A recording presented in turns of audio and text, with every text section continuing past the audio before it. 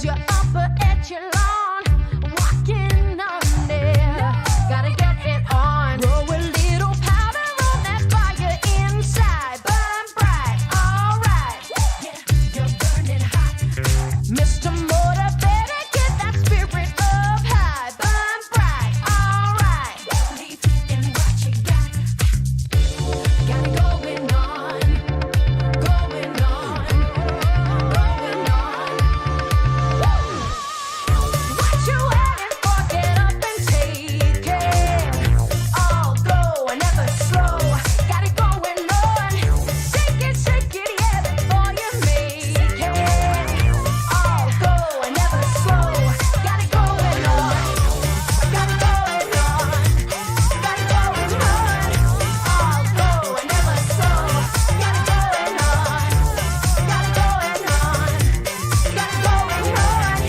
All go and never slow. Got it going on. You got one choice to figure.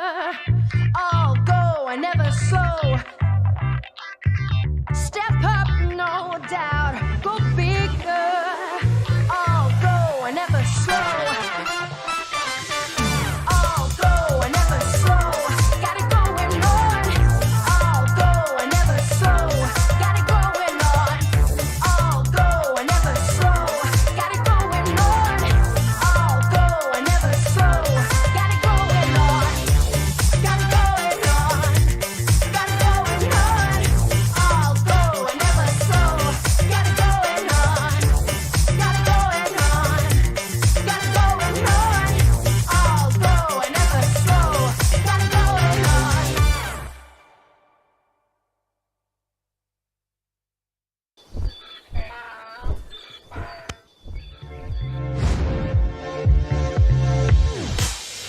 What you waiting for? Get up and take it. All go and never slow. Got it going on. Shake it, yeah, before you make it. All go and never slow. Got it going on. You got one choice to figure. Give up the chase. Gonna get it on. Step up, no doubt. Go bigger. No second place. Gonna get it on. Roll a little powder on that fire inside. Burn bright, alright. Yeah, you're burning hot. Mr. Motivator, get that spirit up high. Burn bright, alright. Believe in what you got. Got it going on, going on,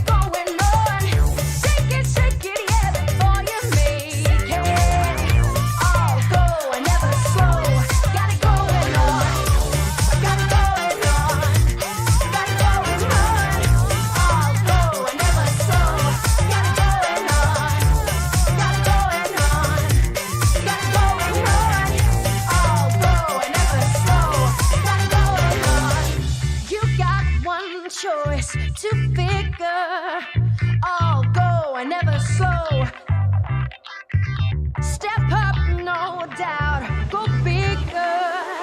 All go and never slow. All go and never slow. Got it going on. All go and never slow. Got it going on. All go and never slow. Got it going on. All go and never slow. Got it going on. Got it going on. Got it going on. All go and never slow. Got it going on. Got it going on. Got it going on. All go and never slow. Got it going on.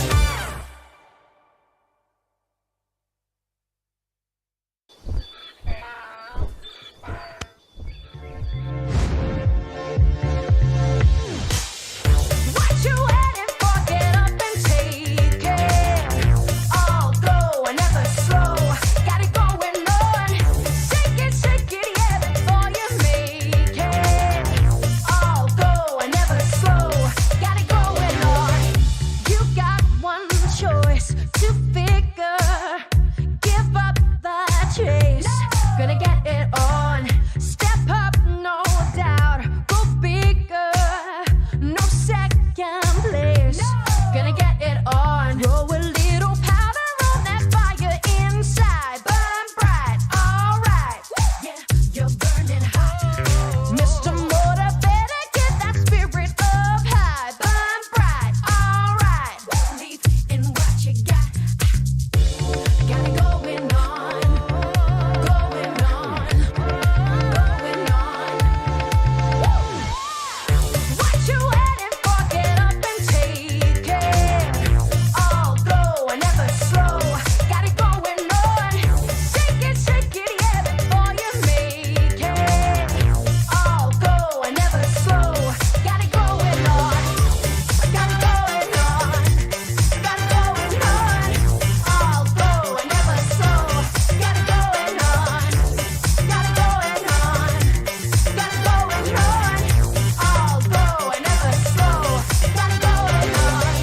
What kind of metal are you made of? Titanium. 'Cause you feel so strong. Nothing compares. You're upper echelon. Walking on there. Gotta get it on. Roll a little powder on that fire inside. Burn bright, alright. Yeah, you're burning hot. Mr. Motivator, get that spirit up high. Burn bright, alright. Believe in what you got. Got it going on. Going on. Going on. What you waiting for? Get up and take it. All go and never slow. Got it going on. Shake it, yeah, before you make it. All go and never slow. Got it going on. Got it going on. Got it going on. All go and never slow. Got it going on. Got it going on. Got it going on. All go and never slow. Got it going on. You got one choice to figure. All go and never slow. Step up, no doubt. Go bigger. All go and never slow. All go and never slow. Got it going on. All go and never slow. Got it going on. All go and never slow. Got it going on. All go and never slow. Got it going on. Got it going on. Got it going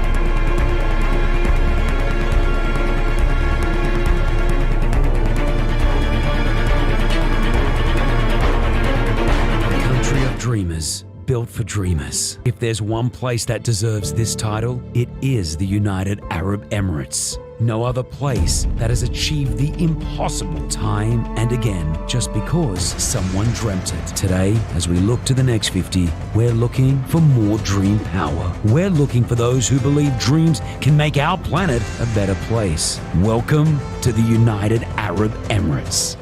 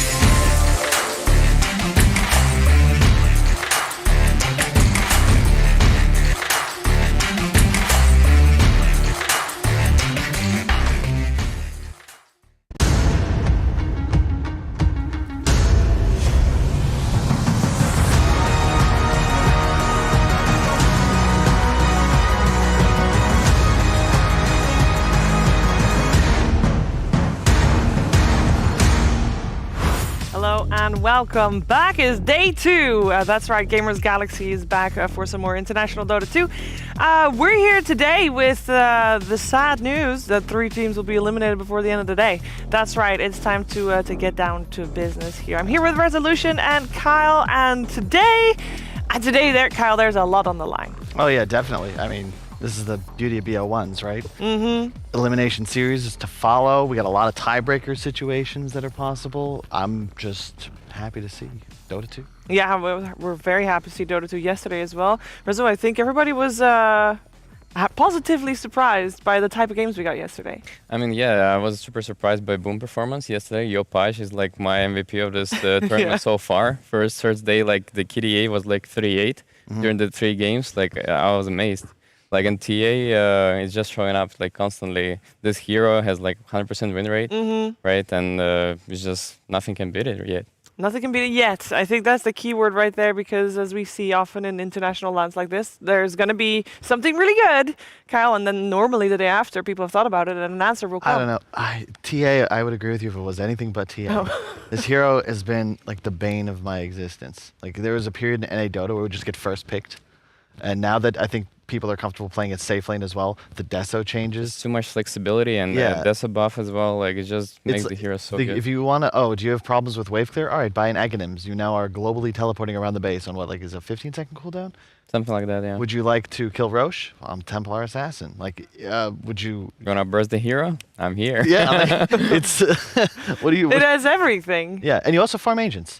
No matter how many buffs they get. This is actually one important topic. Yeah, you always want to have in your draft somebody who can clear ancients, and like with one hero just like completely get it done. Good and laner. This is why this hero also are very good.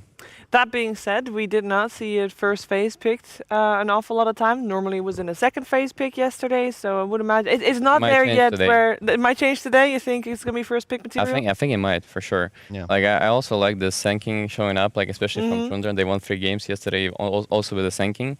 In all 3 of them, and right now this hero with this change of Sandstorm, taking like quicker, right? It's just like it makes him better on lane as well. Yeah, it was really annoying to deal with. It's like you're dealing damage, but it's...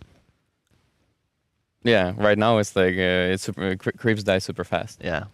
Well, Templar Session won all her games yesterday. So did Boom, and so did Tundra. We actually have 2 teams sitting at the top of their group fairly happily. Of course, Group B is already done playing. They had to play less games than Group A, and they have played all their matches, meaning that Boom is a 3-0. We have OG with a 2-1, and then Team Secret with a 1-2, and at the bottom of Group B is Nigma Galaxy SEA with an 0-3. What you laughing at? No, it's just the graphic is It's a pop quiz for the viewers at home. What is the same as yesterday? But if you don't need to... Figure out yourself. You Like, don't need to look at we're it, just trying- listen to the sound. We had to of my find out a voice. way. I'm hearing from production. We wanted to find some way to not put NA Dota at the bottom. So we're like, if we just keep them how they were when we announced, we can pretend like there's still a lot of hope there. True. A lot of if they're listening, I'm sorry, TSM. You know, big fans, love the guys. They really need a win. If they don't get a win, they're going back home after flying some 17 hours. definitely. 12 that's time crazy, zones. actually. I also want to talk about Aya performance. It was like super poor yesterday. Most Not- picked hero, actually, as well. It is most picked, and it's like it has 28% win rate. Like I also I didn't see too much of the combination that I was talking about, like with like Storm Spear or like even Queen of Pain would have been nice, but I only see like one game with it. OG played Storm, and Yep. they got crushed. I think it could be because when Tundra did it, their 17-minute win, they were playing Io Sven, or maybe that was the game after. They played Io Sven. Sven, yeah. Yeah. It was I that think one. it's just that the Wisp plus Mage is not as strong, and we're back to They this. buffed it. They buffed this spell lifesteal. Yeah, but maybe just a meta change? Because I feel Io Tiny, Io Sven, that looks really strong. And perhaps that's something to do with like a little bit of power creep. Maybe the shard buff making Tiny like... I mean, Tiny definitely is a hero people look up to, but it's still like it's 50-50 to me. It's also 50-50 in the stats because it got 50% win rate. Yeah, and that game, but they won at 70 minutes. Like you can't really calculate that into the stats, right? Because like it's just too quick. You can't expect that you can measure something out of it this game. I'm a big fan of Wisp. I think people... We haven't even seen Chen yet. Like We have not. we don't know. I We think haven't there was seen enough one game. Dota. And It's not enough. It's not enough Dota. I think that's the key. We only have one day, but luckily we get more Dota 2 today. For some teams, not so luckily, because some teams, as said earlier, are going home. And as Kyle mentioned as well, there are some tiebreaker scenarios. We'll see if we will get tiebreakers after the first two games, because there's two more games left in Group A. And our first upcoming game is Team Nigma versus Tundra. So I think a lot of people are very excited for that. Me too. And I actually don't know what to expect from this, because Tundra yesterday was on fire. But then Resolution Nigma also showed up big yesterday. Well, they did. Miracle showed like quite a performance in that Shadowfiend game, which we couldn't like really see because it was like on the other stream. But still, like I showed the stats, like he was showing up pretty big. And yeah, they're just like I think they know what they're doing in this tournament. Also, like as we said yesterday, the Nigma is a LAN team, for sure.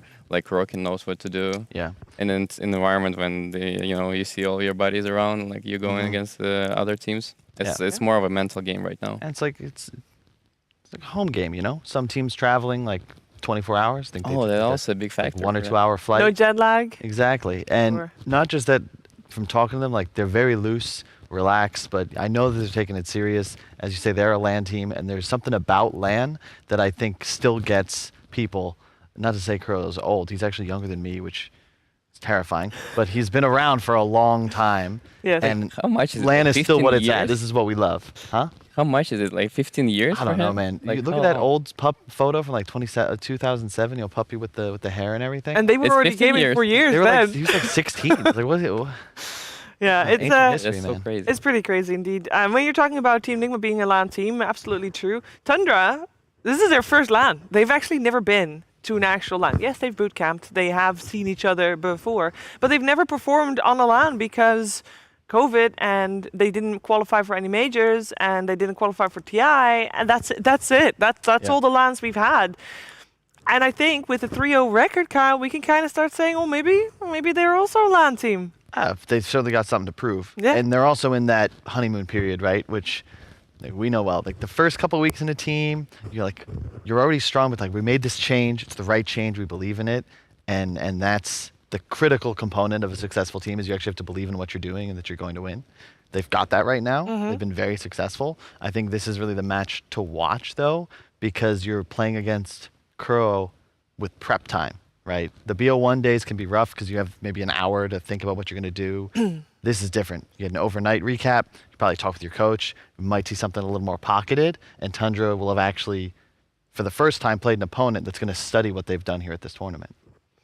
Very, very true. One hero that we didn't mention yet when we talked about the patch, the one that we already see on our screen, because we say Templar Assassin was a 5-0 so far. Told you. So is Invoker, though. Invoker is, it is. also 5-0. So we see both of the undefeated heroes. And they're On our actually picking screen. his first Yes. phase. It's actually so nice Yeah. to see. Bringing 5 seconds remaining. you know, whoever got resolution in no-tail here, really doing a disservice to the other talent, because I just If you don't they're do just right compliments about to everything. yourself, who will, right? Yeah, that's true. You gotta do it. That's true. That was funny. Rezo, Good job, Rezo, Kyle. I think you're doing a really good job. He is doing. That's what I'm Sure. saying. yeah, He's yeah, doing but too you're good of a job. complimenting yourself. No, I'm not. No, Yeah, I'm- yeah. I What? appreciate it. I'm saying.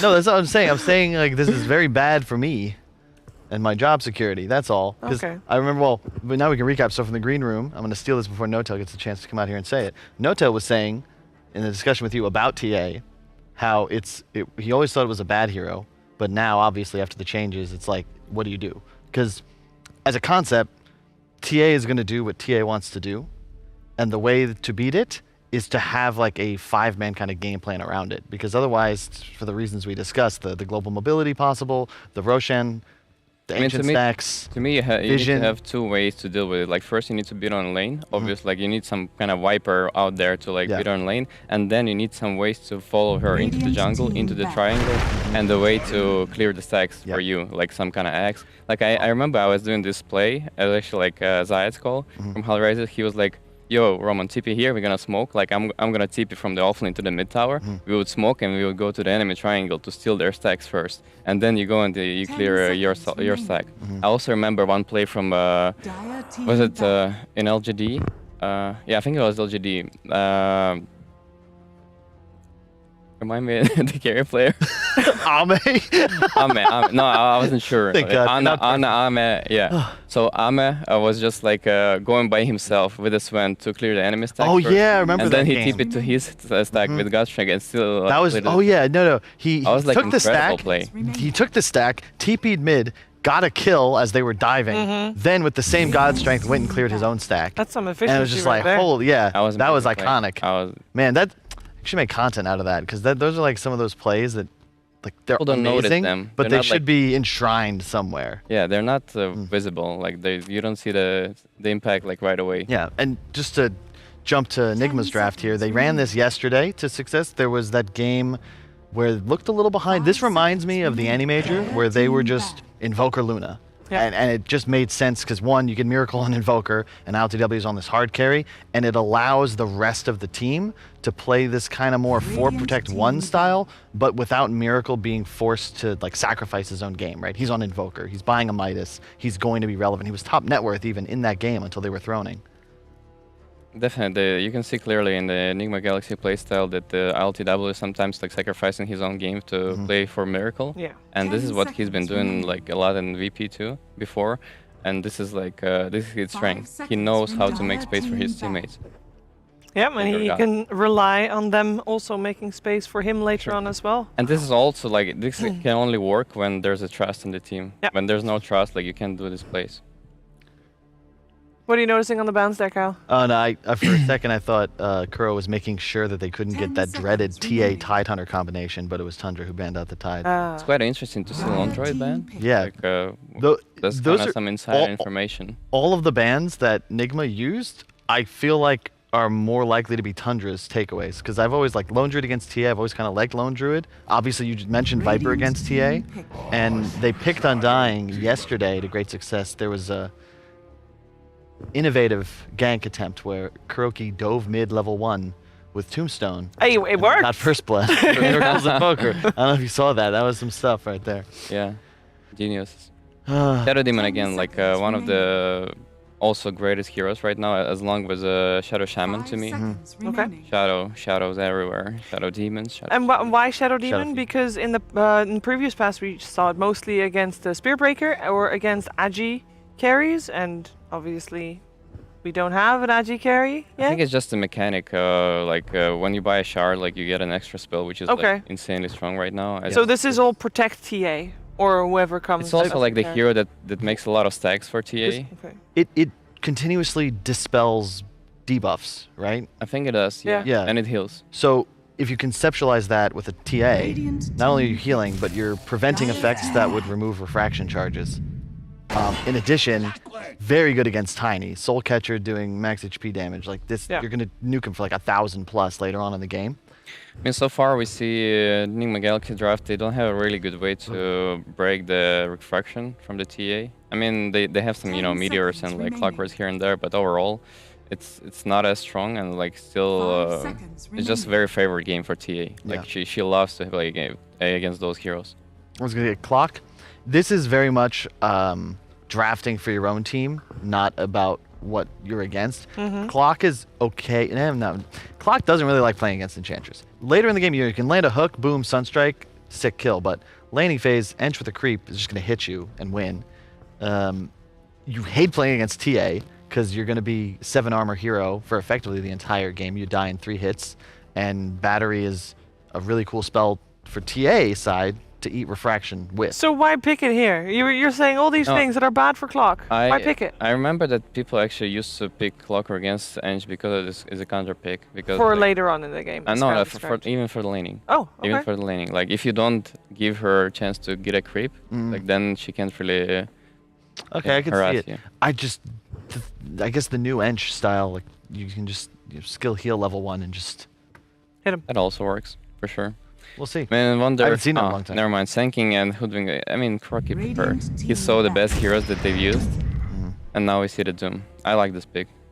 I like this pick a lot. Why do you like it? It's just one of the better heroes for 33, as long as, for example, Beastmaster, but they prefer to pick it Doom here. It's just a good way to counter Invoker. Like you cannot enter the fight as long as Doom is still in it.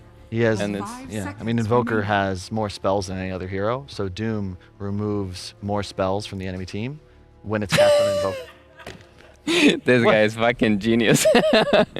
Brilliant. I don't know how can I add anything to that. He cancels the most spells in the game. That's it. Boom. What? Statistically correct. Statistically, of course.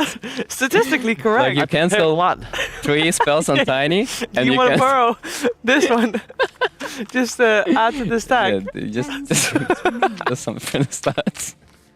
Right. So I guess if you guys got nothing, I'll go through my notes here. Yeah, please. More talking points. It's in the lore. Yeah. So Action Slack sent me this. Apparently, Shadow Demon and Doom are not from the same realm, but it is a similar universe. So it's sort of like Kill Jaden and like the WoW lore. Like there's a crossover. They're both Burning Legion. I think it's gonna affect Jaden. Come on, not Jaden. I quit that game like 8 years ago. Okay, we do not speak of it. Okay. No, but Kyle, is it gonna affect how they're gonna interact on the lane? 10 seconds That remaining. they're not from the Well, same do we think that that's the lane, or I do we don't know, think man. that I'm Enchantress is distracted. going to be with Doom for I that think reason? Enchantress for the safe. Yeah, you don't want to have them paired up, yeah. And Shadow Demon for the Saxon. Yeah, we got a puck last band coming out from Nigma Galaxy. Yeah. You need a playmaker mid now for Tundra, because I mean, I think they're leaning to carry TA. Yeah, it's up in the air. I mean, we have also Nigma Galaxy banning out 2 different 10 roles seconds because it is literally as flex as you can think of it. 5 Also, seconds 9 remaining. is one of those carrier players that can play position 2 from the safe lane, so it is a possibility that they just put a TA mid against Invoker, who already has a really good lineup.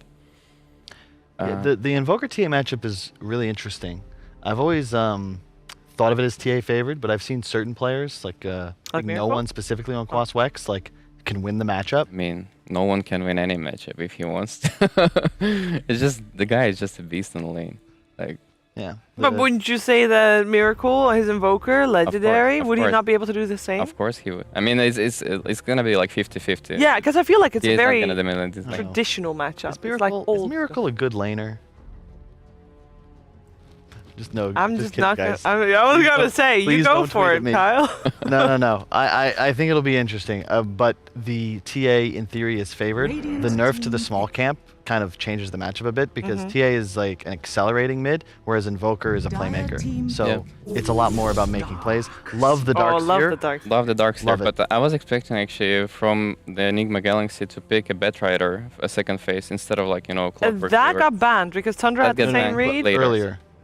Yeah. Oh, you I'm thought he thinking would about pick it second early. phase. Yeah, Okay, this yeah. is like this is a really good ban from Tundra. 10 The seconds bet right there. remaining. But Darkseer is actually a really good pick. I agree. Like it just 5 makes seconds all of this remaining. lineup comes together. And it's the way that they're going to want to play, right? You have your hard carry LTW Tiny.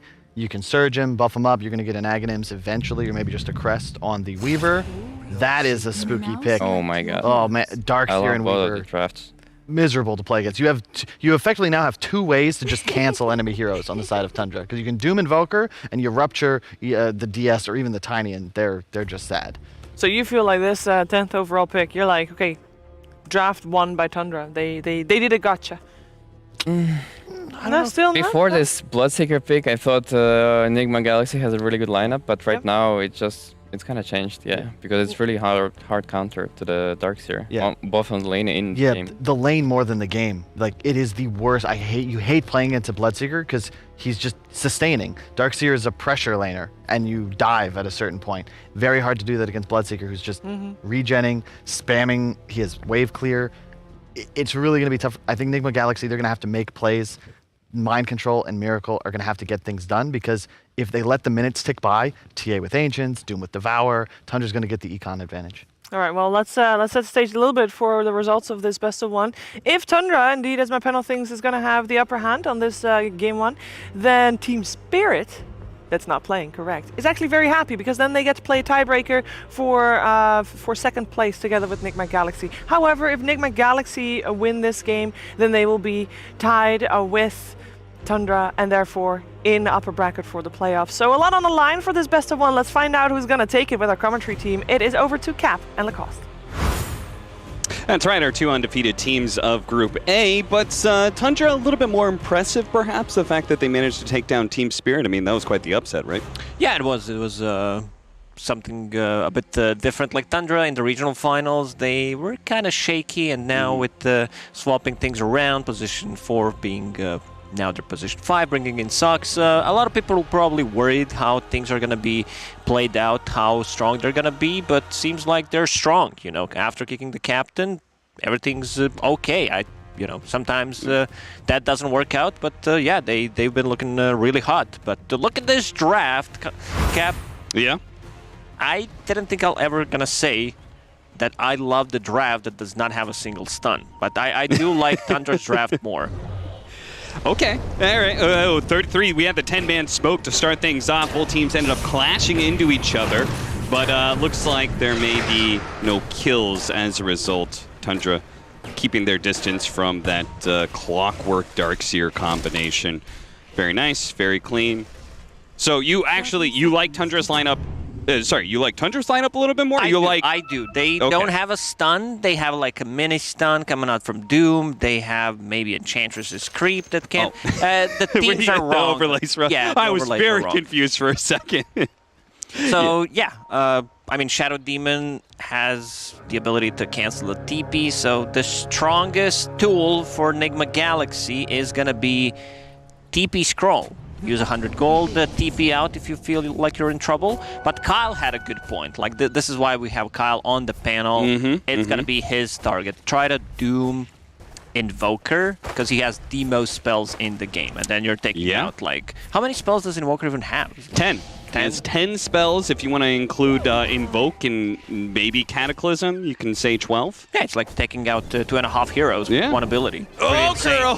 He did not anticipate Saksha to be able to round the corner and assist in that what was just a 1v1 man fight between 2 supports. So he feeds away first blood, and Tundra very happy with that start. This is going to be an interesting lane because we've got the Clockwork Darkseer, which is kind of like a classic duo off lane that is able to put a lot of pressure, but Snaking needs to be very careful in this lane. Like, he gets caught out with the battery and Ion Shell, he's most likely dead. I mean, the good thing is Enchantress is very speedy, but looking at the item build, Clockwork starting with the Windlace, 330 against 320, so he can close the gap. Also being able to cast the Surge. Enchantress, great against the Darkseer, being able to dispel the Ion Shell and the Surge, but if it's on cooldown, then you're in a lot of trouble. Yeah, you're a little bit surprised that he went for the heal level 1 instead of trying to deal with the Ion Shells as soon as possible. That might have been because of the early, 5-on-5. I'm not sure when he leveled it, but... Oh, I guess he did it in that man fight against Kuro. That's actually when he leveled it up, now that I think of it. Yeah, removing Iron Shell level 1 is really not worth it, I believe, unless you are getting like engaged. If you're isolated, then it's okay. Other than that, it's not really great. But yeah, the thing about Doom against the Darkseer, you need to Doom the Darkseer. Otherwise, they will just run away. Yeah. With the Surge. So there's a couple of heroes in Dota that take away the Doom target. One is Darkseer, the other one is Centaur as well. Otherwise, there's going to be a Stampede. They run away, especially if you don't have enough lockdown, which Tundra does not have. Like, you need to have a really good chase potential. There are traps, there's slows, there's like Rupture to keep them in place. You've got some counters to Surge, right? Yeah. You've got like Rupture and Purge. So in that regard, do you think, you know, maybe you go back to dooming the Invoker like we were memeing about at the start? You could, like, as you said, there are two abilities to dispel the Surge with, but you also need to be, like, very aware of what's happening. These are professional e-athletes, so I'm sure they know how to use their spells and keep the track of everything. It's more complex execution-wise, right? And that is a factor always in these pro matches. 33 he does have the bugs on him. That minus armor is adding up, and Kuro is able to do just enough to get that kill and even things out a little bit for his death earlier, but he may end up dying here. The Fairy Fire last second kept him alive, but Soxa was able to finish the job. Still, though, he had to so heavily commit that ILTW is looking to be able to chase him down, creep blocks him a little bit. Soxa's fine. He popped the stick, but yeah. And the Fairy Fire had a Tango region going on, and also Disruption was about to be available, so good thing LTW decided not to go for it. 33 once again. 10 stick charges, but they're going to get up to 5 Shadow Poison stacks with the level 2 Shadow Poison. That's going to be a hefty amount of damage. Kuro's going to come in and try and finish off Soxa here. Try and punish him for that failed attempt at a kill on the Tiny. Still, though, plenty of damage done. Soxa's going to be pretty happy with that trade-off. Now, looking at the mid lane, Miracle doing okay. I mean, he's playing against the Templar Assassin. You don't expect him to win this matchup, but he's going to have, what, 15 CS after this creep wave, compared to Templar Assassin 17, which is pretty impressive.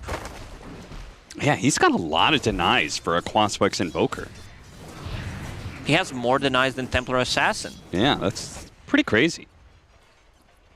You know, I have to say, I don't want to jinx it too early, but I do like seeing Nigma back in form. You know, I feel like it's been a little bit too long. Definitely. It was weird not seeing Nigma at TI. Yeah. You know, just because you know the boys play very good on LAN, and they always, like, bring the best entertainment. We certainly do. A bit of pulling shenanigans here. You could see the Darkseer. They've pulled the creep wave all the way behind the tier 1 tower here to ensure Mind Control can do a little bit better.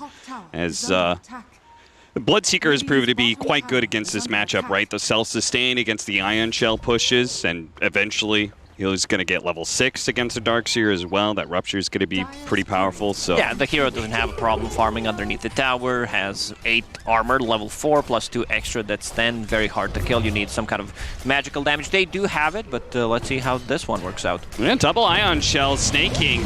He's going to get run down here. They vacuum him back in. Managed to get the cogs on top of that one. Skeeter's stuck. He's trying to fight his way through the cogs, but he will not be able to get out of there. Beautiful combination there from Mind Control and GH. That is years of playing together right there.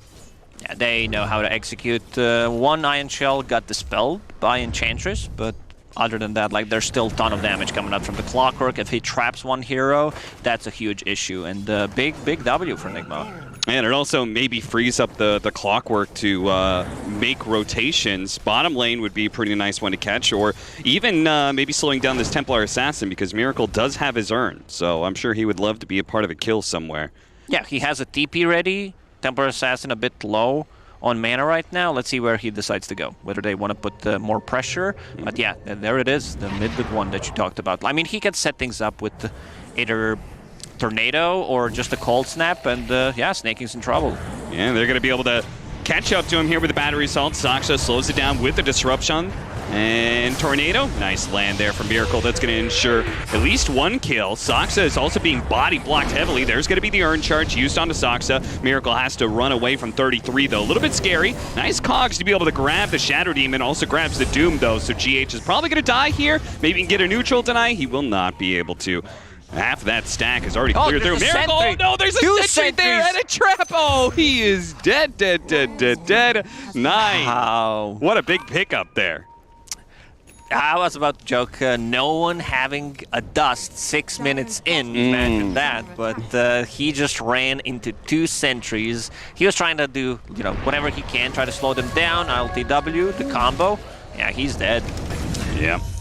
Heavy physical damage. I guess they did up Doom's armor, but I have to imagine heavy physical damage is still effective against that hero. His mind control is going to be caught here. Again, he was trying to backlane as much as possible just to try and stay away from these heroes, but Tundra make the concerted effort to hunt him down. Dire's bottom tower is under attack. Very aggressive moves by both supports. We've seen, 11 kills, 7 minutes in. This is what I love to see. This type of aggression, and here we go again. Yeah, GH. If only the creep wave wasn't there, maybe they would have been able to do something. They were trying to pressure that tower with the Siege Wagon as well.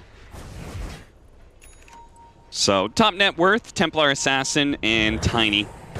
The top 2, unsurprising. Bloodseeker probably would have been up there, but the double kill that happened earlier probably slowed him down quite a bit. Soxa just playing around with the illusions, diminishing some of the battery assault damage. Meanwhile, Mind Control can't really go anywhere here. He's just stuck and awaits his inevitable death, though Snake King actually takes the last hit. Meanwhile, they do manage to eventually hunt down GH. I'm just looking at the neutrals that can be eaten by Doom. He has skeletons right now. They have Rally, right? Yes, they have Rally, so that means he can summon 3 skeletons, and each one of them gives a +2 damage aura. Dire's bottom tower. And it stacks, so... Yes.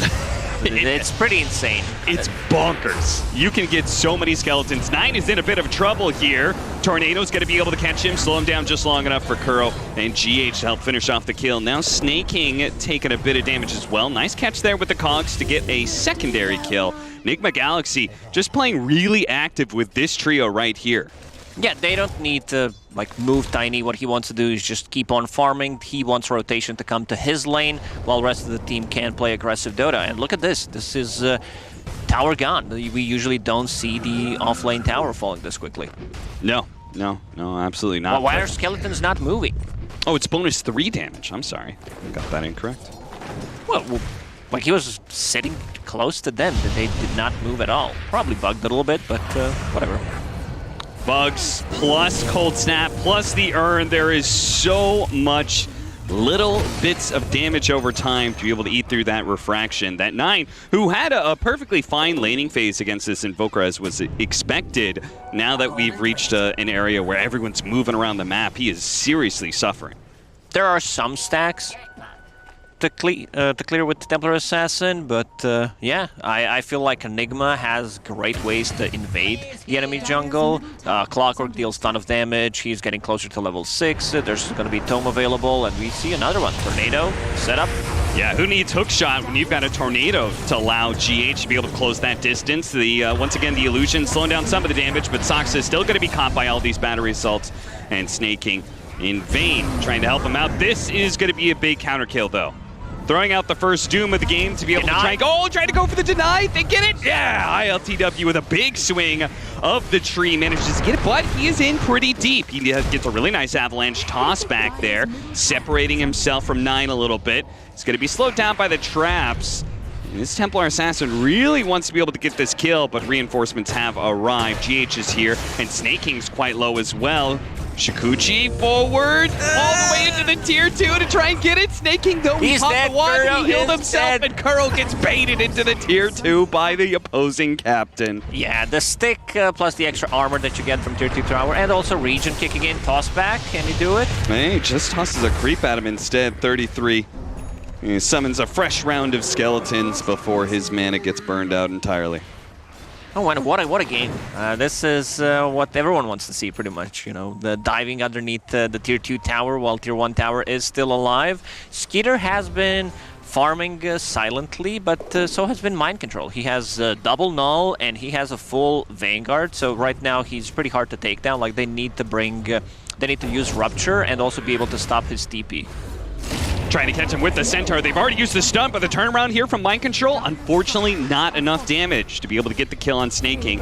But he also may be healthy enough with this Vanguard that he just waits out the Rupture. They can't really go for that kill.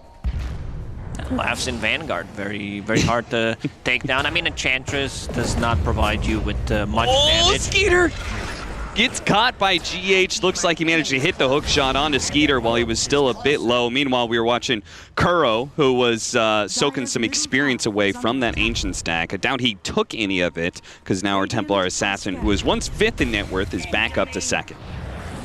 We were one of the most annoying heroes, just force them to use sentries, force them to use dust. You can always, like, as you said, try to steal some creeps, lurk around, get some experience from it. Another good tornado setup. Yeah, seriously. Miracle is just setting him up, and GH is knocking him down time and time again.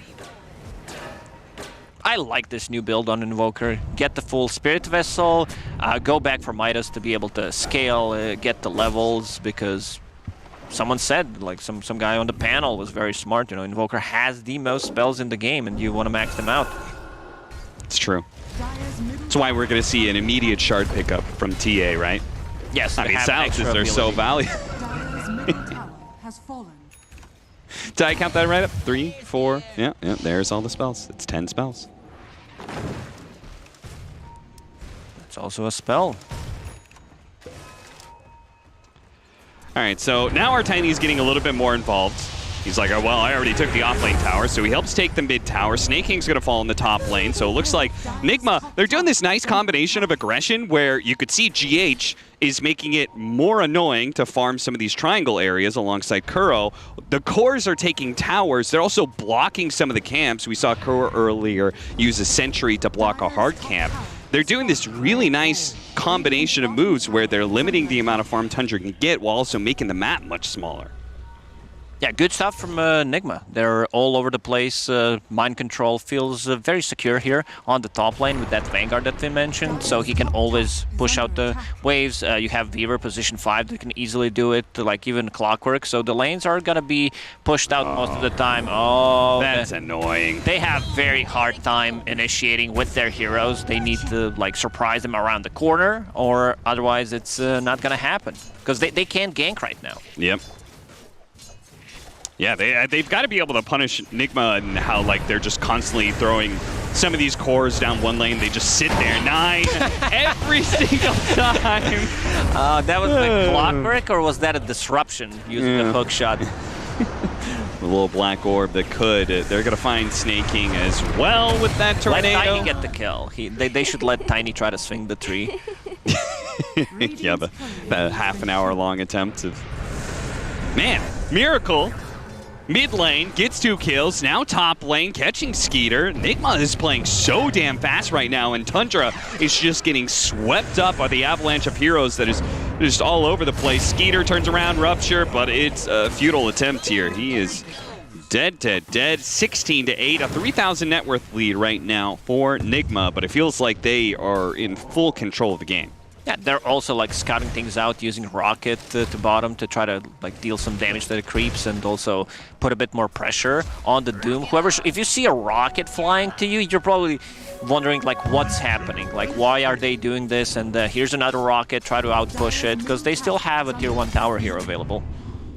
Yeah, and I would imagine Nigma probably feel like they can just defend any of these outer towers. I don't feel like they really want to give Tundra any room on the map. Another round of flares coming out. Tundra start retreating here as all of Nigma is going to be here, but they're going to get sandwiched.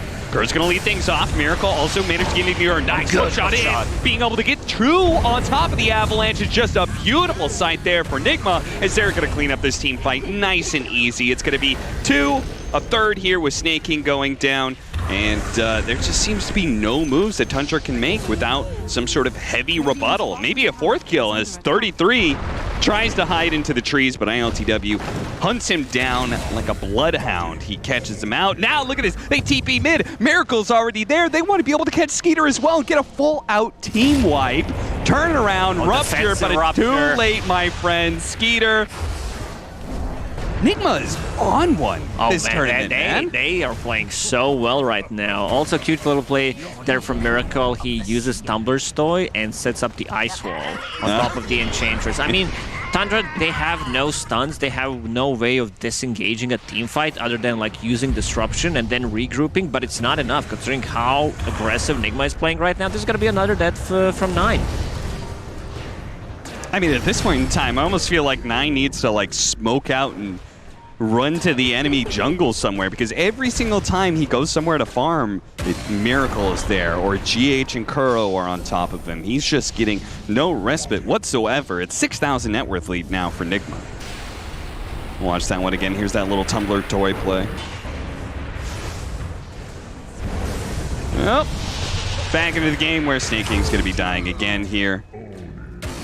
When does the game end? When they type double GG in the old chat, I don't know. It feels like Tundra cannot play Dota. They don't have enough time to regroup. It feels like Nigma's playing turbo mode while Tundra's playing on 1 speed. Yeah, seriously. You can see Tundra have now resorted to trying to play the edges of the map. 33 chilling out here in the top lane. Probably we're looking for some sort of Doom kickoff, but mid lane, going in deep. 9. I feel like 9 getting very close to 9 deaths in this game. Yeah, true. What is he actually at? He's at 6 right now. Jesus. I think Nigma is playing incredibly well. How fast they're playing, but surely there's got to be some counterplay that Tundra can go for, right? Like, do they need to 5-man somewhere? Their 5-man is not strong. Like, they have, like, we talked about how they have tools to deal with the Darkseer. Like, Darkseer is not a problem anymore. Like, they have 4 other problems on top of the Darkseer. So, like, I don't even know at this point who you Doom. Like, how do you even engage into a fight? You need to use the Doom, but who's the jumper? Yeah. And Tundra will get about 30 seconds of farming time here, as all of Nigma have moved over to the Roshan pit, claimed the Aegis for ILTW, but as soon as that 30 seconds is over, Nigma is probably just going to start. Maybe they'll take the rest of the outer tier 2s, or I honestly feel like they could probably just start hitting high ground and force Tundra back. They're going to go hunting though. GH, ooh.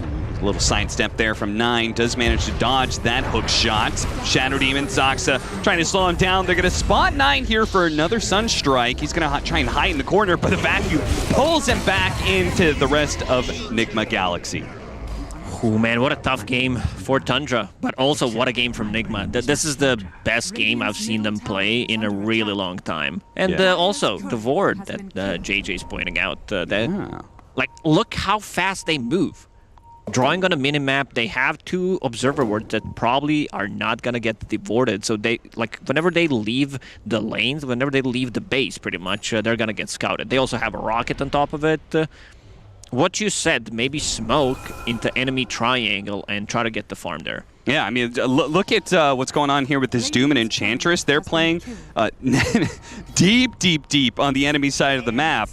And, you know, if somebody from Nigma Galaxy happens to play there by themselves, they'll be able to get a pick off. But, NGX isn't slowing down, man. Straight into the base they go. It's going to cost them the Aegis, but they pick up 2 kills for it and can probably continue their assault on the tier 3. And a really nice tornado. ILTW is going to follow that up with an avalanche, looking for the toss back. Somebody give me vision. Toss straight up in the air. Underneath the tier 4s, though, 9 is still a little tough to bring down, but eventually he falls. Kuro picks up that last hit. Looks like they managed to backdoor the tier 1 tower there, but they're going to be losing their base in return. A good usage of the Aegis there, and this is going to be Barracks. Without Templar Assassin, they do not have enough damage. Doom trying to kill the couriers. Oh, he has enemies. Oh my god. Just runs in and instantly dies. He buys back, but for what? His 2 cores still aren't up and alive yet. It's time to strike. 33 has invis, so now they need to get a good... Oh, the hook shot missed. They actually spot 33, though. He looked to be able to get the kill on Kuro, and he does manage to do at least that, but he couldn't. He wanted that one kill and then doom somebody else. All right, we need another kill for the memes. Nigma, 33-9. So we have 2 players from Tundra, their names on the scoreboard. Yeah. That has been Tundra's plan all along. Yeah, we had a lot of, what if they just GG out once they get another kill? I think that'd be pretty dope, considering how far behind they are in this game. Yeah, seriously. And that last death, as JJ pointed out, could be 9 himself. He would have 9 deaths. The golden number. Oh, man. 32-9, 12,000 net worth. A 3-man smoke here from Nigma Galaxy as they know, thanks to some of their aggressive vision, that Tundra is trying to it's time to call set something up. There it is, 33-9. They're going to go a little bit more. Skeeter's going to be caught inside the hook shot underneath the tier 2. Then Doom with the BKB hiding in the trees, but they managed to see him. One last shot goes out from Miracle to be able to claim the kill. ILTW is low enough, though. With the Doom, they're going to be able to get the kill, and Skeeter picks up the last hit. Heals up enough that he stays alive for now, but the Bugs are going to hunt him down with the Spirit Vessel as well. Tick, tick, tick. He's got 40 HP, though. Miracle, does he have a Sunstrike coming up yet? No, he's not going to go for it. He's going to turn around. Oh, they caught 9. I just figured everybody from Tundra was going to be running away, but it looks like 9 gets caught there. They know Sox is somewhere up here as well, but... They had all eyes on Skeeter. Unfortunately, Rocket was not available. He was super speedy trying to find the creep wave, and he managed to heal himself, so did not die in the end. If they want to play this slowly, they can wait for next rows to respawn. It's always a possibility, but I don't think it's necessary. Yeah, especially if they get that double damage that's in the top rune spot for a Tiny. Give him that and Alacrity. Buildings are just going to crumble. Dire's top tower has fallen. Hook shot, or Aghanim's almost done for Clockwork for that upgraded hook shot. And he almost is thinking about Boots of Bearing at some point as well, which is a really good pickup when you've got Tiny. It's a great item. To me, like, Orchid is a great pickup now, not just on Intelligence Heroes anymore. It's pretty much an item for carries as a second, third item. And yeah, the Boots of Bearing seems really good. It's a great utility item, and we're going to see, like, this item being picked up definitely more when you go in and like try to end the game. It's also a drum upgrade that I've been really looking forward to see in the game, and finally it's here. I saw Faith Beyond his first few games of the patch. He would just, in off lane, he would get Tranquil Boots and build Boots of Bearing. So he obviously thought it's a good item, maybe not an offlaner item, as he eventually cycled out of that. The double damage Tiny. Oh, poor Skeeter. And the Christmas came early for Skeeter there. Jesus, that damage. I mean, they have ways of dispelling the Alacrity, double damage, 2 abilities, but 3 actually with Doom, but it's tough, especially if you don't use them. Yeah. All right. ILTW. Knocking down your door, Tundra. Don't really have a good one. Did GH just try and go for? Never mind. 2 lanes now.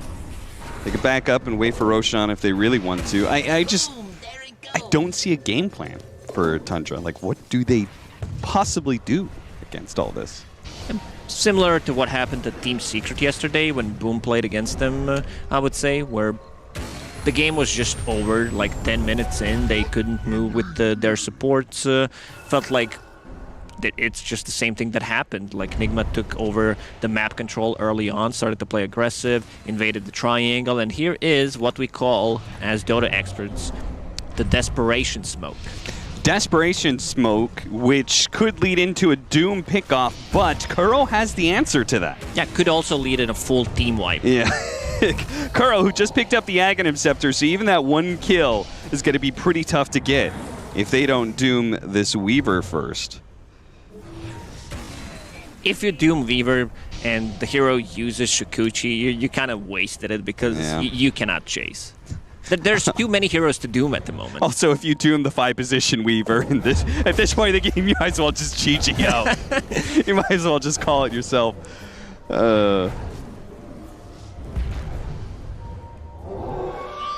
30 seconds for Roshan. But here comes Nigma Galaxy. Oh! That wind up. But the payout was huge. 1,000 damage crit, the 2 shots. The poor Enchantress. The rest of the team are going to pop their BKBs and do manage to lay into ILTW. A nice kill there, but can they actually go for any more? It doesn't look like it. All 3 of them, still golden and shiny, have to retreat back to their base, even though they got the kill on the enemy carry. And you just don't have the kind of team fight sustained power. Kuro was not close to use his ulti and bring him back in time. I think the cogs might have helped a little bit Tundra there, so he couldn't pass and get close. Also, the cast range is pretty bonkers. You need to be like on top of him.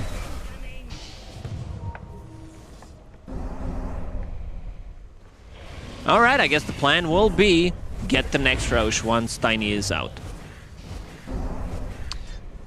And I guess that's going to come with a shard, which curious to see who actually takes that one. I guess it'd be the Invoker. Triple Meteor. Did you just see what Doom has been holding on to creep-wise? We had a conversation about that, if he was going to be getting any of the new creeps. Right now, he's got the Pack Leader's Aura from He had Wolf, that for a very long time. Very long time, yeah. We talked about the Wild-Winged Ripper. Yeah. I mean, it's a good pickup, especially against Clockwork. You can push yourself out of the cogs, right? Or you could push him out of the cogs. Or hey, if you guys don't know, it's basically a force staff. It's like a crazy force staff that you can vector target, and you could do it on yourself, allies, enemies. It's a pretty wild ability. But there's so many new options that I thought maybe Doom would pick something up. Maybe like the, what is it, the Ice Troll? Yeah, his ability, not sure what it's called, but yeah, deals little thing. Deals 400 damage, I believe, and also deals 25% damage to the towers.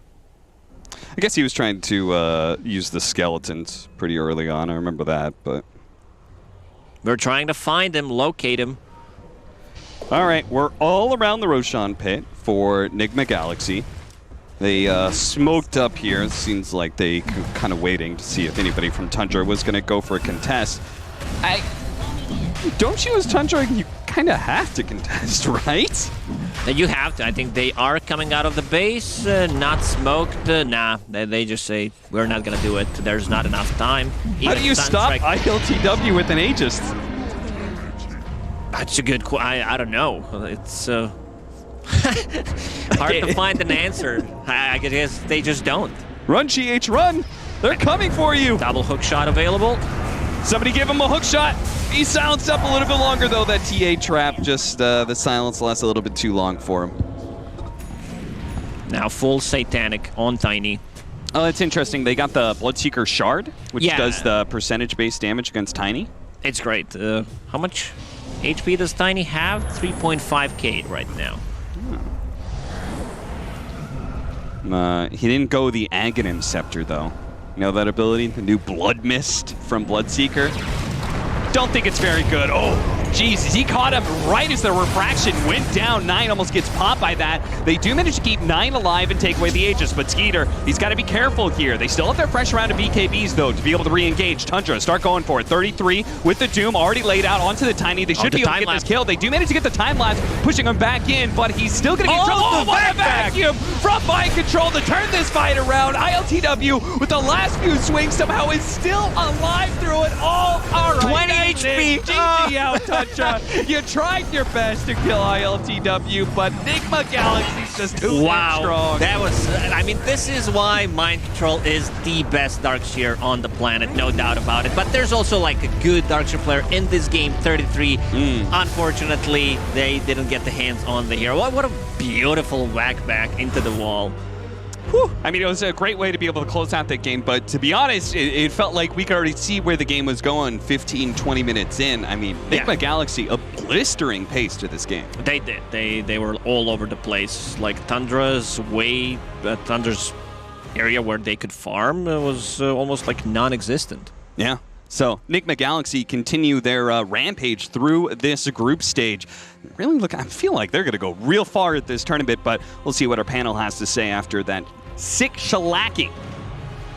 Thank you very much, gentlemen. Indeed, a very convincing game by Nigma Galaxy here, and therefore also making their score 3-1, meaning they are actually on top of their group right here, because the head-to-head that we just saw, it was Tundra that was 3-0 before, they're now also 3-1. So we know our top two, and that game, we got to talk about that, guys, because some people, Kyle, would question Darkseer last pick into an Enchantress.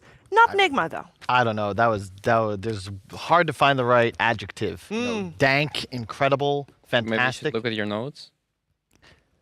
A lot of Very good. It was Yes. incredible. That was the best I've seen them play since TI7. Like that was nuts.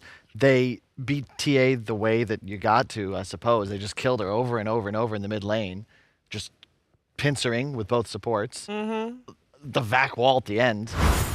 What an exclamation. And there was this crucial moment on the top lane where they actually managed to kill two, and this gave Darkseer like super huge advantage on this lane, and this gave the GH to be able to just rotate to the mid lane over and over again.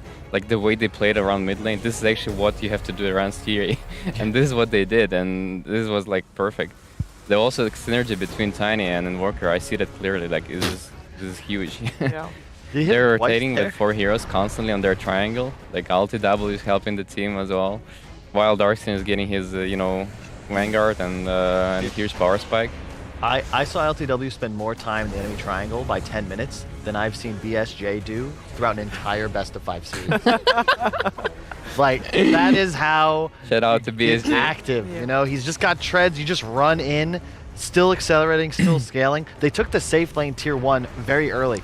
I think that's actually something to consider, right? Yeah, because you can clearly enter the triangle from that. Exactly. And typically people don't place much emphasis on this safe lane tier 1, but as Radiant, that gives you a ton of control over the dire triangle, and they just run away with the game from there. Just incredible, really. Igor, look at this, like this jumps, like you're under the TF4s, Yep. like no cares with Aegis, killing 2 heroes right away. Like the way he played this game was like super manly, and I really admire that. Look at him. Like he's just going in. Like, I mean, to be honest, Doesn't though, at care. this point, it did look like the game's over. Credit to Tundra for trying. 8K at this point. They're diving tier 4s at 20 Yes, minutes. but they are definitely, I mean, they're taking ranks. It already felt so over. So one of the things that I remember from an interview that we did with Kuro in the last, either this last tour or the tour before that one, Just he standing said there that menacingly. they were always trying to play fast. That was their goal. And not always did it work out the way they wanted it to. This definitely felt like the fastest I've seen a team play in quite a while. What allowed them to play that fast? Like, what is the catalyst here to allow this shellacking? as Like we, super, I mean, first from the laning stage they went ahead. Like even on top lane, the game, the lane that they should be dumpster on. Yeah. This is like a really good lane for the ENG and Bloodseeker. Like there's no way you can do anything about it, as a dark tier, but they did. And this is just like, to me, it's just an outplay. Like they're way better in terms of this game. They the way just played. they had their ideas. Like ILTW, the testicular fortitude in so many of these fights to just stand there and hit people. Here he backs off And into the this ice wall. moment. Here They we go. save, and now it's like, all right, well, I guess I gotta fight. And he just turns, and here it comes. Oh man, Oh, boom. It was very. Right there. 5-man back wall. It's beautiful. And look at Altitude. He keep going. Look at this. Ask me if I At this care. point, I'm sad we don't have player cams yet. Because I mean, there was also a thing that if you follow Lyric on Twitter that he noticed. I mean, there was a lot of tipping this game. Yes. Only to teammates. Teammates. Only positive tipping happened. But you could feel that positive tipping and just the vibes It from empowers. the players. It empowers your It teammates. really does. It really does. Positive attitude wins games very convincingly. Apparently, the score up top of here is of course wrong, but we'll To forgive. clarify, like Okay. this So was good. an outplay. I Yeah. think strategically, this game is really can go either way, right? You don't punish the TA, gets too far ahead. The top lane, as you said, the VAC, the double kill on the Bloodseeker lane. I don't want to say that shouldn't happen, but you've got to make that move, right? You're losing the lane minute by minute as the DS lane. You have to find that opportunity, and it's very challenging to do so. I do think that Skeeter could have played a little bit aggressive because like he could have tipped it to the mid lane and defend his teammates when they were entering the triangle like multiple times. I think that's what he should have been thinking about instead of like keep staying at the safe lane and like playing with the I dark. think they're caught off guard. Like there's just too much tempo. Too They much thought pressure. they would have more time to get their plan together. Yeah, but just They didn't. They didn't. they did not at all. Like GH. No downtime actually. No Yeah, no like- downtime. It was just fun. Like I love when this team is on, and like this is also why, like historically, Nigma has been one of the most frustrating teams for me to watch because that's what their best is. Yeah. It's like holy shit, these guys won TI, and then sometimes it's like How did they even? Yeah. In a game like this, though, I would imagine like if Tundra looks back on this game and decides, okay, where does it go wrong? It wasn't like they had a really bad draft or anything like that, because we're saying they just got outplayed. They feel like, okay, if we play this game again, we probably would do better. I do But it's think like there you was don't get to do one lacking point in their draft that they didn't have initiation like Okay. straight away. Like the Doom needs a really long time to come online. Like Yeah. by, for example, Midas Blink, and then you can do something about it. So instead of that, like Nigma Galaxy has a really fast lineup, and Yeah. with Clockwork he only needs level 6, right? True. Darcy only needs level 7 to be able to help his teammates, and this is why like they're able to go on early. And this safe lane tower, as they kill minute 8, was it? Like it helped them huge. it's just so cool to. It's like the meta evolving throughout the tournament, right? Tundra comes out day one, just dominating people. Yeah. What were they doing, right? And it's like the meta is like this stack of cards that builds on itself. Nigma get a whole day. It's kind of a must-win game. You'd prefer to avoid tiebreakers. Sure. And they come out a draft that we could say was even, but it was the strategical edge. It was the, I'm sure they're thinking about the importance of the tier 1 in the bottom lane, how they want to be killing the TA, like the last pick Darkseer for mind control. Like none of this is in like unknown to this team, but it's the way it all worked together and the way they actually executed the lineup. Yep, and this was also the first time that Templar Assassin lost a game. There were only 2 heroes after yesterday that had 5 games or more played that were undefeated, and Invoker's still there. Yeah. I mean, we've talked a lot about TA, especially yesterday. We saw TA pop off. This Invoker, especially in combination with the Tiny Rezo. I mean, at what point do you look towards Invoker and try to figure out other ways to deal with him? I mean, it's just a synergy between these 2 heroes, right? I was talking about like you empower him by giving him alacrity. You also a Sunstrike. You have a Sunstrike for the combo, and it's just like it just feels so nice and natural to have those heroes in your lineup. And also, I do want to mention the Kuro bans in that series as well. Like he banned Sanking first phase, and he banned Hundwing, which was like the 2 best heroes Tundra had first day. Yeah. Yeah, they're Which also was, easier like, to open They're with. so reliant on that, and he like completely canceled their Prep game work plan. done. Yeah, Doom significantly slower in terms of pace and lane pressure in comparison to a Doom. Does feel like Tundra maybe a little too greedy. This was a bit of like their old idea, but as you said, because of the bans, just really like amazing. And if I'm not mistaken, that means our upper bracket's sorted, right? It is actually. Our Yeah. bracket is sorted because the other group, we already know that Boom came out on top and OG Number 2. came number 2, and that means OG will face. Is that actually? That's not how it works. No, it is. Oh, it is. It yeah, is. it's Nigma versus OG. Yeah, Nigma versus OG. Tundra and then versus Tundra Boom. versus Boom. That's exciting. That's super That's super exciting. exciting. So, TI finals. It's not. It's not going to be our first best of 3s though, because the first best of 3s are actually today already. Oh, Yes, we're gonna have to get some eliminations done, and that's our next best of 1 has elimination on the line as well, at least for one team. Our next best of 1 is TSM, who is 0-3 so far. They're going up against Fnatic, who is 1-2. That means that if Fnatic wins, that they are 2-2, meaning they're tied with Team Spirit, and they actually beat Team Spirit, so meaning that they get to be 3rd, meaning that Fnatic gets to play Nigma Galaxy SEA. However, if Fnatic loses, if TSM wins, we'll have them be tied, and they'll play again, sort the tiebreaker out, and then we'll decide who goes. oh yeah. That's Who the goes best 4th, Best of 3. and Who's gone? and who's gone? Because if TSM just loses the first game straight up, then there's no tiebreakers, and then that's just done, and they're out. So Fnatic has 2 lives in this game. Yes, but Fnatic also still has all options available. It's either face Secret, Nigma Galaxy SEA, or out. Because if they have to play the tiebreaker, surely they're not going to be put above True. Spirit. Well, they would have 1 less win. What?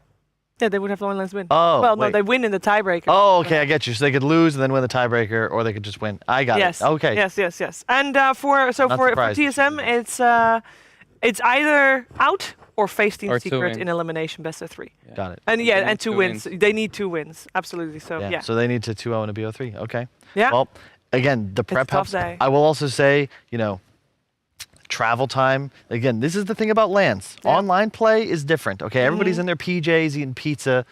It's Comfort simple. position, sitting Yeah, down, it's like I'm at or at home. boot camp. Yeah, like somebody's coming to give you a smoothie, and it's like you're gonna get them. This is different. You gotta fly a long You distance. gotta deal with jet lag. Yeah. Yeah. Which we're all. I don't know about you. I got. I'm good. I mean- good this time. Rezo got here like a week ago to work on his tan. I only have a 3-hour time difference, so I'm fine. But these guys, yeah, they definitely had a long journey and have a big deal of jet lag and have a big deal of stress. There's a lot of extra pressure on the performance. Oh, to be fair, I love that. So discussion here. Jabs got here. Speaking of jet lag, I think he got here like either like in the 12 hours. evening. No, Yeah. so yesterday, not yesterday. Either yesterday, early morning. That's when he got here, I think. yeah, Right? and then immediately was Yeah. playing. If Yeah. I'm not mistaken, because of That's harsh. Yeah. visa Okay. issues that were thankfully sorted. But I love the photo that's used. It's just it's a struggle. If you're not there in time for media day, are you going to be prepared for the match? Yeah. So far, So they had some good showings because obviously they're 1 and 2, which on paper doesn't look too great. But one of the losses that they had was with the IO as a core. It was their first game. It was like, hey, this is something that we think is good, and it kind of almost worked. I mean, obviously they ended up losing, but it was a close game still. I like the idea behind it. Yeah, Yeah. and I think we can forgive them for that loss. It doesn't mean that they're terrible team that is not showing up yesterday. They actually did show up. They just had a different idea. So I'm very curious, Rezo. What did they learn from yesterday?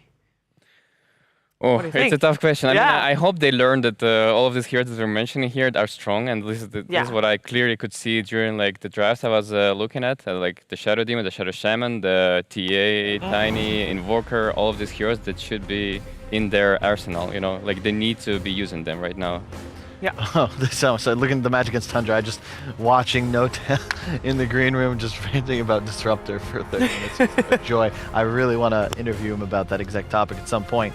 I agree completely, and I think that for Fnatic to succeed, the big change for me is like DJ back on the 4, Jabs at a core role. Yep. The key for me is just this offlane duo, because Jabs, he's not adjusted yet completely. Incredibly skilled player. He's been a carry in the past, but it's a new role. Offlane is, I'd say, the most complex. I think we talked about this. You also switched from carry to It is offlane. more complex. Like- It's super complex. Right? Yeah, carry, as you said, was like really easy. Also, you need to change the whole mindset of yours to be able to play like a good offlane player as an opposed to mid or any safe lane. It's just like completely different mindset. You need to understand a lot of more things that you need to be doing in the game. There's like also multiple heroes that have different play style. Yeah. That like sometimes you need to be pushing lane, sometimes you need to be defending your tower, sometimes you're initiator, sometimes you're just an aura bot. Like it's just so many things to account for. And I guess it makes it really important for DJ to kind of fill the gap of wherever Jabs is lacking a little bit. Indeed, and also just stick to his playmaking prowess. He saw the Shadow Shaman, that's been one of his staples, the Mirana a couple times, but the thing about Shaman is that I feel like no matter what Jabs is playing, like Shadow Shaman it's a jack of all trades. You have Disable, you can push lanes, kill towers, like it's just a nice hero to mold into a draft and open with. It's just about can they get stuff done, and are they comfortable in the game? And also, it's the question to TSM: are they gonna ban this Shadow Shaman? Right? I think you do. I think you do too.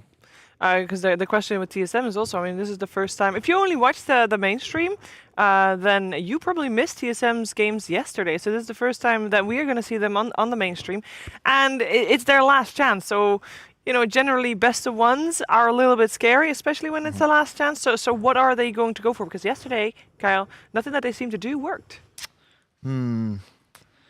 Like, are you just going for the TA? Because we just saw a series where first mid matchup was prioritized. They knew someone was going to pick TA. Okay, we'll get Invoker.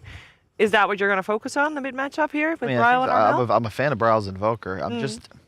It's tough. It's really tough. Again, this is part of the LAN environment factor as I watch Lyrical scooter inside the studio. You missed Cap. He I was need to already get one of past. He those. zoomed. Okay. They're like sharks circling around us, waiting for us to finish this. They can circle around us. They know we're live, but they just do this on purpose to make us distracted. This is another thing you're going to have to get used to, Rezo, is it's that a people will LAN actively environment. sabotage you on broadcast, give you pop quizzes before letting you prepare.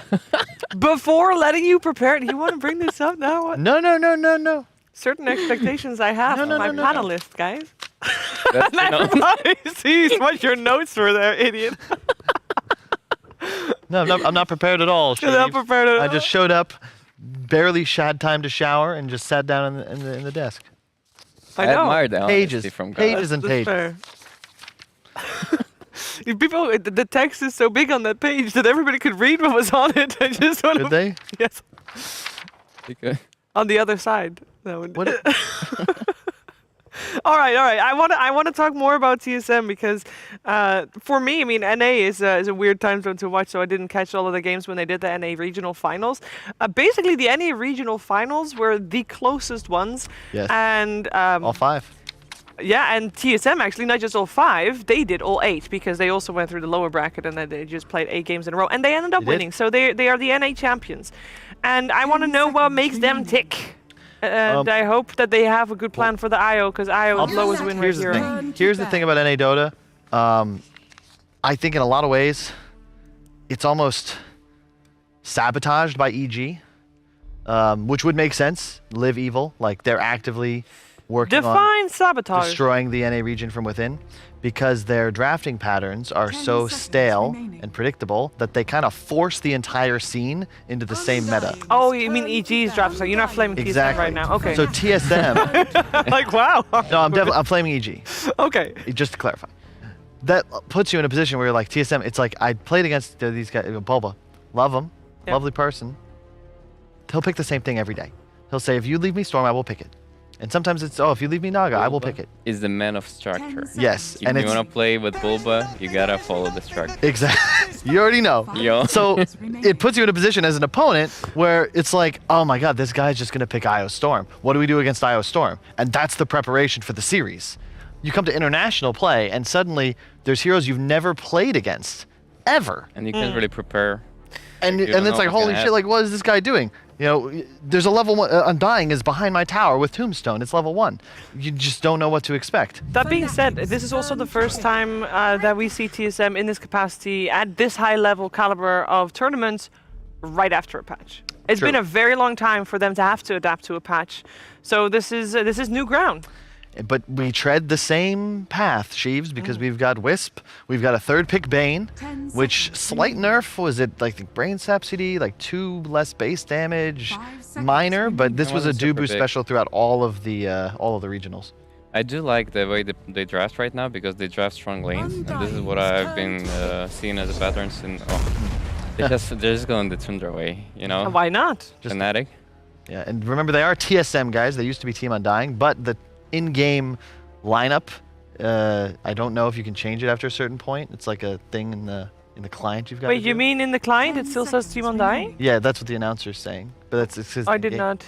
I don't not 5 hear that. seconds Oh, you don't have remaining. game sound? Do you have game sound? Very Very, low. very low. Very low. Interesting.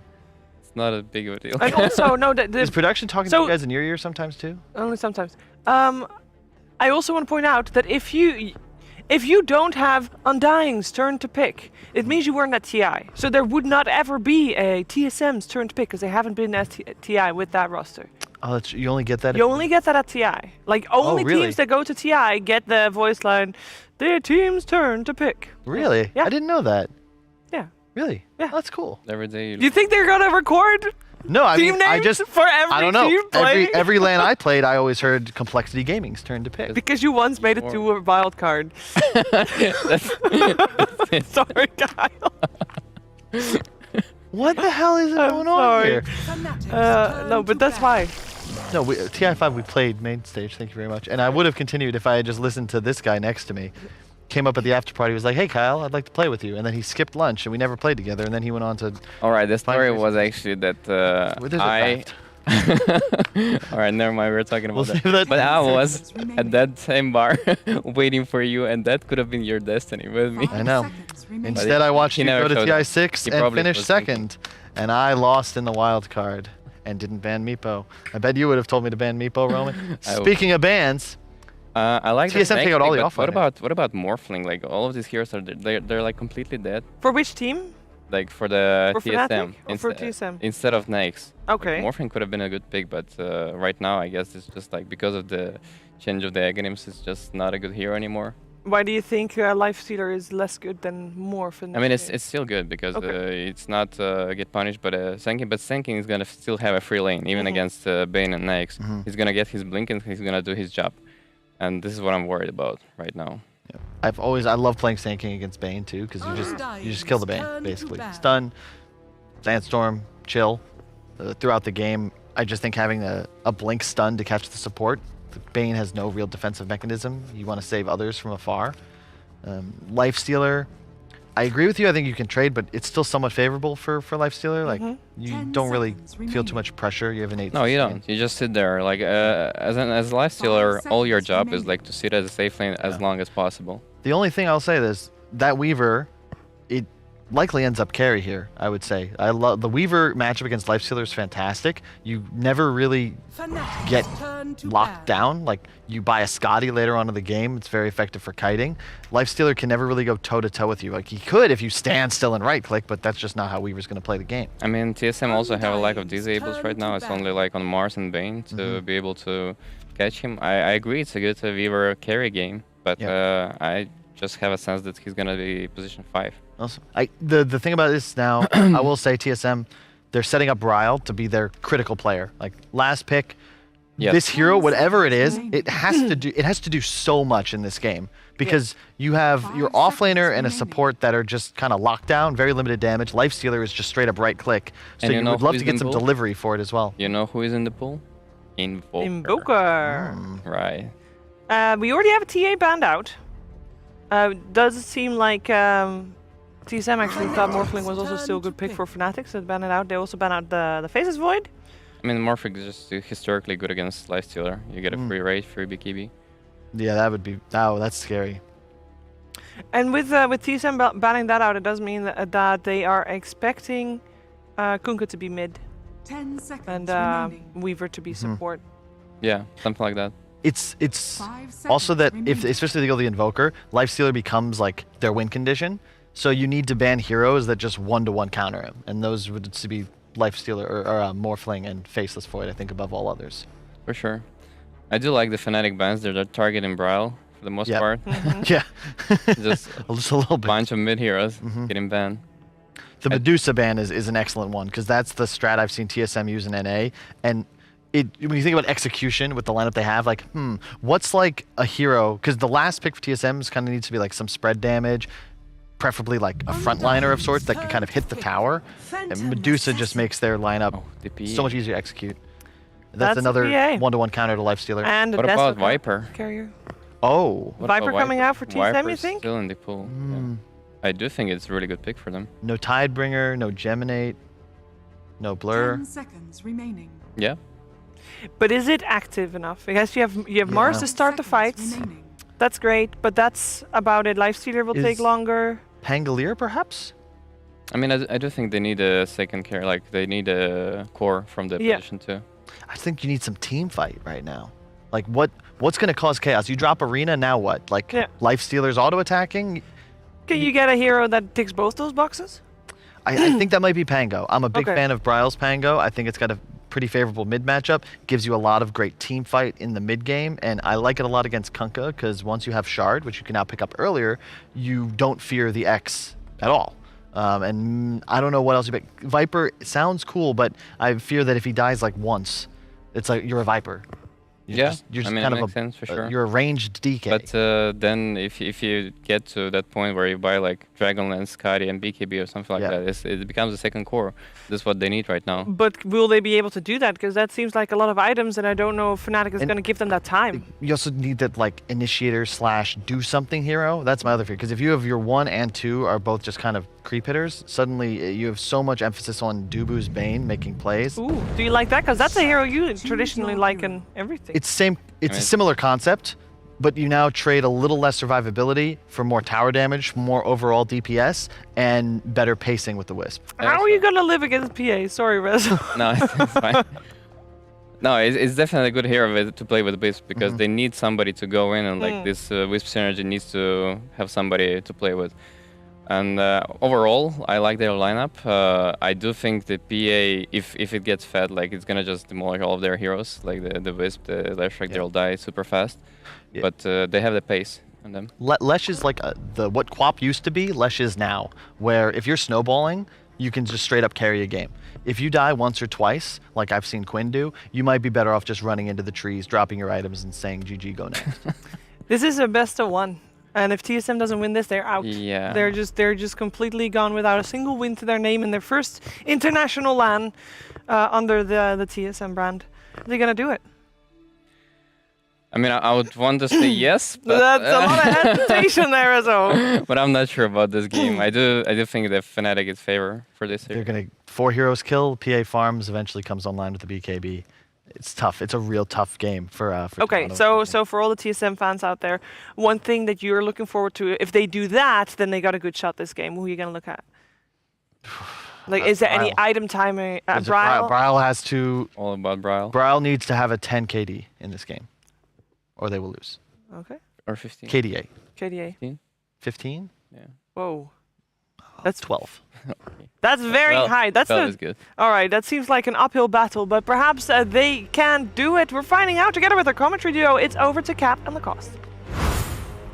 Yes, TSM FTX, who were once held as kind of the 3rd best team in North America, recently had a bit of success and managed to claim a temporary 1st place, perhaps. But unfortunately, this tournament has not gone so well for them, Lacoste. Yeah, they're 0-3 and they're fighting for survival. Dubu needs to find a way to stay in Dubai. So definitely they need a victory here. Looking at both of these drafts, I'm leaning towards Fnatic a little bit because they have like the easy to execute draft. A lot of things need to align perfectly for TSM because I think Leshrac was a really good last pick for them. It checks a lot of the boxes that they needed. They needed a hero that comes online a little bit faster. They needed like this burst damage and also a little bit of a tower damage because Bane, Mars, and like Lifesteal is not going to join any fights anytime soon. But yeah, they needed someone to put a bit more pressure out on the map. Yeah, and I always feel like looking at the draft, I really wanted something that was going to utilize the IO better.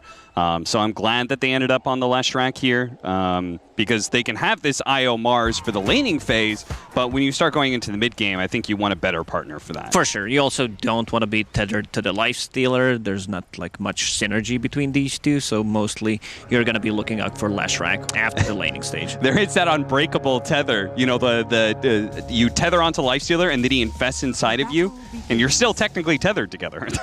That'd be great if we had the previous shard on Io, the one with the stun. That'd be awesome. Yeah. Okay, we managed to get 3 bounty runes for TSM FTX, so seems like they managed to get a slight edge there. I thought it was interesting that they saved one of their last heroes for young Bryle here, who was kind of like the up-and-coming, he was sort of like this promised up-and-coming North American mid-player, but he's kind of been, I feel like, living in the shadows until very recently of, you know, underneath Quinn, who I feel like has kind of been his nemesis when it comes to laning phase. Like, Quinn's just kind of had his number for the longest time, but he managed to get that monkey off his back with that recent victory over Quincy Crew. So we'll see how he does against Armel, who is certainly one of the better mid laners in the world. Oh, for sure. I want to see how this matchup is gonna go. Bryle, like in this matchup, you need to put max 2 points in the Lightning Storm to have ability to last hit, because Kanka deals a ton of damage, very easy. I mean, Kanka is just, in general, a great laner, and it's a harassment tool. In terms of rotations, TSM FTX, they don't have like really good hero to rotate early on, while Fnatic, they do. Like whether you rotate with a Hoodwink or Weaver, it could potentially secure a kill on the mid lane. 1x into Weaver rotation, and that should be a kill, especially if he hits level 6 faster than Leshrac. Yeah.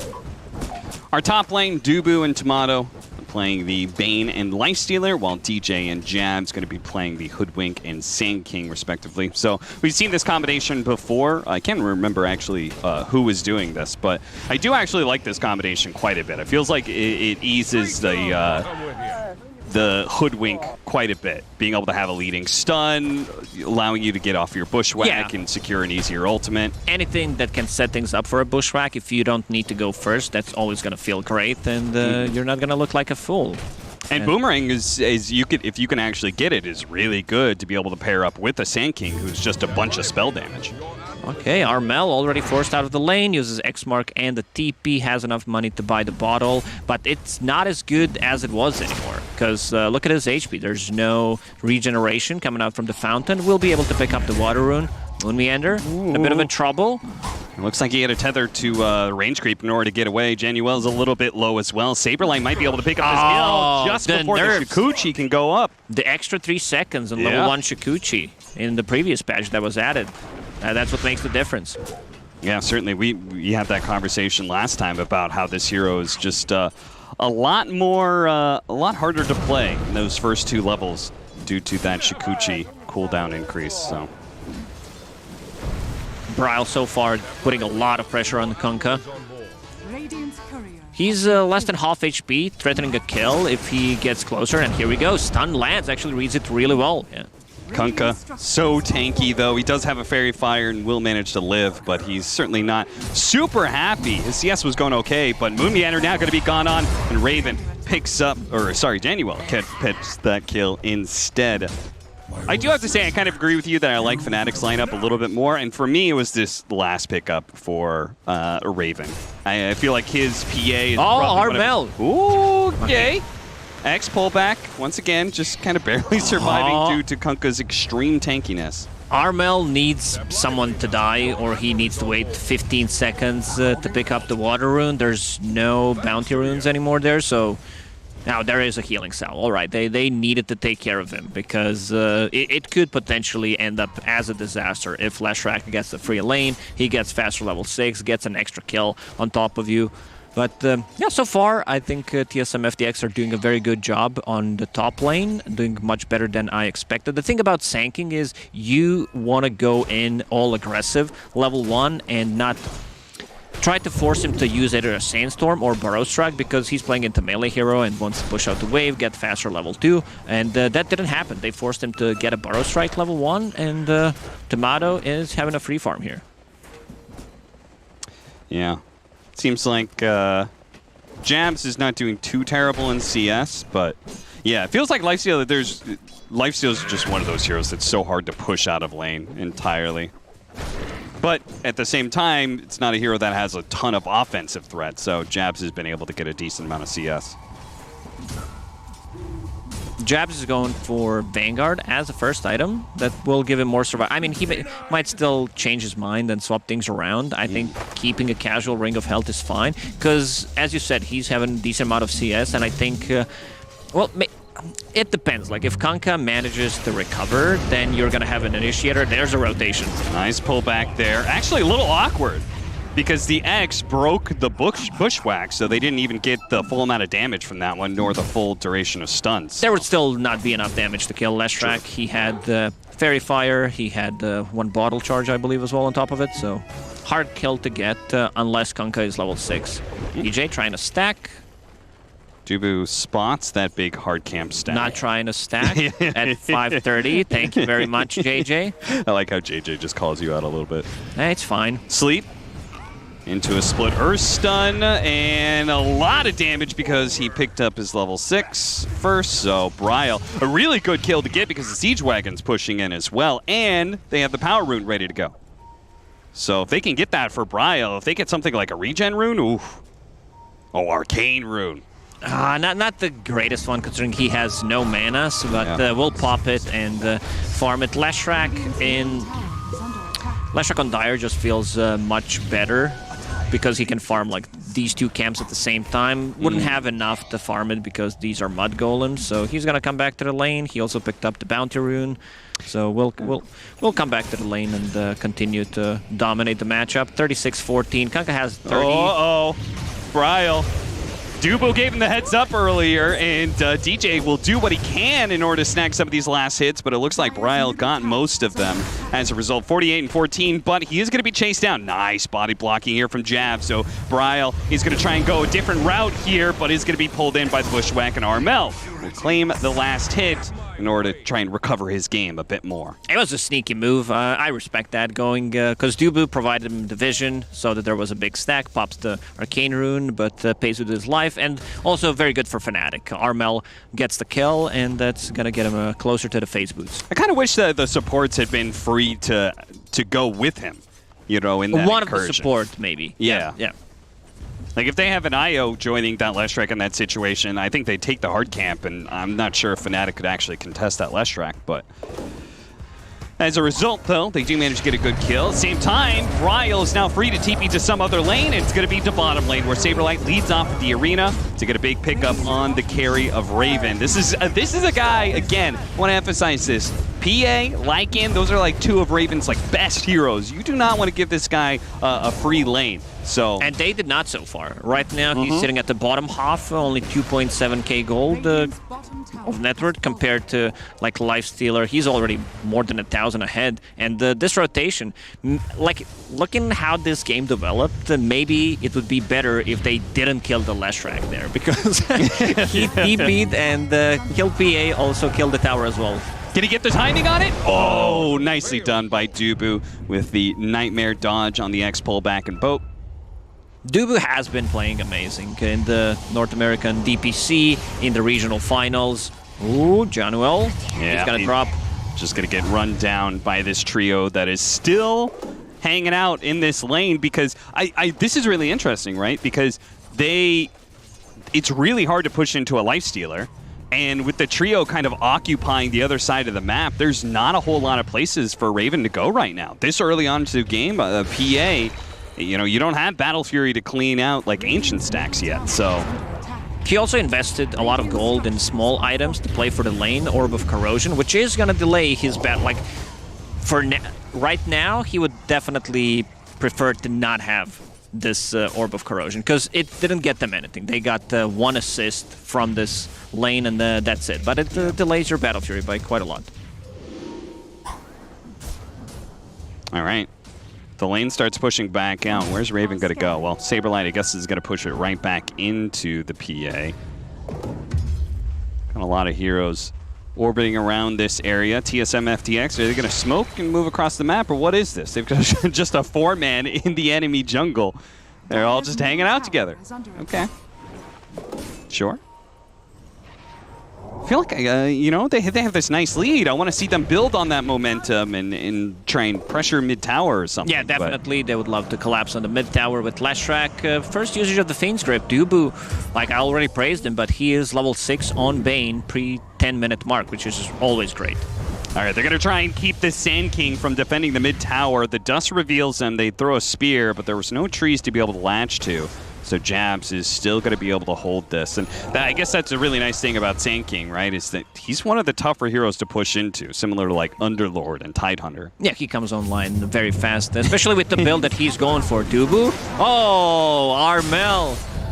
He actually pulls him back early to make sure there was no Nightmare dodge, and as a result... Dubu doesn't do anything. Like, Dubu just keeps running away. Bug is on him. Armel should be able to chase him down. Helping Tomato. Hey, there's the... Oh, but it was too much damage. He had some serious minus armor stacked up. Tomato did what he could, but a really nice read there from Armel, who I guess did get a helping hand from the Lifestealer, who pulled the neutral creeps over for him, so...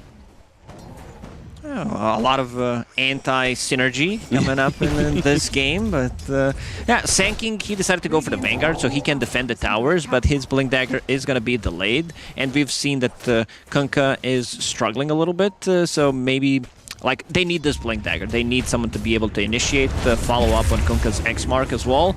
Nice hit from Saberlight. Jabs is doing the smart thing there and trying to pull the creep wave to the side because he knows the right side is going to be occupied by TSM FTX, but he still gets caught by that sneaky spear from Saberlight. The rest of Fnatic is going to show up here to still try and defend this tower, but it's going to be hard.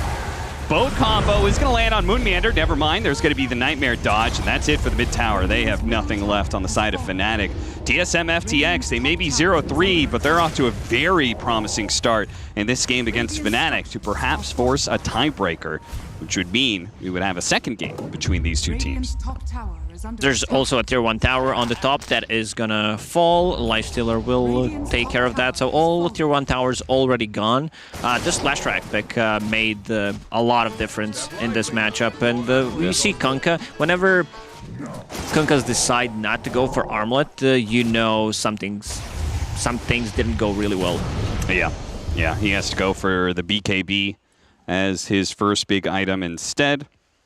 So we have a slight pause here. Yeah, it just feels like even if he gets the Battle Fury on PA and is able to just hang out in the triangle, I feel like the rest of TSM, or excuse me, Fnatic is not going to have a whole lot of farm. We're going to see that again. Dun, dun, dun, dun, dun, dun. And Armel immediately goes for the creep wave. Jesus, that damage. That was like 300. Yep. It's a crap ton. 6,000 net worth lead by 12 minutes. TSM FTX, they, you know, again, had that nice, really nice tournament at the North American Regionals where I feel like they managed to, you know, show off to a lot of the world that, you know, they're not going to be the perennial third place team. They can actually play for more than that. And the funny part is here in this tournament, right, Lacoste, they're getting some flashbacks here. In fact, Saberlight even tweeted out just that. A best-of-1 elimination game against Fnatic. They already experienced that at the biggest stage of all at TI. And they did falter there. So this is an opportunity to rectify past mistakes. It is, and seems like they are well prepared. The way they're playing right now, as I said, all tier 1 towers are gone, and they're going to start putting more pressure. I love the build on Lashrak, going for Hood, Mana Boots. He's going to be super tanky. There's almost a full Sanj, needs 200 gold to finish it off. He's going to become super tanky. The damage output is there, but they need to use everything on this Lashrak. There could also be Nightmare save. They could also be a relocate, so they need to be very careful how they decide to deal with that. And Phantom Assassin, she has no gold whatsoever. She just bought a Power Treads. This Battle Fury, this is going to be, if she dies once or twice, it's going to be 20-minute Battle Fury. The classic. Yeah, the classic admin muting the players. Yeah, everybody muting each other because everybody likes to tip and spam voice lines and do just general things to distract and tilt your opponents. All right. Looks like we're waiting on Fnatic now. So it basically means with this Treads pickup from the PA, it feels like in some ways Fnatic are saying, okay, we kind of need to fight.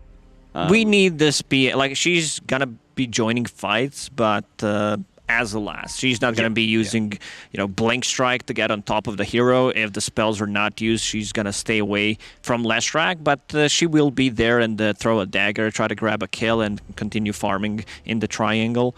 But it's not like she can't even farm the Ancients that efficiently. It's tough. The map is getting smaller. Bottom part pretty much belongs to the TSM.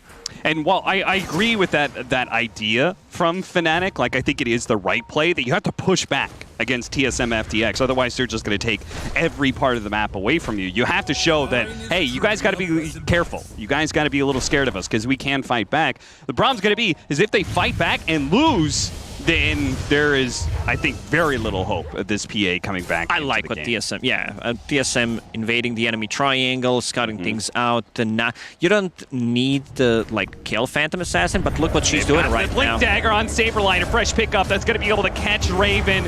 And Januel just kind of stands there going, okay, I can't really do a whole lot. He's going to be dusted, might be able to survive, quickly turns himself into a piggy for a little bit more movement speed, but is still ultimately caught. Nice 2 kills for TSM FTX, while Jabs tries to push the other side of the map because he's still looking for that Blink Dagger, but Dubu is setting up right now. He's going to go for the Fiend's Grip to ensure Jabs does die. So I was going to say perhaps a little bit of space for Jabs to pick up his Blink, but even that is denied. They need to get something out of this. They're setting things up. Oh no!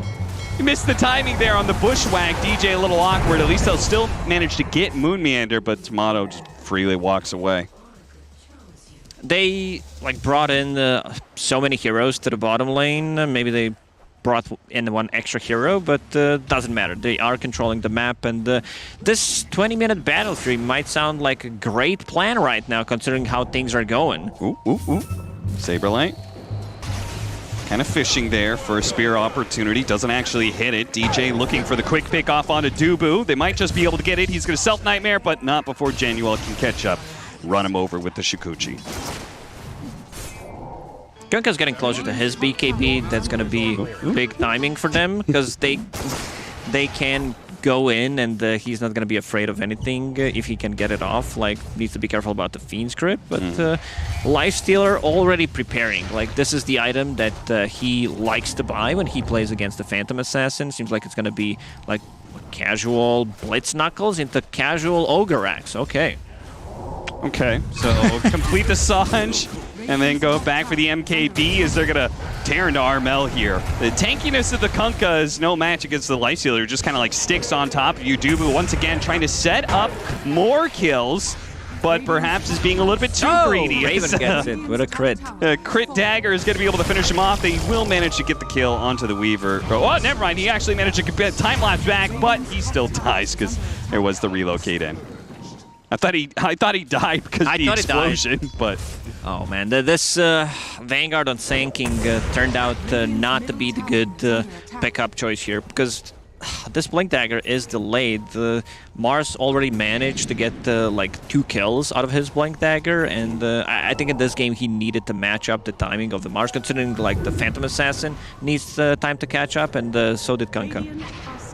Well, Jabs is known for his big teamfight initiations, but normally from the past in the 4 position. Now in this offlane role with the Sand King, he's going to have to do a lot to recover this game because they are bleeding out kills left and right. Raven looks to be able to jump away here, but he doesn't want to jump into the Lifestealer. Do manage to hit him with the Bushwhack. Does a little bit of damage to follow up with the Epicenter. It's coming in. Tomato gets off the rage, and he's trying to keep his health alive here thanks to the little bit of health from Moon Meander, but they finally finish him off. There just wasn't enough heroes here from TSM FTX, and they may be able to lose multiple heroes here. Fnatic, they pick up 2. Looking for Saberlight as well. Unfortunately, the Torrent, he went left. Saberlight ended up going right, so they miss out on that 3rd kill. Still, a little bit of pushback there from Fnatic. You love to see it. Yeah, good usage of the Blink Dagger. They get 2 big kills. And as you said, the TSM FTX, they were not there. They need Leshrac. Leshrac is their damage. And look how farmed he is. He's bringing something on the career. Oh my god, he actually bought full Kaya and Sanj. Didn't even bring half the item. I was gonna say, I was like, did he go something else? Because I was like, where's that Sanj he had queued up? But no, he's got the full Kaya Sanj, as you said. What do you think about going BKB and then going back for the new Bloodstone? I feel like the new Bloodstone is you can only pick it up on very specific heroes, and I think Leshrac is one of them. Yeah, I think that's doable. Oh, Saberlight. Relocate coming in. Raven. Oh, they hit him with the spear, but it didn't actually launch him into the tree. He's going to go for the TP out, and there's no more stuns left to be able to stop him. So, all things considered, I feel like that wasn't good the worst trade. For Yeah, they could have lost more heroes there. Yeah. Let's see how they play after this. You know that TSM FTX will decide to threaten Roshan in the next 3 minutes. That's going to be Mars going down. A nice pick.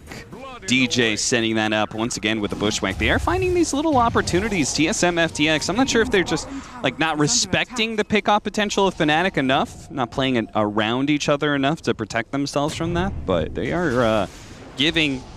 they're no longer continuing that build upwards, right? It was 7,000 net worth. It's actually gone down to 6K now. Yeah, Fnatic did a good job just slowing down the game and Phantom Assassin is slowly catching up. Once she gets to that Battle Fury, it's going to be much easier, and she's very close, 300 gold away from it, and then can start farming Ancients more efficiently, but they need to be able to devord the triangle and also be able to protect it.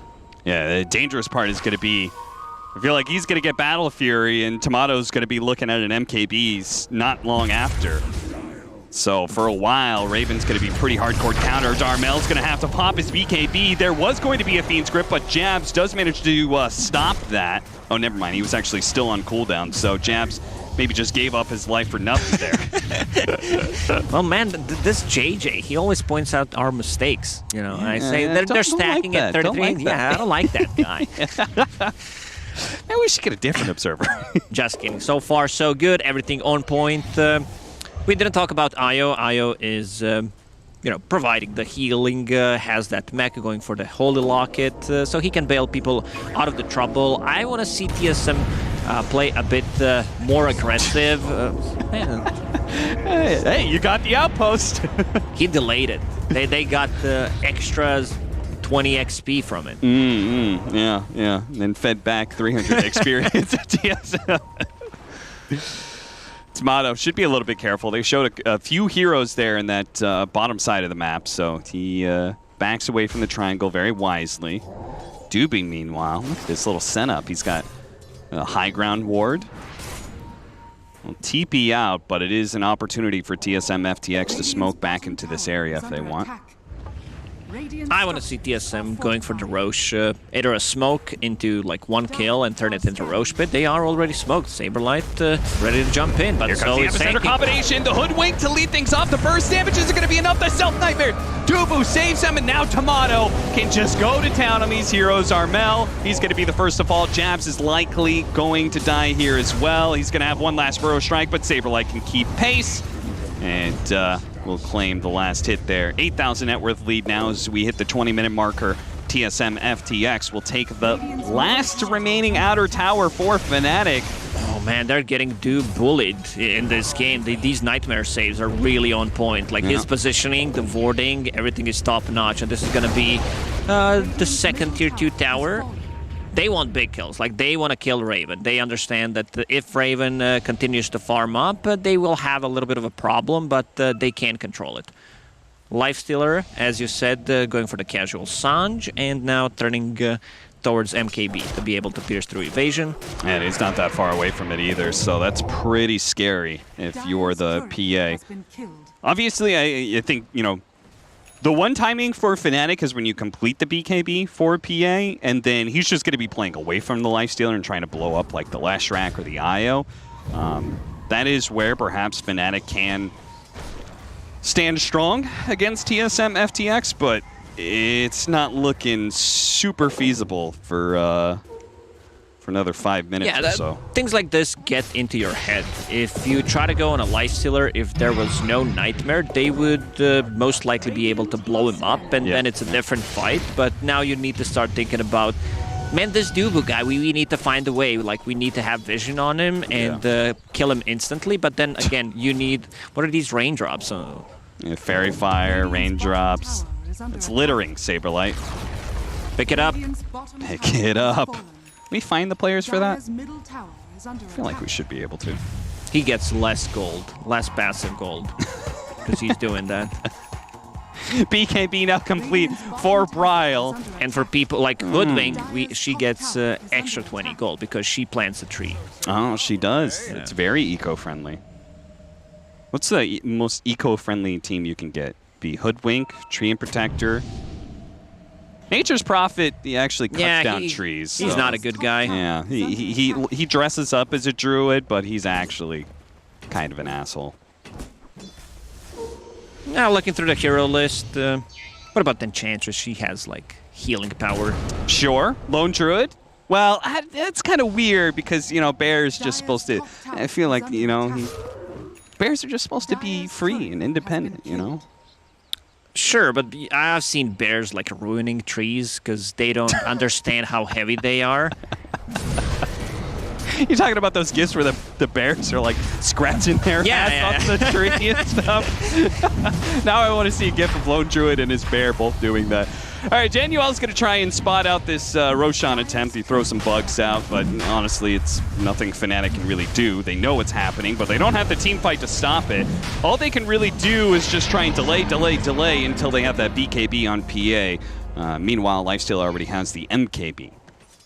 This is a big timing. They gave also Aegis to Tomato because Leshrac is very tanky, and also like Moonmeander needs to play with Leshrac, BKB, Hood, and Kaya Sanj.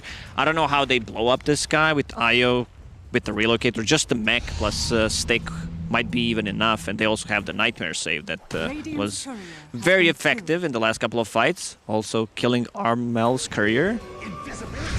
Dubu, man. They get this kind of, once they get this sort of lead, him on Bane, he's just constantly fishing for more and more kills. So if you've ever watched Dubu stream, I would encourage you to, because you could probably learn a lot. Or if you've ever seen him in a pub or something, this guy, he's somebody who directs people nonstop. And he is very good at being able to read the movements of the enemy. You could see that with this Bane. He's just constantly finding more and more pickoffs.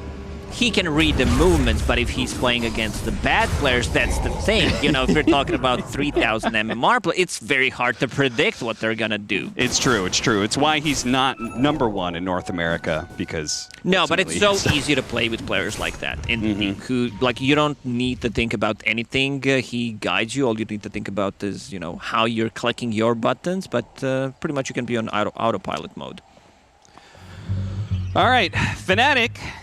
I mean, they do have some scary high ground. They've shown they have like this really good single target pickoff that is kind of dangerous to push into. They have the fact that they've got this Kunkka, which can always kind of clear waves in front of the tower.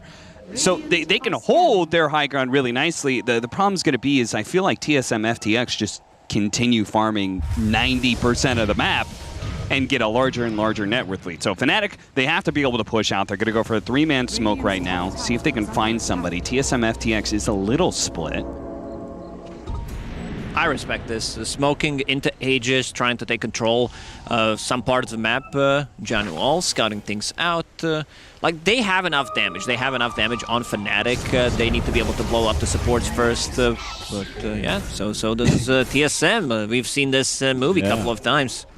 Nice read there. That was just, they had the ward on the high ground, but they didn't necessarily have a sentry. Still managed to land the split earth. Armel's forced to pop his BKB. And he immediately, he TP'd mid, didn't TP back to the fountain because he wanted to push out mid lane, but Bryle and Moonman are currently there. And I like this. I've been watching the Lifestealer's item build and his progression. After PA TP's out, immediately switches to Basher. He's like, well, I want to have something to stop these TPs. Kunkka also has a BKB, so that's going to be even more lockdown. Heaven's Halberd done. Sometimes we don't see it being upgraded, but I think it's a great upgrade here against Kunkka and Phantom Assassin. Having the disarm and also having a bit of evasion works really nicely. Yeah. That's a nice pickup, by the way. The IO got the shard, which I feel like is very core for the hero, but it's going to be particularly problematic for the PA, who wants to be able to jump on the IO and quickly kill him, but it means he's going to have to pop BKB. Oh, never mind, I forgot it's a different shard. Never mind. It's the Spell Amp. So, good way to with Spell Amp, IO gains 10% spell lifesteal. Okay. You got me there for a moment, Kev. I'm like, yeah. Dude, I that shard remember was it being broken, man. That shard was so OP. Like, you definitely needed to pop a BKB. And a lot of the players, even after playing on the same patch for so long, were still getting, like, surprise stunned by it. Yeah. Setting up. Here comes the initiation. They're going to go for Dubo. Unfortunately, they didn't catch Bryle as well. A quick pick, though. Can they actually get out? Looks like Jab's going to be left behind. His fresh Yule's pickup will not save him here. An immediate buyback from Dubu as he senses this is an opportunity. He's got 40 seconds left on the Aegis. No Epicenter. No Sand King. Saberlight, nice arena, catching 3. Immediately goes for the Hoodwink. There's going to be a lot of their damage gone if DJ dies, and he will. Tomato. Armlets toggling just to keep this Aegis alive a little bit longer, but he still only has 20 seconds left. They will get popped now, but Dubu does manage to get the Fiend's Grip at the back line. The damage. Catch Jabs. Dead again now. Oh, the spear misses, but this should be the set of barracks, and they can continue. There's still 60 seconds without a Sanking, who does not have a buyback. He bought the full Yule Scepter, and this is what I was afraid of. Like, they saw Dubu and immediately jumped him, but they used the BKB on Phantom Assassin, and they also used the Epicenter on Sanking, and now their damage output is very limited. Also, Phantom Assassin does not feel safe jumping on top of the Lashrak, or nowhere near Lashrak. So 2 lanes of barracks and a third, perhaps nigh. Fnatic, they're gonna have to go for one last attempt at a hold here. I'm not even sure if they've got the BKB back up for Raven, so it looks like they might be able to get him. Oh no, the Nightmare! Can Tomato infest out of here? No, he dies. He just tried a man fight against the PA and lost that duel. Now, TSM FTX, they need a full retreat here as the BKB is gonna be used by Bryle, the TP out, so a clean escape outside of Lifestealer getting picked off. Fnatic will hold this game for a little bit longer, but they are in dire straits. I feel like there was enough time for him to use an infest. Someone just needed to like stand a little bit closer, and if he wanted to heal up, he could have like maybe not use Aegis when they were sieging the bottom barracks, but okay, they managed to bring him down. Still big W for TSM. There's only 2 barracks left, and with Lashrak, that's easily taken. When is Roche respawning? Potentially in minute and 45. Yeah, they're in a situation where you can see a jump here. Combination disables really good Nightmare once again from Dubu. But yeah, Bryle's right there. He's so close to him. And he did have Infest up, I believe. He did. Infest was ready. I like this. He's going to try and go for a gem because he knows, Genuine knows that they need to be able to get some area under their control to keep this PA farming for a bit longer. If they can get to the PA next item, which I assume is going to be, oh, okay, Divine Rapier straight up. I thought maybe you'd go Basher or something, but no. First Shard. Shard is like cheap, but it also gives a ton of damage, and also being able to break Lifestealer is going to be great. You talked about the gem. Weaver needs 100 gold, and then he becomes a Jamuel, and then he's gonna be able to, you know, D-Ward, play against the Sanking, against Weaver. Always good to have it. Those of you guys who are wondering what our panel is doing right now, Shiva is currently scooting her way around the studio. DJ setting up, but I hope they don't think Saberlight's alone, and they do know it. Thanks to some high ground ward that they had a little bit deeper in the jungle, they spot a bunch of TSM FTX heroes, and hopefully they all get out. Uh-oh. He does not have a gem yet. Time lapse. Weaver run the other direction. Saberlight's trying to hunt. Oh, he spotted him. He's going to catch him with the arena here. Now there's nowhere Januel can go. He didn't buy the gem. Nice. I think he had enough gold. DJ's cutting the wave. Uh-oh. Dubu was on the other side of the map once again. His whole team's making plays at top, and Dubu's like, I'm going to set up bottom lane, because as soon as you guys chase him out, they're going to feel like they want to be able to run down this other side lane. He sets up a nice kill on Armel, who does have buyback. This is why any kind of setup for relocate is always going to be good, and especially Bane. He has a BKB piercing ability, long duration Nightmare. Like, sometimes you don't even need to use the Fiend's Grip, but his positioning was top tier this game. So they may have cut the top lane, but mid and bottom are pushing through. TSM FTX could go for it, but they're going to try and burst down the Lifestealer, and oh, the Nightmare again! Tomato this time manages to get off the infest, and now Fnatic, it feels like that is just it. They were all in on being able to kill Tomato. That was their only real hope of being able to win a fight, but he survives thanks to Dubu, and now they're 2 heroes down for an ending high ground siege from TSM FTX. Man, Dubu, I can't even find the words to praise him, because like this particular game, he's been involved in 17 out of 28 kills, only died 4 times as a Bane, and Armel calls it. Yeah, they just tap out. Megas, they know Raven was just not going to get enough farm to be able to stop this. He was never able to really fight the Lifestealer too often. They had those 1 or 2 picks from Fnatic that stalled out the game, maybe another 5-10 minutes, but other than that, it was all TSM FTX. They looked pretty damn good in this last game, despite being 0-3 before this. It was. Like, they managed to completely lock him down of their own jungle, the all aggressive moves. Yeah, but these two teams, they will have to play against each other again.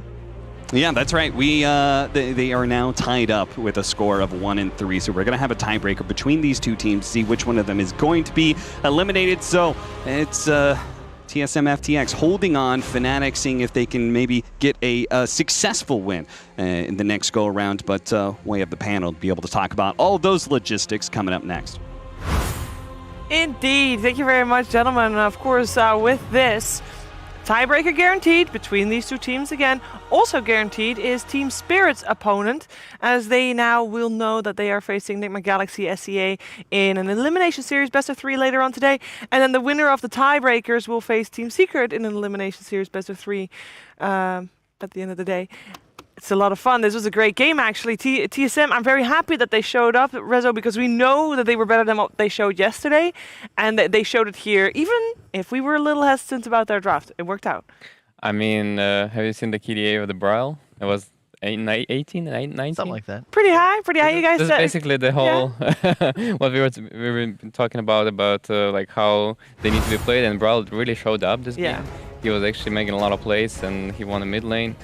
I also want to mention the Saberlight, because the way they play the bottom lane as well also like made a really big impact on this game. It just came down to the strong lanes, as I said. I like the when teams picking the strong lanes, and there is a reason that the PA is not as much of a pick nowadays, because of like her, like she needs to win the lane to be able to, you know, buy this Battlefield or Desolator early on and be able to do something in the game, because if she doesn't win the lane, then she doesn't have really good mechanics to farm the jungle and like come back really fast.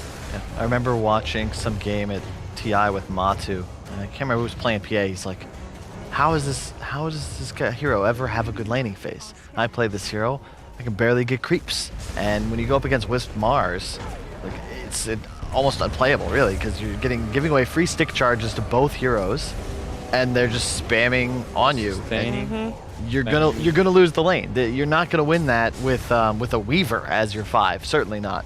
And ultimately, I just think TSM, this is them sticking with their bread and butter, like everybody on a top 3 comfort hero. And shout out to Dubu as well. Like, this is NA meta in a nutshell. This Bane hero, it is so annoying, and Dubu is like the most annoying, which of course is because he's good, Bane player there is. Like, finding you in the trees, the sleep saves that then threw off Armel's X timings for like the rest of the game. You could see him second guessing, and yeah, Bryle 11, 1, and 8. That's a 19 KDA. 19. They get the dub. As we called it. I do want Fnatic to get back to the Shadow Shaman road for the DJ. Yeah.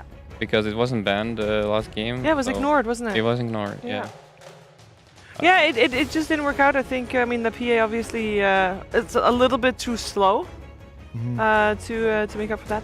I wanna mostly know, because we've seen a lot of IO. It's the most picked hero of the tournament. It's been really bad.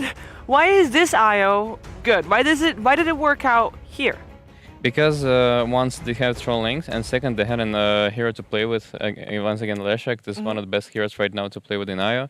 And it's just like, because they won the lanes, it was really smooth for them to play on and like take the early advantage. They take the tower on the bottom lane, they take the tower in the mid lane. It's just like it was very smooth for them. It's one of those heroes. I'm telling you, every Han guy, Moon Meander included, like would love Leshak. It's just, in a game like that, we were talking about what does this last pick got to do? Everything. That's what Lesh gives you. It's damage, it's an Aegis carrier, it's tower taking, Indeed. Decent laner, and partner with the Wisp. Also, shout out to Saberlight. Should comment, he actually did the most hero damage on his team. Quite impressive. And he also played with Moon quite a bunch, finding a lot of kills. All these arenas, you see him really? squashing More the than book. Lesh? Yeah. Damn. 2,000 more, or 200 more. Damn. Yeah. I mean, that shows out because like Mars usually a hero that has a limited damage. Yeah. And the way, because probably it's because of the Abyss, because he was buffing him a lot and he was doing a lot of right clicks, because all of his spells, like, they do very limited damage. Yeah. Yeah, this was it was a good showing for them. It was one game, and this is the first time that the two teams get a chance to face each other again. So if you're Fnatic and you look at this game you just played, what are you gonna adapt to? You need to Shadow pick Shaman? stronger lanes. You need to pick. I'll stick with the Shadow Shaman because it gives you a strong lane and then like a lot of pick-off abilities for the later on in the game. Also wards got a little bit buffed. Then I think it's the carry hero. Like you can pick this really slow carry hero right now, especially against TSM. They'll punish you for that. So they need to address that as well. Yeah, play with more pace. You know, if you want to go for something that's going to scale, buy a hero that has built-in cleave. Battle Fury, very expensive item, too slow. Instead, draft a Sven, a tiny. They have cleave for no extra cost. Beautiful, beautiful set. Beautiful. Or just draft a Magnus, ability cleave. He's Sure. got to be near you. I'd rather. I mean, when you guys, like because renting when a you guys are car. saying all that, then I'm just thinking, Juggernaut is a carry that can fight early, is also with Mag maybe, but Juggernaut is like not picked. Yeah. So why not? He is a fast carry. Yeah, I mean, it's just definitely a possibility for them. Okay. But I'm not sure if they train it at all.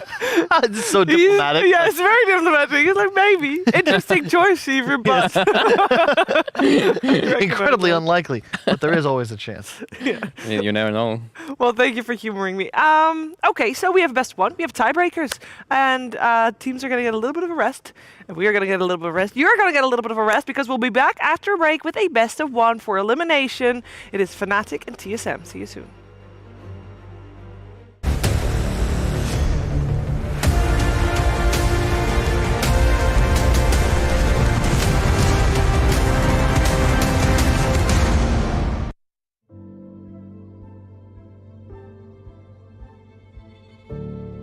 A country of dreamers, built for dreamers.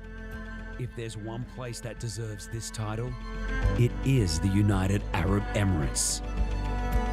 There's no other country that has built so much on a foundation of dreams. No other place that has achieved the impossible time and again just because someone dreamt it.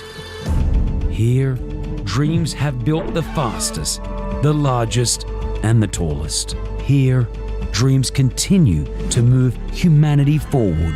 Dreams were what turned a desert into one of the world's finest countries. We even dreamt of visiting another planet, and hey, we made it come true. For nearly 50 years, the UAE has been powered by vivid imaginations. And today, as we look to the next 50, we're looking for more dream power. We're looking for those who believe dreams can make our planet a better place.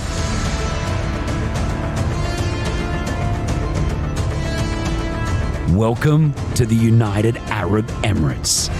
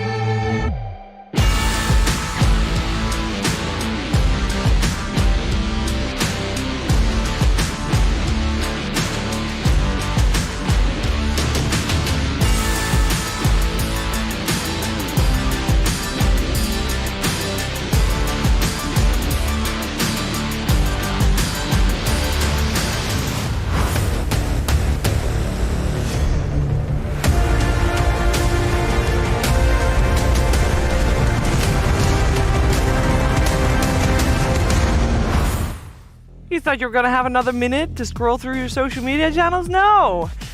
These players, they just want to get straight into the Dota 2, and so do we. They're actually already begun before we joined you guys. So we're having a draft here. It is elimination, best of one, tiebreakers between TSM and Fnatic. Both teams are 1 and 3 in Group A here at Gamers Galaxy so far. And it's only one game that they need to win to stay in and play again later today in another elimination series. Best of 3 against Team Secret, by the way. Or one game before they're eliminated. Hello, Effie. We're joined by Effie on the panel as well. Hello, and draft's on the way. I bet you were also very excited to see TSM actually showing up this morning. Oh, yeah. And do you think they're going to do it again? Because how much was that outplay and draft? That's the first question. I think a lot of it was outplay, to be honest. So it seems like they're bringing their A game today, and I hope people don't count them out. Yesterday could have just been a fluke day. Yep. Yeah. An extra day of sleep also likely helps quite a bit, but That from is what I very know true. about Moon Meander and his guys in TSM, they're also incredibly momentum based. So just getting this win, we don't have cams yet. If they make it to the stage, we will, but I'm sure he popped off, and that's got to give them confidence moving forward. But they give away the TA, which is concerning. It's no longer a 100% win rate hero. It did get beaten by an Invoker earlier today. So who knows? But yes, we will see Armel or maybe Raven on the Temper assessment. To be fair, they were ready for it. Like DP and Monkey King, I think, are both excellent answers to Templar. It's also still flexible, but from what I understand about, if you watch the way OG played at TIs, like Monkey King was one of their go-to cores against TA. Weeha, again, didn't understand why, but it was able to take his TA down a couple of times. Yeah, and Fnatic actually take the Bane away from Dubu this time. I think he played such a pivotal role in the win last game, so it's nice. Also, he just plays incredibly well on that hero. Throughout all of the regional finals, he was consistently nightmare saving almost everybody on his team. He's just got the timings of that hero down perfectly. And but yeah, so Fnatic do pick up the TA, but TSM take the Death Prophet, and I think sure it can go both ways. Kyle, why are you laughing? Because Cap was riding it on a scooter? Yeah. I thought he was going to ride behind He us. was. That's weird. But they do take Death Prophet, and sure it can go both ways, but I do think Death Prophet's an excellent hero versus TA. Sphered Siphon is a really good tool. It's the Shard got so much more valuable, just removing 1 second away from the fear. I mean, to add to the fear duration is so good. You can theoretically fear 4 people in a team fight. That's kind of absurd. It's kind of absurd indeed. It was TSM that ended up banning out the Invoker regardless, so they are expecting at least a little bit of flex potential. But for now, Raven on that Templar Assassin. Yeah. Is that because Templar Assassin and... Because are we expecting this Death Prophet to be mid, or is there also a lot of flex on TSM still?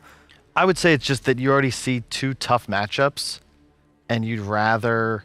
I mean, they're still... They banned Viper anyway, but I think you just...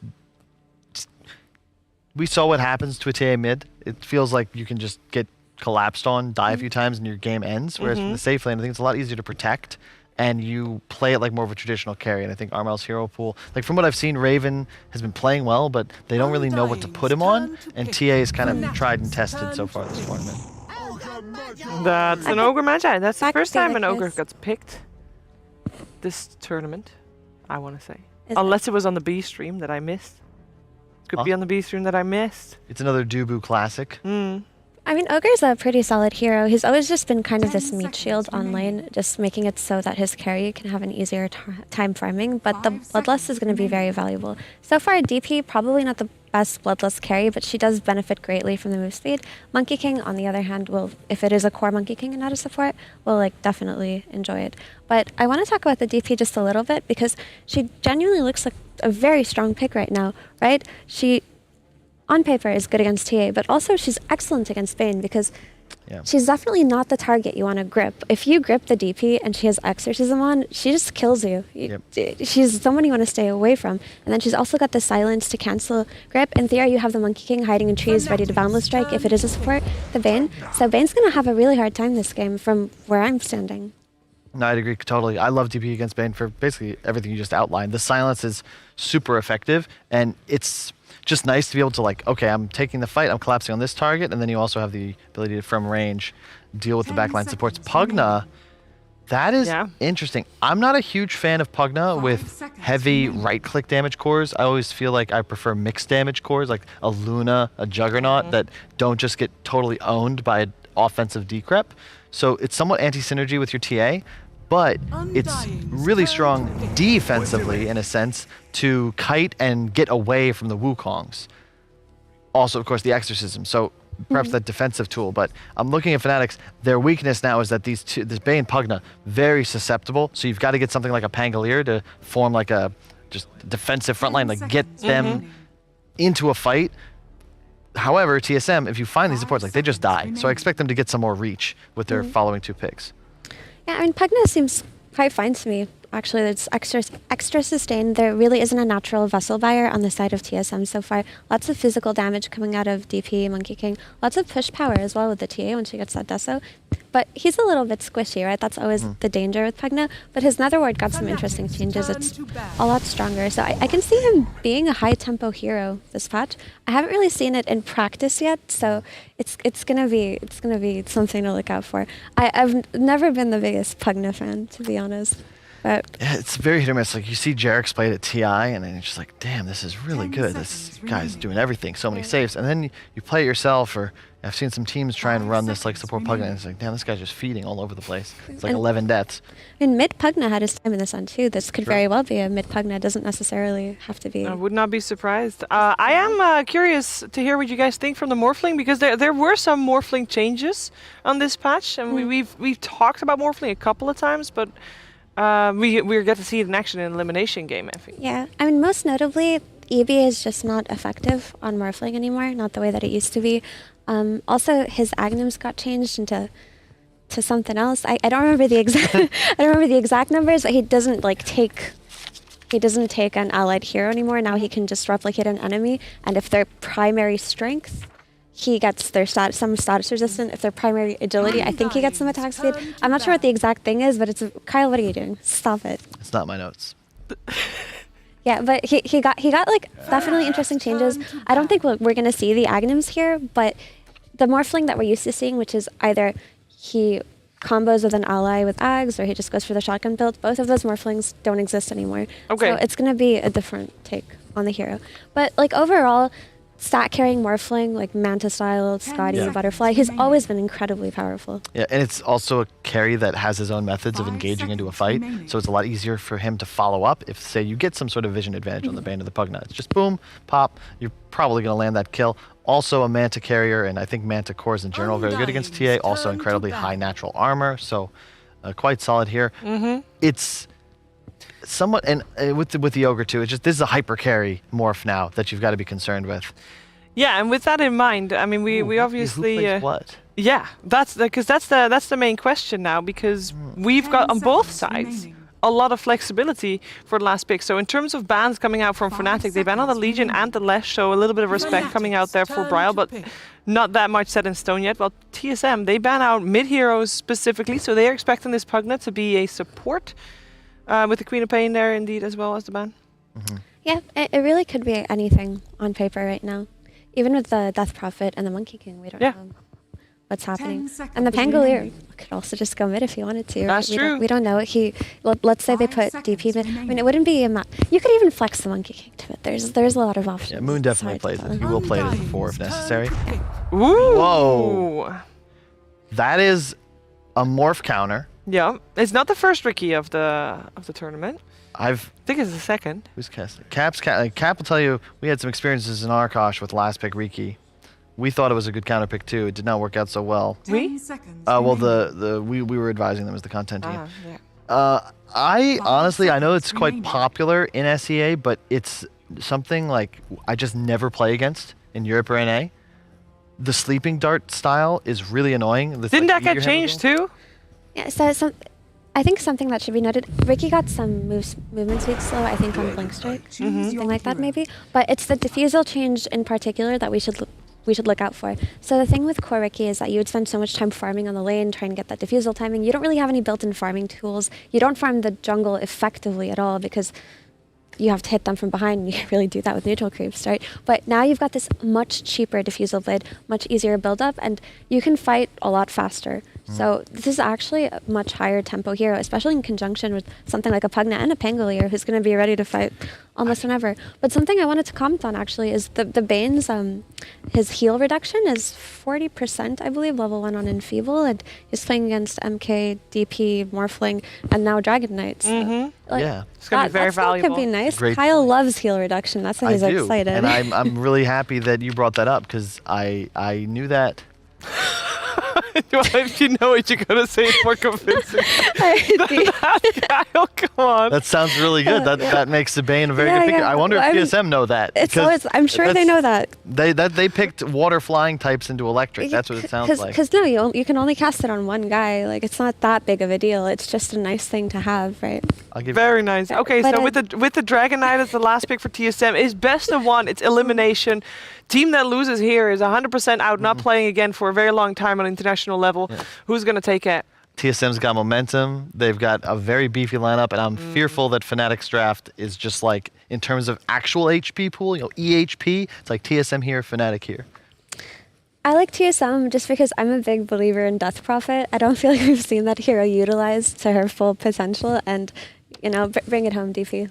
All right, well, we're going to find out who's going to take this game. We're finding out together with the commentary duo. It is Cap and Fogged.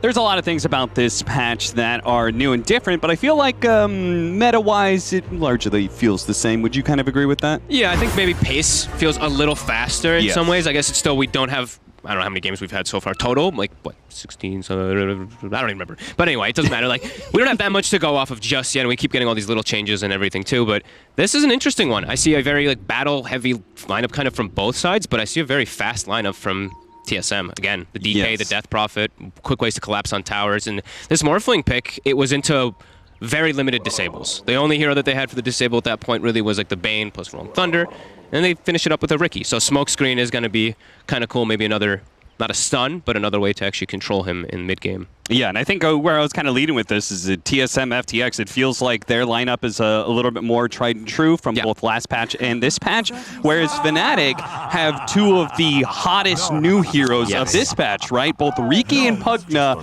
are insanely strong as individual heroes right now. Yeah, and I'm really curious to see the Riki, just how fast you get that Diffusal Blade online, and also he's really obnoxious to play against even in laning phase now. The little bit of slow that comes out from Blink Strike, it all adds up. These little changes are really annoying. And then he even gets a cool talent. I know we were looking at 10 on Riki. You get an extra slow as well on top if you want, or you get Smokescreen. It's like they're all valuable. Yeah. So.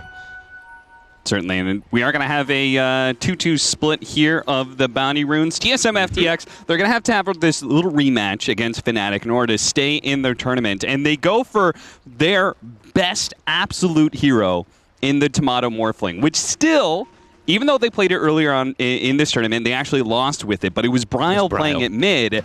TSM FTX, or Undying previously, still have a 100% win rate on the Tomato Morphling. I believe he has 22 victories straight on this hero.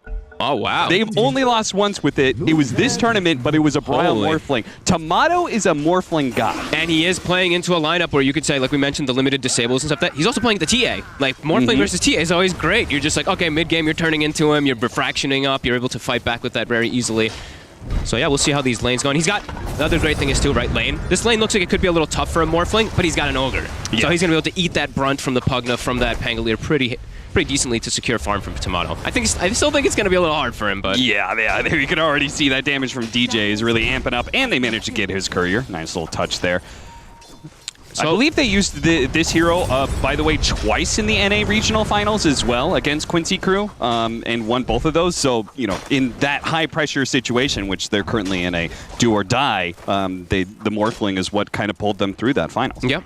Tomato's been, honestly, Tomato and Bryle for me have been really big standouts this year. Just improvement from how they have been. Tomato's always been pretty consistent, but Bryle's had his misses for sure. I feel like now they both just look really consistent, really comfortable, even on land. So it's great to see that. And so I'm curious about some other stuff that could be going down in this game like later on, because we've talked about the hot heroes and changes and blah, blah, blah, but I'm wondering how much Nether Ward is going to do this game, especially into like Death Prophet ult and stuff like that, right? Like it reduces spell damage done from enemy heroes, so that's going to include everything that's coming out, which TSM, they do have quite a bit of nuke damage coming out. So. Do you know if that decrease stacks additively with the upgraded Vlads, which was that Revenant Brooch? I can't remember what it's called.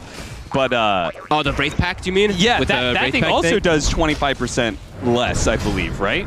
Oh god, I don't remember actually how they do add up, honestly. It'd be pretty funny if you just show up to a team fight, you try and throw some spells, and they're all doing 50% less damage. I just don't think any, like, I want to see it, but I just, like, just to get, like, information and know if we have it, but I just don't think anybody's going to buy that item. Yeah, it's seriously. so damn expensive. Like, Vlad's is just too expensive still. I've tried buying it so many games still in pubs, and I'm just like, it looks funny.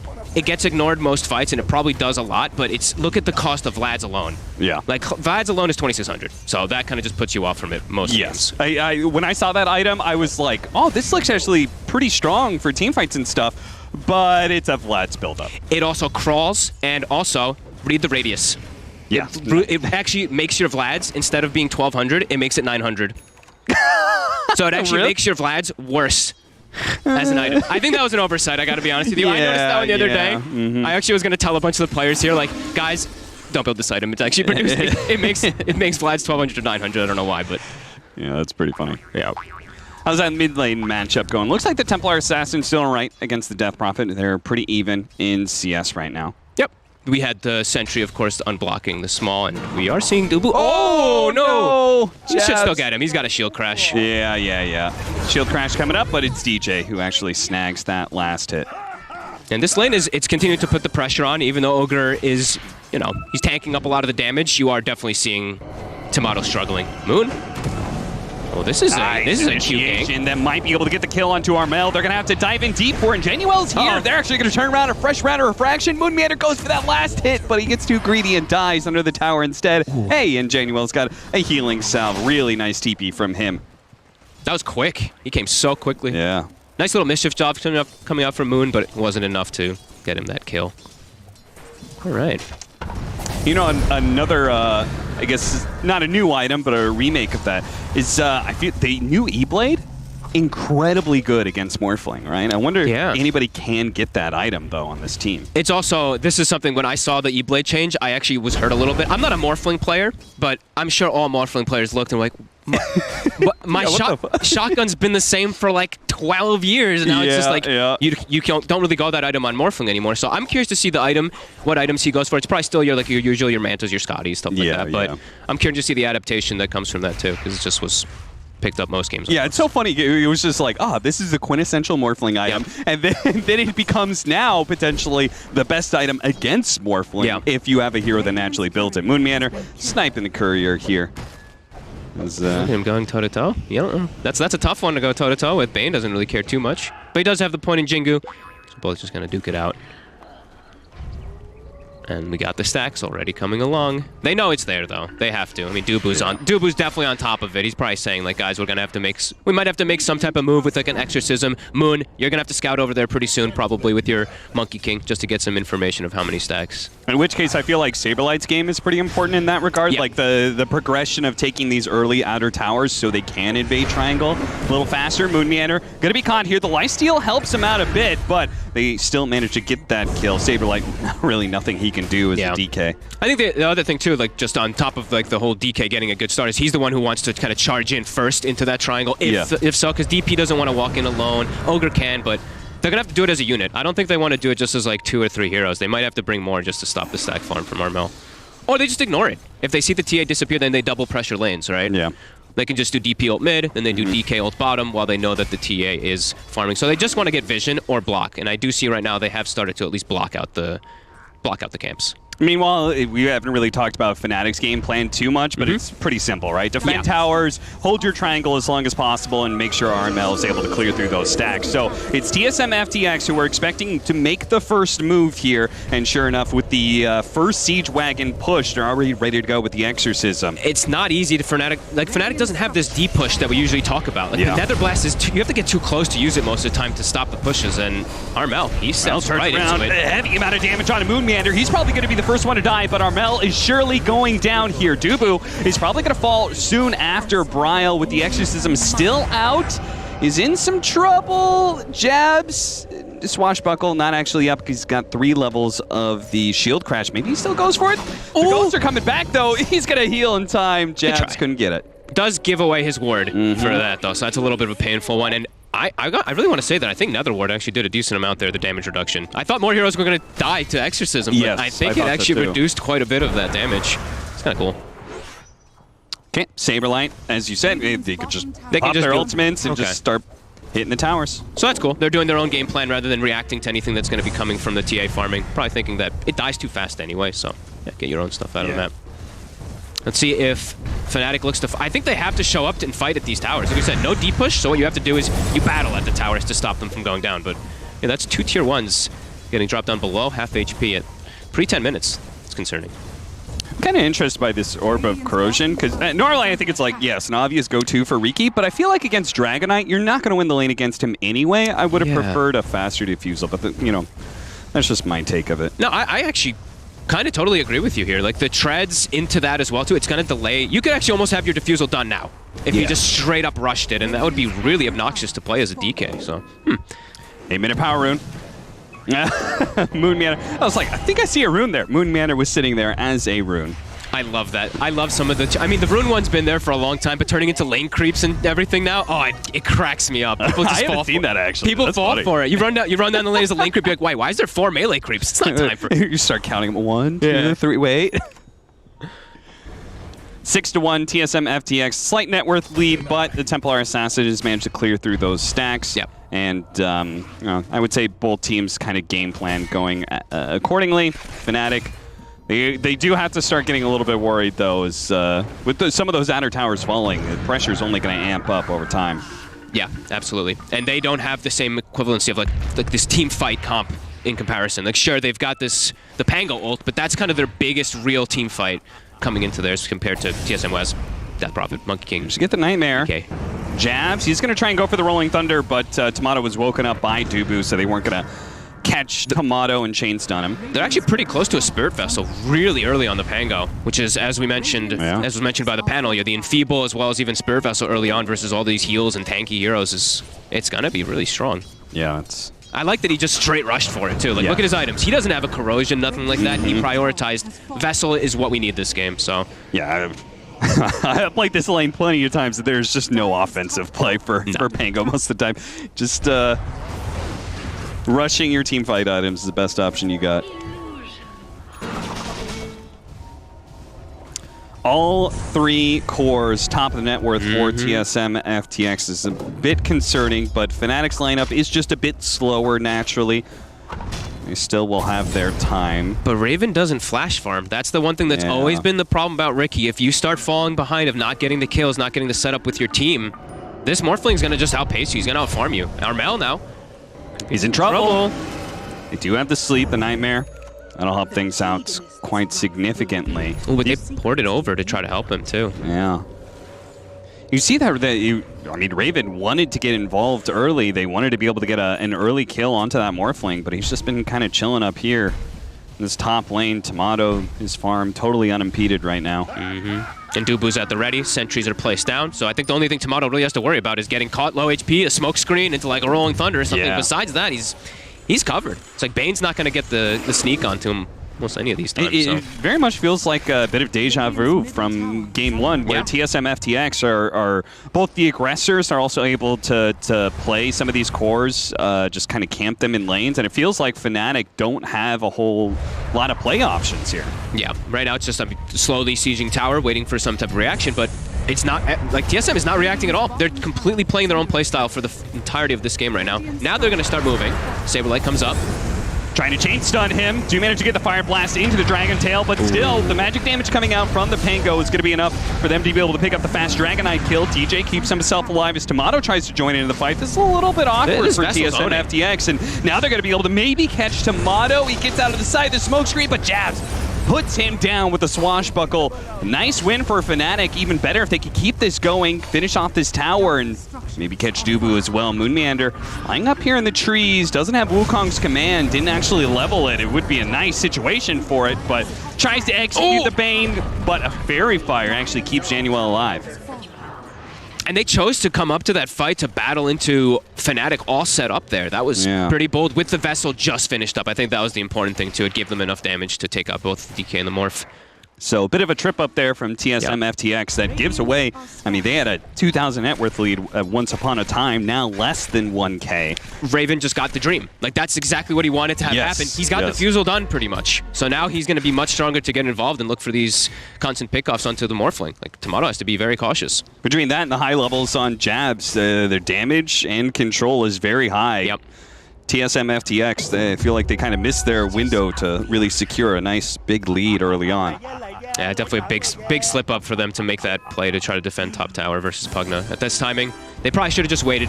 You know, hindsight's 20/20. They probably should have just waited for a little bit, get their farm, and then just drop the tower, and they'll deal with it. It's not that big a deal losing that tower this early with the Morphling, but they chose to fight, and that's gonna hurt them in these next few moments. Yeah, TA, level 11. Ricky's totally online. See what Moon's able to do here. Corrosion and his Orchid build that he's done multiple times that we've seen. It's funny how some things in this patch just did not change, even with the Orchid changing itself. Just still, Orb of Corrosion, no boots, rush the Orchid. Saberlight does have a Blink Dagger here, so this two-man smoke... I'm surprised he actually put the 4th point in Primal Spring. With the way that fights are happening, I actually would have liked him to have Wukong. Yeah, same. Just as this armor, like he's just a deterrent versus TA. As the jump, Saberlight stun. He got off the shield crash, though. With that damage reduction, he's going to be pretty damn tanky. It's hard to be able to bring him down, and this Pugna is really helping out against the DK. They just decimate him with a Fiend's Grip, and now Dubu, he has to cancel his TP, but they're going to go for the Death Prophet. Oh, they missed it before he TP'd out. Still, though, very successful fight for Fnatic. It would have been nice to get that second core, but still, 2 kills. And Fnatic 11-2, feeling pretty good about this game now, I would imagine, compared to 5 minutes ago. Yeah. Great plays from the Pango. Jabs, he's killing it. His build, his Spirit Vessel, max shield crash too, so he just jumps in. So he gets 3 heroes, right? So he had over 50% reduction, I believe. Yeah. Yeah, that was a massive, massive hit. And this Dragonite, I mean, he's just Fiend's Grip the entire time. They can't reach that area there. And also, like, DJ even played it careful, just in case. He drained his teammate. Like, he actually could have played it aggressive for sure, that, but he's just being careful. This is really good last few moments for Fnatic. Really good. It's kind of curious to me that TSM FTX aren't playing, like, the Death Prophet and Dragonite in the same, areas. They did it at top lane, now it happens mid. And it feels like they're not utilizing what I mean, Moon's trying to, but they're not utilizing that vision to their advantage. Like that one, they chose to pick that fight there, but then it's like, oh my god, wait, we actually don't have the numbers here. So that's usually what Monkey King provides you, is you're able to get that jump with, numbers advantage in a way, but... Feels like very soon it's going to be plan B for TSM FTX and just all in on the Tomato Morphling, while Fnatic can keep up this pace, keep the pressure up, and I think just keep hunting for more kills. They're going to Aether Lens on DJ. As long as people are initiating in front of him, he's going to feel really good. Oh, Thunder! He just walked right in! Oh, he got off the Strength Morph, but he's still going to be Chain Stun underneath that. The damage from Raven is immense, and he will manage to bring down the Morphling before he can jump away. Now Moon Meander's going to be falling as well. Saberlight actually jumping in and stopping the drain. Moon Meander, one more hit from Jabs is going to be able to get that kill. Bryle, though, now joining up with Saberlight. They are strong together, and they manage to get the Pugna. Now they're looking for Jabs, as he actually does not have a TP. You could see Dubu's actually trying to scout him out with his courier. Classic Dubu. Saberlight finds it. And he's still going to be able to swash away. Yeah, I mean, he wants to be able to get over that cliff. He's got another shield crash. It's going to be a long, long time. They are going to be able to get this kill. It's going to take a bit. It's taken I mean, that is the whole exorcism that has now chased out for this kill. Oh no, he didn't get over the cliff. But no, Saberlight jumps over. Okay, they spot him, they see him, and now he's out of mana. Now he should be dead. Okay. That was a minute of chasing. Yeah. An actual full minute. So I don't know if he's too upset about all that. Yeah, bottom lane was pushed all the way into the tower. The Templar Assassin was farming up Ancients during that time. Fnatic got a lot during that period. And that was a DK ult and an exorcism to chase him out and kill him. The exorcism was popped earlier on, but he didn't get any actual farm. It was just him chasing for that kill. So I think Fnatic's still quite happy. Yeah, and let's not forget that whole entire thing started with them being able to kill Tomato's Morphling. Yep. So now the Templar Assassin is top net worth by a large margin. And he's going to be, it's going to just keep delaying that Manta too. So he's very susceptible to get killed from the Spirit Vessel. It's going to be really obnoxious. And this is actually with 0 points in Enfeeble. I know we were talking about Enfeeble could be really value early this game. Yep. It's going to start coming out soon too. So that's going to be even more things that I feel like TSM has to deal with. His Dubu dies and his Courier as well. Radiant are scared. Yeah, the aggression's just kicking up. Fnatic, they're ready to fight. Like the DP ult is down, DK ult is down. Without Exorcism, it actually feels like TSM can't do anything at the moment. Nice little D-warding going on. They're going to spread on through here into the mid lane. TSM FTX without those big teamfight ultimates. I feel like even approaching this mid tower is very dangerous. Tomato. They are going to be able to stop jabs here with a nice silence coming in, but at the same time, with Fiend's Grip plus the Drain, this poor Death Prophet, can anybody help him out? They do manage to have a Lotus Orb. Bryle is going to be okay. Jabs is still going for it. Rolling Thunder on through them. Januel is stuck inside the Wukong's command, nowhere he can go. Saberlight is actually able to collect the kill on the Templar Assassin. Massive victory from TSM FTX. Fnatic, I mean, they were talking about all the things we were probably talking about. We're very strong, guys. Let's just go find any kills we can. But maybe they overextended themselves. Yeah, different. Just I think target prioritization there was a little weird, right? Ricky went for the Morphling, and then the rest of the team had gone for the Death Prophet. I actually think Bryle's item build, like you mentioned, the Lotus Orb, is massive this game because he's able to actually protect himself really nicely here, as you see in a second. He dispelled, I believe, what, Meld? He dispelled like 3 or 4 different things there easily. Yeah. With just that Lotus. Just imagine, like, all that Riki damage. Like, he outputs a lot of single target damage. If he's putting that on the Death Prophet instead, Bryle's dead, and they start off that team fight really well. But instead, you know, Tomato, he wasn't too bothered by the damage he took. Now TSM FTX feels like the momentum going the other way. They're got a 4-man smoke up because they've got Exorcism. And Saberlight actually cool because since 15-minute shards, he had the Fireball for that whole fight. And big. I think it's really actually quite strong versus something like TA. Like the Refraction, Armel actually got owned. He was walking right through it. Now it's also a farming tool, right? With the 15-minute shard, I think that is like one of the bigger upgrades for Dragonite. Yeah, I think it's actually really, really strong this game. And then they're also going to get Bryles really soon too, which it's one of my favorites at the moment. That Death Prophet shard if he looks to buy it up. Or maybe he'll wait for it just for that second rush because it's going to be at a pretty early time anyway, but Fnatic set up to fight. Oh, Saberlight gets the initiation with the burn already down. Moonmeander's going to jump onto them to slow them down inside of that burn. Still, though, Saberlight's taking a lot of damage, and now Tomato's able to come in and clean things up. So Saberlight's safe. They should be able to chase down more heroes here as DJ is likely to fall. He turns around, does what he can, but immediately gets silenced up. So TSM FTX, another massive victory for them, being able to claim Roshan and 2 kills. Great play for Moon. He just gave the vision. Really, that's kind of all it was. Just a great stun on 2 or 3 heroes. DK Fireball on top, and I don't even think Pango was able to get his ult off. He had just run away. Jabs did not even be able to do the initiation they wanted. Now Morphling with an Aegis, feeling a lot better, and that's probably his Manta finished up too. So he doesn't have to worry about the Vessel. Likely to be able to play out a smoke screen and everything too. Yeah, I mean, that was such a massive window for Fnatic with this Riki and Pango combination. They could have killed a Morphling several times, but now entirely different ball game. Tomato does not have to be scared at all of being ganked like that between an Aegis and Manta. How quick it changed, really. Just one little mistake, diving past the mid, not having the right targets taken out, and yeah, now TSM has great control of the map. And now it's tough for Fnatic to really make these plays about trying to outpace these Death Prophet ults and your DK ults because they're just going to start coming back up more frequently, and your lanes are all pushed in. So you got to first deal with pushing your lanes out, and then everything's back up. Yeah.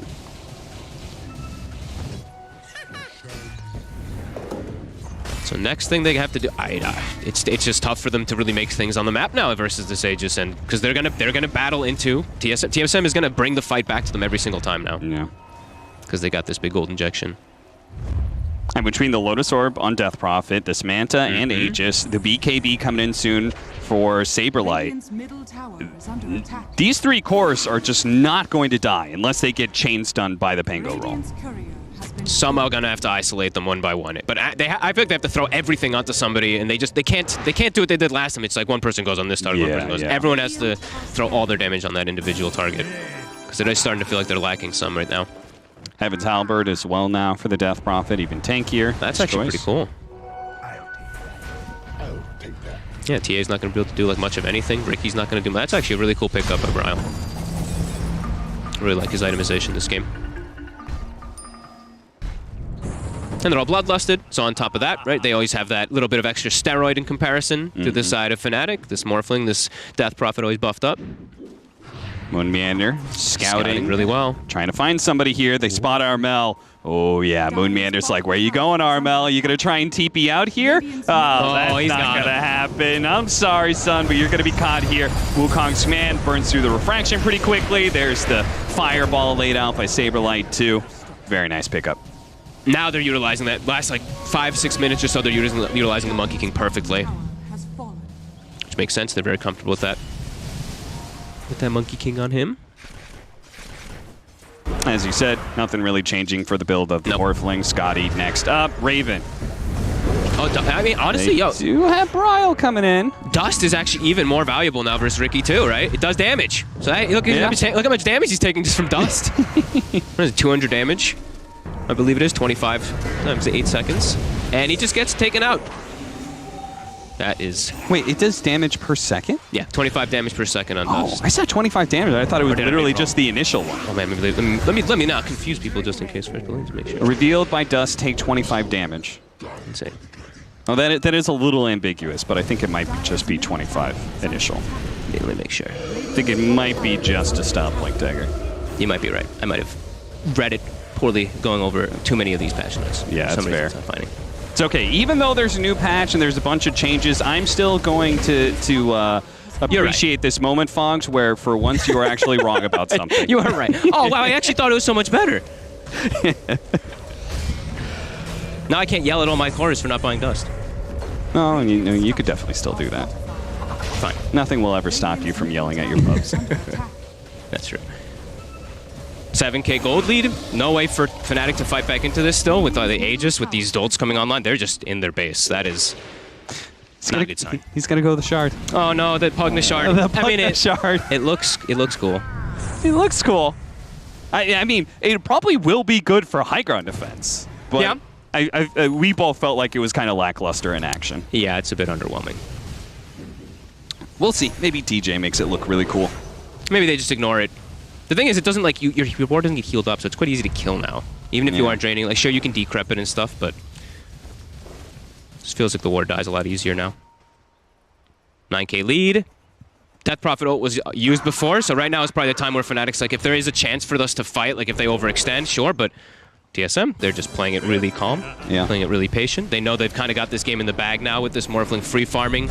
Ricky's getting nowhere near this amount of farm, another full item for Tomato. So now he's got another way to play out of that smoke screen. It feels like Fnatic's lineup had to kind of get ahead somewhere in the 15 minutes and just keep that ball rolling. I'm not sure how well their lineup's going to scale late game against this Morphling. Yeah, that mid dive, it kind of sealed the deal, it feels like, for them. Yeah. And that was a fight without Exorcism too that TSM did win. So the early one that they fought behind. Back to bottom lane. They've got the Dragon form. They're going to catch jabs here and take this bottom tier 2. Saberlight is just finding catch after catch after catch. Yeah. And this Fireball has heavily paid off for him, really. It's that little bit of extra damage. Yeah, he's kept himself really nicely farmed. Team's almost ahead of the Templar Assassin. Blink BKB, and is going to be looking for the Black Dragon upgrade, but he might not be able to get it purely because the game might end faster than that. Like these bloodlusted cores are just so damn strong. Look at that. Double dust. That's 50 damage right there. Almost got the Pugna, but back they go to Lena Barracks and TSM FTX. They showed they have a really high understanding of at least when they're far enough ahead to be able to push for more, and they can do just that again. Fnatic just can't fight. I mean, their Pango is their entire team fight, as we mentioned multiple times. All right, there goes the drain. There it goes. Ooh. And that's about it. Yeah. 70% of the damage, but TSM FTX are also like super tanky, so it feels like it's just not really doing a whole lot. I think the within 700 units, maybe a little more. You know, like 700 doesn't feel like it's that far for me. But it's the initial. It breaks the maximum normal range of the actual life drain, but the initial is only 700 range. So Fnatic, I mean, they're trying to get out of their base, but they have to completely stick together. Yeah, they have the 5-man stack on Armel while he tries to finish up the farm to get this BKB, which maybe with the BKB, they have some sort of team fight to stop TSM FTX, but that is still another like 1,500 net worth away. Armel slowed down, trying to catch him there. Saberlight getting a little greedy, instead of going for the stun, goes for the fireball first. He didn't BKB either, so smokescreen. I couldn't even see it, actually. There was a smokescreen on top of that fireball, actually. I have noticed that smokescreen does not show a lot of times. Does it actually not? I've been playing against a lot of Rikis, and I'm just like, where's the smokescreen? I don't see it. I don't know. I think this is a common thing. I didn't see it there, but I saw silence pop up. So I was like, okay, there was definitely a smoke screen on the ground. But yep, continuing TSM, like really no pressure onto them at all. Sticking together themselves, but knowing that they don't have to really do too much anymore out of the ordinary. They just have to kind of play their lineup. And we'll look at it again, see if we can see that smoke screen. It's kind of there. It's kind of there. There was a Ricky face. You know, you saw the face for a second. How long on our exorcism? Got to be back up any minute now. Yep, 25 seconds. I really love the itemization, honestly, Bryle. Like, it's kind of like your normal, but rushing Lotus Orb I feel like is very abnormal. Yeah, yeah. And now he's going to go a heart next item. Again, just all in on that survivability. 18 already on Saberlight too. I mean, hell of a game. Tomato's only level 19, and all three cores, look at that, 19, 19, 18. That's when it's, you know that you're playing a pretty damn clean game. Yeah. TA, the only one who's in that same range, and that's just because he's been farming ancient stacks and stuff, getting that solo experience. The rest of Fnatic feeling underleveled and rather poor. I just have no idea how TA does anything this game at this point now. I mean, into this draft too, it's like the DK is super tanky, the Lotus Orb, Death Prophet, super tanky, Ogre is whatever, like Ogre doesn't care, Morphling has 40 armor, like I don't know how Mar plays They've fights. got the BKB and they've got an opening pick on Moon Meander. So, let's say Fnatic looking for more now, should be able to get Dubu, no problem. The rest of TSM FTX understand this is not a team fight they can take. Oh, look at that Roshan! It's about to spawn. Oh, that would be so good if Fnatic were able to stick around and try and go for this Roshan right now. If they got a bigger kill, I'd say they could full commit. Just like, it's an Ogre and a Monkey King. You're probably assuming the two supports, they have buyback if they full commit too, so. And still, I mean, Bryle, he's level 20, so he's... I don't know if they even need the two supports at the moment. Trying to catch Raven. Doesn't actually get him. The Dragon Knight ultimate is going to wear out here. But there is still Bryle's Exorcism ready to go. And, of course, Tomato. It's incredibly scary. Paladin Sword is a big pick. Whoa! He took the 400 health. I did not expect that. I think that other talent is insane. The Spirit Siphon moves slow. I can kind of see it, but we at least see Bryle like where his head at is as long as I don't get bursted, that they can't win a fight. Yeah, that definitely makes sense. I just saw like he's going for heart, so I was like, okay, he probably, I don't know if he wants that much more HP, but I don't know if it matters anyway. Just, you know, just pointing out. I usually always see everybody take that other talent. Yes. It's nuts. Yeah, absolutely. And I mean, I feel like they can actually just... I feel like they can actually just do the Roche. I feel like they don't have to really stand around it too much, but... giving them a bit of extra respect, looking for the actual fight instead first. Yeah, again, they've been in this situation before. Best of one elimination match against Team Fnatic. This is where they dropped out of TI. That's and they true. want to be able to go a little farther. They're a young team. They want to be able to prove they can learn from their mistakes. And this 5-man smoke is exactly what they need to perhaps finish off the game. They find the opening onto the Bane. Jabs rolling around, but BKB targets. He can't really hit anything here. Armel, BKB TP out. That's not going to feel good for your first BKB usage. And TSM FTX straight back into the pit. Oh, he tried to get Dubu with the swashbuckle there and retreat at the same time. Doesn't actually get anything. Very clean smoke and an instant Roshan, and that's going to be the shard. So Bryle just didn't have to purchase it, as we were mentioning. So, I mean, Fnatic is going to come right back into it. But look, TA without BKB. Yeah. Even with the BKB, she just had to run. Oh dear. Yeah, he just instantly dies when he shows up to that fight. Fnatic, I mean, they're just acting out of desperation. They probably feel like we give him an Aegis, we're 2 ranks down, we're going to lose the game. So, hey, run at him. Doesn't go so hot. I feel like they put a ton of attention on Armel this series. Well, I want to say this series, but it feels like a series because we had them just play before. But first game, right, that Lesh versus Kunkka, Bryle kind of dominated. This one now too, like heavily focused on shutting down Armel after that, the first 15 minutes where they had a little bit of struggle. Yeah, they've just completely focused on him. I feel like really good game plan coming out. And Moon continued to do his scouting thing, so he always sees where like all of Fnatic is poised. And yeah, DJ, you're going to have to start making a trek back home there. Son, doesn't have a TP scroll, and his base is currently being assaulted. Oh, God. Oh, nice opening blink there from Saberlight that catches Jabs. He's silenced, he's dead. Farewell. And he does have a buyback. He's going to have to pop it soon, otherwise it's going to be Megas. All right, they got the glyph to slow it down. Tomato is just 44 armor, you know, casual.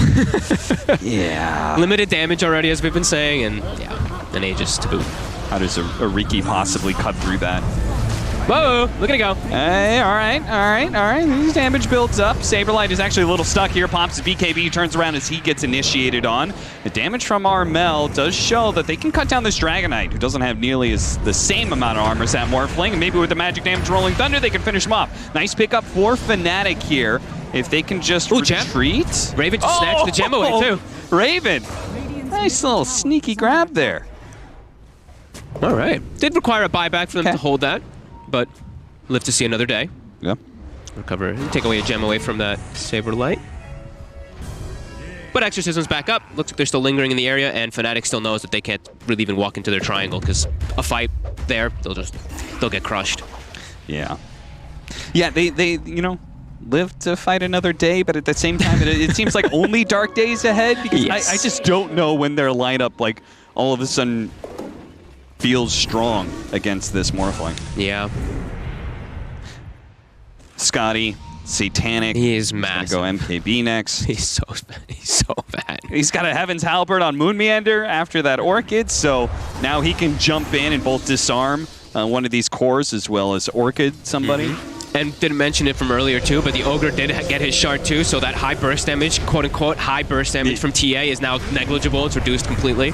All right, well, that's going to be Megas. Fnatic attempted an initiation there. Maybe they're going to try and grab some heroes on their way out, but if they hope to be able to stay in this tournament, they're going to have to fight through Megas at 33 minutes.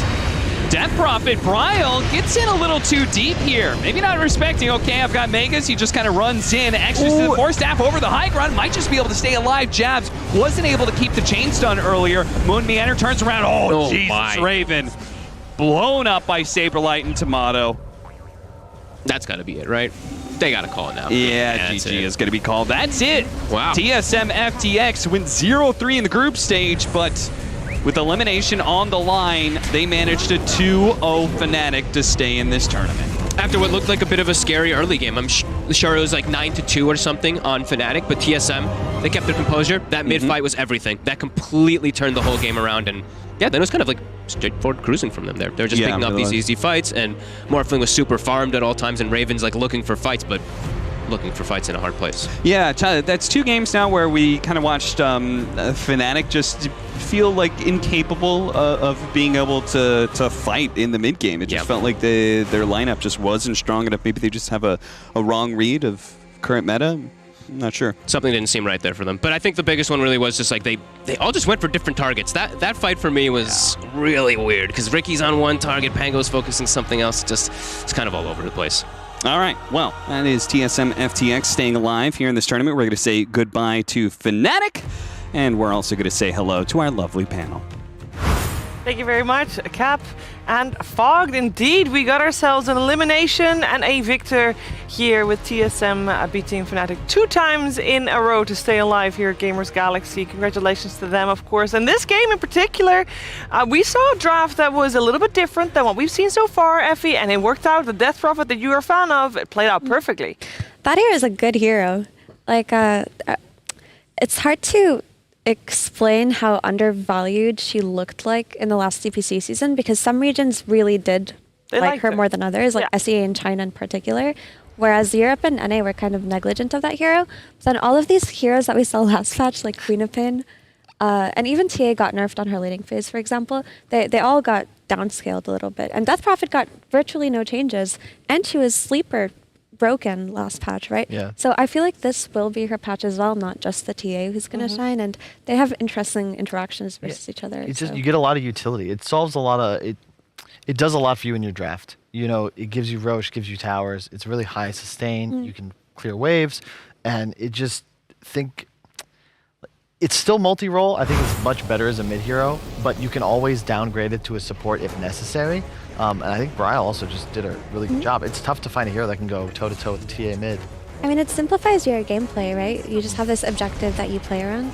The issue that TSM faced this game was just in those early mid-game fights, they felt like they had no way to fight back. Their team fight wasn't as clear-cut as Fnatic's, who could just go into the Pango, the Riki, the Bane, the TA, the Pugna, and it looked like they were getting run over for a little bit, but all it took was one good fight, one Aegis on the Morphling, and suddenly the entire map was theirs.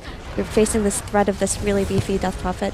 Dragon Knight, I don't want to leave out Saberlight. He actually played a great game. He was leading the net worth for most of the early game, even though they were losing, and that shard looked really good. Dude, he picked That it shard up looked right away good. too. Because that's one of those shards. I think at 20 minutes it was underwhelming, and it was buffed slightly. But at 15 minutes, suddenly you get this hero that really lacks a farming mechanism. He immediately has one with a shard pickup and a lot of great catches.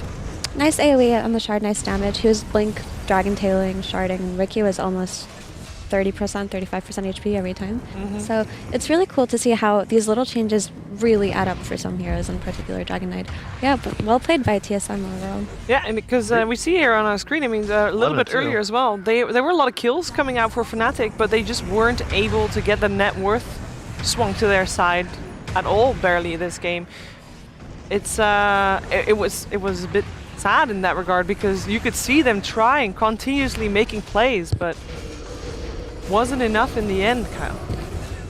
Indeed, I'm just credit to TSM. They start the day, they just kind of got wrecked. They come in, they win a match. All right, tiebreakers now. You come out 13-2, 14-4. They're still in control. They're still feeling good. This is the fight Effie was talking about, where they just turn it around. Bryle staying alive. Turn it around. This really decides. What? Good casting, Kyle. Turn it around, turn it around. Turn it around. Yeah. It's been long days. Long team fights. Sorry. Yeah, that was a lot of fun. They were a lot of long team fights, and that just benefits TSM all the more. They had a great game. The question is, of course, so we saw them yesterday. It didn't look too good, but today, so far, they've shown up. This is not their final elimination series. This is what has me excited and a little worried, because there's a best of 3 on the horizon for TSM, for the play-in. Because basically, group stages, with this game done, with the tiebreakers done, group stages are done. Closed up, wrapped up. Next stage is play-in stage, and TSM has to play straight away. Straight away, there's one best of 3 series in between, but they have to play again today against Team Secret. And I'm curious how much of the performance that we saw right here, just now, is translatable into a better performance also against a team like Team Secret, because it's just one team that they managed to beat so far. And yes, they looked a lot better than what they did yesterday, but I don't know how much we can credit yesterday on a jet lag / first day. I think things. They would never say it, and it is quote making excuses. But I've been there before. It's rough. It's real rough. You get your sea legs. You get here. You have some momentum now. I think they'll at the very least be a really tough challenge for Secret. I think that's a likely 3-game series.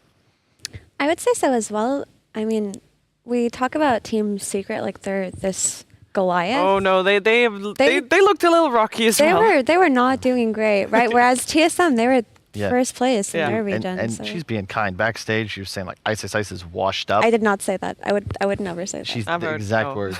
He's literally making things up. That's his job. Generally, that's what he does on the panel anyway. Well, Kyle was saying that Shiver, he doesn't like your hair. I heard that. I would definitely not say that. All right. Because then he is not, he's not giving a slide to me. He's giving a slide to our makeup artist, because I don't do my own hair. And she's watching right now. She doesn't get her own coffee either. It's like 3 times a day. Kyle. All right, you leave Shiva alone, Kyle. You stop that. All right, so we got our play-in phase starting right about now, sort of. Anyway, we have Team Spirit and Nigma Galaxy SEA. And then we have Team Secret versus TSM FTX. And the first series, both of those teams, they didn't need to play today. Both of those teams were actually teams that already were done at the end of the day yesterday. And I'm very excited to see what is going to come off of that best of 3 series. And I'm also I'm assuming these players, they don't need a break. They just come in well rested, and they should be ready to go. Roaring to go. I love follow by schedules. I love follow by schedules. The game's over. Miss those. Why don't we just play the next game? Okay, I do want to point out for people at home, starting tomorrow, we will not have a follow by schedule anymore. That's what you told me. I know. I was doing that for dramatic effect. Okay. But today we have a follow-by schedule, which Good one, Kyle. That was so funny. Whoa. What's with the... Stop. Today we have a follow-by schedule, which means we do have a... It's here. Keep it calm on, Kyle. This Which is means good. we do have a This is best good. of 3 around the corner of our play-in stage. We're going to take a little bit of a break, but when we're back, it is time for Team Spirit versus Nigma Galaxy SEA. We'll see you soon.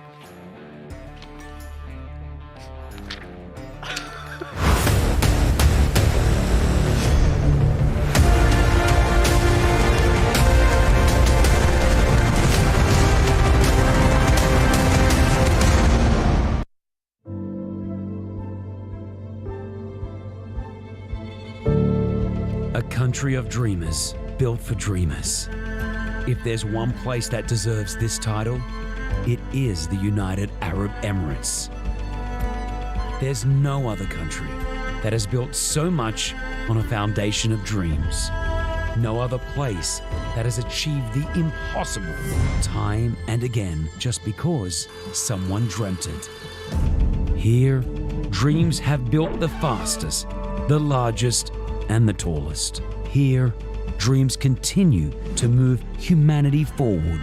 Dreams were what turned a desert into one of the world's finest countries.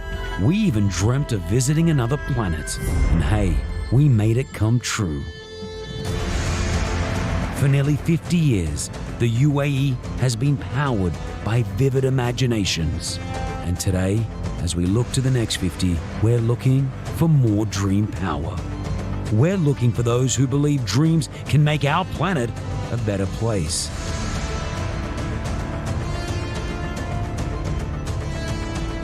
Welcome to the United Arab Emirates.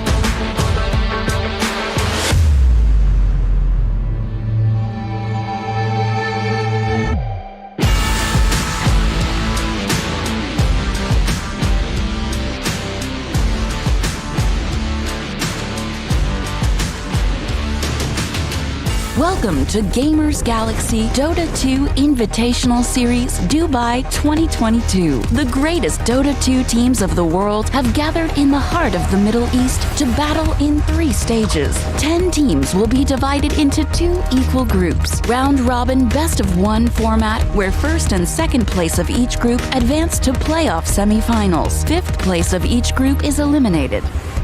3rd and 4th places of each group will have to fight through the play-in stage in best of 3 format. Winners advance to the playoffs lower bracket.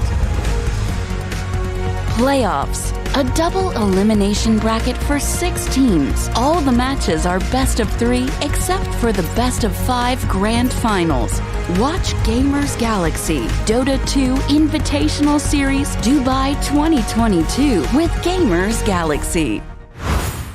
It is time for the play-in stages here at Gamers Galaxy, and a little bit of information for you guys. So before TI, Team Spirit had a little bit of a quiz where they were basically posed with 2 options and they had to pick one every time. One of those rapid fire things. And when posed with upper bracket, lower bracket, collapsed at lower bracket instantly, no hesitation.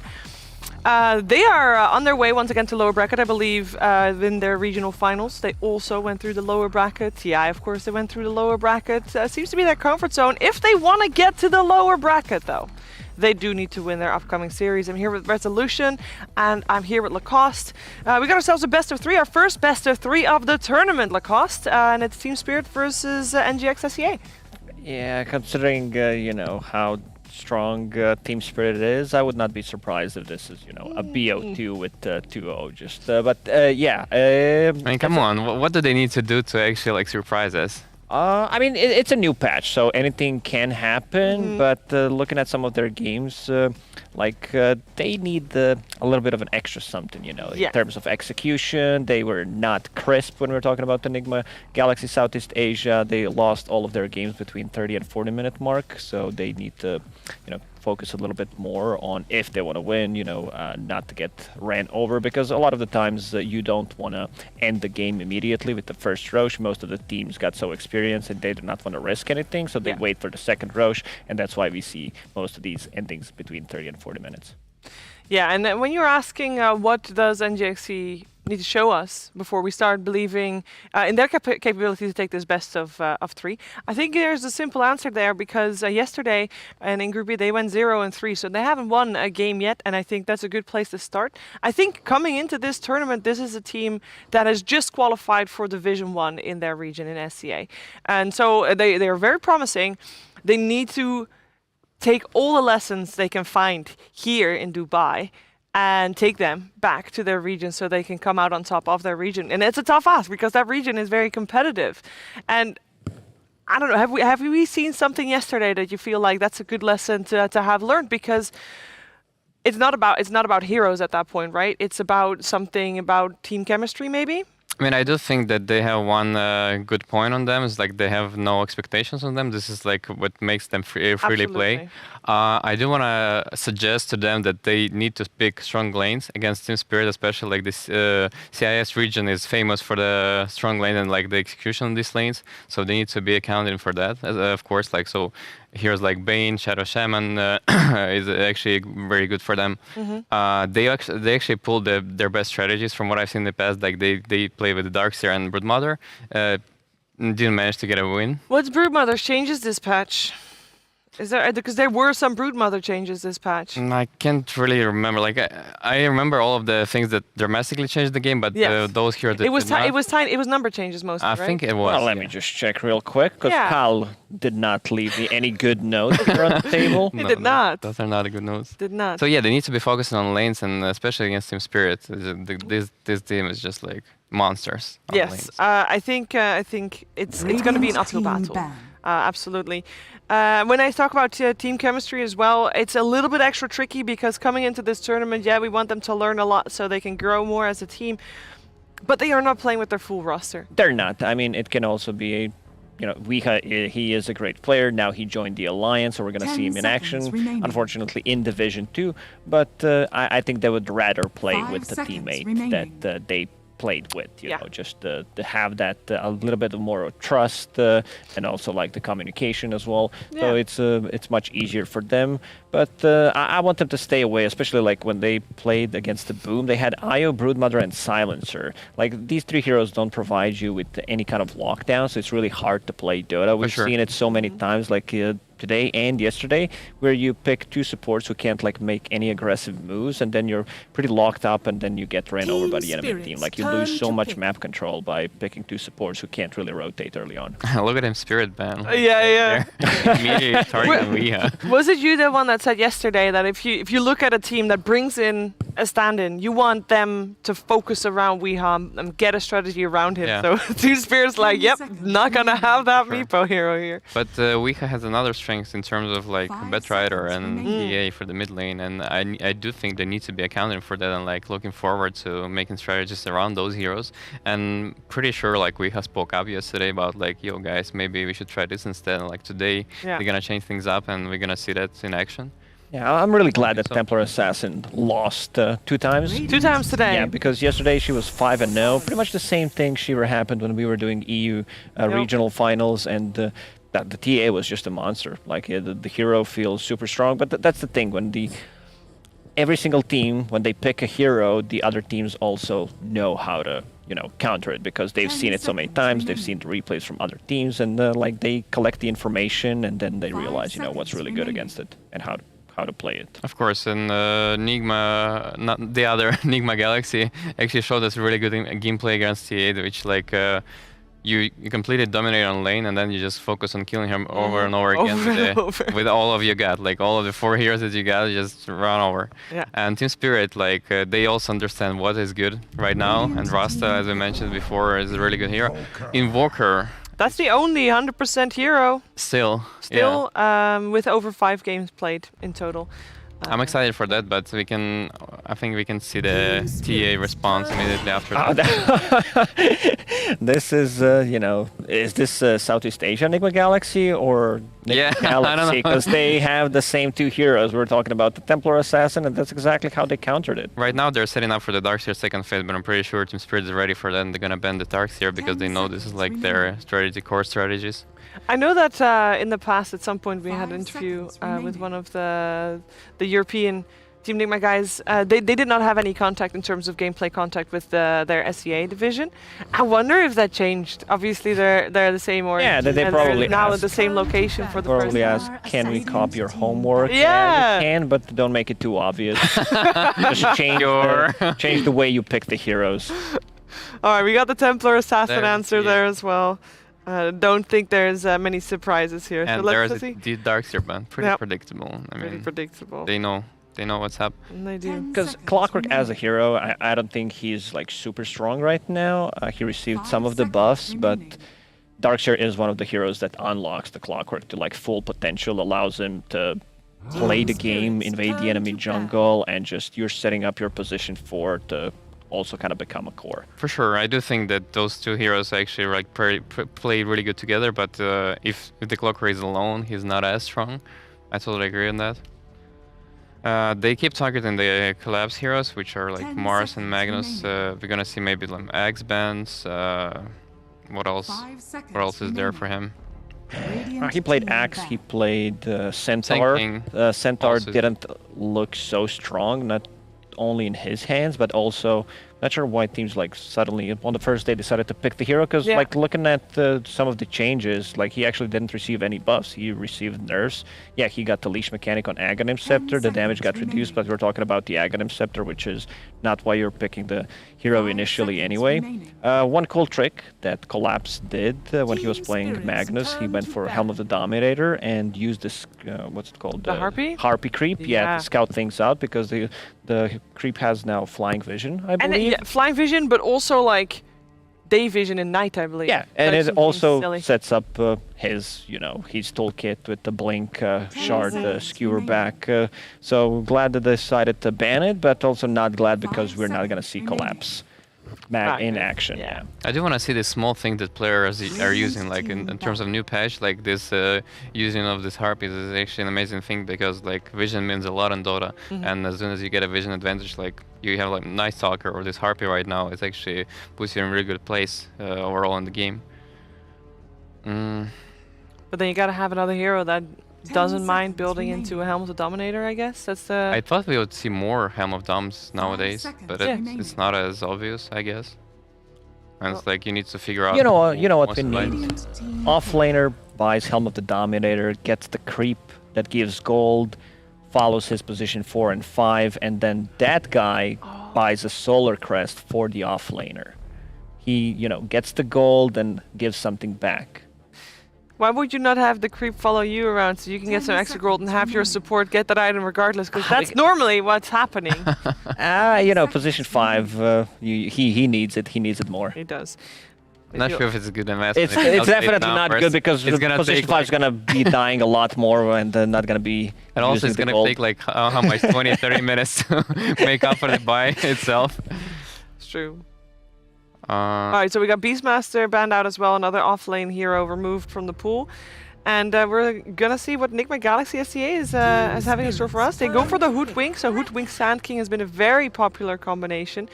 So if Team Spirit wants to have that Sand King, they probably should pick it around now. I mean, Yeah, they have a global presence. Yeah. Hoodwink from the trees can easily set up for a hook shot, Sunstrike, Clockwork as well. So you can't just 10 seconds like remaining. not be worried about getting initiated on from the trees, 5 from the fog. seconds remaining. It's like very assassin type of a lineup coming out from Nigma Galaxy SEA. So you need to be careful Team about it. Spirit's turn. Speaking of Sanking, Team Spirit, they get it. Yeah. Not too surprising, I guess. I want to deny that as well. So now that they have a hero for Collapse, and I'm assuming Roger will be the one playing the Shaman, right? You want Shaman 4, not 5? Yes. I do think so too. I mean, I'm also super 10 excited to seconds see remaining. at least one chain from Roger this tournament. Maybe we will later on. I mean, it's not They're hard- banned. Remaining. It's They can not. put me Parska on Shaman. I mean, sure, Shadow I Shaman. mean, it's already a pretty good Chen game. Like, they might go for it, but I'm not sure if they talked about it or, like, even think it's good at all.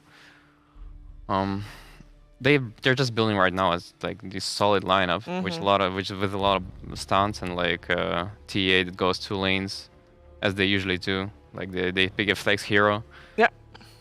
For the both lanes. So we're looking for another support to be picked up right here. Yeah. And that's an Ogre. I thought maybe Bane or Twin Head Dragon. I know a Yeah. guy that really likes Ogre. He's gonna be one of the guys casting as well. I've heard nothing but good things. Yeah. I like it. Viewers gonna have a hell of a fun cast. later Nothing on. but good things. It's very useful. I think whenever you pick Templar Assassin, because she wants to be in the jungle, she gets 5 more seconds farm there remaining. instead of just being in the lane. You need to have some kind of hero that can defend the tower, and Sanking's probably one of the better ones. And even Ogre, like you need a hero that can rotate to the mid lane and defend the tower between like 7 and 10 minute marks. Sanking probably one of the best ones, as I said, but also Ogre. Whether he uses Ignite, very hard to bring down, even if you kill him, like what did you do? You're pretty much wasting a time, can cast Bloodlust on a tower as well. Yep. Right now they have a really good way to defend in the TA.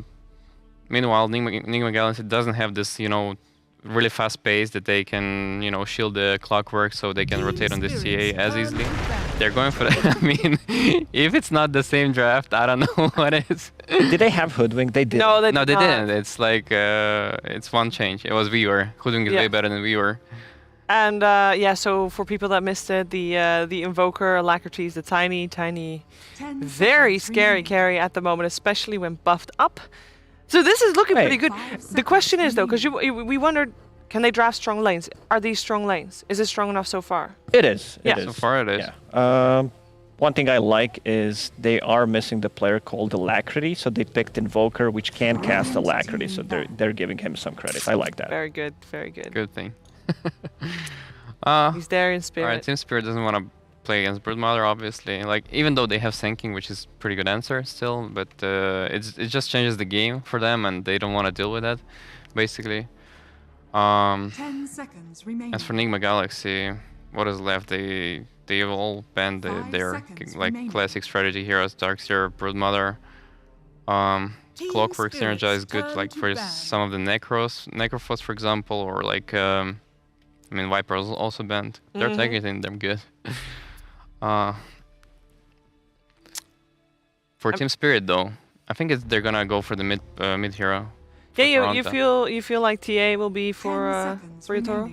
Yeah, they do like it for Yatoro mostly. What do they want on mid? Something like Queen of Pain sounds good. I don't think they can easily burst her. You don't care too much about the Clockwork. I mean, Invoker does well against Quap, but if they want to go for better matchup, like we've seen where Templar Assassin and Nigma game, where TA did like much less than expected against Invoker. Miracle did amazingly well on Quasvex Invoker, so they might, you know, swap things around. Templar Assassin is versatile, can go to both lanes, but I feel like Queen of Pain could be the pick for Team Spirit. Just have a little bit of an extra burst damage, a hero that can easily rotate as well. I do like it a lot as well because they played both, and so they can rotate the lane still. Like you never know what's gonna happen. Like because if Nigma Galaxy puts a trouble for the TA safe lane, they could just switch it out, which is nice. But Team Spirit is preventing that from happening. They banned already Viper second phase. They're banning Veno and Broodmother. So they're looking forward to putting this TA safe lane, pretty much. There's a Lifestealer ban there at the end, so they're still open for that potential flex of the TA. Death Prophet ban there as well, but Team Spirit, they get to reveal what they want to have, and they get to reveal where that Templar Assassin is going to go. Will it be mid or safe? Storm Queen or Ember, something like that. Something mobile. Whatever happened to Void Spirit? He got some buffs, but Void Spirit seems like very situational, and when you're thinking about like other Spirit heroes, they just feel better in most of the drafts to round it up with. Okay. Other spirits are all in the pool. There's no spirit ban at all. Yeah, and Toronto is actually famous for his spirits. Yeah, so he's got the pick of the litter. They don't really have a lot of time left because their reserve time is completely used. Just 5 seconds left remaining. They'll go for the bear though, so the TA will be mid, and it will be Ursa. Oh, so now Nigma Galaxy is looking something like Necrophos. They need some range hero. Like that's why this Venomancer ban makes a lot of sense. Ursa plus any kind of steroid, especially Ogre, is gonna feel great. I want to see earlier points in Bloodlust to be able to chase people down. And it's a great matchup. I guess they were just looking for the matchup against the Tiny. Tiny is like super tanky, but against Ursa, you're not as tanky. But if you put, because do you imagine Tiny will be laning with the Hoodwink? Most likely, yes. Because then you've got two melees against, okay, Tiny, but a Hoodwink. Isn't that very annoying for both Ursa and Ogre? Or is that doable? No, I think they're gonna pick an offlane right now. Offlane, yes. With a Clockwork, which should be some range hero. Yeah. Against Ursa. I mean, when I see an Ursa Ogre lane, I'm like, that's great later on. But on the lane, I feel like... Right, this is the hero that Nigma Galaxy love to play as well, like one of their favorites ones for the offlane, but I do not think it's a good pick here. Okay, it's gonna have a really bad lane against Ogre and Ursa. Like 2 melee heroes against Ursa. And Ogre just feels really bad. But they do have this global presence. Charge, Hoodwink from the trees, Hook Shot, Sunstrike later on, so they can be very active. If they want to win this game, like they need to get out of the laning stage pretty even, I would say. That they cannot crumble and play aggressive. Like go for the trade kills, I would say, with the heroes that they got, that they cannot play passive. Which is going to be hard because they're not going to get well from the lanes. No. And it looks like Team Spirit doesn't need a lot of time to come online before they start, you also have two best Roche-taking heroes in the game, so you like make a mistake and suddenly Roche is gone, pretty much. Yep. And Team Spirit, meanwhile, they need to be focusing on defending the T8, otherwise it's going to be like a lot of trouble coming from the Spirit Breaker and the other heroes rotating to the mid lane. And if they do it, it's just like a free game for them. Yeah, basically. I mean that's step one. I think shutting down Templar Assassin. We've seen how teams did it earlier today. Templar Assassin has not won a game today because constantly was the focus of attention from the enemy team. Let's see if that's going to be the same thing this time around. It's game 1 of a best of 3 here for the play-ins, and we're heading over to a commentary duo. It's Lyrical and No-Tail. Thank you so much, Shiva, and the wonderful panel. And No-Tail, we have ourselves the first best of 3 of this tournament. I'm excited. You ready for this? Very ready. I mean, we have 2 good teams, and obviously the TI winners, which I'm always going to keep an eye on team spirit for the rest of the year. I think that is the respect you always want to give a team who's had the amount of success and shown the world what they can do. And I was kind of surprised that the draft took the turn that it did, but now I'm remembering that they're not a big fan of running the same carry heroes too much. They really like exploring and playing more, and I think maybe part of it is also motivation. And like how excited he gets to, you know, playing maybe some of the new heroes.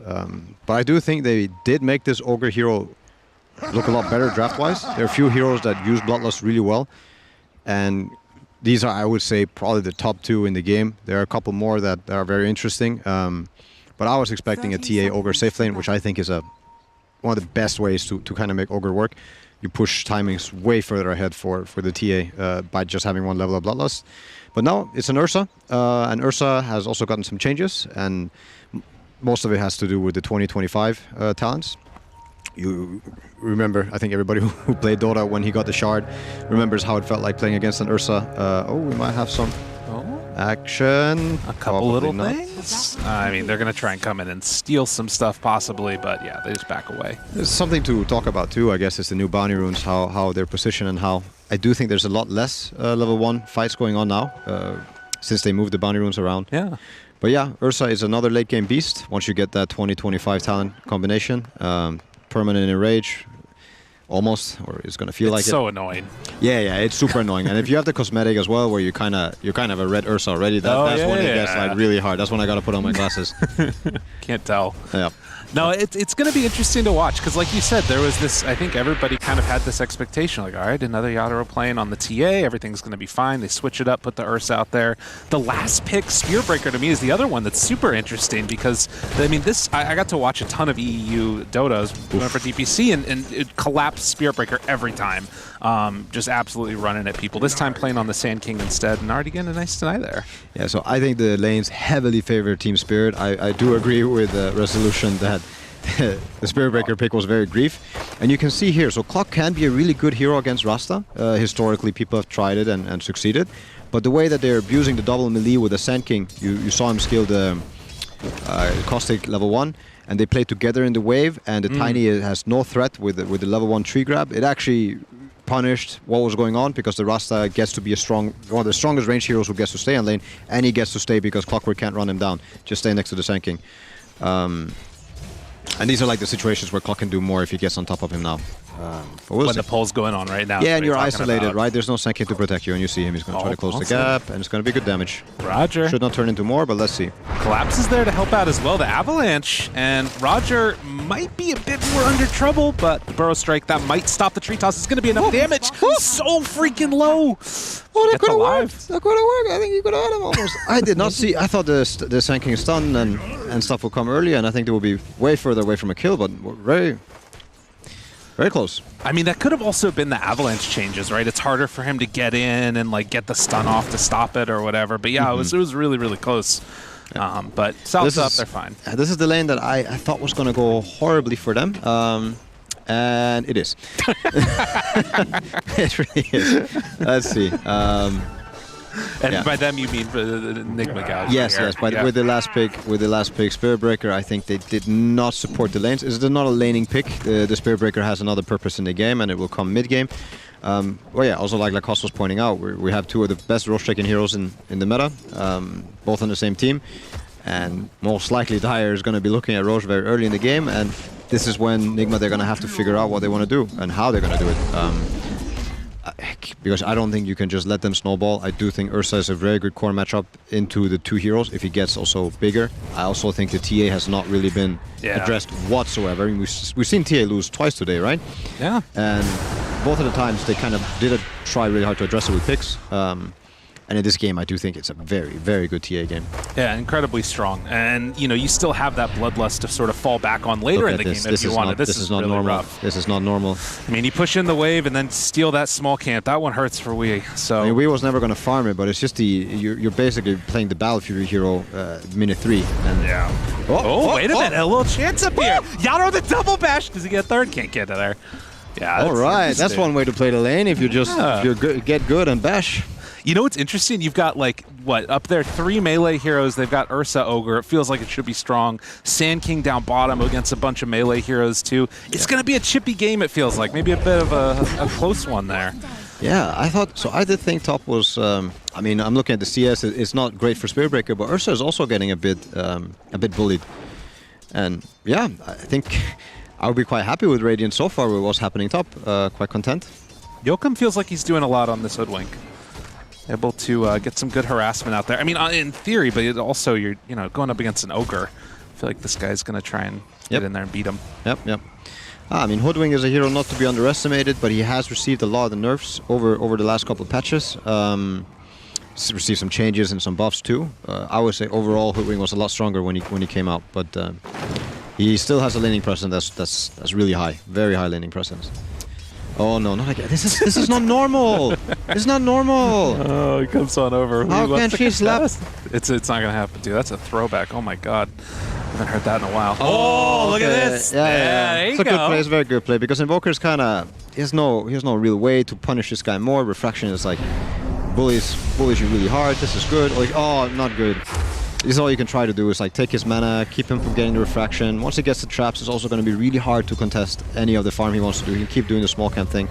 Well, and I guess the idea for we then is to try and make moves around the map when TA is farming. Is that the idea of when you're playing Quaswex? But then we're still letting the TA snowball. Oh, wow, look at that. Look at that. The small camp being blocked, and Toronto has played this game before. Yeah. He has been here before. He's like, all right, I'll take yours then. You gonna block that one? Push it in. Now look, this is Catapult Wave. This is also, again, very crucial moment of the game. 6 minutes coming up. We get a nice catch there. Collapse on the other side. So battle on battle. But look at the Sandstorm. Is it going to be enough damage over time to bring him down? Doesn't look like it. Roger instead. He's just going to get dropped.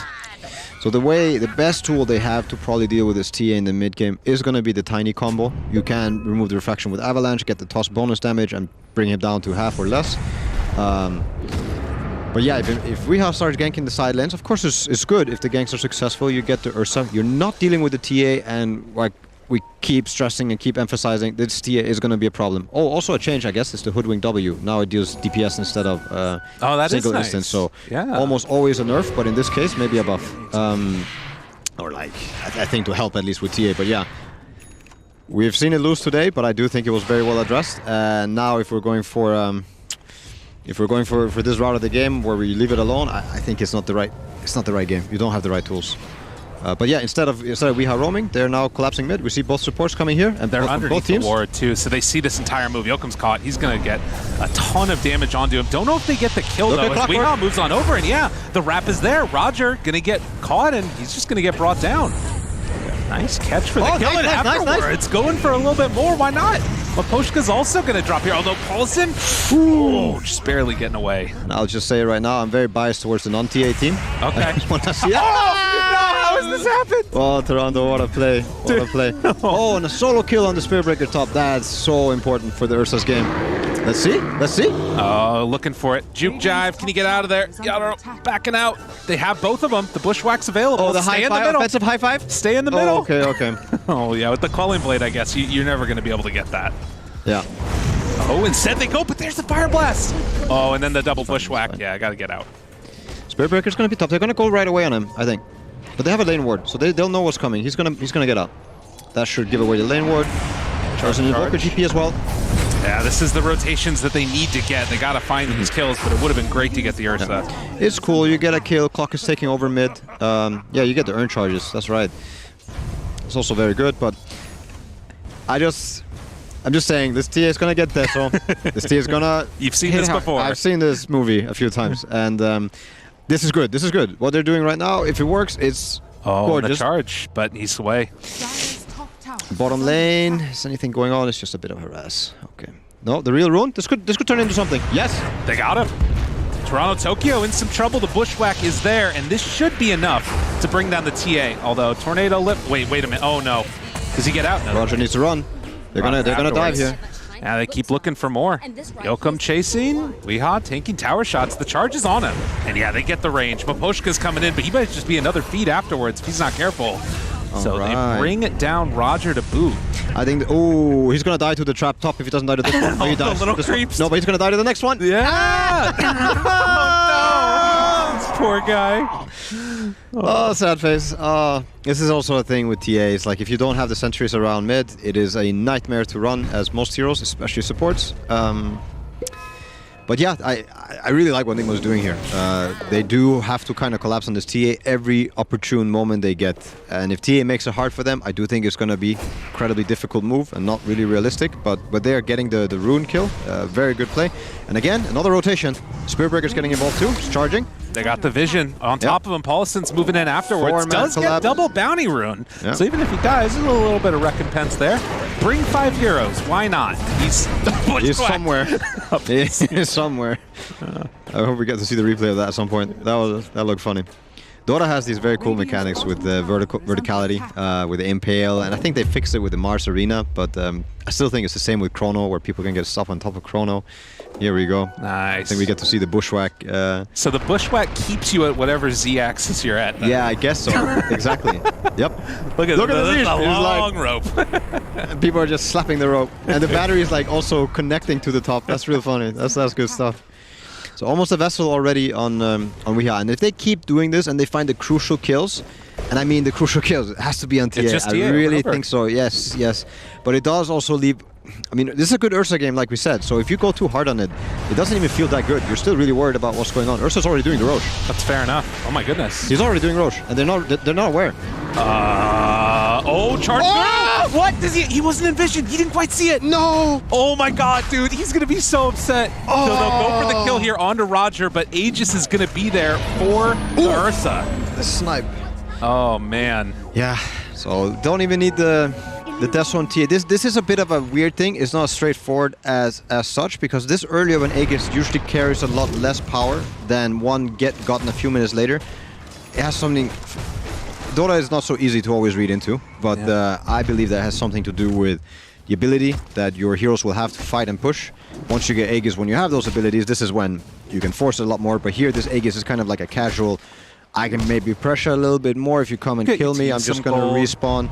Yeah, and of course, getting the early Roche means... this is great, though. This is a beautiful setup, so they want to go for it. Blink Dagger reveal from Collapse. Gets the stun onto 2.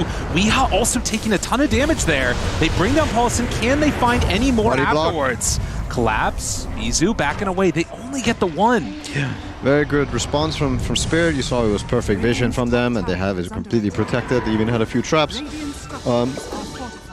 Yeah. I mean, Tiny was feeling the pressure too, I think. I think he understands that this is not a normal Tiny game where you can just expect to hit your super strong timings. Of course. You're actually gonna run into an Ursa problem yourself. So he's joining these collapses, and I think it's a good play. I think it's really good play, but... Spirit, they're moving in. I mean, they have vision here. The hook shot comes out. It's on to 1. This is not a TA with an Aegis, but instead they turn to Weeha now, trying to find that kill.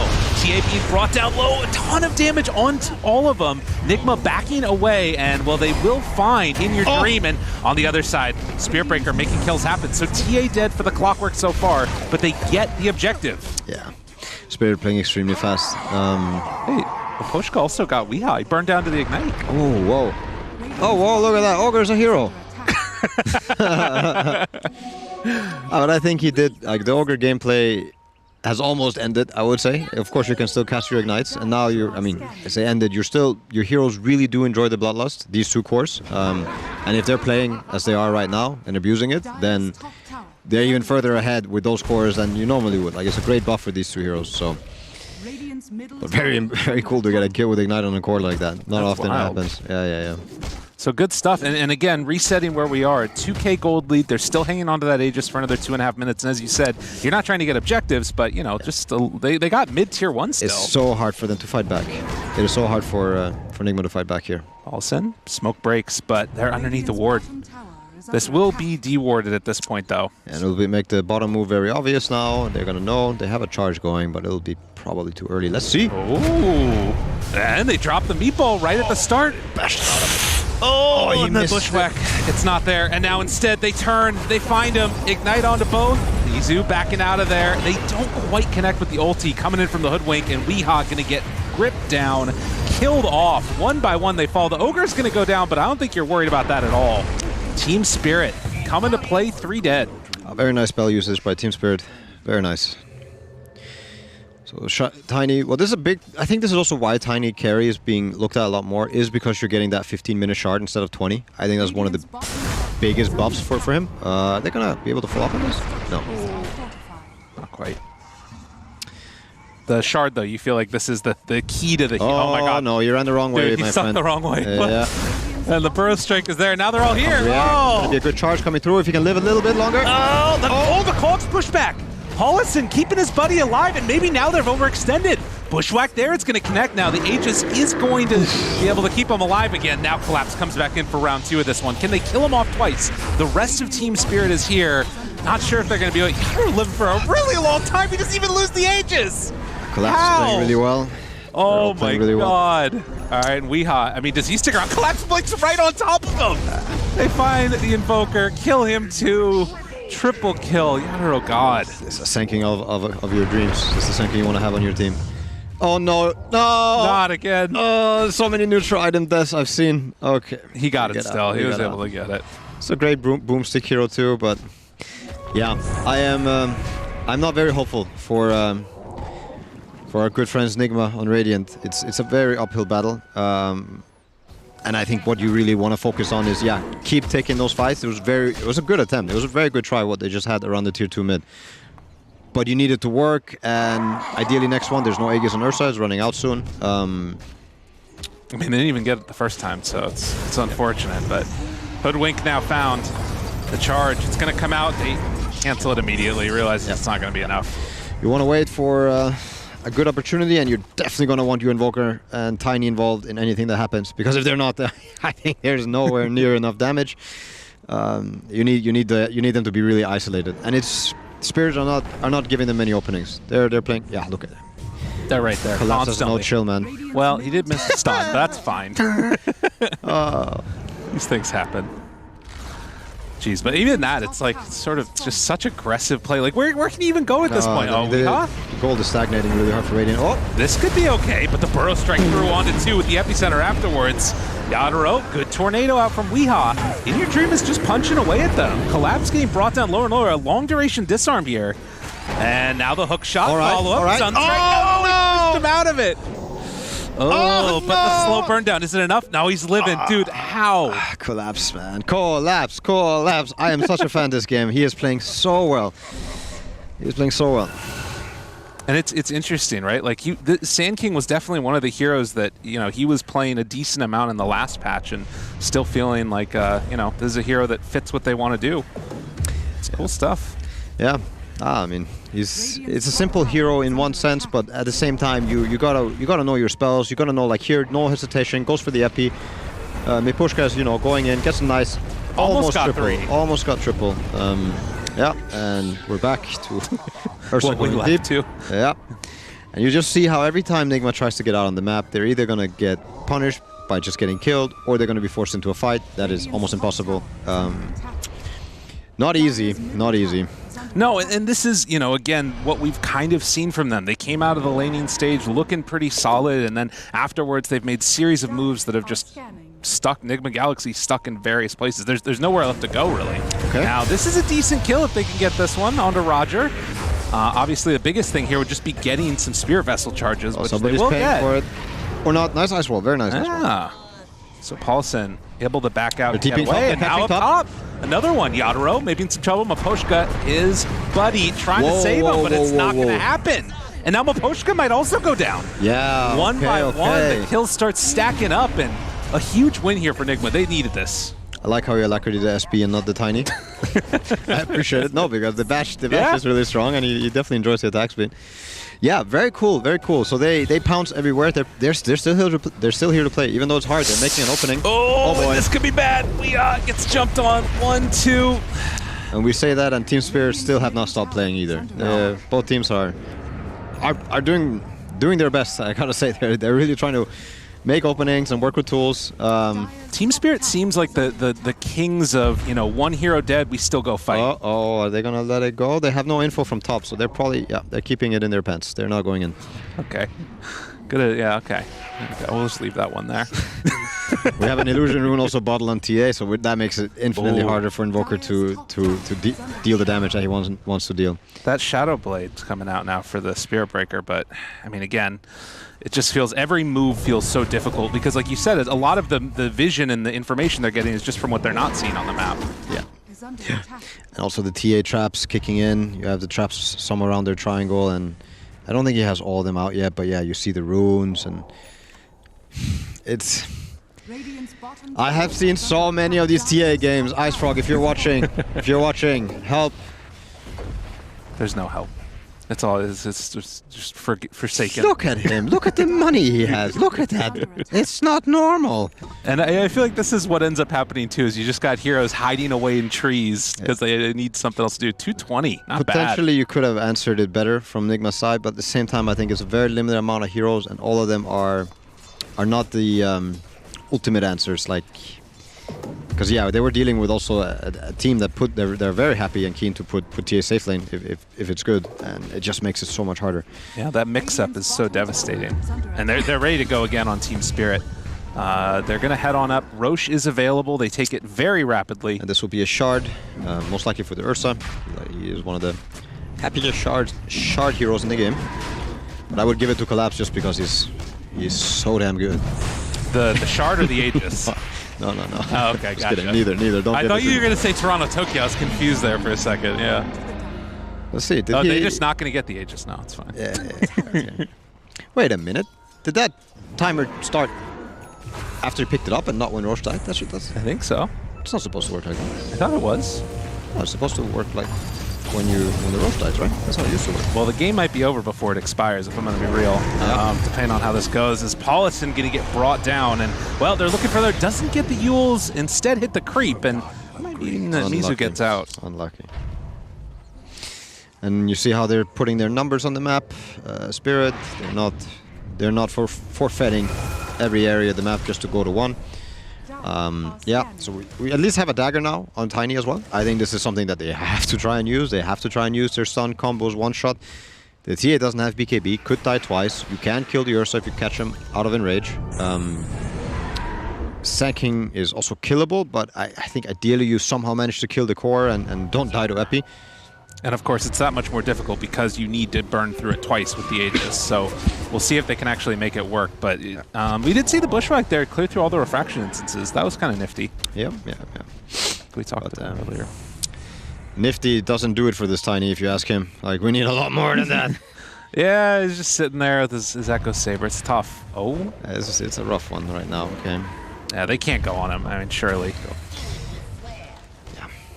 Well, they move on in, ready to punch away at the tower. Who needs creeps? Who cares about backdoor? They do have he did pick up a shard on Sanking. He picked up his own shard.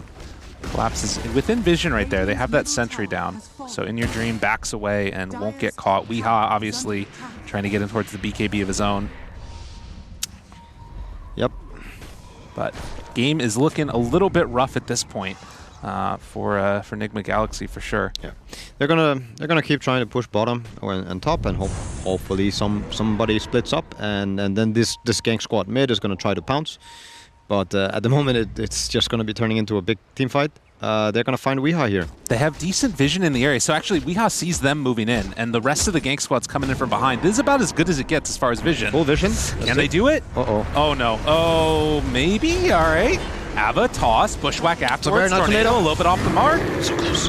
He's just going to get eaten alive. This Ursa is too strong. And on the other side, they did manage to find one kill on the Shaman, but you lost a couple others, and Yokum, there's nowhere left to go. Yeah, it was a fair try. With perfect spell usage, maybe it goes slightly better, but ideally you never end up in a 5v5 when you're this far behind versus what they're versus. Yeah, and we saw also the Ursa shard come into play there. Save them from... blinks forward. Paulison, he just has to back away. I mean, there's nothing that he can do solo. So Weeha back up 15 seconds. It's 11k gold lead right now.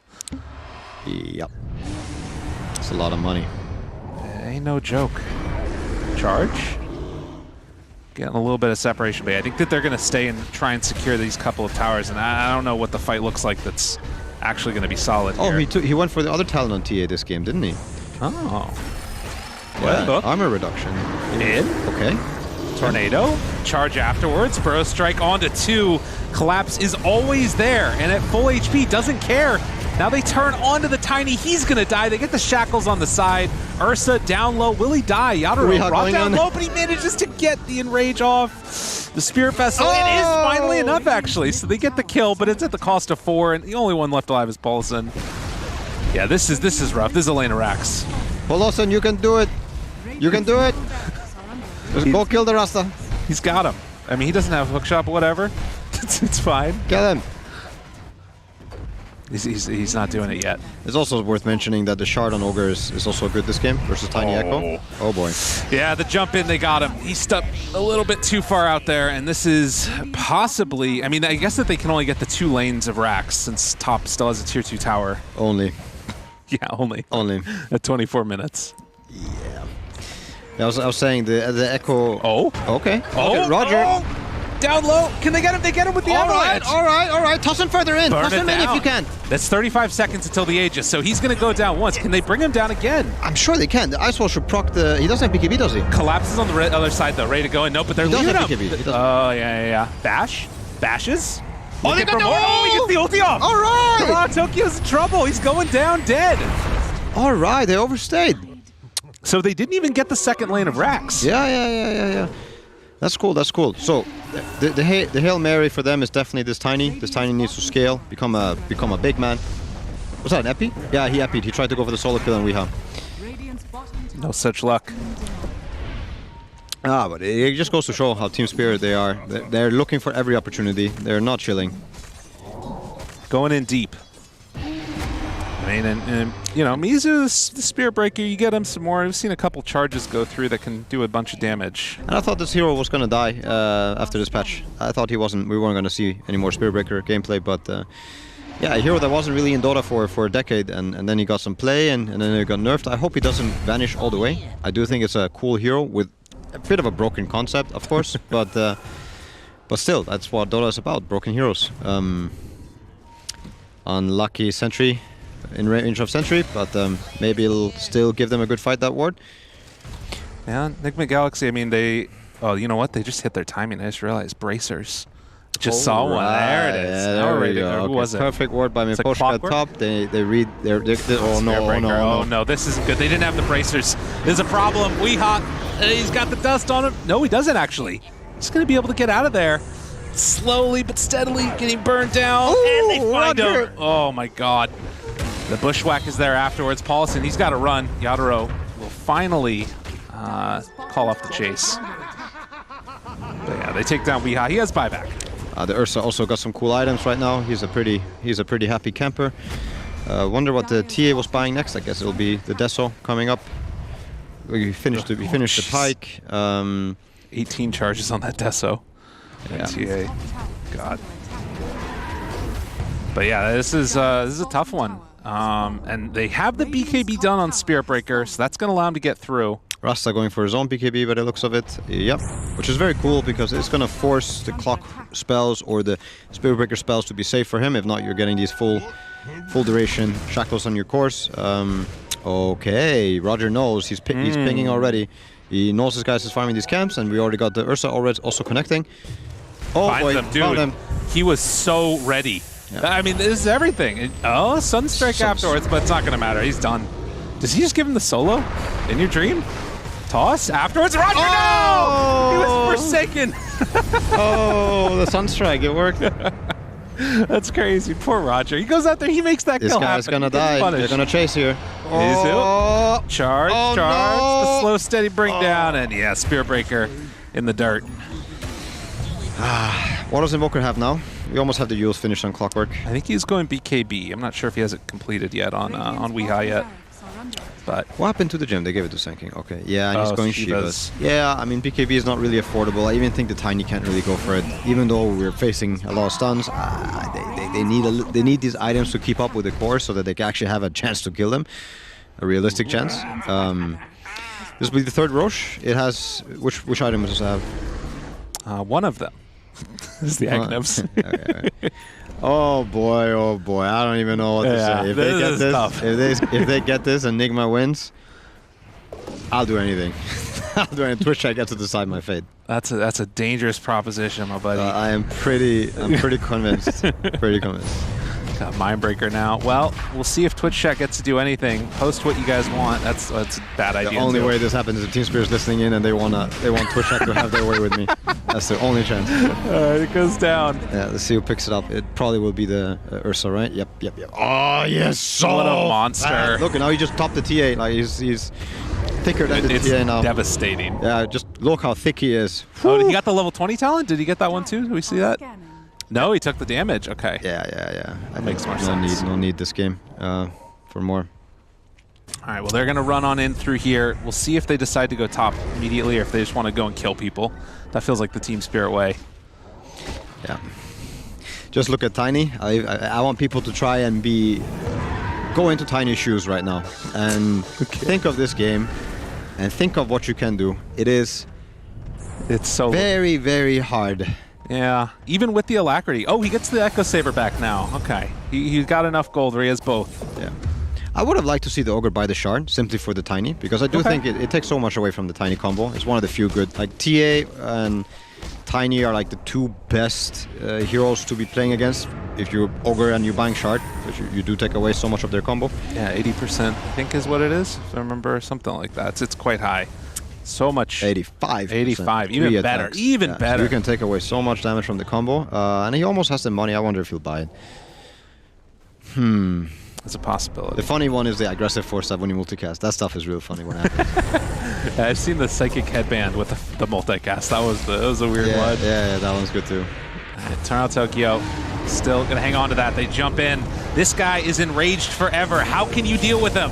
They almost bring down Pulse, able to live. Abatos collapse actually brought down fairly low. Remember but what I said about Tanya's perspective? This is hard. This is hard. It's so no rough. buyback, so they need to do some magic here. They need to get real magic. Charge. He's looking for his end, but the Yule Scepter, keeping him alive. Collapse. Ooh. They end up taking it to Collapse. Find him.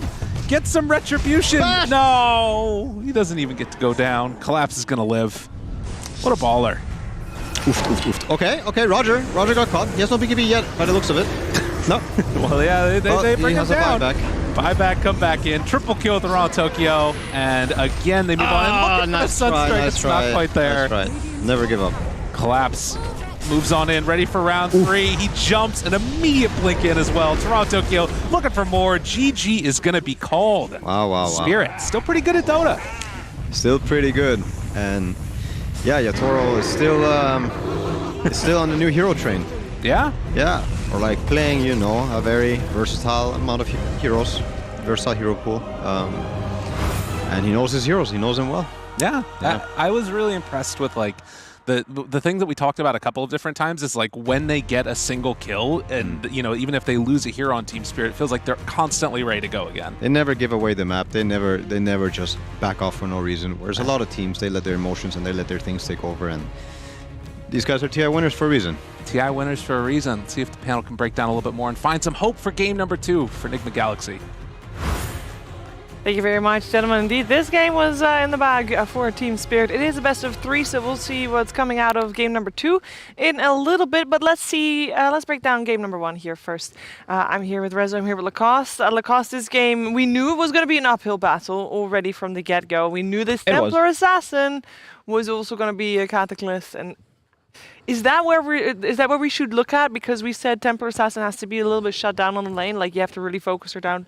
They did. I think they played the lanes well. They had multiple kills. They had kills advantage, which I suggested they need to do. Like they need to play aggressive with the lineup that they had. They even had like slight advantage, but Team Spirit a bit too experienced, I would say. Like 10 minutes in, they decide to go for the first Roche. Ursa takes it.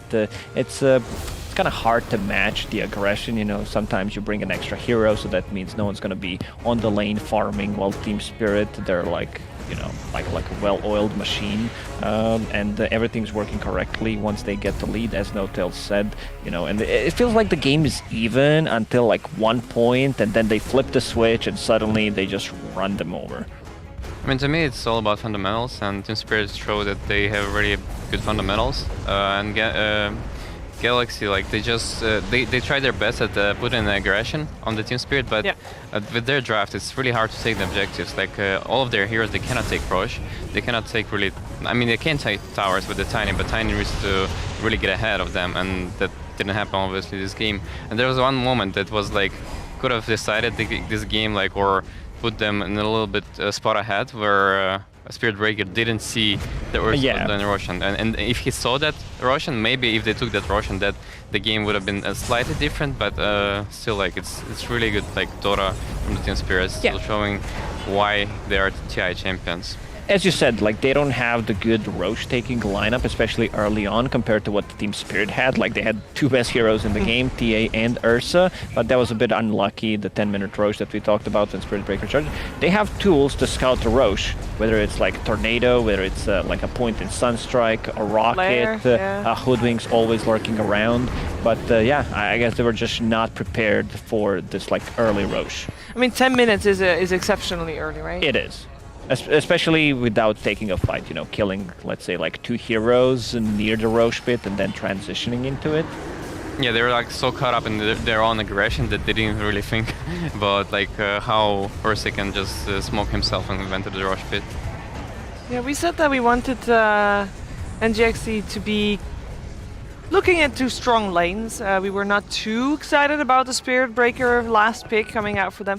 How do we feel like? Yeah, because how do we feel like he did on the lane? Because I thought it was better than expected. He did okay. I think it also shows, like, even after the nerfs, I think everyone expected these nerfs to be a bit rougher on Spirit Breaker, but I think this game also shows that this hero is still really good. Like, even when you're playing from behind, you can always do stuff with this hero. I mean, that's also because they put a Hoodwink there, right? Because we expected to be the Clockwork Spirit Breaker lane, but they decided to sacrifice the safe lane instead and like put the Clockwork there against the Rasta, which is like, it's a good move still. This is why they were managed to get a good lane ahead. Yeah, they got a good lane. They got some kills here and there, which was nice as well. But then on the net worth, they just couldn't keep up. They couldn't stay on lane. They could just like make stuff happen, but then overall, like Team Spirit were just very solid. You can't really take the Ursa out of the lane. You can't really fuck with the TA, and I mean, it's hard. It's hard. It is hard. It was the first time that Invoker lost a game. This tournament had to happen at some point.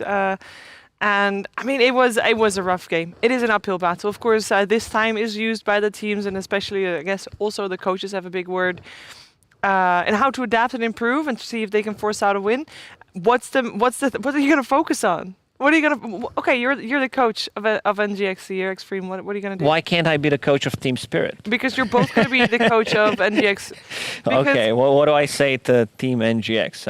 I'd say just pick comfortable heroes, something that they play with your hearts, bros. Pretty much. That's it. And then you walk out the room, or what? I mean, they didn't come here to win this whole thing. They come here to learn, right? Yeah, exactly. Like this is also the team that is going to be playing in Division 1 in Southeast Asia, so it's a really good learning experience for them to see, like, and just try to, do stuff in Division 1 in Southeast Asia. It's tough. Like, you're playing against a better team. You're playing against the TI winners. Like, let's not pretend, the 2 teams are on like, the same congratulations, level. you made it out of the group stage, you're in the play-ins. Here's Team Spirit. Good luck. I mean, it's a really rough position to be in. You're absolutely right. I do think they can chase them out. Like maybe there's the some brood early on because it's getting banned. Team Spirit, they are prepared for it because they banned the Brood Mother. They first banned Meepo. Yeah, they did. When I saw Wiha at the restaurant, I'm like, do you think Meepo is gonna get picked? And he's like, gave me a smile. Gave me the and smile. Like, yeah. You never know. You never know. But if it's first banned, then it's not. It's not. No. I mean, Team Spirit, I wouldn't blame them if they ban the same hero again as well. They also are reflecting on that game. Are there any lessons for them? Because it felt very smooth for them, so it's just a walk in the park, or? This one, yes, but if we look how they played, especially game against Tundra, where they had 6-7k gold lead after 10 minutes, and then they just completely crumbled. I was casting that game, so like looking how that game developed, they're like, well, we have this unkillable Centaur, and they put him up front multiple times in a row, and he dies every single time, and they like lose all the advantage and lose the game in the end. But shows some of the weaknesses. I mean, But They did dive a little bit too deep at some point. They did, yeah. Yeah, I mean, you can't have it all. I mean, it's yeah. It's a lot to reflect on, especially, of course, for the team that just lost game number 1, NGX SEA, and they get to play another game. They get to play maybe even 2 other games, depending on what happens in game number 2, but they are going to get a little bit of a break before that game, and we are also getting that. So we'll be right back with game 2 of this best-of-3 series.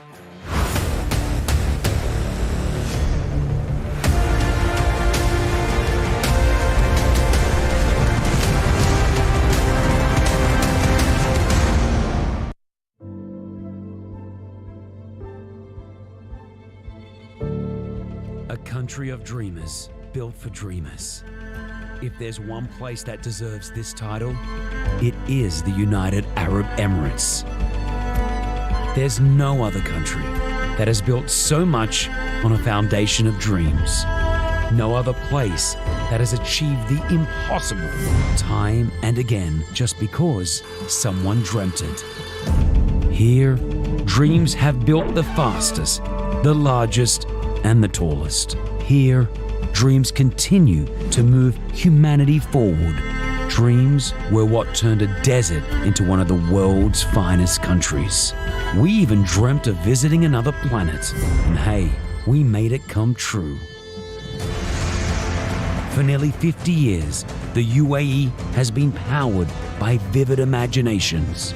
And today, as we look to the next 50, we're looking for more dream power. We're looking for those who believe dreams can make our planet a better place.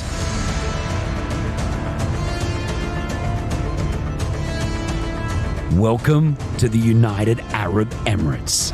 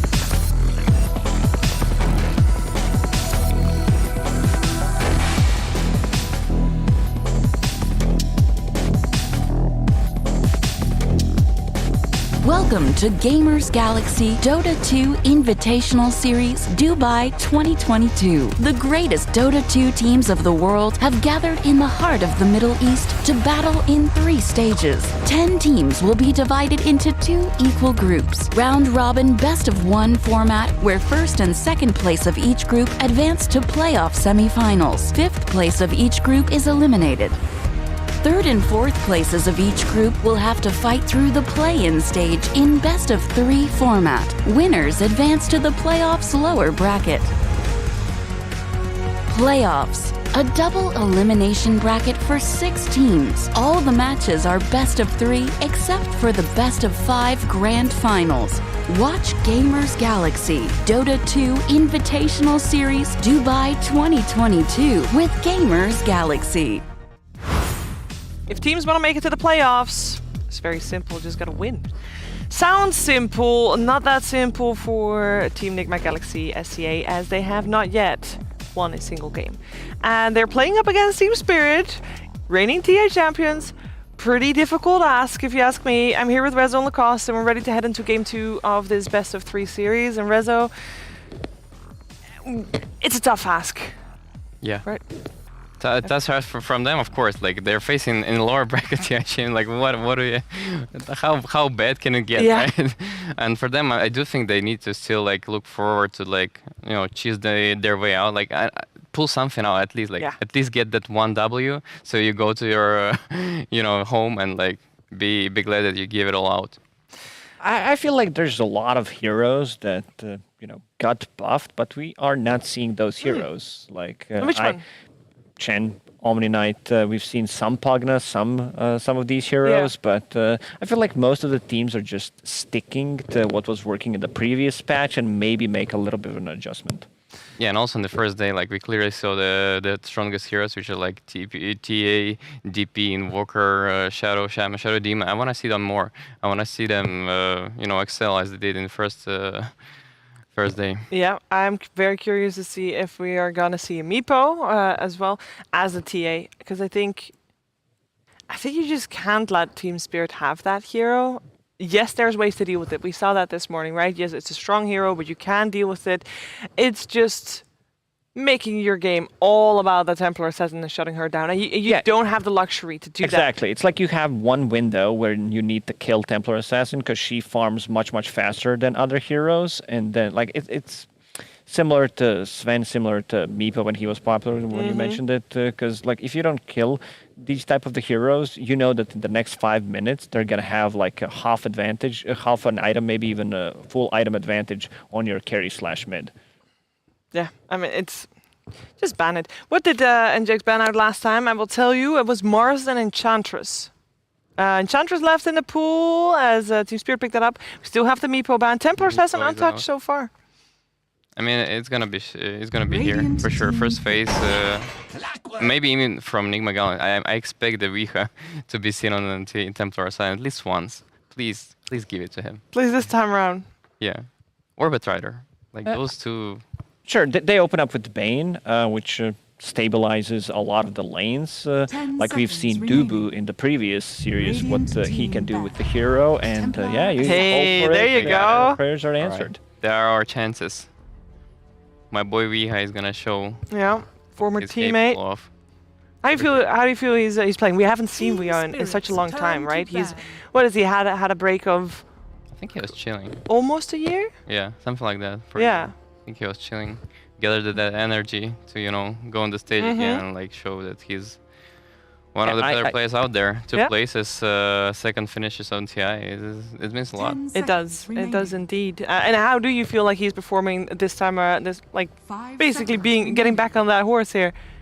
It's hard to say because you're in a team that didn't win a single game, but I think his performance and when he starts playing with the alliance, like the bond is gonna be created.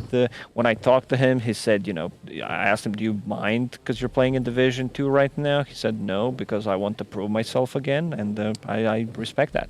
Yeah, well, that's very honorable for sure. He has a chance to prove himself here as well already, of course, with the mid matchup with him versus Toronto Tokyo, especially because Invoker is still in the pool, and I kind of hope that we're going to see an Invoker TA matchup again. I just want to see a skill-based matchup in the mid lane. I think that'll be nice. Look at Team Spirit though, like they know what I think they thinking too. Like Meepo, Broodmother, get it out, like just play normal game, and this is how we're gonna, end up winning. We'll see how it's gonna turn out, because they already have a strong lane in terms of Bane. For the safe lane, that Bane secures the safe lane. Is it Roger on ENG?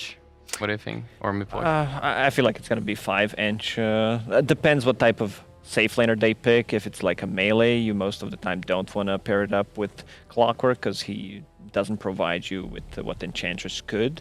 But looking how this draft develops so far, Templar Assassin needs to be careful whether this is going to be a position for ENG or Clockwork. She's still going to be very vulnerable to any type of rotation, so the supports will need to be ready. For sure, it does look like they want to play around mid lane and not let this TA have a free game. They also need some hero to clear the entrance if they want to, completely take over the triangle.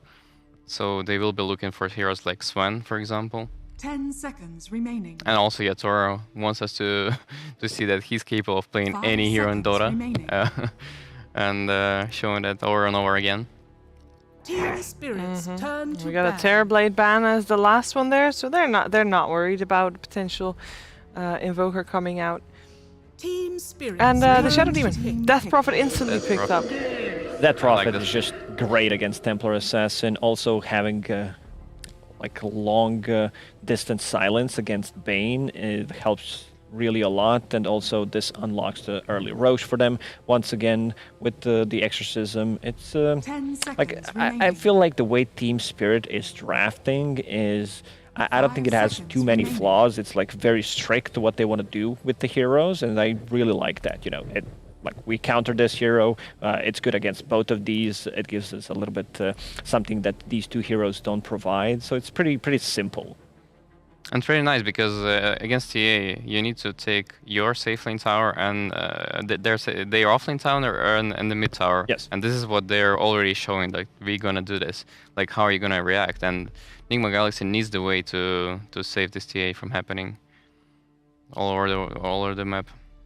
Yeah, because if you bring down the tier 1 tower on a mid lane early on, which they really can with the heroes that they got, and then they have another entrance to the triangle, and we've seen in the Nigma series when they played super aggressive on we're talking about the Nigma, not SEA, Nigma Galaxy, when they invaded the enemy triangle and just completely dominated the Templar Assassin, slowly choked them out and not allowed them to farm, especially a hero like Templar Assassin, because she flash farms.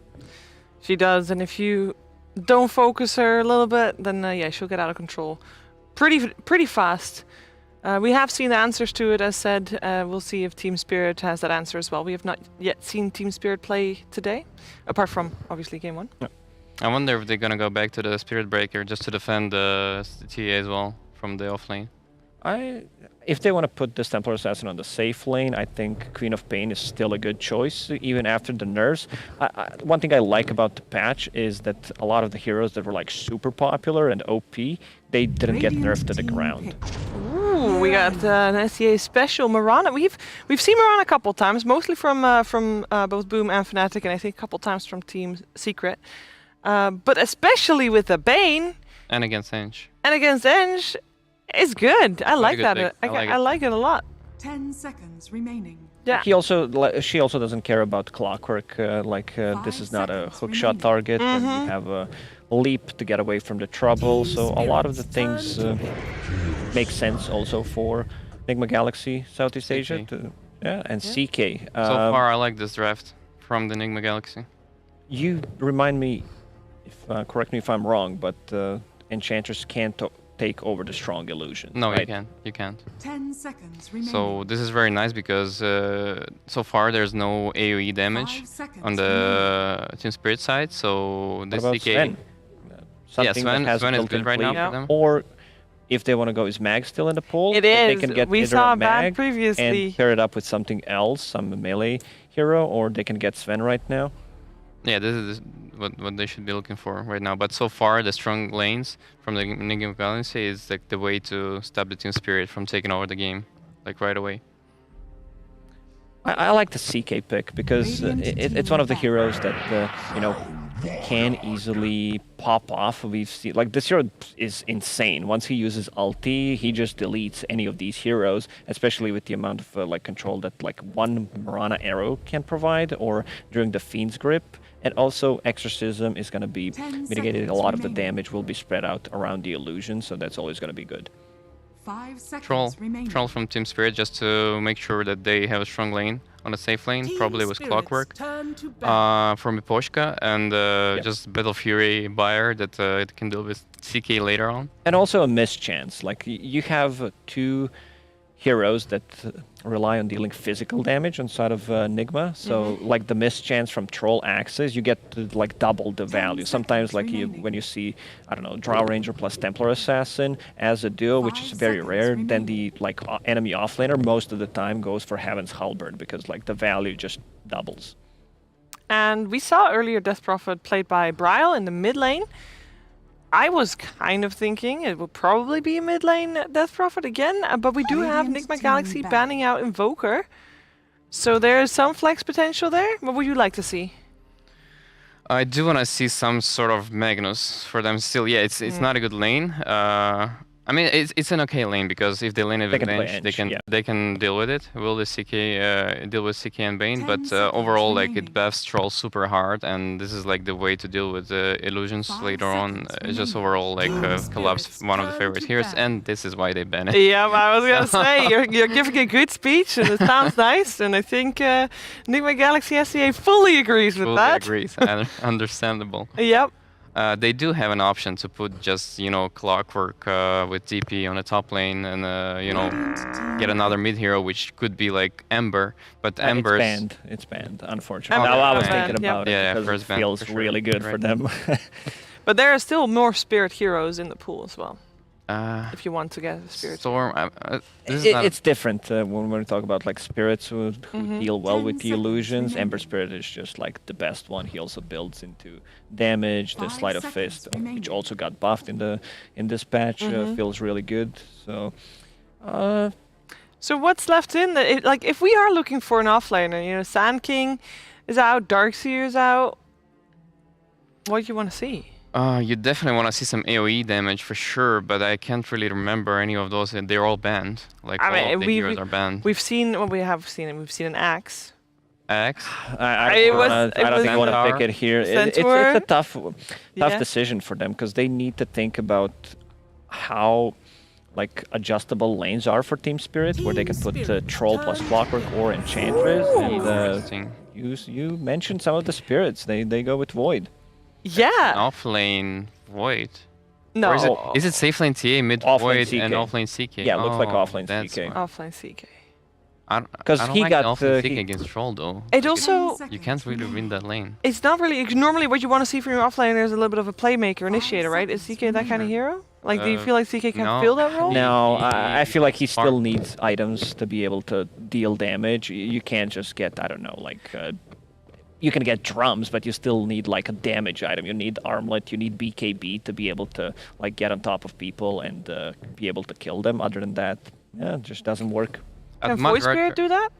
Like, because we're looking for like you need to have a hero that can go in first, right? Can Void Spirit fill that role from the mid lane? No, it's totally fine. Like this lineup can do this. Like if the Void Spirit's gonna have a good lane, what is that? That's a Snapfire. For who? For who?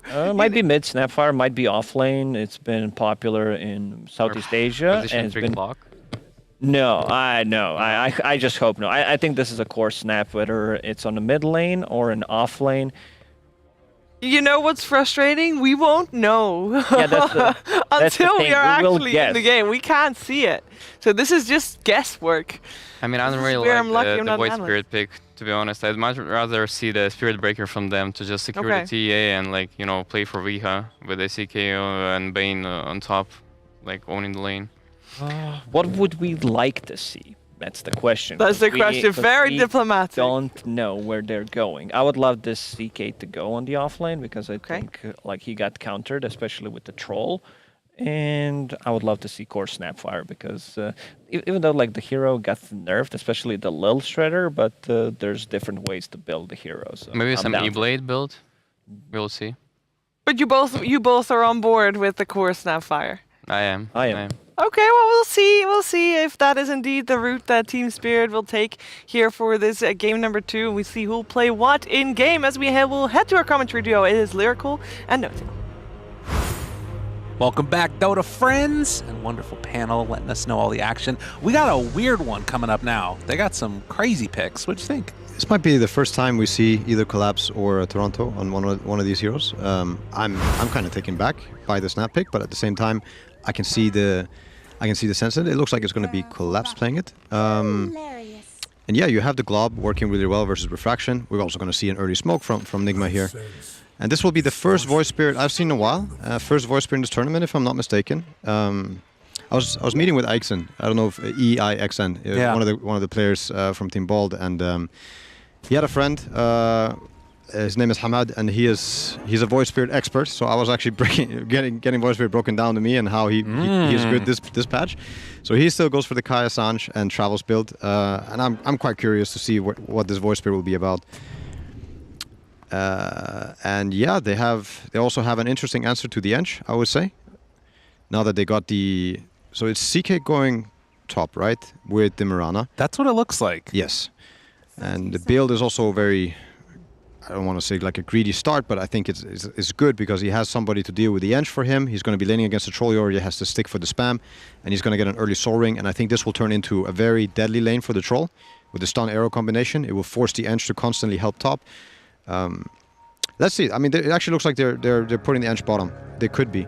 So getting away from that stuff going on there, that'll be interesting to watch. And it would help. I think it would help the troll more, and be also better for them bottom.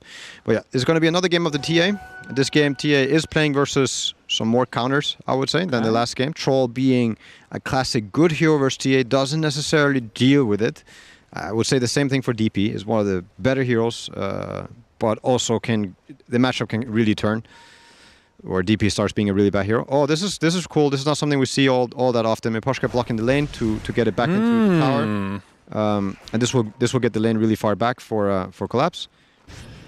Yeah, but they're doing the ENG top. They're doing the ENG top and the snap clock bottom. So it'll be a very interesting lane. Very scary to stand on the side. Two sleeps have already been used. I'm very surprised that sleep didn't get in there earlier. If they had vision of the clock, that would have been denying the play. Wasn't quite able to get that deny there either on Collapse. Yeah, close, but no cigar. You know, it's going to be interesting to watch because I feel like I've seen a couple of core snaps before, and the strength and how much this hero is enabled by having a clockwork is actually kind of crazy. Like, if you catch anybody in the cogs, if she's got level 6, you're just going to die. Yeah. You're dealing with a little bit of evasive heroes between the Mirana and the Voice Spirit, which will make it very hard. It will make it hard for Snap, and is also one of the classic counters, has been Mirana versus Snap. He shoots ulti, you can arrow him. Not like one of the hardest counters and easiest to pull off, but you always have to worry. And they don't really have any way to deal with arrow this game, which is quite a big deal.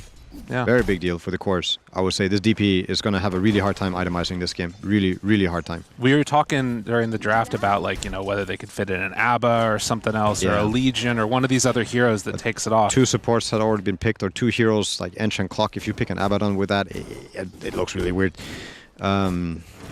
Oh no, that's not the combo. I think they missed a huge opportunity here. They could have killed either of the heroes with the combo, but Joachim is not patient, I want to say. But nice try. It could have turned into a kill if he Legolas did. Here you go. Another one of those throwback references. Gotta love it. No elf senses this time, but maybe next time. We'll see. Yeah, interesting little dynamic going on up there. I mean, that's going to be the thing to watch for. And then, of course, down bottom. Oh, he let him get a creep top. Yeah. And now he's not there for the arrow for the creep. This is a very big deal. And it's a Satyr as well. Like, he has to land this one. He has to land this one. He can't let this go. Is it worth throwing a stun and getting the arrow out for that? No. No. You just have to melee. You have to go... Legolas it, like you said. Yes, but also play in a way where you're really aggressive. Don't let the creep hit your CK. You stand next to your CK and you arrow at melee range if that will happen. But it's a level 1 enchant. It's going to run out. Now they have a kill opportunity on either of them. They need to be really careful. And mid lane... Oh, wait. Yadoro went down bottom. Crazy over there. And... more damage? That might have just been the courier. I'm not sure, but No, it's just the regardless. courier. Yeah. I was like, there's no way that happened. Yeah. Yeah, first blood instead. Maposhka comes on in, able to clean up there. The strength of that level 3. Yeah. I mean, it's a lane that I don't really ever get to see, snap clock, but, you know, even just the sound of it is cool. The battery and the battery, the cogs, and the cookie has so much synergy. But yeah, mid lane is going extremely well. If you look at the CS for the Voice Bear and CS for the DP, is a very different game from last game, where DP is getting the lane shoved into him, and Voice Bear is now able to farm some creeps. 4-minute rune's going to be coming up soon. He's a bit low on the Voice Spear for now, and DP is very healthy, but yeah.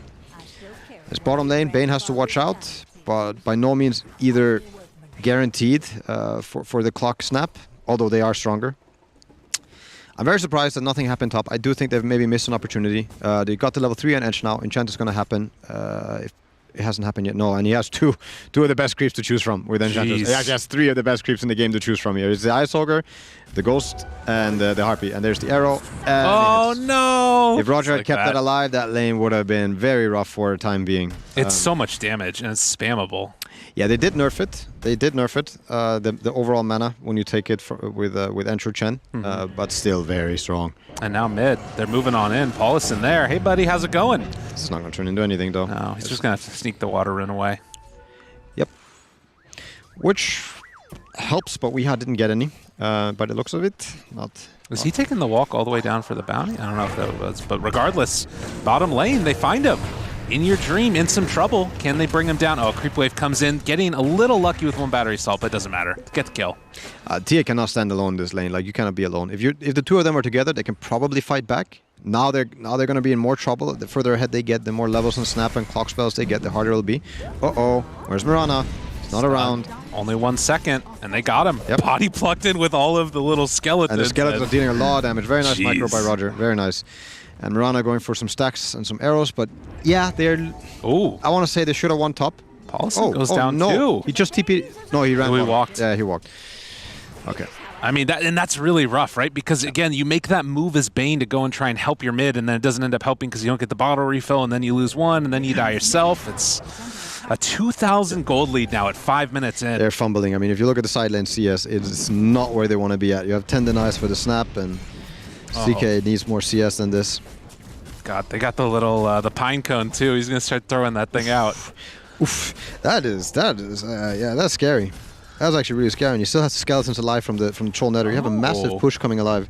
This is gonna both buff up the catapult as well. It's gonna do that much more damage. No, that's not. Oh, it ran out right there. I thought it only worked with skeletons. The more you know. That is so crazy. Look at how much damage is being done. I mean, this is with the catapult dying too. Yeah. And now the creep is tanking, and this is a rough one right here. Ench, pretty good hero, and they're gonna have to get the hell out of there. But yeah, tons of damage early on onto that tower, and of course taking that away from the TA team. Scary stuff. Yep. But we'll see. That's a path. Clockwork looking to collapse mid, and Bane is here to try and act, but yeah, who got the 6-minute rune? Oh no, we have it on DP, and it's going to be an ultimate being used because he activated Arcane. Maybe a chance here. This is a good rotation. Weeha, and okay, yeah, they're going to get the 1 kill there. Maybe find a second. Roger being chased down. They do have a centaur. Maybe going to be able to throw out a little stomp here. Roger giving the old high 5. Sleep arrow. But mid tower is going to go down for this by the looks of it. Yeah, this is barely worth it / not worth it, I would say for Nigma C. It's going to be a very happy DP, and it's a hero that you didn't want to get ahead, and you do want your TA to be ahead of it for this matchup to also turn. And yeah, the side lane's going incredibly for Spirit. Oh no, boy. nope. Some trouble. And Weeha trying to salvage it, but it's not going to be there. And down bottom, they also find a kill into In Your Dream. Things just going wrong level everywhere. 6 on the snap way before the TA. And yeah, no, the support rotations have been outdone. The stack is now stolen, completely stolen. And Toronto Tokyo is rich. He is. I mean, they're all really rich, but yeah, a very good sequence of events. We had a good start to mid, but bad sequence of events turned it all. Even with the gank working top. Mizu? Oh. He's caught here as well, and they move on in with Roger. We'll have the enchant to get the slow. Not the enough skeletons are coming. It's not going to, like you said, be enough, though. Look at the skeleton army, though. There's so many. What the heck? There's the Walking Dead. Oh, jeez. Well, the rally aura not going to be enough to help him out. And they also answered the Bane right away with the ENG Clockwork. Tried to make it a worse Bane game right away, and yeah, he has been punished. I think he's just going to spam cast that and just keep getting all these skellies. Look at them. Yeah. They're spooky. And they also reduced the gold gain, right? Yeah, it's nothing. It's like 4 or something. Yeah. Oh, look 5. Look at how he's Excuse me. trying to push against this. It's like so much damage. Okay, They found this is gonna be a another good kill. arrow. Long range. Arrow That's a coming kill. into play. Yeah, all 3 towers are almost dead for Nigma C. Top tower barely hanging in there. And yeah, they need this game to start stabilizing. They need this TA to keep hitting creeps, and if Spirit keeps running at them, it's going to be tricky. The DP is going to make a move as soon as he's healed up and ready. Question is, do they even have to wait for that? Do they have another opening somewhere? It doesn't look like they do until Snap and DP get back on the map. Okay, there's going to be another arrow kill. Very This is good. big. This is very good. This could even delay any potential further action because the core doesn't feel like they might need the clock. Right. Oh. All right. Azu. Oh, it's not quite going to be enough. TP top. That's very good info for them. The top tower will go down though. Right. And let's see if Weehaw finds an opening to go on mid. Spears seem very aware that mid is going to be their play. At the very least, almost caught him. Almost caught him. They have the arrow sleep again. They just need vision. They're already TPing in on the clock. Looking for him. Yeah, and they're going to be able to save if they do even end up going. Nightmare, can we getting change it arrowed. up? Is it going to be enough? Maposhka tanks one for the team. Paulison, I think he's just going to go down here, most likely. And in fact, they will kill off Maposhka. Toronto, Tokyo, not going to get brought down by Weehaw at But he's all. in trouble. Collapse is coming up. Looking. Piggy. The pig out. Get out. Get the rune. Yeah, he's good. He's good. Surely he's fine. Dude, those Snapfire's rushing Ags, too. He's almost got it. Yeah? Yeah, that's a really aggressive axe, like one of the most aggressive axes in the game, and allows you to keep catching and running at people. It does give you another tool. Oh, this is no. It does give you. Is Toronto good? No. You never know with you these never guys. know, and this game is very high paced. Oh my god. Roger, just gonna run away now. Yeah, he's fine. Oh, Oh, arrow! look at Nicely that. played! Well done, he's back at it. Now Tom pulls back in, Roger, and it doesn't Cur. matter. Dude, Ench is so How many broken. Kurs have been killed in this tournament so far? It's incredible. I see at least like 3-4 before minute 10. Nobody cares about couriers anymore. It's a rough one. Yeah, poor couriers. Smoke up. Oh, I hate when this happens. They should start putting this directly in your inventory. I don't know why it's on the ground like this. That's a good point. Yeah. I mean, I guess it's if to your add for the inventory's stealing, full, but at the same time, there's mechanics to prevent stealing. Is Voice Spirit in trouble? Could be. Arrow splits the uprights. Who needs the ambulance? Oh, Toronto Tokyo's coming in. This Radiant needs grip. an ambulance. I don't know if this is going to work for him. It might just, though. They take down one, cancel. but yeah, they're going to be able to find another. And now They're connected with Weehaw. CK. I mean, this actually looks like it's pretty good. Can they blow him up in time? Trying to. Oh, no. They missed it. Oh, that was really unfortunate. That was not the way that's supposed to go. And now the Snapfire ultimate from downtown. Oh. Mizu in trouble. Wants to get out and finds onto Weehaw. They're so low. They will kill that CK. Weehaw looks to escape. But that was... Oh, it could have gone so much better. Oh, wow. I don't even remember my point anymore. There's so much going on this game. He's going to get the axe. I was going to say, right, that you have another tool to also get rid of refraction because it does leave the burn. Which, yeah, I think this was also something that they keep in mind, like with the snap pick. It's a small map right now for Nigma C, very small, and Spirit are probably going to keep it that way. But they are looking a lot at their cores, they're looking a lot at their snap and their DP, whether or not they're ready to connect. If not, it might just be a feed by supports. Well, and one thing to consider is a lot of the kills that we've been seeing for Nigma C have been given over to that TA. That's been sort of the saving grace, is she's been able to slightly catch back up. And she has a Dragon Lance and she... Oh, nobody's going to connect with us. No. Dude, Ench just face checks like these high grounds. Just run up there. It's like, how are you going to kill this hero? Yeah. It's so annoying to play against. And Roger going for an alternate build than what I've seen for most games. He's going 3-2-1. So you soon have the max impetus, which will make him a threat for supports for sure. Okay. Oh, chance. Still very yeah. tanky, but the arrow comes yeah. out and it's enough. Nice kill. This guy watched Lord of the Rings. So 2,000 gold lead. They're keeping it close right now. Nigma C.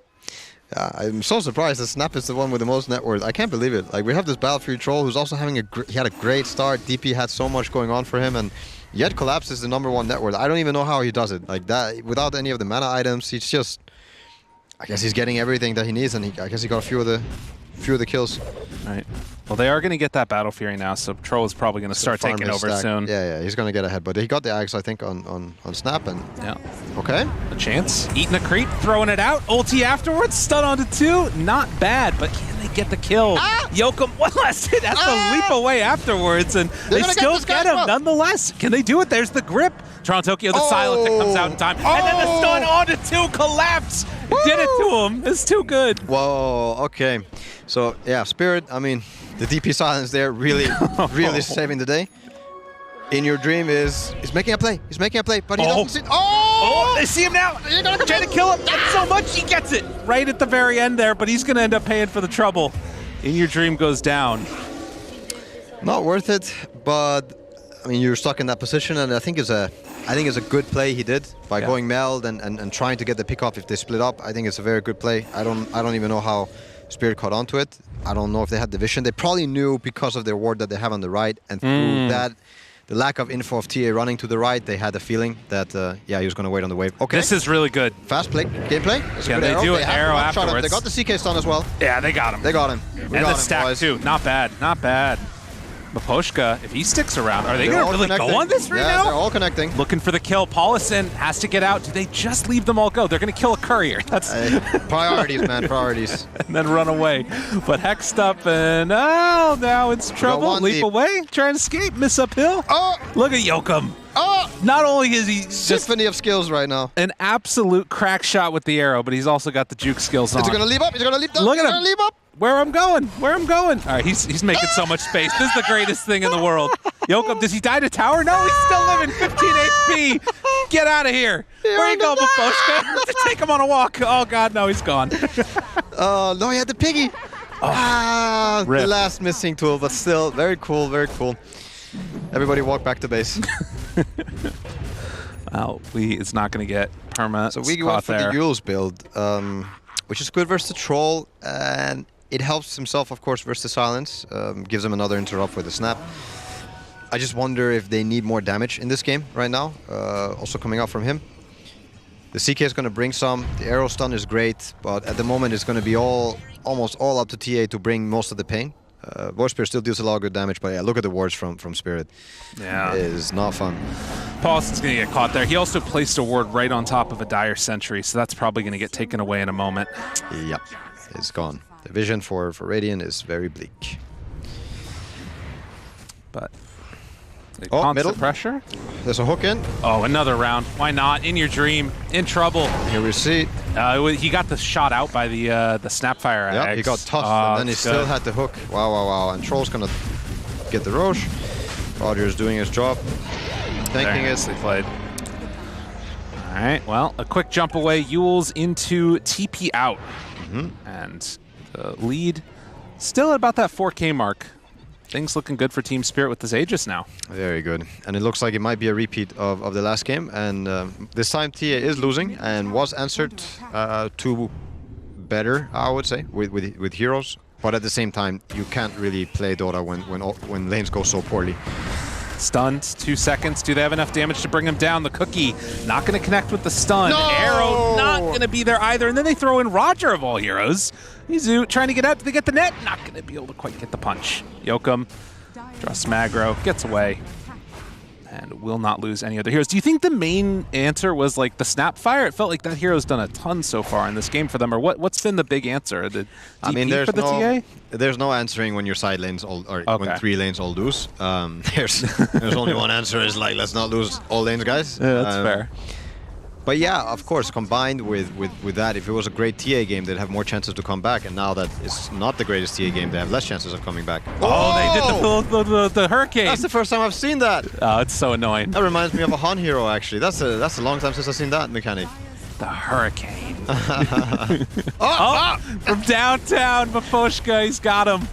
And now gonna get brought down, collapse, because that's a blink dagger too. Why not? Oh, but a good arrow. Oh, so close. Saved his life. Oh, look at this though. Not bad. Not bad. It's an Aegis. wonder if they're gonna. They have a use. Oh yeah, and the He's gonna chase get the down. big ulti, right? Oh my God, is he actually gonna get what away? was that? Why do you use? No, I think that was the DP's. No, it wasn't. You're right. I thought this was troll for a long time. I couldn't even see who it was. That troll was even better. Okay. Wow, great kill. Okay. Yeah, I need my glasses, I think. No, but yeah, they can for sure win this game. We're getting close to an Ags on Void Spirit. It's still a good TA game in one sense of the word. Like, it's not the best, but he has items, and if he gets BKB this game and they keep killing the DP first in fights, I think their team fight's going to look really strong. They still don't have an answer to the arrow play. And I was going to request one thing. I was going to request every replay of the snap tossing the clockwork. Because I think it's such a great moment. That would be a little tough to do. We'll see if they can get on it. It's so strong. It's like, how do you get away from that dude then? Oh, here we go. Look at this. Who needs the replay? They're right on it. Oh, he's got the hook shot afterwards if they need to, potentially. He'll come getting out, but no, they lose the clock. Nice side blade by the TA. There's a stun, but no, this is not the target. Oh, I'll let you get enough. God. Oh! He's so close, Roger. Getting away. That was so close. Jeez. Still under their ward, not where they want to be. Another Couriers keep dying. I feel so bad for them. Poor Couriers. Jeez. I can't believe it. It's just on command. The clockwork comes in. Yeah. I don't have to wait long for the next one. He's spawning in 7 and the snap axe has very little cooldown. It's like, please come to me, sir. I got a place for you to be. Yeah. I mean, there's a little signs of life here and there for Nigma Galaxy SEA. I would say the biggest things this game would be the DP's items progression. Like if his items start coming online now, the hope. That'll rattle him. Yeah, that'll rattle them. That's right. Oh, geez. Beautiful. Yeah, perfect. And you didn't hesitate with the hook, almost killing the runner right away there. Very cool. Oh! Wait, what happened here? We got 2 core kills? This is what happens when you request replays. It's all good. It's all good. We need some T-tours in chat today. Another sleep. I mean, we can't go back right now. No, okay. Maybe we can. Nothing will happen from this. Yeah. Jeez. They only have a minute left on Aegis. Yeah, and there's maybe going to be even more action going on bottom. It looks like they're trying to kill the ENG if he shows himself. No. Do we dare to say it? Is there some hope here for Nigma Galaxy SEA? Are you seeing the path to victory? Like I said, if DP just died, I don't know which item she ended up having. We're going to see the replay here. The DP shows her face. They don't hesitate. Oof. They actually go in, and the snap is reacting. And arrow, and here we go. I mean, what are you? Oh, he tried for the. It almost happened. Oh my God, that would have been sick. That was sick, actually. That was a really, really good try. It was really close, but yeah, the amount of stuns, very cool. Can we check the DP items real quick? Because like I said, if he gets this plate mail and he gets a PKB, I think the game gets really hard. But, just gets caught and blown up. Oh, so close. Dude. Nice play. Team Spirit. They're good. They're clicking their buttons really well. Gets caught there, a little bit out of position, and then they're looking for more afterwards. Maposhka, he's there. Yadro very far away, but they run into one and gets the bounty run. You gotta go for the bounty run every time. TP's out. Did they get lucky looking for a route, and they find it. All right. Well, Aegis is out, so you managed to split them up. You land an arrow. The guy will die. The only thing that resembles a save is the collapse glob, but he doesn't have dagger, so it's not so reliable yet. I think he will have it soon though. BKB done for TA. Yeah, and BKB also done on CK. Big moments. Yep, definitely. We're gonna get a solar crest on Mirana. It's also gonna help for sure. I mean, the DP is a very squishy target right now. I don't really agree with the halberd, because I think you're just going to get stunned, and the idea of surviving those stuns is... Oh! They're going in. Oh! Big silence there, blowing them up. Is it going to be enough, though? Not quite looking for the side blade kill, but they can't quite get in range. Pops ulti afterwards, now turns onto Roger. The slowest right click in the world doesn't even go out, actually. Managed to escape hookshot afterwards. A complete mess of a fight here, but BKBs are used. Maposhka getting pummeled away, punched away, and they beat him up. Collapse, no, he gets him back in. Are you kidding me? Dude, what a freaking play from Collapse. Weehaw on the other side trying to secure the finish here on the Yadro. There's the Yule Scepter lift up. Is he going to end up falling, though? I don't think so. They only lose the clock in all of that mess. Unbelievable performance there from Collapse. They bring down Weehaw. They all live through this. Just the cleanest stuff in the world from Spirit. Wow. I mean, that was really close. If you check the replay, you're also going to see DP's dream fight. This is when the halberd starts being a better pickup than any armor, because you get the extra regen from all the siphons he had going. and Collapse saving him, not just saving him, putting him back in a good position to fight. Yeah, I mean the item pickups from Snap, I would say 10 out of 10. I didn't think of it in the draft, but obviously it changes things here. This was so close. Maybe with a little bit quicker TPs, and here, if the hit happens on the troll, I think the whole game is different. There's no ulti. This is the best Snapfire Ags I've ever seen. Like this play right here, I've never seen one that's done more for the fight, it feels like. Yeah. Yeah, in your dream, not getting the right clicks off that he needed this fight. Nice try, I would say, by Nigma C. Very nice try, but no cigar. The 2 stun afterwards, devastating. Yeah. Collapse has been the MVP both games for me so far. Entire team spirit is playing really well, like very well. And Roger, I can barely feel that it's been a stand-in. Like he has been excelling, I would say, both games, and this game in particular. And yeah, I mean, Miposhka is getting tossed in every fight, landing the hooks. They're super cool to watch these guys play. Big fan. Nigma Galaxy SEA right now. I mean, it's a quick turnaround. What the net worth looked like, I'm sure, over the last couple of minutes has just been all going that direction. And yeah, that last fight there definitely the valley to him. Oh, okay. That's a good rune. If you want to let them bottle it on. Yeah, and there's also an incredible illusion rune game. Just to dodge the arrow, to dodge the CK flying stun, to wake somebody up, to not get the Void Spirit chain stun. It's a very valuable rune to have, but yeah, he's going to use it and give Troll the bottle. As Linken's on Troll, Linken's pick up on Troll. Now it's very smart, I would say. In this game. What do you really like about it? Well, you don't have the saves, right? And you're trying not to get chain stun to death, and you want to be able to click your buttons, and that kind of will win the game. Like, TA is not a good hero versus Troll for that reason. It's like you can buy defensive items and play on your whirling axis when the game looks like this. And with the Linkens, it just makes it harder for them to get their combos out between the Bane, CK, Mirana, and Void Spirit. He's not opting for the BKB, which I think is also not bad. Like BKB, if you get stunned, it's not going to do anything. And versus Grip, it might not do anything either. But yeah, he is far ahead, so he also has the luxury, I would say, of choosing. He could have chosen of different items. And they find one here. Yokum going to try and get away. Miposhka saving that rocket from Downtown. It's not quite there. Poor Hill Troll. They don't have vision. Oh, are you kidding me? No mercy. Dude. No mercy. Unreal. That's why you need the shard, so you get 4 leaps. 3 is not enough. Yeah. That shard is so bad otherwise, though. This is terrible. I think it's really bad. Wow, a nice little replay there. You see this little like troll flying over your head, you know you're in trouble. Look at him, he's probably thinking, why me? Why me? Better than the Edge moment at least. But yeah, really good stuff so far now. They're trying to close out this game. But all right. Weeha, he's not giving up yet. Run away. Get out. Oh no. Where are you going? Dude, oh my god, the hook shot afterwards. They got the stun on the go through there, so they have vision now. Mizu, nowhere left to go. He's done too. Dude, the Shiva's with it, so now you have vision the whole time. Dota is such a gorgeous game. When you have these 4 stabs and like you're just running in at them and people are tossing you in and the enemy is just running, it's such a satisfying feeling, I'm sure. He's like, I will die for this rune. Yeah. Weeha, he gets 1 win there. Meanwhile, they have to deal with bottom racks. They're going to fall soon. It'll be 2 sides. DD Troll. It's not going to take very long. And Void Spirit. He's looking to cancel his TP because he has to ward. Nope, he just TP's mid now. He doesn't care. He's going to pop Exorcism. Time to go. It's time to do something. What can they do, though? Taunt. Linken's pop there. Wasn't able to get any type of grip or anything coming in from the Bane. So that is, at the very least now, a nice little heal up, and they're ready to go for round 2. Just let the DP do his thing. They can't really go on him.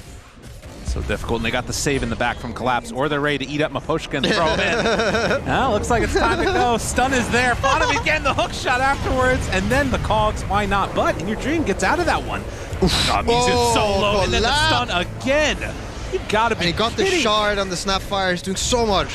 Yeah, they still managed to get out there with Weeha at the very least, but the whole racks are gone. But the troll died, so that was quite a pull-up. I'm not gonna lie. I did not expect anyone to die from Team Spirit here. 4-second stun. Not bad, not bad. Silence there, run away. Halberd out afterwards, trying to get that separation. Pull back in Miposhka. Go Scepter afterwards. Weeha onto 1. They got the silence, but there's not enough damage. They don't have enough here. Maybe they can bring down Miposhka though. That's 1. Can they find any more? Toronto Tokyo low, but the stun, it's not on anything. Afterwards, they got refraction off the pullback in. Disarmed a long duration. Weeha trying to buy a little bit of space here. Needs to get another one off, but the root is there. Can't get away. And no buyback for Wee. And now they're running in, looking for more refraction at the last second for In Your Dream. They're still living, but Team Spirit, if they dive too far, might end up in a fountain. That was close to getting a bit ugly. That was cool attempts. Nigma C almost getting all the spells right. Yeah, it was... It's not easy. It's far from easy, and Collapse blinking in, missing a few of the spells. If you see here, this is when they actually managed to blow up the troll with the arrow. There was no save. He dies right away. Had to throw in the clockwork.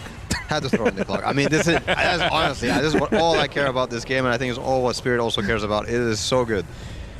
Jeez. But yeah, like you said, troll going down, and it's a buyback, so... Yeah, but it's a side, and now it's all about the Roche, right? So they've already begun, and this could decide the game if Spirit gets it, and if not, the game might keep going. Let's see. Stun, 3 seconds. Arrow, Legolas. Looking for it, that's not there. It's a classic. Oh, getting away now. Toronto Tokyo turns. Oh no, the meld hit. Yeah, that's a little unfortunate. Oh, and the BKB has been used by the CK. And he's underneath that sentry. Collapse, they say him, and he's done. Oh no, be careful. Somebody's gonna get tossed in here. Arrow came a bit late. And that is going to be Roche most likely. I mean, you have to contest this. You can't give it up for free. They have Weeha back up. They don't have a CK. 70 seconds, he's gone. I mean, the game is gonna be, I would say, impossible in theory. They go in, throw one, looking for a hit. They find it, and it's a good one to get as well. In Your Dream gets away, but that's Aegis. Everybody has to TP out just to save their BKBs. But yeah, I don't know how to answer this top push. Like, you're gonna need a miracle. Oh, I think that's the other Nigma. Yeah, that's the other Nigma, not this one. Oh!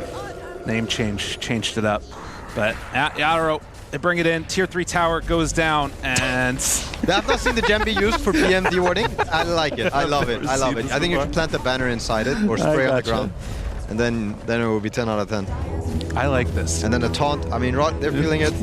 They're feeling it. I love seeing this, man. You're cultivating the next level of the mind games right here. I mean, I'm just taking inspiration from Roger right now. There you go. What a gorgeous game Dota can be, man. This is one of the games where I've seen things I've never seen before. Yeah, it's awesome. It's so cool to see. And they're really, like, it's something that I don't think they've probably played in a very long time. The Snapfire and the Snap Clock and from the Aghanim Snap as well is something we haven't seen. Oh, they're on in there, finding him. Also in some trouble. 4-second stun goes down.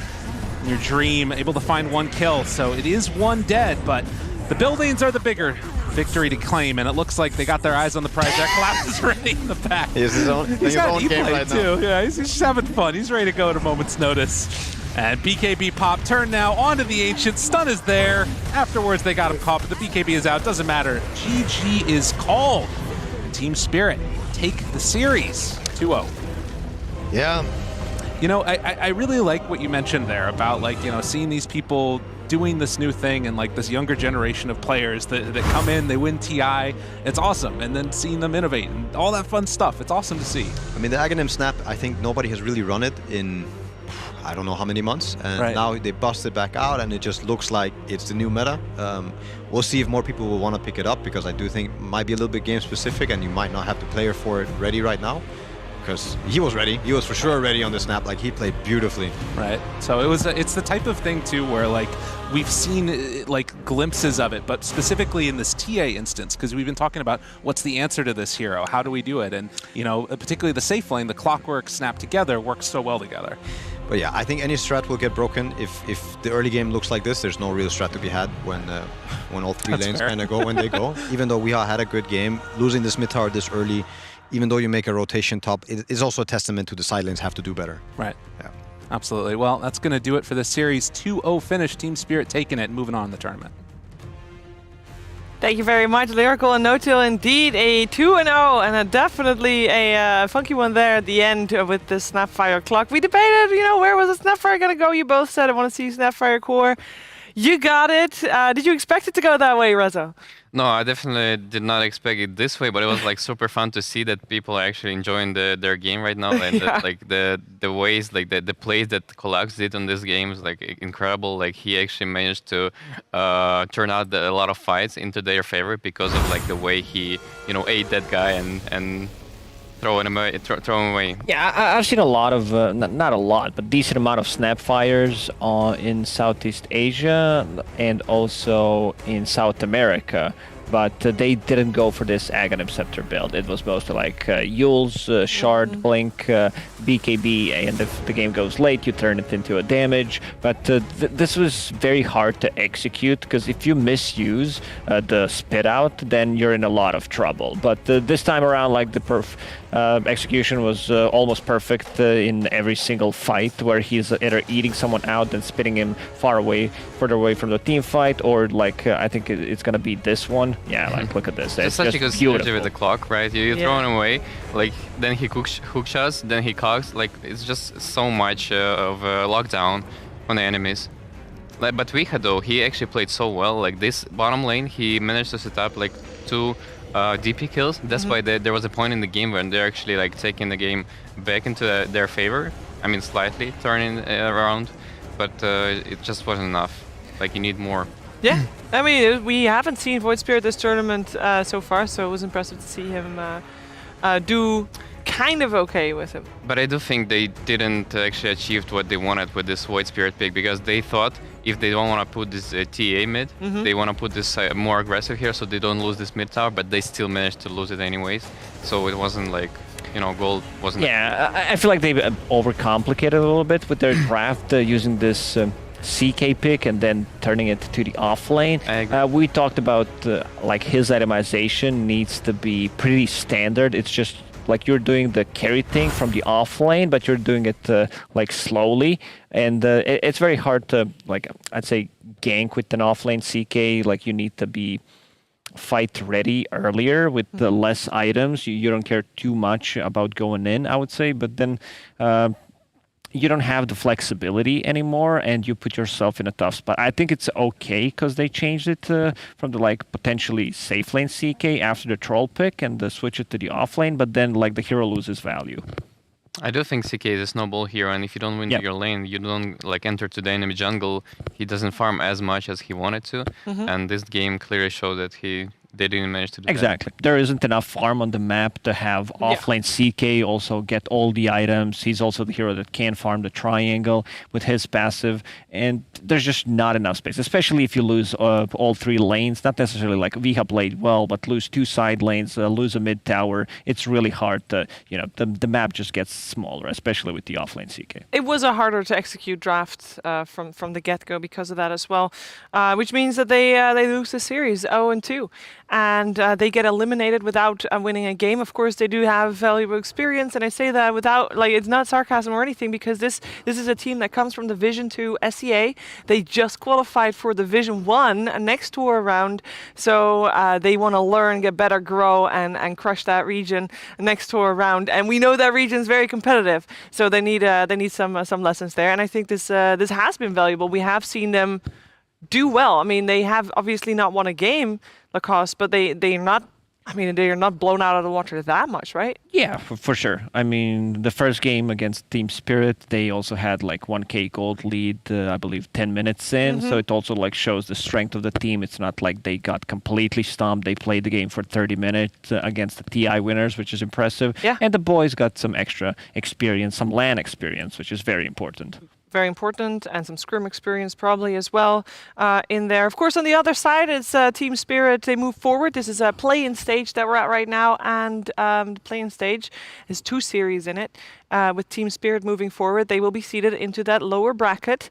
Tomorrow is when the playoff bracket starts. There is another play-in series, though, and that will happen very soon, so stay tuned. And we're going to take a break, but when we are back, it is Team Secret taking on TSM. See you soon.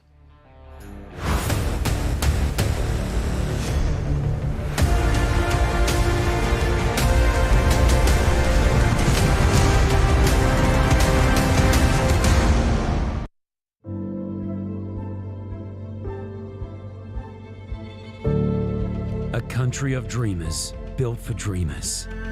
If there's one place that deserves this title, it is the United Arab Emirates. There's no other country that has built so much on a foundation of dreams. No other place that has achieved the impossible time and again just because someone dreamt it. Here, dreams have built the fastest, the largest, and the tallest. Here, dreams continue to move humanity forward. Dreams were what turned a desert into one of the world's finest countries. We even dreamt of visiting another planet, and hey, we made it come true. For nearly 50 years, the UAE has been powered by vivid imaginations. And today, as we look to the next 50, we're looking for more dream power. We're looking for those who believe dreams can make our planet a better place.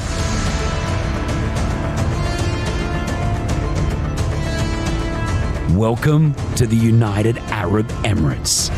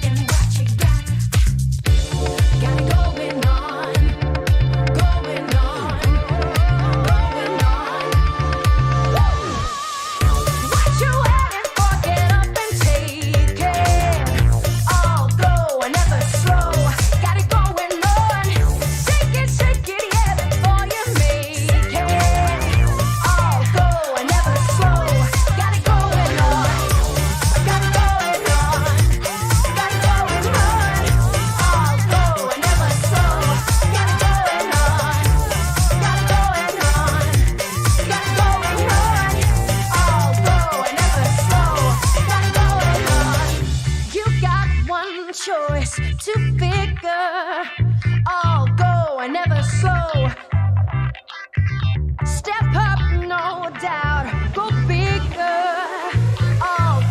and never slow.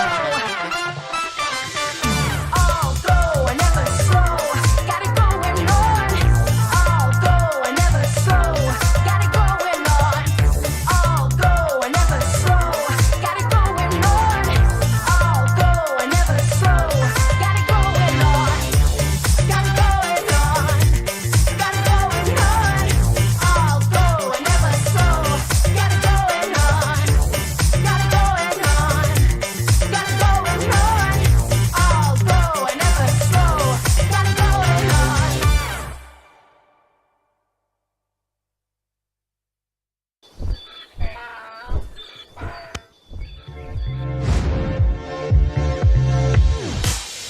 What you waiting for? Get up and take it. All go and never slow. Got it going on. Shake it, yeah, before you make it. All go and never slow. Got it going on. You got one choice to figure. Give up the chase.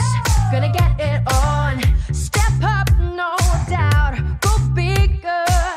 No second place. Gonna get it on. Roll a little powder on that fire inside. Burn bright, alright. Yeah, you're burning hot. Mr. Motivator, get that spirit up high. Burn bright, alright. Believe in what you got.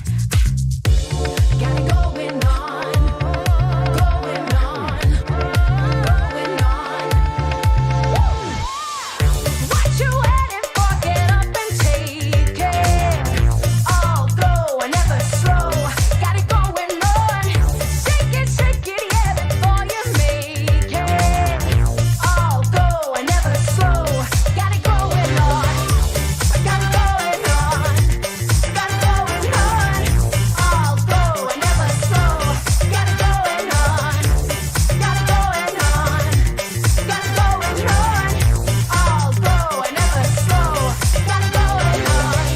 What kind of metal are you made of? Titanium. 'Cause you feel so strong.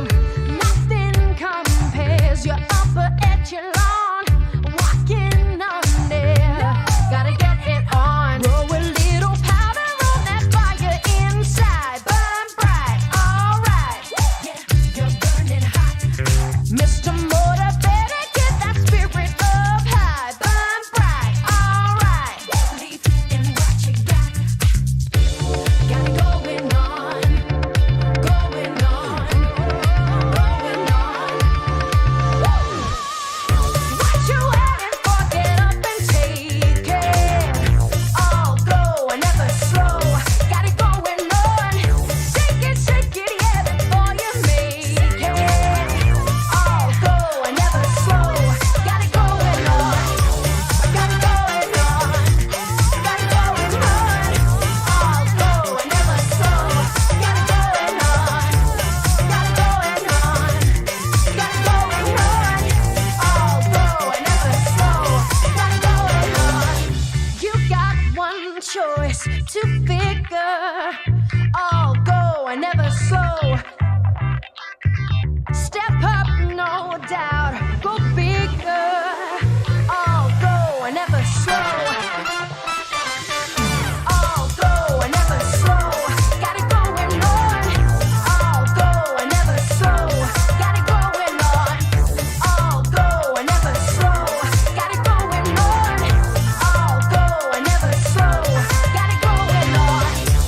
Got it going on. Got it going on. All go and never slow.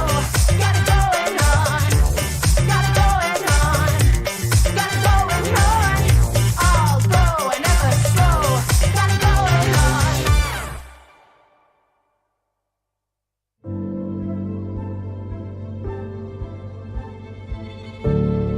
A country of dreamers, built for dreamers. If there's one place that deserves this title, it is the United Arab Emirates. There's no other country that has built so much on a foundation of dreams.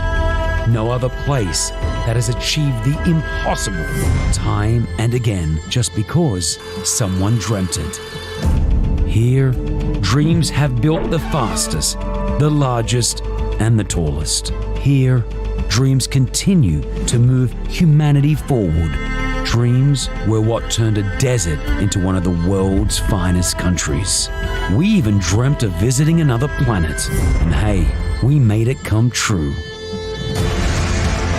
For nearly 50 years, the UAE has been powered by vivid imaginations. And today, as we look to the next 50, we're looking for more dream power. We're looking for those who believe dreams can make our planet a better place.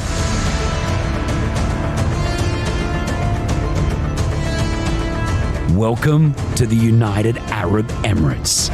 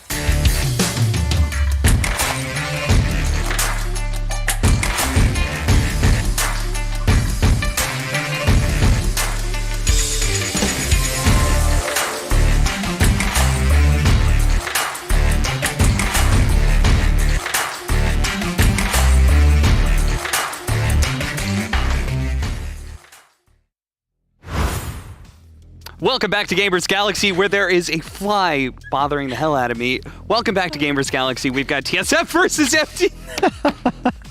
I've never had to do an intro like this. I swear to God, I took a shower. I do not smell. It's TSM versus Team Secret. And I've got some panelists who are also being attacked. Welcome back, Effie. And No Tail. Thank you, thank you. That's funny. He just came in. He knew when we were going live.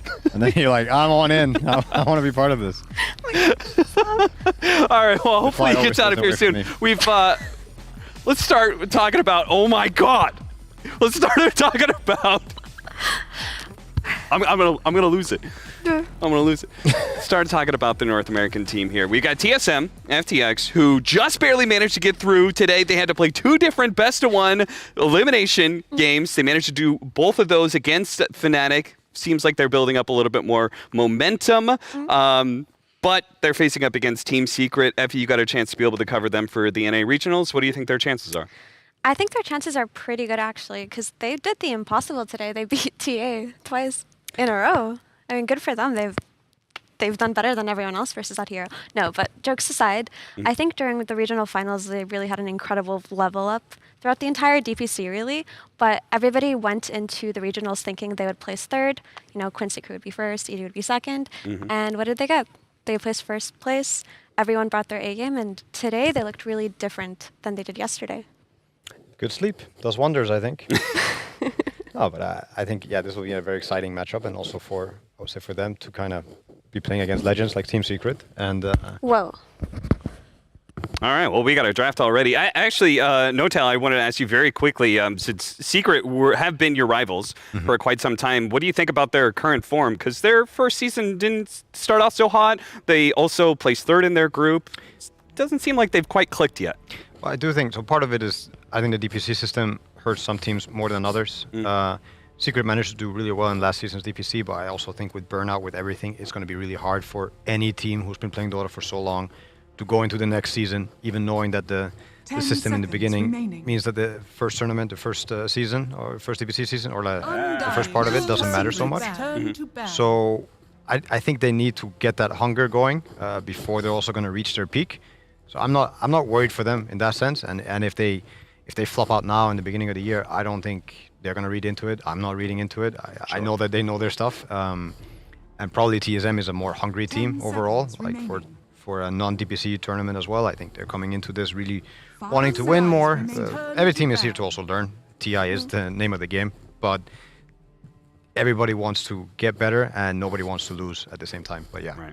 Yeah, I mean, I agree with that hunger part because they also did recently get signed by probably the biggest NA organization outside of FaZe, which is probably a shooter one. Yep. But they're in this position where, yes, they got a better boot camp, they got better resources, they're being taken care of more, they can actually focus more on the gameplay, but they also want to show their sponsor that we're the real deal. You guys picked the right one, and they went off really hot, right? They won the regionals. But now, if they can do well in this one, that should further solidify that, yes, you guys made the right decision. Yeah, otherwise it might just go back to the wasteland of evil geniuses and a bunch of unsigned teams. Let's go ahead and take a look at the draft here. What do you guys see so far? I see a Lich. That was pretty surprising. But I think it's a really interesting combo with Earthspirit. He benefits really greatly from the Frost Armor. It's going to make this hero a lot stronger in the early game. He loves to go in. Yap's their specialty hero. And this hero got a lot of interesting changes. I think for me, I was a little bit upset that the cast point of 2 of his spells got increased. I didn't feel like it was necessary, but now Geogrip actually has a cast point, so it's not so much an instant silence anymore. But his Rolling Boulder now scales with his strength, which is going to be more damage overall in the late game. So that's pretty nice. Something else to know about Earthspirit is his Aghanims got buffed. Now the cast range on an ally is 500, where it was like 120 or 130 before. So it's actually quite viable competitively. I was going to say the answer to the IO with 2 teamfights heroes right away, which used to be the name of the game for the 10 years people have been playing support IO. People answered it. China has been answering for the most part with like heavy team fight, and that's a simple, good answer. Don't allow reload to kind of happen as much. You kind of group up, and IO doesn't offer as much team fight unless you create a really cool lineup where you use tether and overcharge. So it's a simple answer, and I think it's a good one. I also think the combo is really cool. Like you have the Frost Armor on Earthspirit is probably one of the best, if not the best, Lich Armor hero. The slow, the Geomagnetic, or like the Earthspirit ulti, it allows. Yeah, I mean the synergy is there. They don't run away, and they can't really turn. And now they pick another Lich Enabler, and I would say another really good hero against both of those heroes. What they're seeing, Ember is fantastic against Mars, and also very good against Io. The double Spirit Bros and a Lich. I haven't seen Lich very often, and definitely not first phase like this, but it's very typical Poppy style to go into a game with like a certain plan. Maybe he doesn't have it until a certain opener, but you can already see that he's making a plan in his head from the very beginning, and it's something that he's always excelled at. Yeah, I think it's going to be a typical good team fight versus IO game, and I'm curious to see if TSM is gonna respond with some fighting back, or if they're gonna try some different approach, evasive heroes, or playing the map more. Yeah, and we see also the bans, I think, tell a big story. And they were not ready to play TSM, even though they beat TA, they were not ready to do it this time, maybe because of a much ban. to your relief, I'm sure. Yeah. Oh yeah, God bless. No more TA for this series, please. But if it happens, let's see. Another Invoker though. Also, I think a great answer. You purge off the Lich W, you purge off the Flame Guard, your long range hero. Very good with their 2 current heroes, I would say, regardless of his Quasar X or Exort. Most likely it will be Quasar X. And he does well in lane versus Ember too. I like the Shaman in response to Ember Spirit, right? They've already got that catch right off the bat. They've got the Hex. They've also got the ability to respond to the super aggressive lineup that Secret has going. And we've seen how a successful Invoker has been so far, just in countering these teamfight heavy lineups. So I think both teams have something really good going for them here. Kunkka, by picking Kunkka, you could either have him safe lane or mid, but it really just looks like a response to Invoker, right? The thing about Invoker is he sustains very well against Kunkka on lane. Yeah, but he doesn't whatever. really have a great play against the X boat once it happens, unless you get the Cold Snap or Tornado to break the combo. I would say Secret right now, what they got going for them is this massive amount of lockdown that they've yet to find a good answer to. Like you have the reload out, but you can't do that on every chains, and it doesn't work versus the X Mark. Kunkka always has a lot of value versus IO, simply because you can't reload as you wish. You've also got the issue of the Earth Spirit, right? Invoker is one of the slower heroes in Dota early on.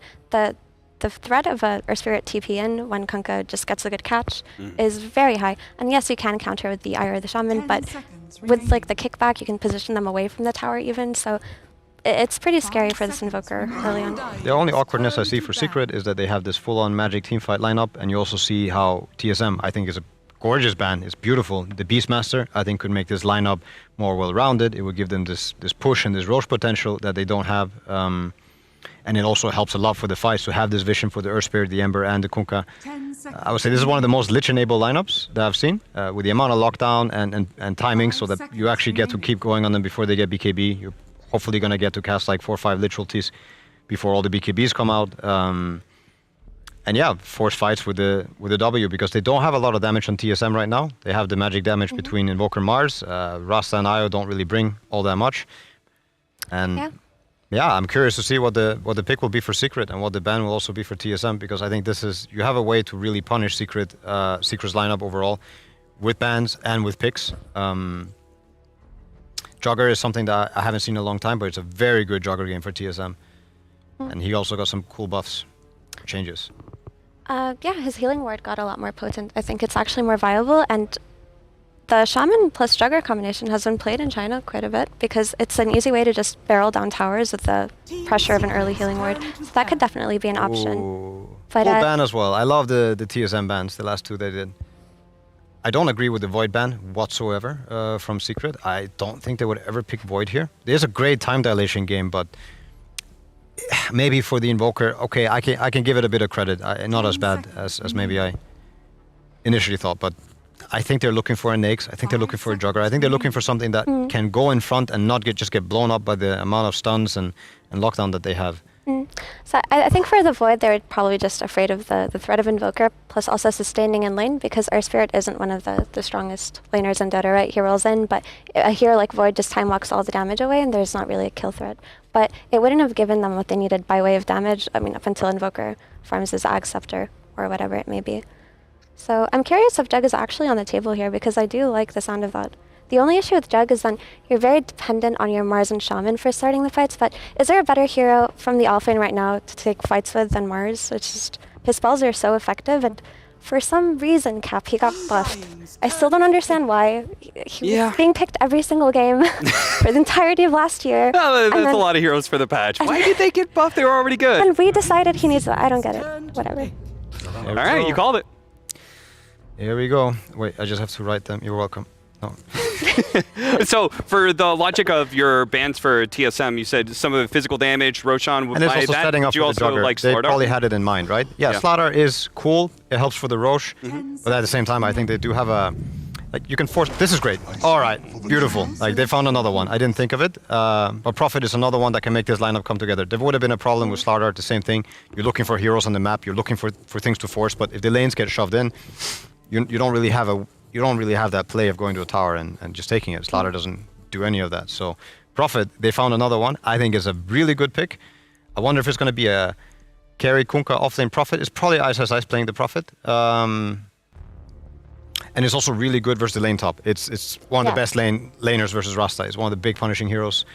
Also versus Jugger, because Juggernaut, by the time Jug actually gets in position to Blade Furion, he's taken so much damage just from Furion right clicks and treants that he actually wins the fight there. If you don't get the go, it's a Prophet favorite matchup. Sounds like in many ways for the draft for TSM FTX, you feel like they were backed into a corner. They chose the right hero, yes, but Team Secret also seemed to have a really good response with this Nature's Prophet. I feel like both of you are leaning towards Team Secret. I think both drafts do have a lot of potential, but I genuinely really like this last pick Prophet, because Earth Spirit is a really great hero in playing with Prophet, right? Because he can set up for these side lane kills, and then you just have this Prophet TP in. He should have a great lane on paper, but both of them have a kind of momentum that they can hit. It just depends on who does it better. All right, very quickly, No-Tail, how does TSM FTX win with their lineup then? If they are a good Jugger team, if the Jugger knows what he's doing and his team plays around the Jugger really well and they don't give them silly openings and we get to see what kind of a hero Jugger is now, I would give it to TSM. I think Secret is a more experienced team, so I'll say Secret. Okay, well, let's see whether or not TSM FTX is able to do exactly what No-Tail just outlined. Let's check in with our casters. We've got Lyrical and Fogged. Thank you so much, Cap and Fogged. I thought the most exciting thing was going to be that fly on Cap's face. Instead, we got some wild drafts here. You ready, dude? Yeah, I mean, I wasn't certain if we'd get a Jug or a Nature's Prophet even in this tournament, so I'm looking forward to see what they're going to really even do with it, right? Because Tomato, he likes these type of heroes. He likes his Lifestealer, he likes his Jug, so I'm looking to learn something at least with what this hero is going to do in this game, because I think the adjustment from Secret picking this Nature's Prophet is a really good one, because now the lane is going to be much harder, because they see Shadow Shaman, who traditionally is one of those heroes that you can't actually bully with most of anything, because he's one of the best traders. Nature's Prophet trades excellent with that hero, so looking forward to watching these lanes, and yeah, let's see. It's going to be something interesting to watch. Yeah, Nature's Prophet played out of the off lane there to deal with it. They're sending Nisha down bottom, so it is going to be that Kunkka going in the mid lane. And it seems like it's, I mean, you were talking about it in the draft when we were sort of having a little bit of a go. This is going to be potentially a rough matchup for Bryle. Yeah, it could be. I've been seeing the Invokers like still do really quite well. The thing is that they're going to get out-farmed. Like, if they don't block small camp or something, even if they do, Kunkka can walk to the opposite side and steal the small camp. So we'll have to see how that all plays out and see how many rotations are actually going to end up happening.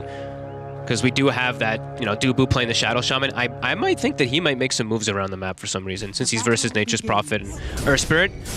I feel like if he doesn't move, he could just, like, feed up. He could give up some kills up top. It's not an easy lane for the Shaman.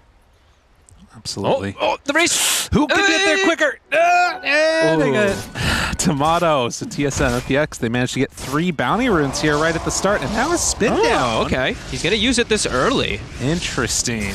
I mean, Yapster just buys a salve. He's like, okay. Yeah, he uses one, buys another one. Nice. So now they won't spin for 40 seconds. So they can play pretty aggressive up top, not having to worry that one for the first wave. I don't think they will have to worry anyway.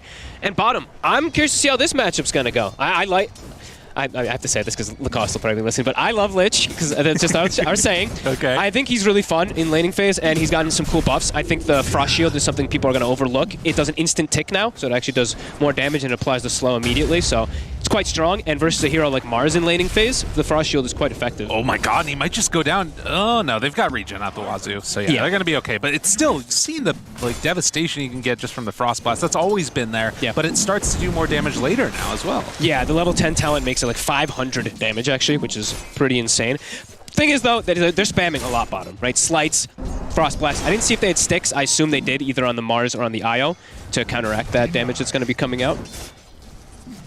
And obviously, Io, just one of those heroes that if you don't manage to kill his partner, then he's going to out-regen you eventually. And they were ready, 8 stick charges on the Io, 3 up on that Mars.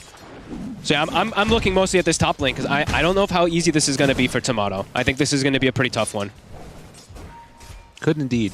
Now, the sort of panel was talking a lot about the damage that you're taking from the Treants as you're trying to go for any type of spin if you want to get aggressive. They did get nerfed a little bit, the amount of damage that they do, but regardless, it's still not the easiest in the world. And so far, mid, he's having a good time. Yeah, I've been seeing that more and more from the Coswex. They just, even versus the Kunkka, who traditionally was that straight counter matchup, they're still doing well as bottom. Aggressive again. But yeah, not going to be able to make any type of extra play there. I talked about the sticks being available as well. But seeing, you know, normally we've seen the combo of like Frost Shield and spin or, you know, Grimstroke with it or whatever. But now you've got the potential at least with the Flame Guard and the Frost Shield. Which is going to be strong early game. But of course, we'll have to always mention there's an Invoker in the mid game. That the Dispel is going to be really potent. But yeah, in laning phase, it's fire and ice. It's good. It is. Yeah, it's a fire and ice. And Tomato's still getting good last hits up here at the very least. He can't get aggressive, but they've done a good job of at least stabilizing positioning of the lane. Nice Ace, obviously very well known on this hero, although it has gone out of favor recently. And a little stun there, throwing this out. I'm really, like I said, I'm really curious to learn a bunch from this game because there's 2 heroes in the, actually there's 3 heroes in this game that I don't know how often they've been picked too much lately. The Lich, the Nature's Prophet, as well as the Jug. Even Earth Spirit, actually, we can throw him in there. He's very, he's not really looked at anymore, and I'm curious to see how he's going to work with the changes because I think a lot of people first looked at that and they're like, oh, now he's kind of maybe more of a core because the Rolling Boulder got buffed, but he lost his strength gain, so maybe not. So something to consider. Yeah. How much does that actually hurt him? And they're able to get him. Just on the other range of it. Roll over to the side, back on to Dubu to make sure there wasn't any extra follow-up there, and then the kick away. So Yapsor gets away, and then, of course, TP back out from NP if they need to. But they're actually doing very well in this lane, though. Yeah, 11-5 on the Nature's Prophet, 16-4 on Tomato. And Dubu is keeping himself in a healthy position to not get caught out at all. Because it's not like the Jug ever really has to worry about dying. It's just that he gets pushed away maybe out of regen. The Shaman has to watch out for dying, but not the case these first 4 minutes.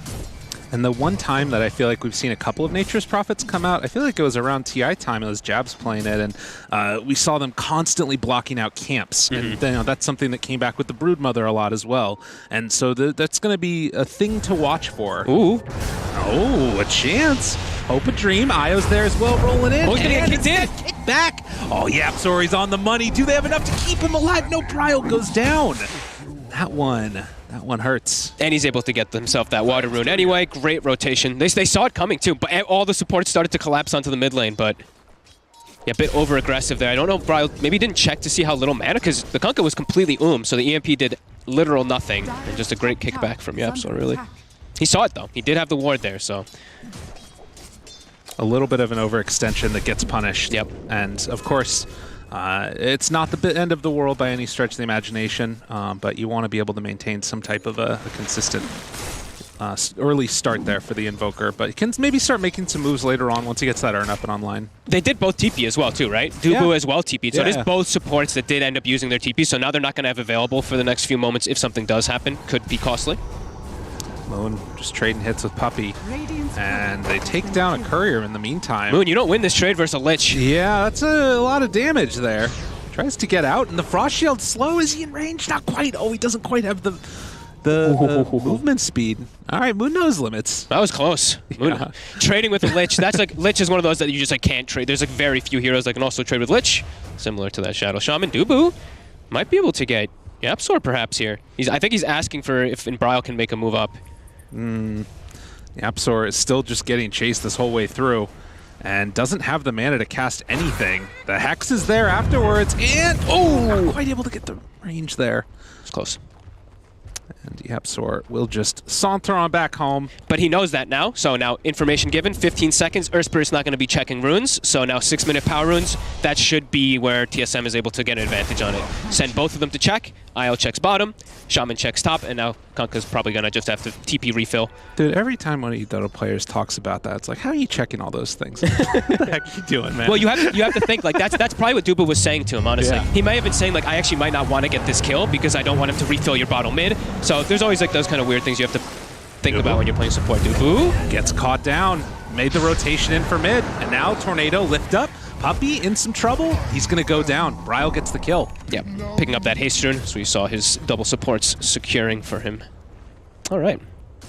And Bryle chilling around bottom, perhaps looking for an opportunity. Ember's still not quite 6, but not able to make the move. But that was the first Urn charge collected now as well for the Invoker. Yep. But Sumail has double bracers, so when that 25-minute mark comes around, look out, everybody. It's going to be devastating. Yep. Urn also picked up on YapzOr, not the charge though, as bottom can't make the go. Flame Guard plus Frost Shield way too much for Saberlight to deal with. Yeah, Moon's still... Saberlight's sticking around a little low. It's another blast. He's trusting in his IO there to have the regen that he needs, but will he? No! I can't believe he stepped into the creep wave there, actually. I don't think he expected that as much damage as it is, but because you don't play versus Lich very often, right? That's like fair. it is an overwhelming amount of damage.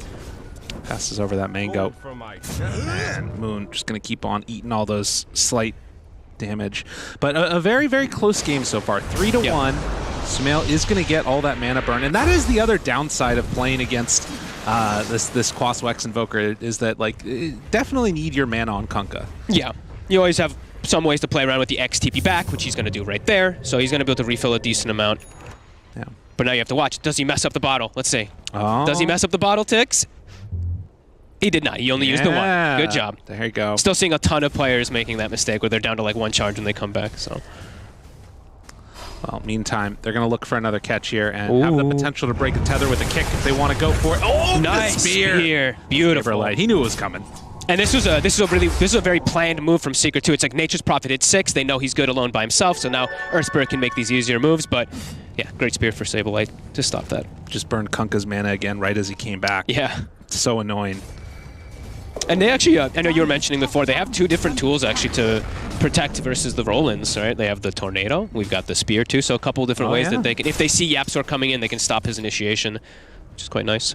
Well, and again, I think a lot of people coming into this match right here anticipating Secret coming away with a 2-0, but TSM, at least in the laning stage, showing some solid play, and now catching Ice underneath that tower. They'll find themselves a kill. Tomato on the map. Now look for a little bit of a turnaround here. Can they bring down any extra? Nisha making that rotation. Saberlight will be pulled back into the boat and killed off. So a trade of offlaners going down. Some tower pressure coming out though, perhaps from TSM is YapzOr. Ooh, Tornado off the mark, but maybe they still keep going. Yeah, YapzOr will go for the kick, but can't kick him out of the game yet, as YapzOr is going to get spun down and killed. Okay. So they stuck around, and Now, Tomato has to eat his way out of those trees, and Bryle still hanging out in this area. They're bringing another. Again? Yeah, they're bringing the IO. They're looking for it. And again, they've got the Urn Charge. Tomato moving in. Does he have spin? He will. And Ice Sight's underneath the tier 2 tower. Nowhere left to go. He's gonna get brought down. Well, that was a lot of chain deaths right there. Do they have enough dust for Bryle? They don't. Dude, oh, this is man. what Bryle needed. Yeah, that was huge. Those are really good moves by TSM, but also a bit kind of strange errors by Secret, just really not wanting to get any damage on the tower and wanting to soak that experience and losing 3 heroes just for that. Wow. Saberlight, in the meantime, drops the arena, finds the kill onto Puppey, and gives him the tip after. Oh, that's a big guy. I don't know if you want to tip Puppey. Careful, Saberlight. Yeah, very close early game, though. Yeah, exciting stuff. High octane. Rune's going to spawn down bottom, and it is a haste. Ready. Yep. But the X to start, find themselves one, and likely going to be dead here. Dubu just dropping. Tornado afterwards. Oh, and now Tornado's used. Now Sumail's like, okay, now I got a haste rune. Don't have to worry about Tornado dispelling it. If I do look to get aggressive with it right now, have some time. And they are getting aggressive right away. Bryle goes invis. Where's the detection? They have it afterwards. The pullback is there, and Bryle going to drop. So a nice movement in. Yep. Secret able to take down the mid. Such quick moves from both sides, really. And a lot of damage onto that tower. That's going to be gone. Mid's gone. That's the power of Nature's Prophets. Like we don't see the hero too much, of course, anymore. But every time, if you end up losing even one little fight like that, you're going to end up losing these outer towers easily. So how do you see the sort of format of this game going right now? Because it's a very fighty lineup from Secret. It feels like they have to get a lot done early.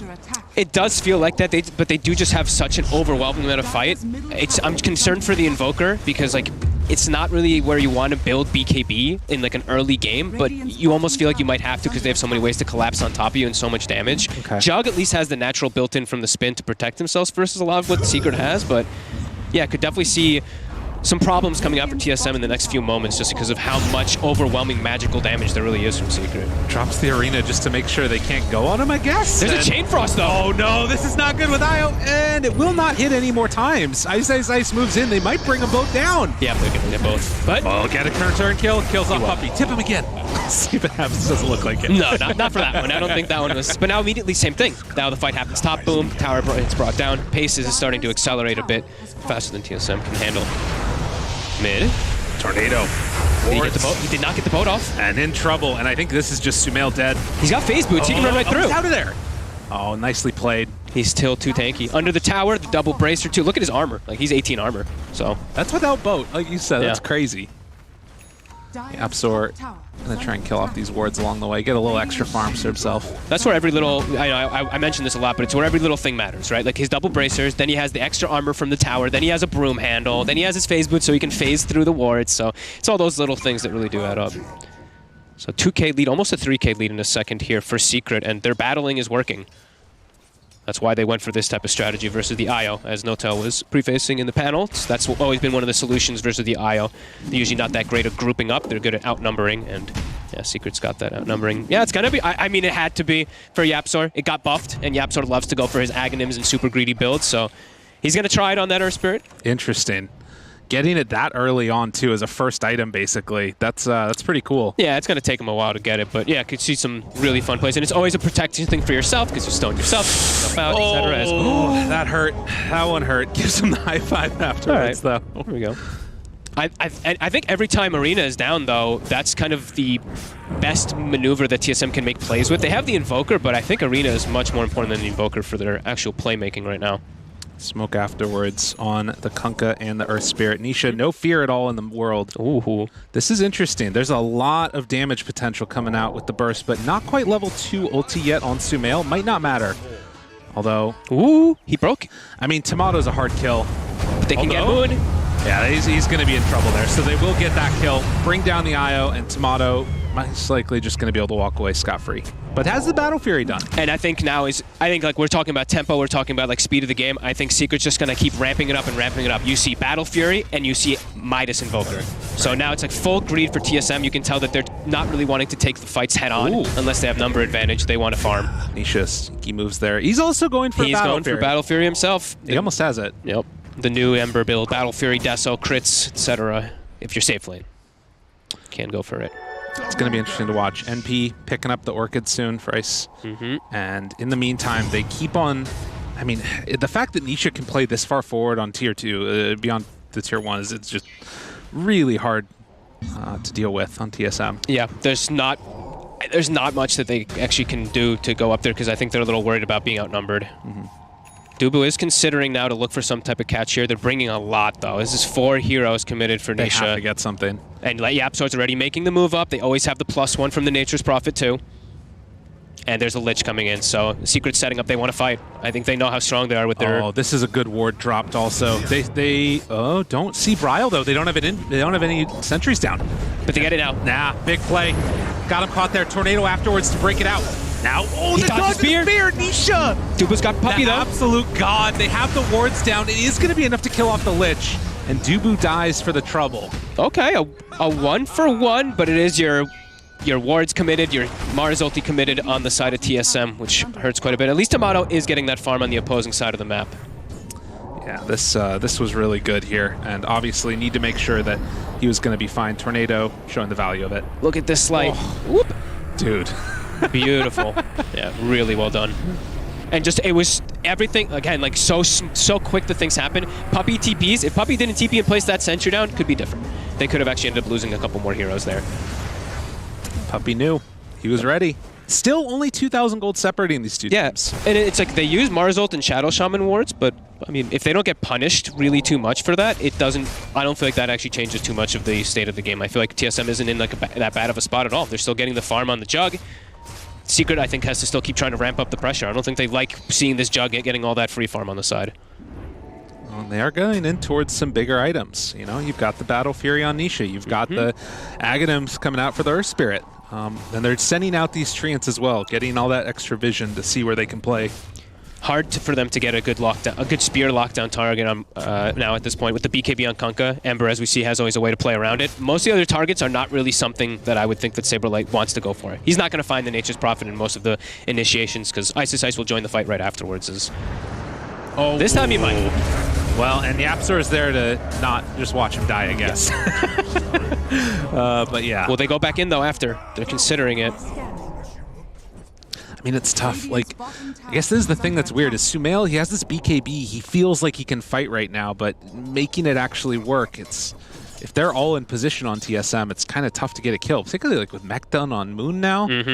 I think TSM is getting more out of the map right now for the last like 2-3 minutes. Even though they did drop those wards and everything top initially in the first go, and it didn't all work out for them. Now I think they're just getting more. Like Tomato's free farming. Dubu's positioned bottom to set up the press tower. The relocate mid also going on, so they're trying to take the tower there. Okay. But then also dropping wards bottom. So that was weird. But yeah, I think Dubu regrets dropping those wards down there quite heavily. Don't even think he got a single hit on the tower. Maybe one.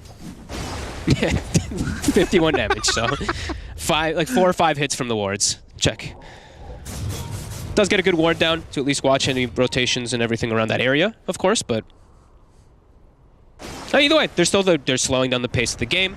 Now it's less than 1K. Tomato top of net worth, getting all the space in the world. So you said that, like, you know, this is still going to be a dangerous period of time for TSM. Well, yes. I have to hold that thought. As they do get the silence. Moon did not get silenced, though, and Shane Frost is going to bounce the creep wave, trying to get him out of there afterwards. Will he be able to, though? No. I don't think so. And no chance at all, as they also are going to bring down this IO. Moon soon to fall.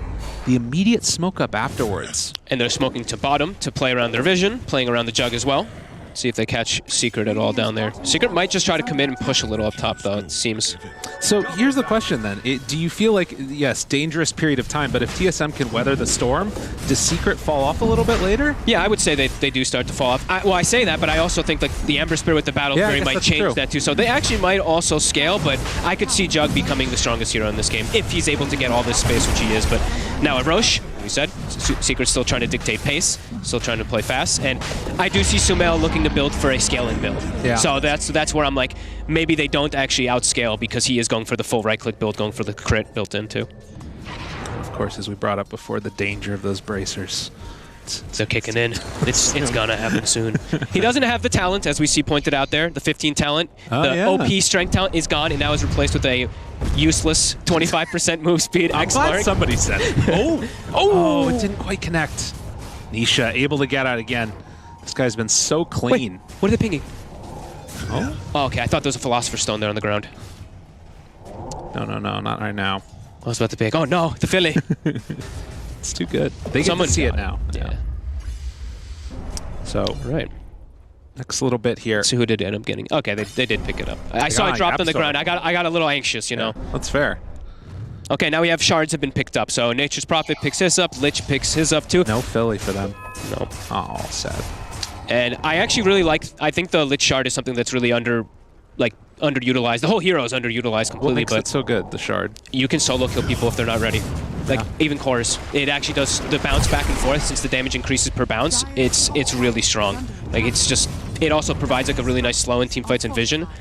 And you can frost armor it, which is kind of cool too. A little slow that you can do from a distance rather than throwing a hero in. Nice. So I think there's some potential for it. Well, and this is the strength that we've seen a couple of times now, but will it work out for them? There's the spear immediately there. Do they have anything afterwards? BKB is great, but the Hex that came out. Oh, the full control. Didn't get a chance to cast anything. Fully taken down. Unreal. Nisha, though, still the menace in this fight. Can they do anything else? Puppy going to get caught off to the side. They're just ignoring him for the moment. Dubu does go down, as does Puppy, and now Sei's trying to get away from Tomato. Yapzor's on the other side of it. Cuts through the trees immediately, but the silence is there. And it looks like that's going to be the extent of it. Picture perfect, really, for TSM. They do still end up losing 2 for 2, but wow, what a chain stun.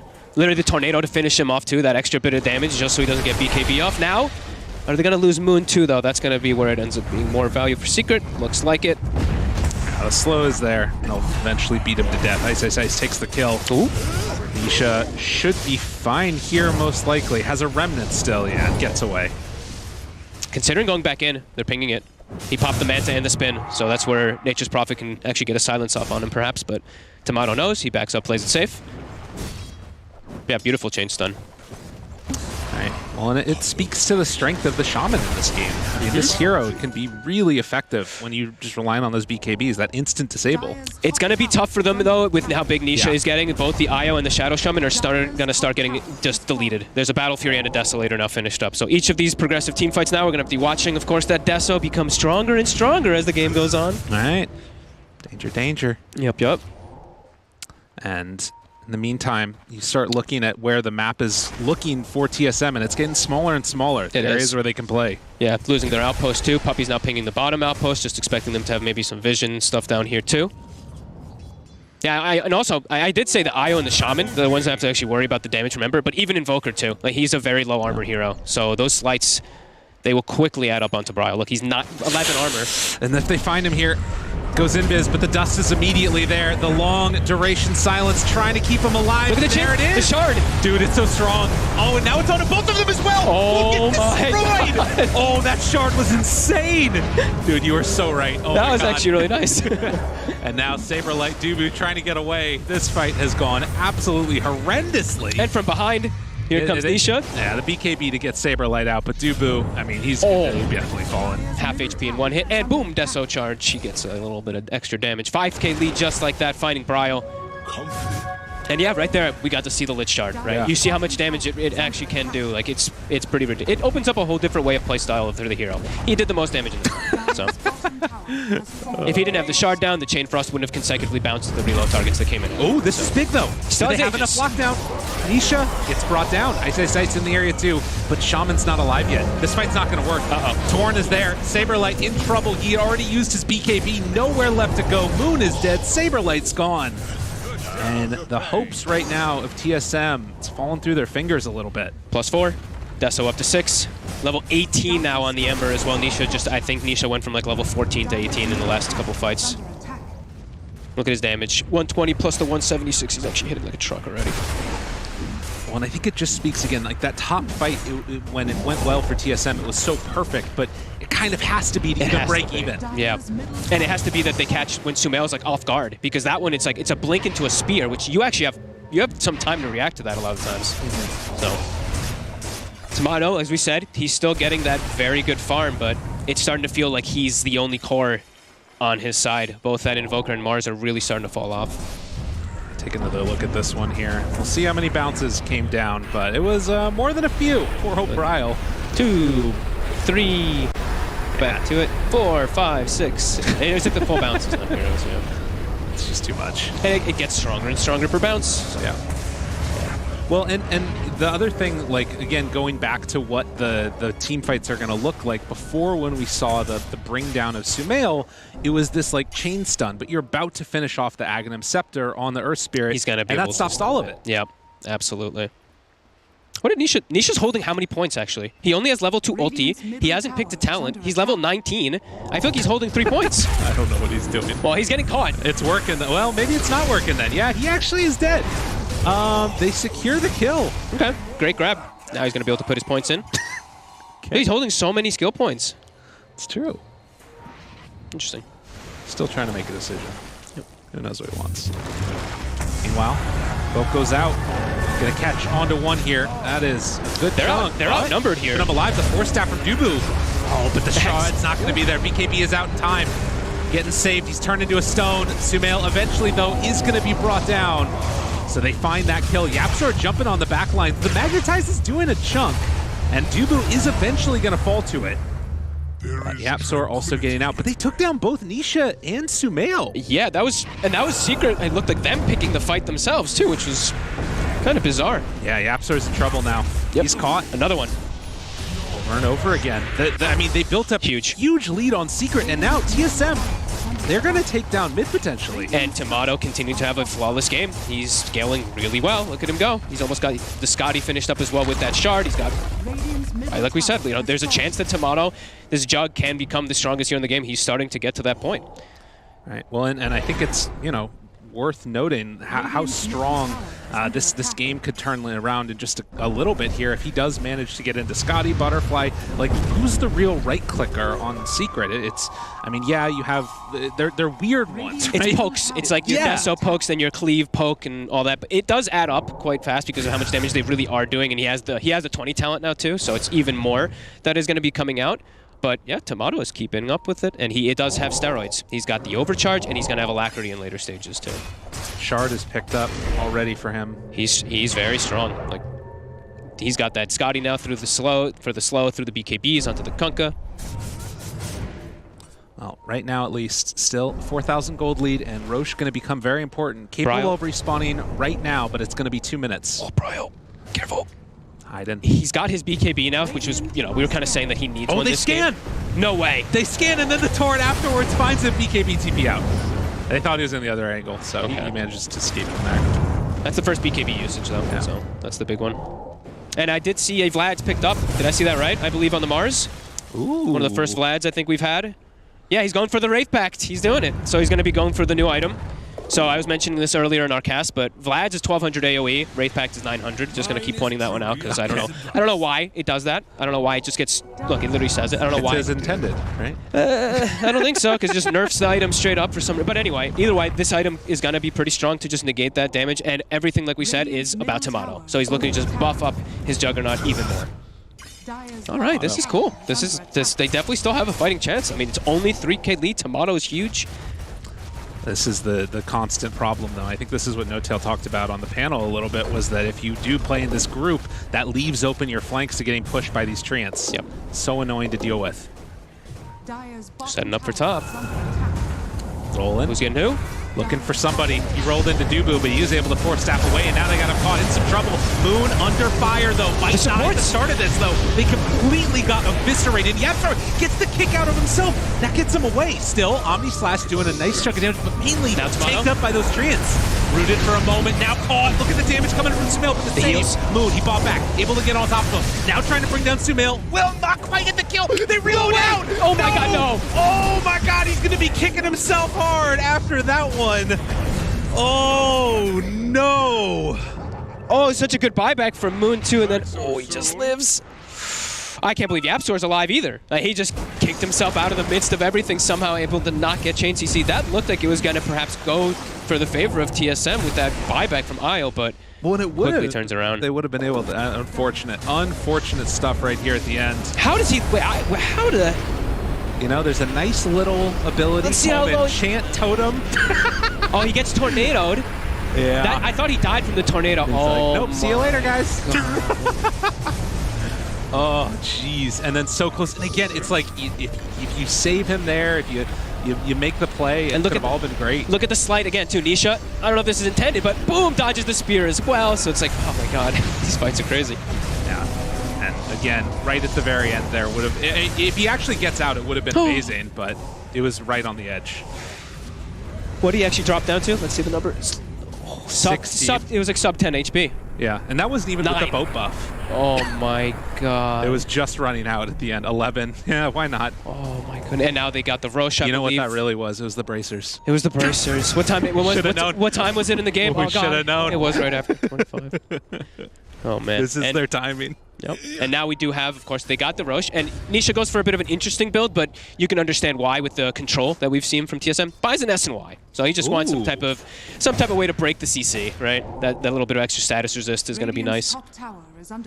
Well, this last fight definitely going the way of Secret. Now, previously when this happened, there was a little bit of crazy stuff going on in the mid lane, and they lost a fight badly. We'll see if they can keep their composure this time. With an Aegis on Ember Spirit, you imagine the game is in their hands a little bit at this point, at least. Yeah, they're feeling very comfortable now with with triple core scaling.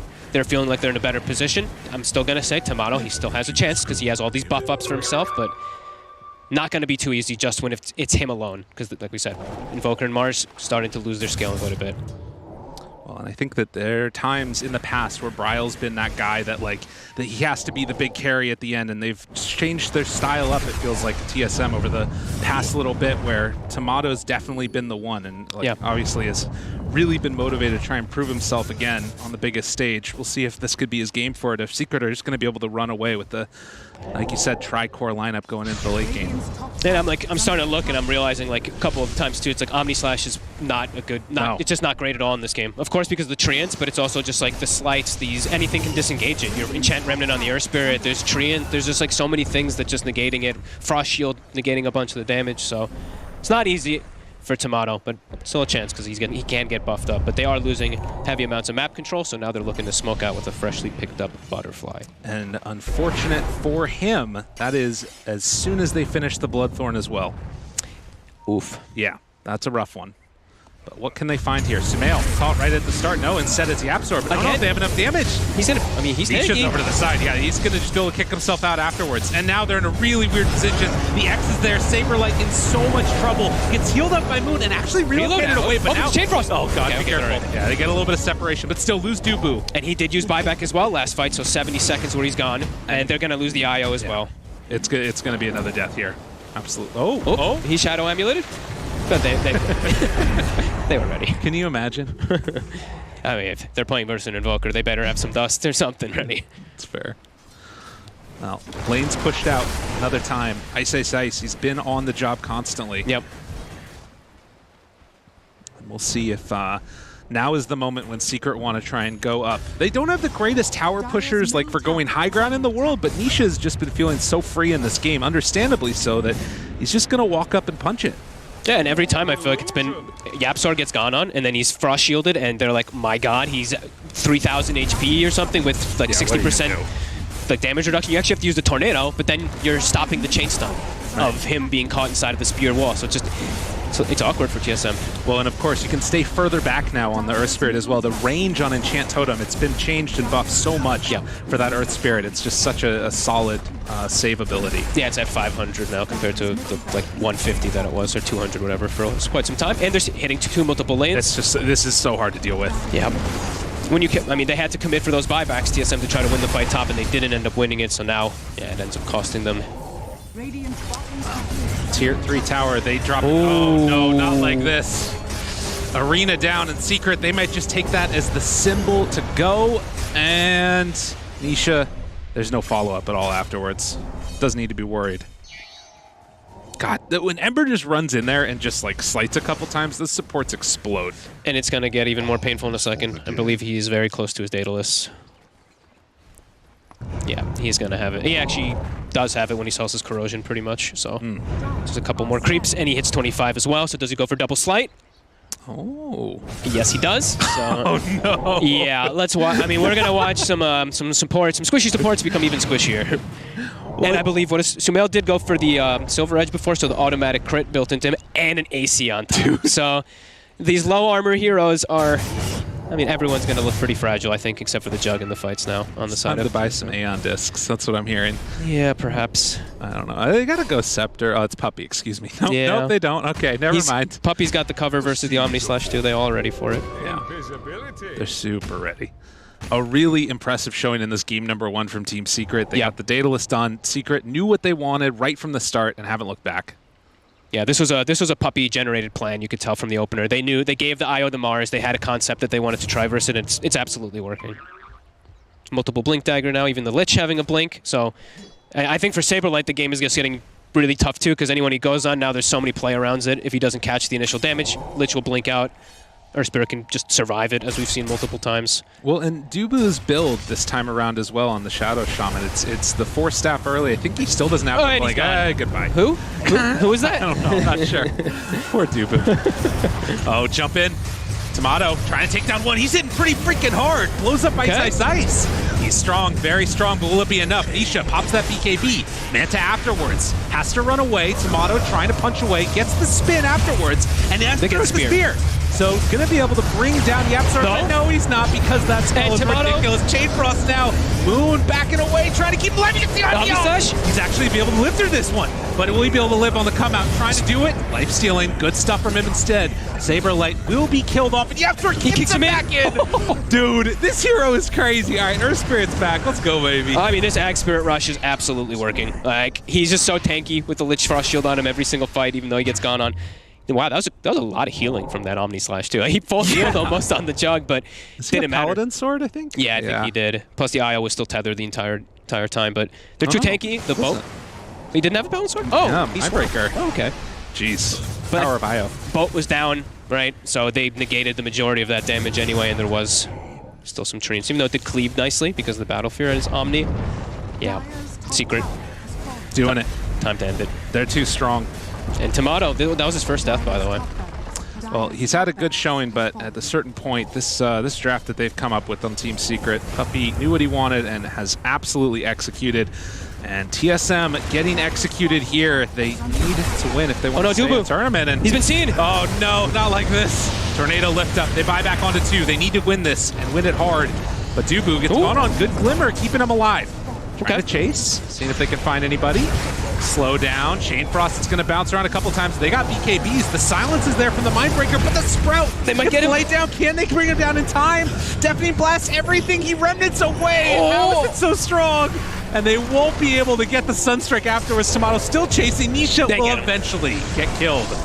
As Puppy will try and escape as well, but in the end, there are treants that are still hitting your buildings, and well, it wasn't enough to take down the second or third set of racks, but still pretty good. I think Tomato had to buy back also when he had like what 20 seconds remaining on his respawn, so that always ends up hurting a bit. But they do at least, thankfully, get the kill on the Ember Spirit because he almost got away. The Sinister Gave actually almost saved him. Nisha's had such a clean game so far here. Yep. Was that his first death too? I'm not sure. First or second? I think that was his second, I want to say, on Nisha. Well, regardless. Moon's out. Okay. Careful. What can they do? Again, TSM. Roche, a minute and a bit away. They got nothing to get on the map. Yeah. Only thing they can do is like fix lanes right now, push everything out. They got that next set of neutral items as well, but look at this Ice is just pulling waves everywhere. He's looking for couriers? Oh my god. He gets it. Dude, have some mercy. Dubu can't catch a break, even his courier. It is tough stuff for the man labeled as most annoying support to play with, but that is pretty nifty. So DD on Tomato. Okay. He's waiting. Yeah, no bottle on anybody, I don't think. No, they've got an Invoker. Yeah. No bottle lineup. So he's going to have to save this for the second. He bought his own bottle. Hex, relocate in. He takes the DD now.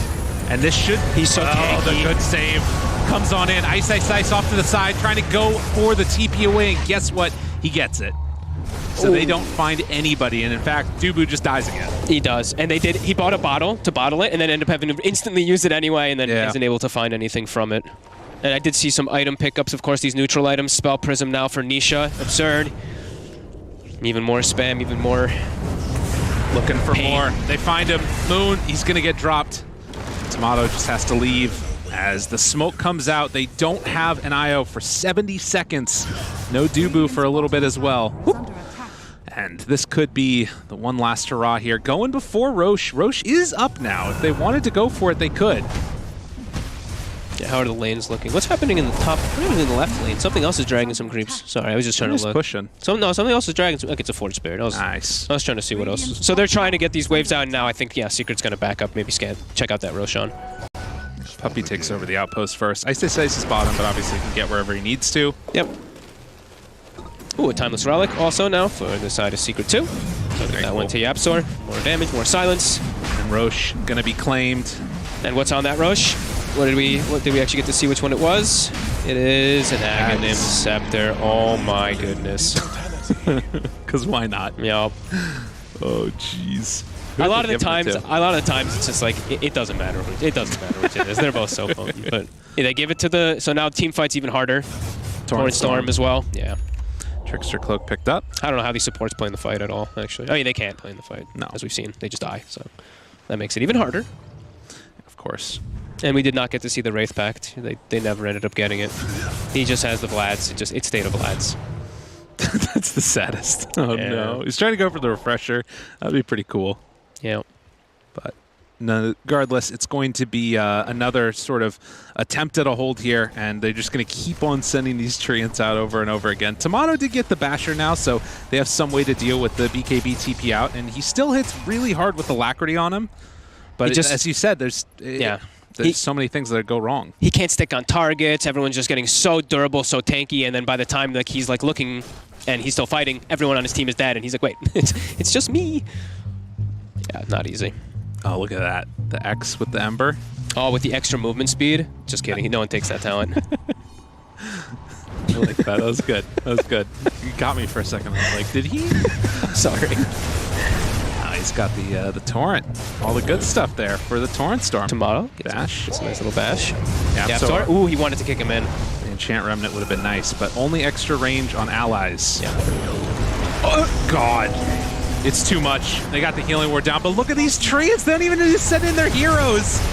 How? How is this okay? The support's just... Bryo has to stay in Ghost Walk so he doesn't get hit by the slight, but there's a Sentry there, gets hit by 2 slights. Gotta be careful. Half HP, and now he's getting kicked out. Oh, they got him! Off to the side, trying to keep him alive, but he's in way, way too deep in Bryle. Definitely Blast BKB living. Okay, buyback afterwards from the Earth Spirit. But are they going to dive in for Bryle? They could, but full heal.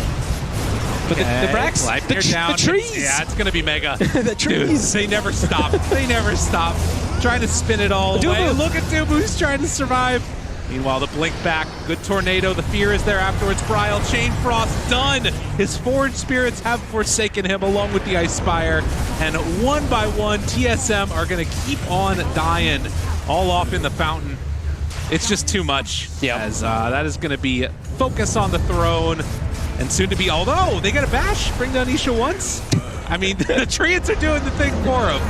Who needs heroes? I mean, it's mega. Nisha's just getting some higher damage numbers, boosting his stats a little bit. And GG is eventually going to be called as the throne falls. Secret take game number 1. Too much fight, honestly. They brought the battle to them every time. TSM were bringing the fight back, but they had too much of it, really. Like these Chain Frosts were connecting perfect. I don't know how Yap sort of lives in like every fight too. Just not the ideal initiations really from TSM. It felt like they wanted to get these different targets. They kept trying to go for Yapsor, but with Frost Shield, with him being able to kick himself out time and time again, it's too much. And the Rum, we can't forget about the Rum too. Yeah, the Rum is really good. Yeah. But again, another solid performance. Team Secret able to claim it. See if they can keep their momentum going in this tournament for now. Head on back to the panel. See if the fly's still there. Oh, it's not. But fortunately for us, the Yapsor Earth Spirit is back into play, and it dominated that game. Team Secret seemed to be one step ahead. It seemed no tail in that game.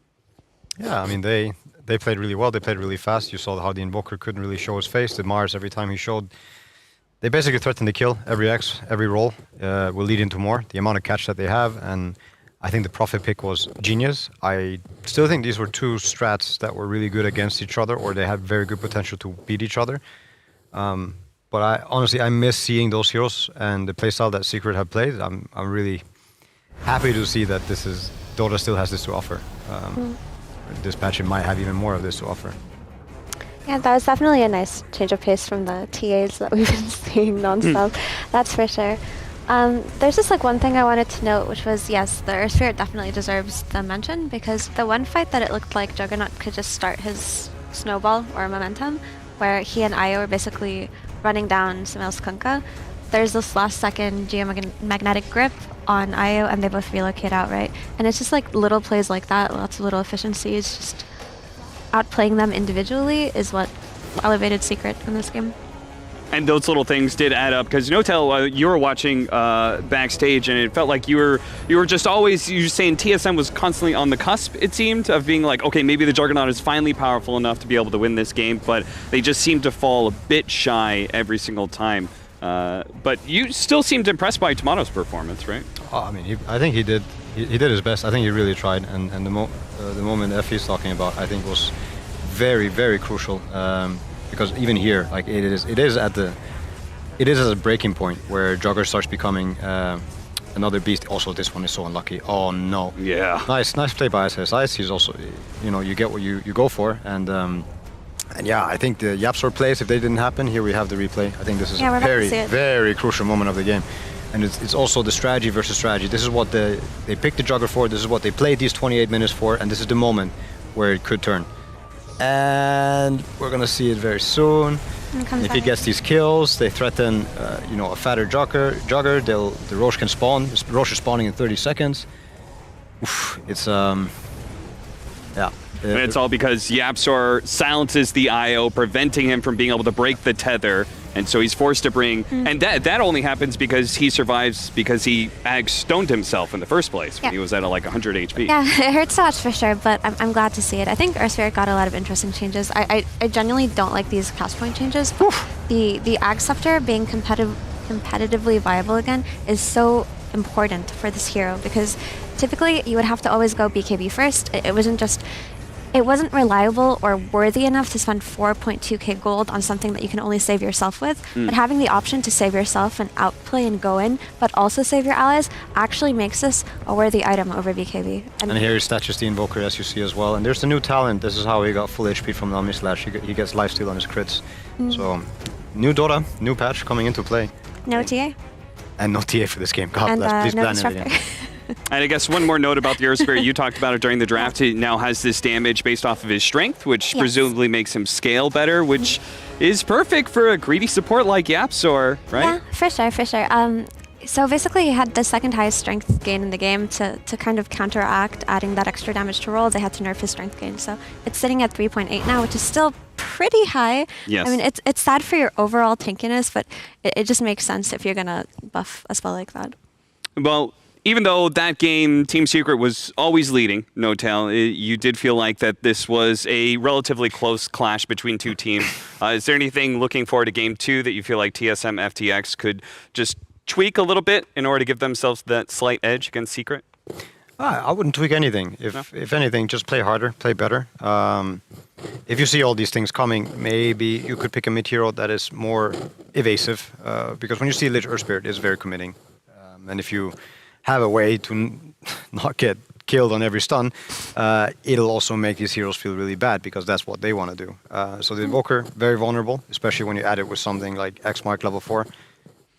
It can feel very pressuring to show up on the map. You wish you had your BKB already, but it doesn't work like that.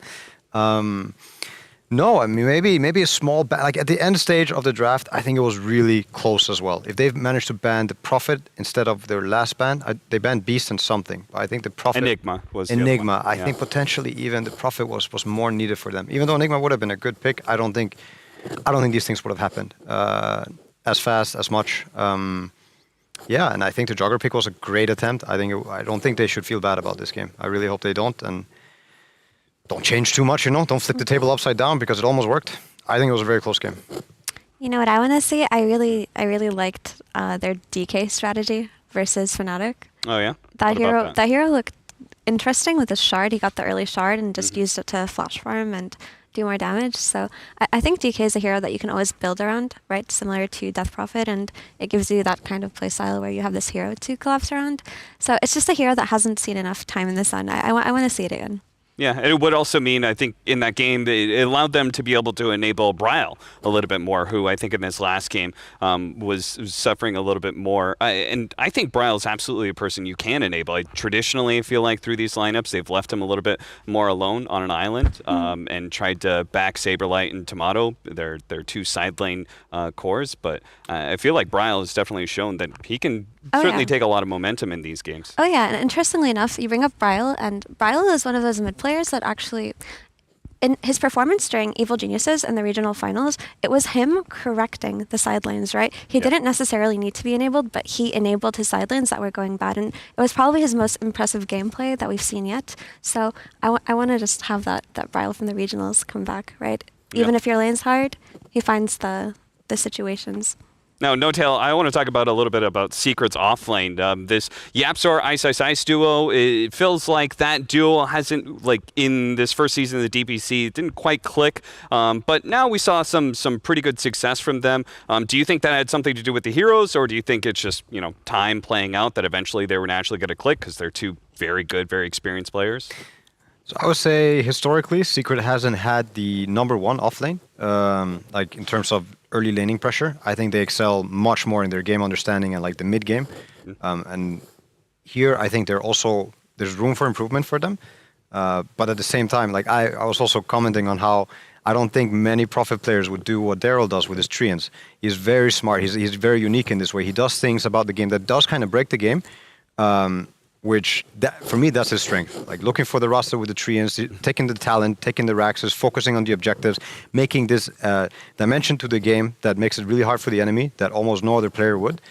This is where they excel. So I think if they get better at the early game, better at the laning phase, this is one of their gaps, I would say. But at the same time, I don't think they're playing bad by any means. Like their lane is strong. I think it can be stronger.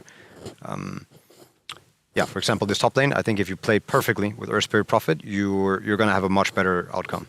I like your description of Ice as a player, just because I very much agree. There's somebody like I watch a lot of Ice's offlane when I was trying to learn the role, and I feel like he's always been a person who has had. I mean, offlane's changed a lot over the years, right? And he's always had to have these little mechanic things. He was one of the first people to really abuse like pulling to a great extent, right? And being able to aggro creeps away from like neutral camp pulls and stuff. He's always been that person who has like that innovative mind, right? It's just an innovator. That's for sure. Yeah, he just needs to be able to give him that laning phase. Yeah, I feel like Ice is someone he started off Dota with the sole purpose of tilting the enemy as much as possible, and that's what he built his playstyle around. Yeah, I would say kind most of how of the he best became. Dota players. Most of the best Dota players do that. I would love to comment on I think Daryl should never lose that side of himself. Yeah. Be innovative and tilt the enemy.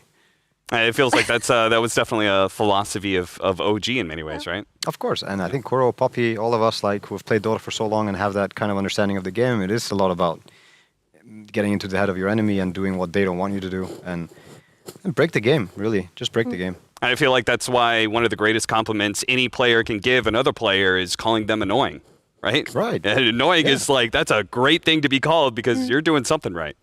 I remember during TI, I think it was No-Tail who. There was an interview, and they just talked about the extensive process that you guys actually sat down and picked your voice lines together because you saw it as an added strategy and more than just something for fun. So It was also because we knew everything about the game, so we had time to use. Of course. Just always be learning. There was nothing more to learn about the game, so you had to find something different else. metas now. Different metas. Keeps developing, right? Once you understood Dota, you can understand the chat wheel game too. Yeah. And I guess that human psychology element of the game is always been a huge factor and something that you guys thought about extensively, right? It shows access as well. I think that's the most threatening aspect. If you have this access ability to do stuff like banners and taunting and dropping mantles in the enemy base, it shows that you've played this game so much and now you're bored. Give me something more, And it's a taunt, but it's the taunts are more for your own team than it is for tilting the enemy, and tilting the enemy is just a bonus. All right, looking forward to Game 2. Anyway, drafting-wise, was there anything that stood out for you guys for some of the openers that we saw? Lich Earth Spirit is definitely, it's a different take to this patch that we haven't seen yet, and I would like to see the 4 actually being enabled more, because I do think with the way that the bounty runes have been restructured and how the mid heroes have changed, like the Queen of Pain, is too easy to secure runes with that hero got nerfed, it can actually enable the roaming 4s a lot more. So to maybe see them come out a bit more, like we've seen Nigma have success with GH's Clockwork too, right? So there is potential for that kind of gameplay to be reopened. And I would personally like to see that. I was very surprised by the Lich pickup. I feel like every single time I pick Lich, it feels absolutely awful. Now I understand. My allies just need to draft around my Lich a little bit better. And they did that, right? They actually got themselves like an amazing lineup that works really well with Frog. They did. I mean, the Lich is drafting. You play this now.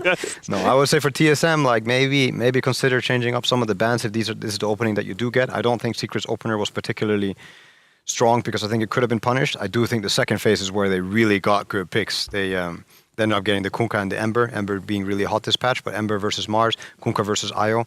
It's just really good heroes, you know. And if you're not addressing, countering, whatever, what's coming your way, like I don't think the Invoker was good enough this game, you know. He's dealing with his Earth Spirit Lich who's going to go on him, and then you're dealing with a Kunkka, which maybe Kunkka alone you can deal with, an Ember alone you can deal with, but when it's this and it's a strategy, it's like this is not the pick. All right, fair enough. We are actually going to go to a quick break because Game 2 draft is going to become underway very shortly, but just a short break. We'll be right back.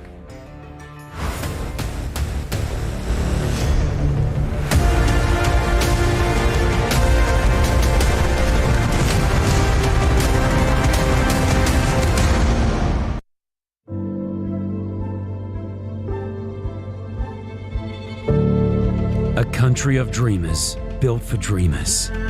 If there's one place that deserves this title, it is the United Arab Emirates. There's no other country that has built so much on a foundation of dreams. No other place that has achieved the impossible time and again just because someone dreamt it. Here, dreams have built the fastest, the largest, and the tallest. Here, dreams continue to move humanity forward. Dreams were what turned a desert into one of the world's finest countries. We even dreamt of visiting another planet, and hey, we made it come true.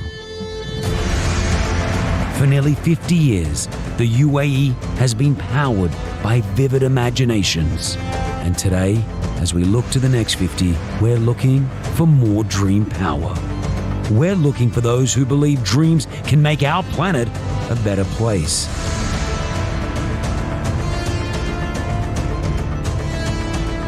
Welcome to the United Arab Emirates.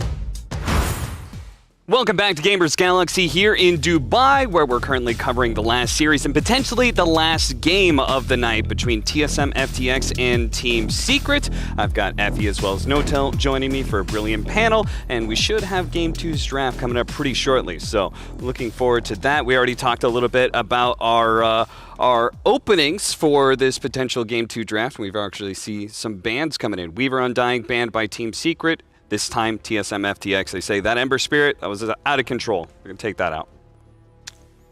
Ember seems to be a very hot hero of the patch. Everybody seems to be looking at it. And we saw, I think, the first time in years, the physical damage build by Nisha. And it did come through. It did come through very nicely. Oh, look at that. Someone got Chen.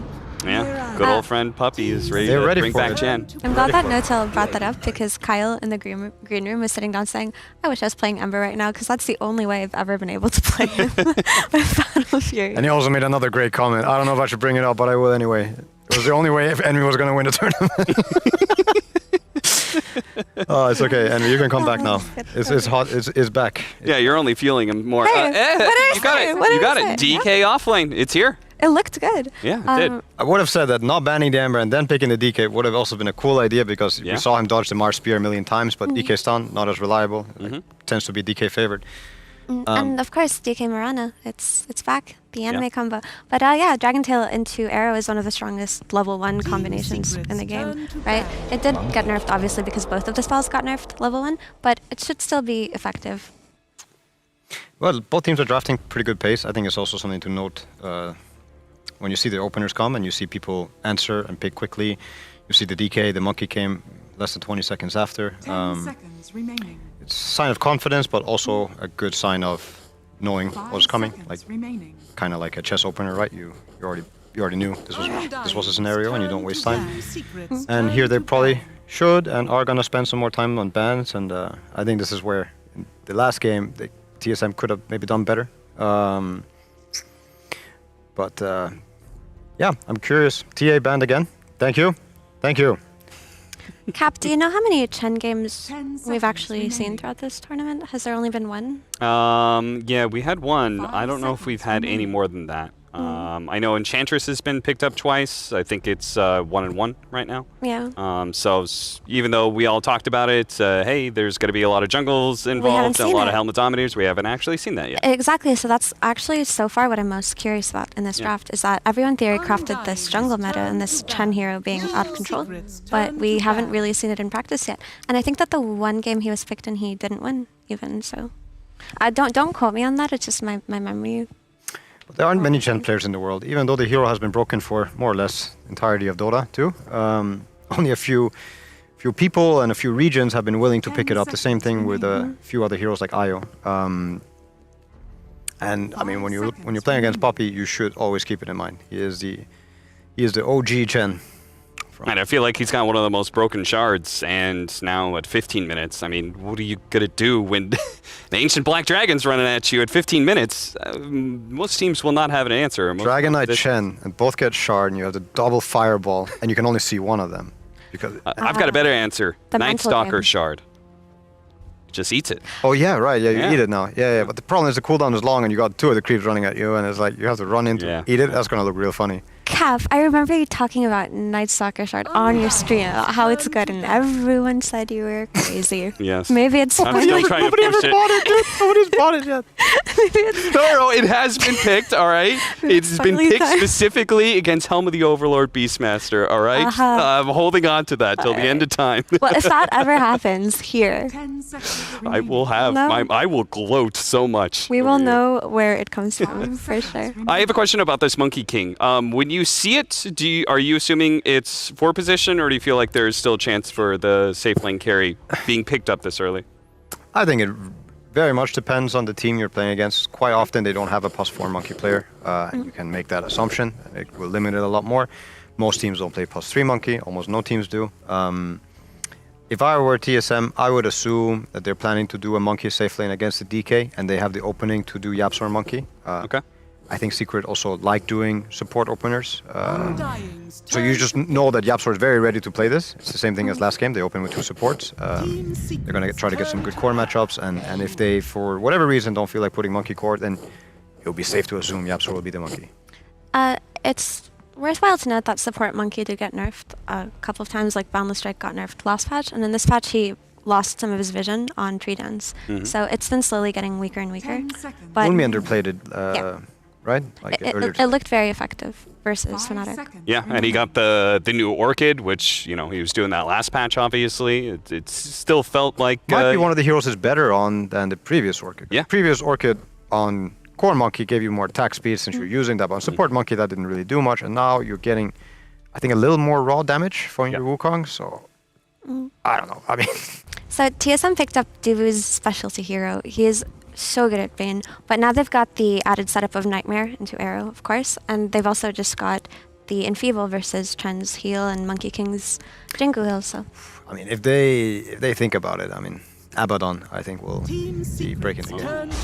It's going to be a little awkward to fit because it will probably have to be a +3.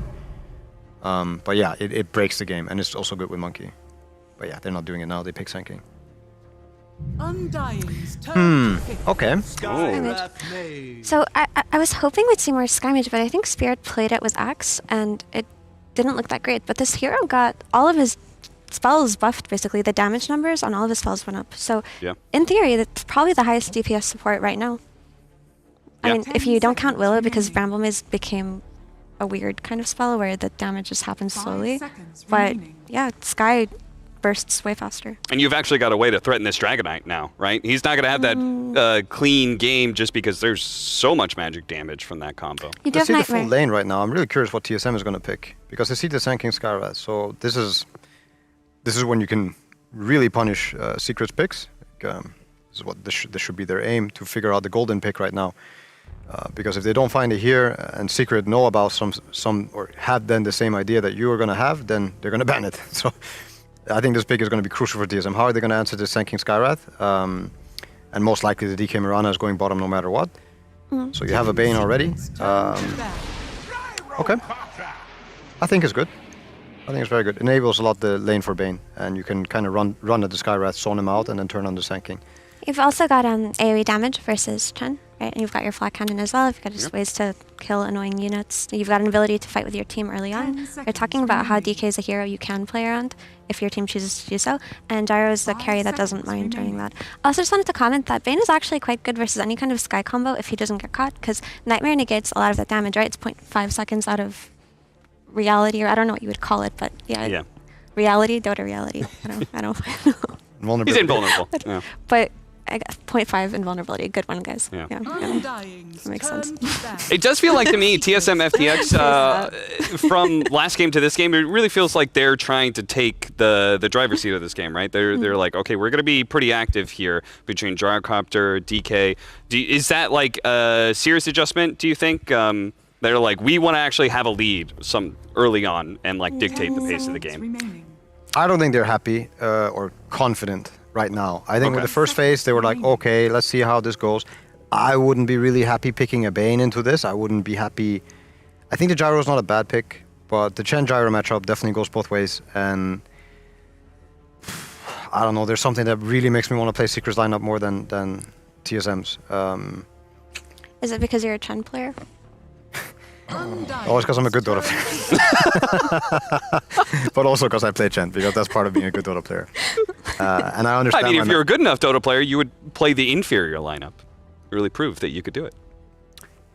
Sure, if I had something to prove, if I don't want the easy win. But right now, I think the game is definitely easier for Team Secret, but it's also granted that they have an amazing Chen player, and they're really smart about fights. And yeah, I think TSM, they have some golden picks. They have some picks that could potentially really enable/change the dynamic. I think, for example, carry IO with Gyro mid is one of them. Like, now you're really changing the dynamic of everything, but I don't know if it will work very well with Bane.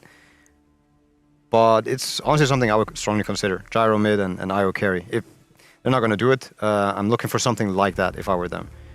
It's going to be a mid-hero most likely coming up. You see that Secret ban out Quap and Invoker as well, so... Yeah. I mean, they're not expecting the Gyro to be mid. Because it does make sense for them to lane top, but I think their lineup is going to need some way to fight into them.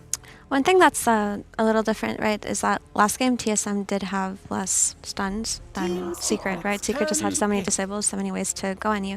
But this time TSM also have the same thing. You've got like 3 stuns so far, and Boundless Strike and Impale, well, 2 stuns, and then you've got the DK stun, you've got Arrow, you've got Bane, you've got Homing Missile. So TSM actually do have a means to just play throughout the entire game instead of waiting for that one 10 timing. seconds remaining.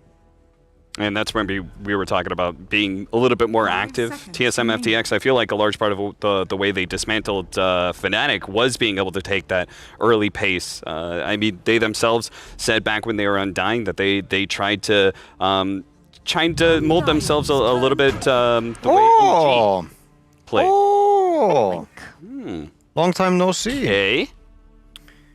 Oh. So you've got the break versus DK. That's probably the first thing that comes to mind, right? But you've also just got Bushwhack. That spell got buffed. Yeah, as a core hoodwink like that thing deals a lot more damage now. It feels a lot stronger. And the range is a lot bigger too, level 25. Like in the late game, it's almost impossible to miss that spell. Yeah, like now there's different ways to play hoodwink for the late game, like not the E-Blade and Ag stuff, but more maybe around the Acorn.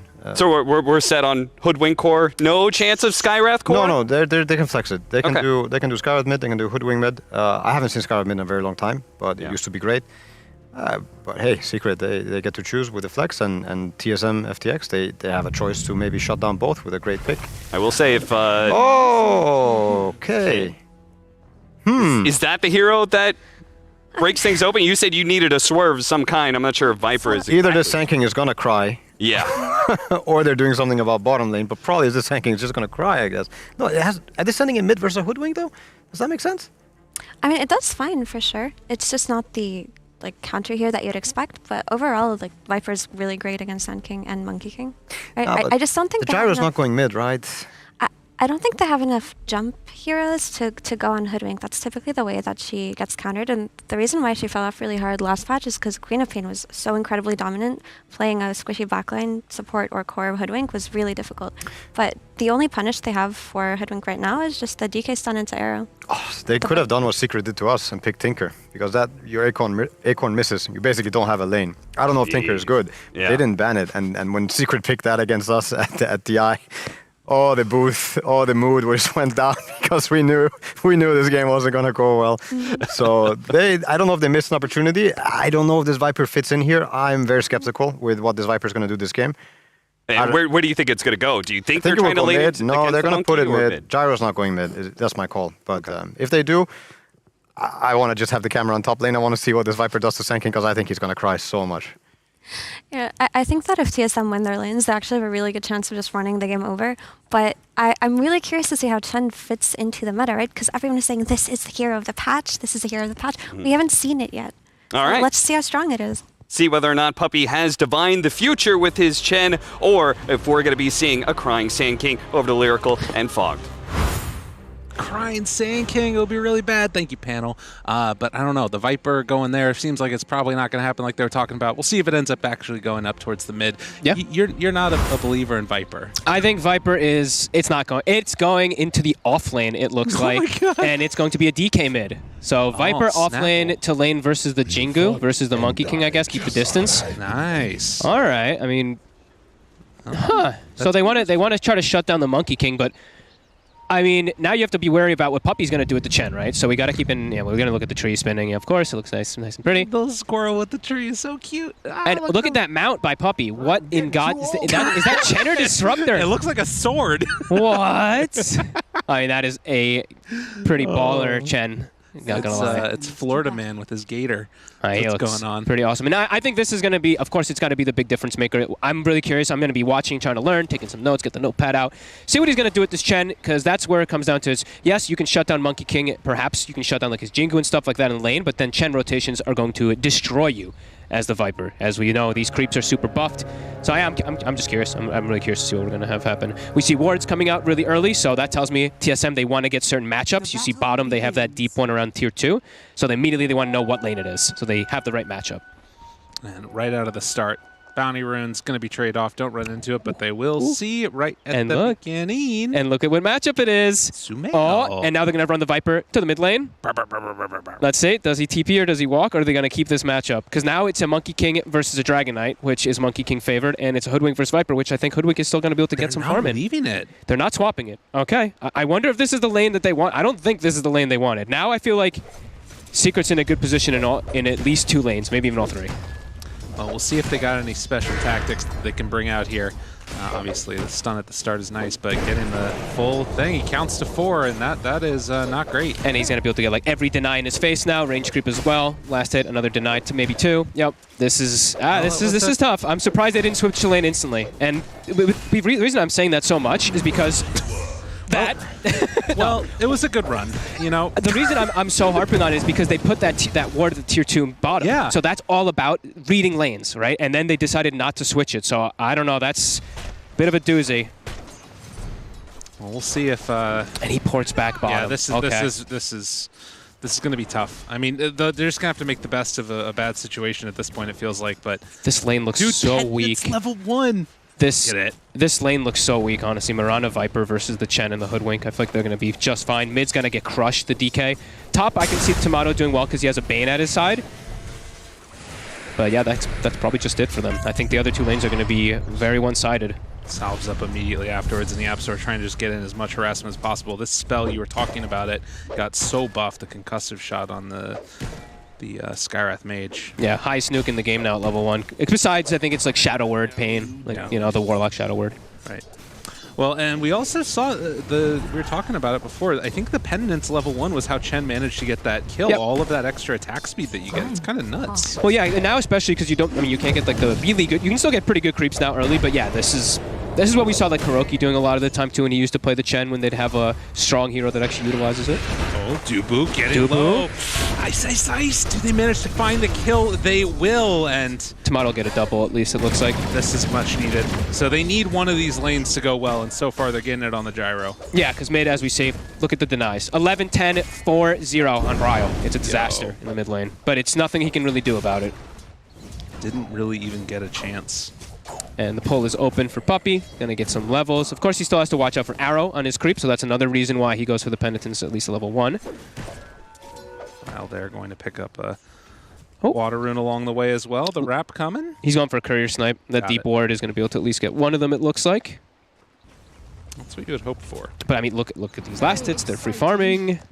Sand King is still getting a bit, but yeah, Tomato is going to have to be a big saving grace in this game because lanes just look really rough. So Moon actually went to go get a creep instead, so he's just punching them. Oh, they took over the range creep.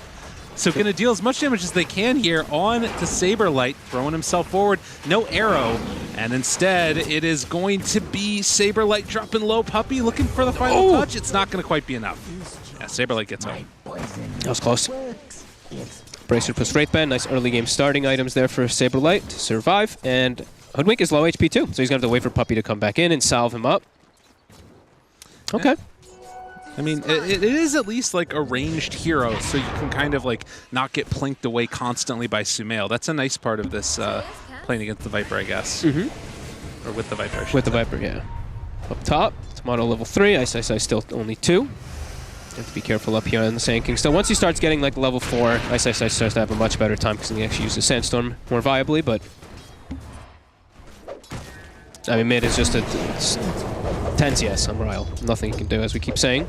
Yeah, he's a level behind, and you're just going to have to do what you can. At the very least, it doesn't seem like Ryle's going to die. He's just going to get like completely shut out in terms of farm, right? Yeah, he's going to get no last hits, because every single time he walks up, the full Jingle gets built up, and then Nisha completely focuses on denies, as you see. 16, one of the higher that we've had at the 4-minute mark, I think, in almost any, and Ryle just high fives him back and forth. This is the most thing that Ryle's going to be able to do right now. It's a rough one. Yeah, a deny in his face, even without the Jingu. He'll get a couple every now and then. Yep. But we'll also still be getting levels, you know, along the way, and maybe can make one of those rotations towards another lane, but you can see the Viper's actually ahead of him. So that's how it goes. So a creep, what did we get down bottom? Did Puppy get a... Okay, so we've got a Ghost. Still a very strong one. Yep. Draws the aggro over, gets the cold wave, and going to be slowed down bit by bit from the Ghost. as Moon just keeps on farming up creeps. They did a good job at least recovering. I was a bit worried, honestly, for Saberlight after that first death of his positioning, but they've done a good job of making sure that the lane keeps pushing into the side of the Viper, so it's hard for Chen to actually take advantage of the positioning of lane. I think that's just off lane in general, it feels like right now, because of the tower positioning now. You know, it is interesting. The fact that, you know, Moon is getting so much on that Mirana, he's just sort of AFK jungle, and it almost feels like, in a way, he's actually going to have a decent start. Almost, I think he has the urn completed. Yeah, and a Vessel this game could definitely pay off massively versus both the Chen heals and the Monkey King. So. Jungling. No, that's awesome. And he's jungling enemy side too. Yeah. He's not, okay, but he's not leaving small creeps. I actually like leaving the small creeps. He's coming back for more. Yeah, I guess that's true, yeah. Chen going to get the farming himself now. So he's got a medallion finished up on Puppy. He's going to be able to pick it up. So that's going to be, I mean, that'll be pretty useful, at least versus, I mean... Dude, we got junglers, legit junglers going on here. Oh, and he's moving mid. That's a big creep wave at that catapult wave. Yeah, Arrow hits onto Puppy, didn't manage to find the ghost, and has to use the leap to get away, which means... They need to help mid. This is going to go down. Dubu, Nightmare there, and they take it off now. Dubu going to get chased under. Ryle there as well. So they're bringing even Saberlight, yeah. They have to. They cut the tree! Really well played. So this is a huge kill if they're going to be able to get it. It looks like they will. Nisha goes down. All right, big play. Does give away the ward that they have up there on the high ground, but well worth the rotation. They needed to make that move. It was a level 7 Monkey King, a level 5 DK, so it's really starting to get out of hand. That's about the best that you could hope for TSM. Yep. And Tomato, is he going to look for this? He's going to call down here. He is. Okay. He's got the barrage as well. Is it enough? It is not. Yeah, sorry. Gets away. Just barely. Skin of his teeth. If they were a little bit closer there, the Bane maybe could have gotten the kill. And now they find him! Round Put 2. down the tree again, why not? He won't be able to Jingo afterwards. He's just gone. Back-to-back deaths for Nisha. That is good plays. Devastating. Those are huge plays for TSM. And now they're going to be the ones to be able to turn it into perhaps a tower because DK is 6. And top now too. Oh. Okay. No more call down though, but it's still just going to be a lot of damage on the ice. Well, TSM, don't write him out yet. Nope. Despite how badly that laning stage went for Bryle, making some catch-ups happen. Dude, double tornado? Oh. Back in what? Look at that damage! And they break it, so no corrosive. Oh, man. Still, Puppy does go down to him. And Moon just continues to be very annoying. Level 5, he gets the full medallion off the courier too. All right, and now mid, it's almost gone. The whole tower. Really good stuff. Ice trying to come in with the stun, but only level 1 on Burrow Strike. Oh, yeah, that's huge. Back-to-back kills on Nisha. Let's take a look at that net worth, actually, if you don't mind for a second, just to see how far behind the DK is. DK is equal to the Monkey King, so they have fully recovered Bryle after that tough lane. Who needs the last hits? Yeah, just need your teammates. Exactly. Power of friendship. Power of friendship. He gets the chip fest now too. It did cause Sumail to get a little bit of elevated farm. Of course, you see him up to that 3,600 because he did have nobody in his lane for some time, but it was something they needed to do. It was an executive call, and they needed to get the DK back into the game. And it's almost a full mid tower. It's pretty huge that they were able to do that. Puppy has 2 of these ones now, and little Wild Wings moving in. So they've got the tornado. Something here. Oh, he walked up for the ward, and it gets denied in his face. Look at this tornado. Oh my goodness. Oh, jeez. We're coming for you. Those things are scary, man. When you get the little ancient steel on it, why not?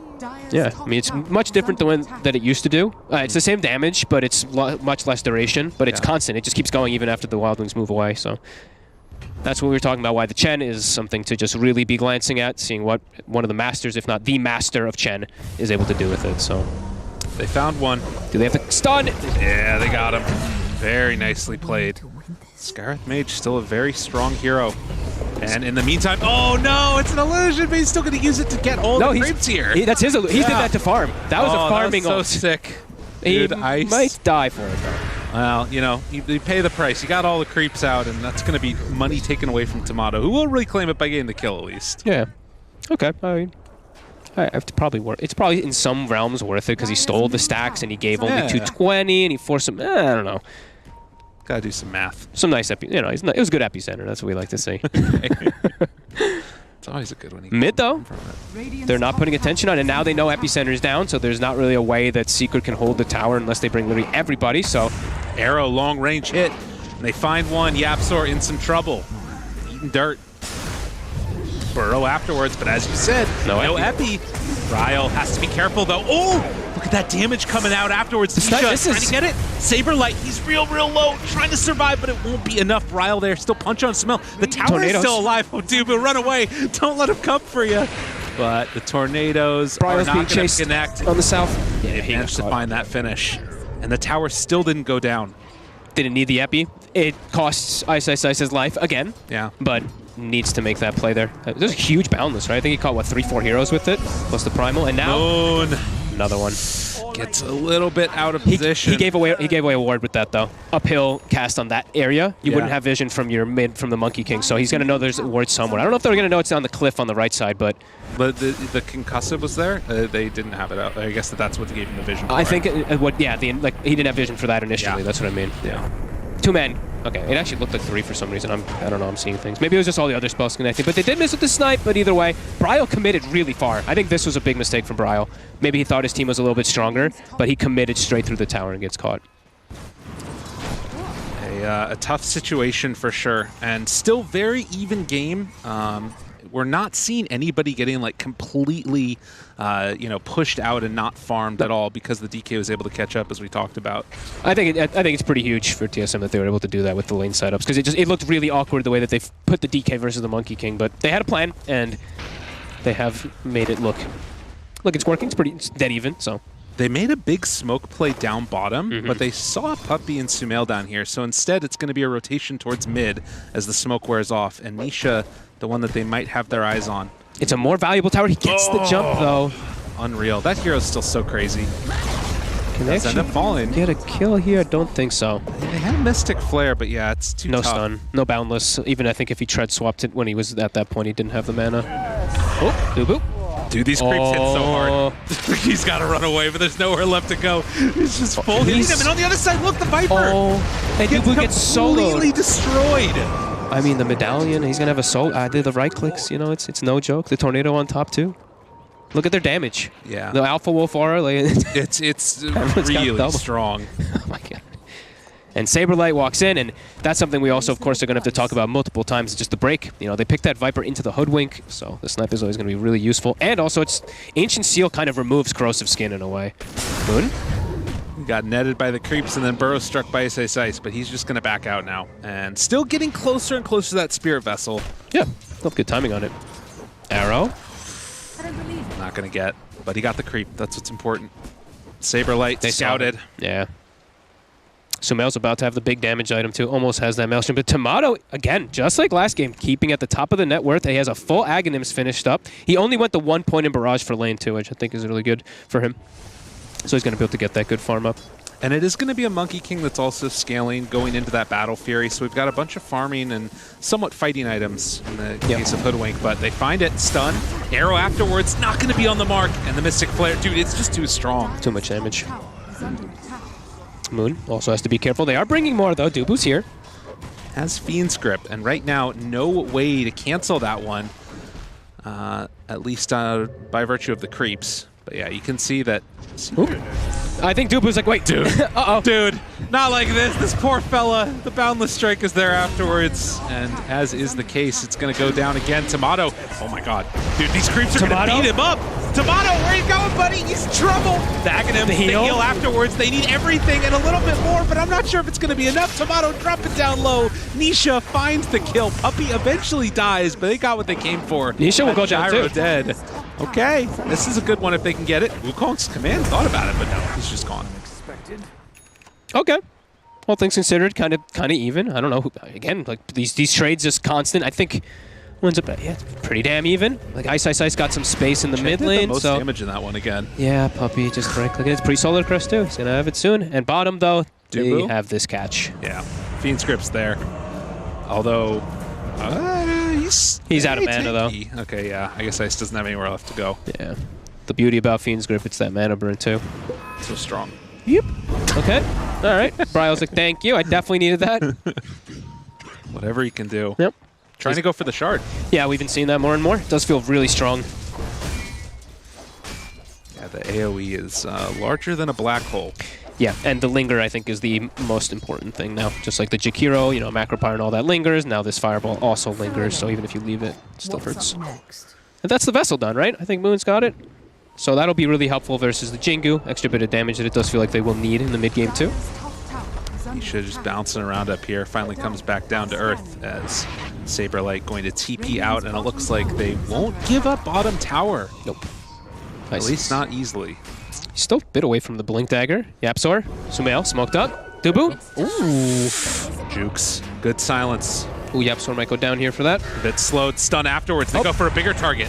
Can they kill him off though? Ice. Burrow Strikes tries to get away. The Epicenter comes out afterwards, but it won't matter. They can't quite get him. And now afterwards, looking for the break. They bring down that DK somewhat low, but that's going to have to be the extent of it. Good collapse from TSM, just bringing the number. Wait a minute. Mystic Flare, again, he's got to run away. I mean, he's still got a lot of survivability but here. Moon, you know what? I think Moon actually saved him, though. Yeah. Like, at the end of it all there, so giving his life, probably well worth it. Ward doing so much work for him. Yep. So 16 minutes in, 14 to 13, less than 1,000 gold leads separating the two teams. Okay. And we are still in a situation where all of the tier 1s except for mid are standing. Stun, out, fireball. Yeah, that is an absurd amount of damage. Oh god, he's dead. Holy moly. Wow. I mean, the more and more I'm looking at it, it's really strong. That's so crazy. And you always have the mana too, it seems like. Do you remember when you used to only be able to cast that on ulti? That was like a wild time. I mean, definitely really strong. Something I think we're going to be seeing maybe more and more as people look at this Dragon Knight. Top, Dubu. He spotted. Careful, careful. I mean, he'll be all right. And now they know. Yeah, they saw that TP in, surely. Bryle, this Blink Dagger. It's what they kind of need to play around, it feels like. Yep. Good ways to catch with it, though. As we're seeing, like the Fireball and the stun, like it's you know, so much damage. Space for Tomato to get all this farm up, and Bryle, I cannot believe how well he's recovered. I mean, they did make it so that he recovered by sacking some other stuff for it, but yeah, still impressive. As Ice will now finally be finishing up his Blink Dagger, which is going to be coming pretty late. All right. Well, it's worth noting as well, like this is some growth that we're seeing on the individual players' performance, right? Like there have been a lot of times in the past, I don't know if it was you guys talking about, where Bryle has struggled on LAN, and he's really shown a much different side this tournament. Yeah. 1K gold lead. I think that TSM though wanted themselves somehow, like I know because of the way that the lanes were set up, I think they wanted themselves to be in a bit more of an ahead position, but I think now is when the game is going to start getting hard, though, because now Chen is about to hit. Chen's got his Shard, and now he got Ancient Creeps that are going to start coming out, too. So I think that's going to change the way that the group-up fights might start happening. I mean, I'm not too sure, but we'll see, because it is still a greedy build from the Monkey King. So it's going to take some time. Going for that Agnum Scepter. Yeah, same build we saw from Yuragi, right? I think it was. Yeah, that might have been. Emoji. But they did take the top tier 1 tower for Team Secret. TSM still playing around mid a little bit. And they kill this really fast. Ooh. Do they know? Solar. I don't think that they have any idea, and they're not going to be able to get here in time. Look at the Hellbear. Dude. The Hellbear dies to the Roche, so everybody hits 100 attack speed. Yeah, that's so nuts. God, these Hellbear things are crazy. So Aegis on Nisha. Wait, that one's 50 base damage, right? Yes. The other one's the red is the 50 base damage. Yep. Attack speed's the other guy. Yep. I'm still confusing the two of them. I swear all the time. He also got the aura right now and the Black Dragon. Yep, Dragonhide aura. We've got our own Fireball on this side too. That one does not linger though. Right. No, and they also have the magic resistance aura now too. Yep. Which got buffed. It's 15%. Or sorry, it's 20% on heroes now and 30% on creeps, I believe, on the that magic resist aura. Wow. A big objective taken. They're going to clear out some of the vision that TSM was laying down in the jungle.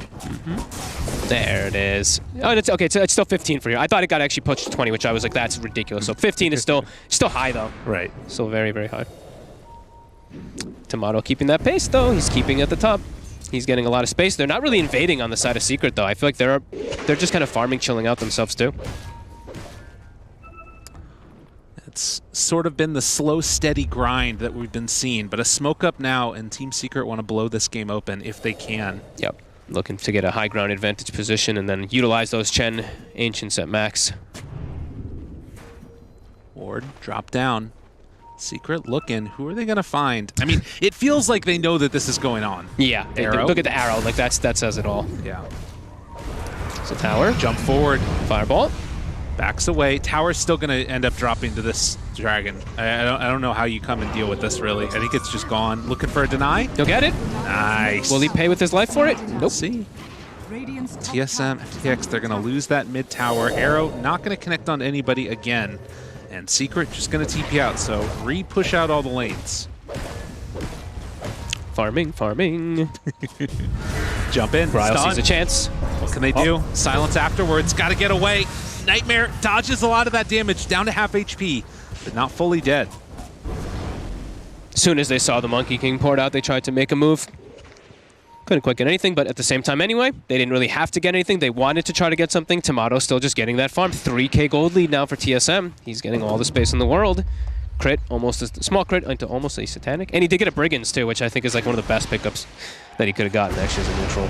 Yeah. With the Aghanims, it's really nice.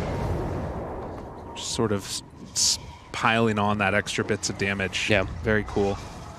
It's definitely looking like they're getting the better end of the trades in spite of Secret having the Aegis, at least in terms of the farm they're getting around the map.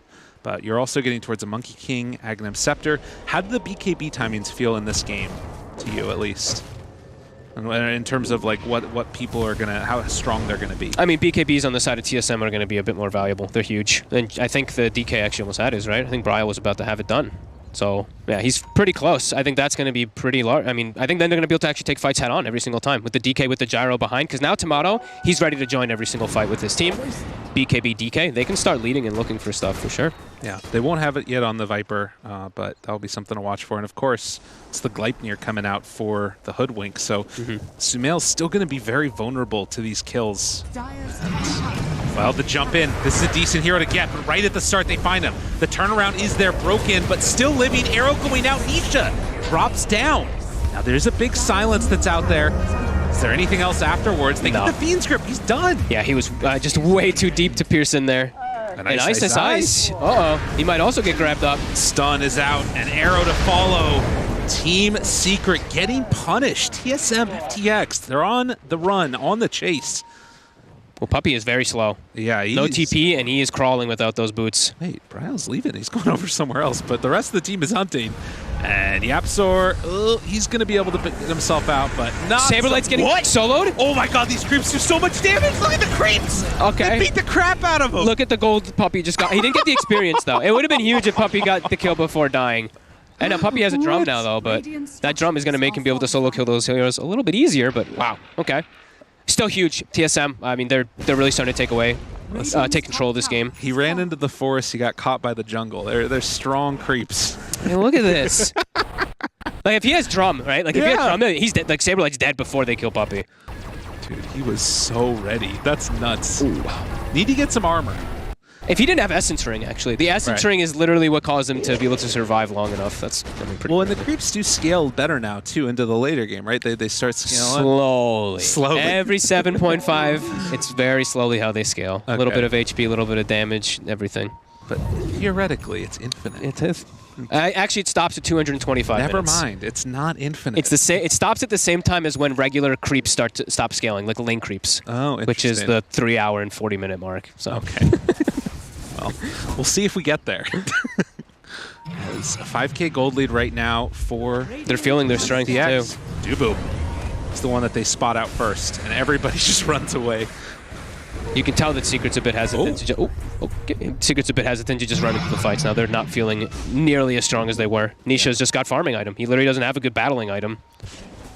Even with the Aghanims. Aghs is better than it used to be for the battling, because now the passive things get Jingu, your little soldiers, but... Yeah, it's something to be a little bit concerned about there as well. Like, if they do sort of get fought into a bad position, and they have to sort of stick there, and he has the Aghanim Scepter, you're going to have all those creeps doing so much more. But underneath the vision, they spot him. They see ice, but they want to go for the backline instead. BKB out there right on top of him. Sumail trying to get away. He's hiding out, scurrying, trying to escape, but there's the Yule Scepter. And with Chen already dead, they blow up Sumail to boot. Nicely played. Immediately setting up for more, too. Just trying to find anything they can. Yeah, TSM is really just starting to get full control of the map. The Hoodwink is really falling off. Ice has been kind of destroyed a lot of this game. He's been sacrificing himself for a lot of situations, so... Looking hard for Secret now into these BKBs, into this one BKB, and what's the gyro actually got queued up as next? He's already so massive, I'm wondering if he even wants it. He is going to go for it just to be safe, but yeah, he is pretty unkillable at this point. Well, and I think it's so interesting too, right? Because as these items start scaling up for TSM, the main strength that I feel like, and one of the things that's been so hard to deal with, is the Chen creeps, but now they're starting to get answers. Like, Gyro's going to clear through those pretty quickly. Yeah. They all kind of, I mean, they all will start to just be able to clear them out a lot easier. Yeah, the Chen creeps are definitely going to start getting a lot weaker. The Hoodwink as well, we're seeing for a long time now. Like, Sumail has been very low on that net worth. He's been stuck between like the 7.5, 10K kind of thing for the last like 10 minutes. Look at the gyro. Like, he is almost double. So, yeah, I mean, I know Sumail isn't really playing the carry from the safe lane this time. It's the Monkey King playing lane. But then compare that one. You know, Monkey King is 5K behind. It's been great setup and great ways to make sure that gyro has this type of game from TSM. BKB done. Roche, 30 seconds, capable of respawning. I have no idea how Secret takes a head-on fight anymore into these two BKBs, really. I think cripples majority of their damage from... I mean, cripples all the damage from the offlane, and a lot of the damage even from the Hoodwink is just negated. The slow dissorb will be a little nice, at least. Nice way to try and forestall any grips coming out, or you know, the stuns maybe even. You can reflect the DK stun. That might be a nice one to do. Dispel at least the Vessel off of your teammates, too. That's going to be a big one. But at least for now, what is the Roche timer going to be? Looks like... Oh, instant! Oh, he just left! No! Who's going to check it? Is someone else going to go check it? Right now they're claiming high ground. I mean, it came out really quick. This could be a big fight for them. BKB out, still gets the stun. The Lotus Orb did nothing. So 3 BKBs used, though. So maybe now, when Sanking respawns, maybe they have a small window to look for the fight, but I think maybe they just will miss their timing because it's just going to be that Roche they're going in. He jumped down the low ground! Oh, God, he's caught and in trouble and done. Oh, man. Rough stuff. They take down the Ogre Frost Mage as well, and gonna run right on down mid, although Dubu spots it. And now they actually can't take advantage of those BKBs that were used for triple BKB for 1 kill, because they lose the secondary kill. And Dubu's already looking to set up for the next one, perhaps, while his team goes into the Roche. I mean, he's gotta be careful. If he finds Puppy, Puppy's just gonna kill him. Yeah. They're getting Roche. That's a shard as well. Game is just starting to get really, really difficult. It's been difficult since those BKBs started to come out at all on the side of TSM. Down bottom. They Look at the rainbow ports. Yeah, they're going to kill him. So Dubu goes down, but they get the Aegis and the shard on the gyrocopter. And now Moon, they walk forward, find Puppy, going to try and kill him off. Moon is still taking all that damage from the creeps. Ice is there as well. And now the bring down. Do they have enough? Where's the BKBs? It's not going to happen. Bryle gets killed. Puppy with a double kill. From the grave, he still makes it happen. So they get something out of those BKBs being down, but the Roche is claimed, of course, from the gyrocopter. Dude. Tomato stepping him, though. Yeah, it's like, all right, that's pretty good. And yeah, the Black Dragon gonna hide away to the side, completely not able to use the mana anymore, but... Dragging the wave. Might die now, though. Two stacks, yeah. It's gonna get taken out a little bit more slow. Goodbye. Easy money. 10K gold lead now. TSM FTX looking very solid here off the back of this gyrocopter that's so freaking stacked up. Saberlight forced to pop the BKB. Nicely played by Sumail. Yeah, kind of bluffing that he had an extra person there, it seemed like. By this gyrocopter is just untouchable. Nisha is just, he's still a full item away from being able to actually fight. Like, once he's got Scotty, then he's going to be a lot stronger versus these range carries because of that double effect that we always talk about, how much stronger it is versus them, but even then, he feels like it's going to be frail versus how gigantic Tomato is. Well, they're trying to go now on Tomato, seeing if they can kill him. But he's got Satanic. Satanic sliding through that. Does he have enough to live? Still living. Has the... He's standing down. There's lots of statues there. The Jingoot statues. This is really bad. Potentially, he's dropping so freaking low. Tomato, though. He pops the BKB, trying to survive. But look at Wukong's command is still so strong. Tomato turns now into Ice, finds that kill. So they took him down once, but couldn't do it again as the posse showed up. He's a boss. Yeah, they know. They're tipping him. He's too good. Yeah, he's way too big at this point. He got... this net worth is insane, really.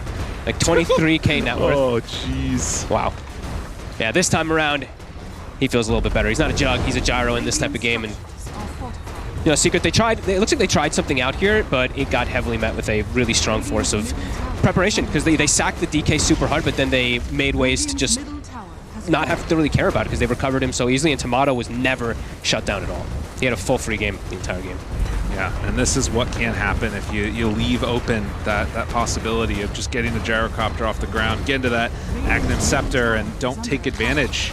So a full lane of racks now to be claimed by TSM FTX. Still 20 seconds till the Monkey King's back up, but there's no more tier 2 towers taken. What do? Well, they're just gonna pop the Mystic. Whoa, but there's the Satanic, and then Livin. Ice is dead. So they take down the melee racks and now back out. Oh, yeah, level 25 too. It's just, Tomato owning. And it's tough for Secret to punish anything now. Like the Sumails could have the same items for like most of this mid game, and just fighting into these BKBs is just always going to be hard. And now they have to get their lanes out, and when they get those lanes out, they're going to run into 3 BKB cores. Yeah, it just feels pretty much impossible for Secret. And again, I think that this is a really important game for this team. Like, I think a lot of people came into this expecting it, and I think that TSM, they just barely able to get out how to force the tiebreakers to be able to make this happen. Now they're on the verge of making it through the play-in series. If they can win, this game and then one more afterwards, we'll see though. Secret, not an easy challenge by any stretch of the imagination. Yeah, and this one they did it with... I mean, they didn't end up losing all the... They only lost the mid lane really hard, so the other 2 side lanes actually went quite well for them, so it's good stuff from TSM. And it's... Yeah, he can't even go for the Scotty. Nisha's realizing, he's like, I want the Scotty, but I can't play Dota without the BKB really into this lineup. So one more item that he's going to need after that one. And even, yeah, they're too far. They're just getting further and further behind because how big this gyrocopter is. DK looking. He's on the hunt. Who's he going to find? Over to the south. He moves on in, gets the stun onto Puppey, drops the giant firewall. Mystic Flare not going to connect onto anything. And in fact, they might just find the kill here. Yule Scepter lift up, Saberlight on the case, and Yapzor going to die as well. So 2 supports in the grave. Sumail's got a missile on him. Don't know if he's being chased. Oh, Dubu's there as well. Oh, Dubu, he's got a lot of control, and Bryle's there as well. Where's your BKB, buddy? Not quite enough gold in the tank, and they are going to bring down the Hoodwink. From bad to worse to terrible. Things are looking rough for Secret here. They can't, I mean, they have nothing they can do on the map. You see the Monkey Kings just cutting creep waves. Yeah, you see how they're in full desperation mode. How's the BKB done, though? Oh, in the boots of bearing. It doesn't matter. None of this stuff matters. Like, they're too far behind. This gyro doesn't care. The creeps are just going to get annihilated instantly. Yeah. 9-1-9. What a game. It's been looking great. Really, from TSM, ever since that top play, right? It's been like the last 15 minutes or so, they've had complete control, it felt like. Even though Puppey was solo killing people with Chen, they still had full control on TSM. Well, one last hurrah potentially here from Secret, as they're wanting to go onto Tomato. BKBs immediately. Damn, dude. No like, I'm hesitation. getting this, I'm leaving. Yeah. Deal with it. Now they have 2-lane advantage. And just, yeah, Cloud9's 22k lead. Keep tipping Yaps. Oh, no. Oop. He's like, nice ags, probably, right? Like. That's funny. Yeah. They're definitely having a good time of it now, and Secret just sort of needing to think on what went on in this game and try and compose themselves, see if they can maybe hope for TSM pushing their luck too far, or diving into the tower, into the fountain maybe. 4 times. Exactly. I don't think it's going to take 1 or even 2 type of feats from TSM for a Secret to have any hope of coming back in this one. It's one of the more uphill battles, it does feel like. Yeah. Need to like steal a Roche and hope that they drop some items accidentally. Good stun and vision. Trying to live. Nisha gets the BKB out. Okay, Bryle first and then away. Dubu outside of the ring. Over to the side there. They get the Chen. Saberlight blowing him up. Saberlight is going to go down. Here comes Tomato, though. The real boss. The double stun. Okay, and Chen will get the burst straight through as well, but there's the Satanic.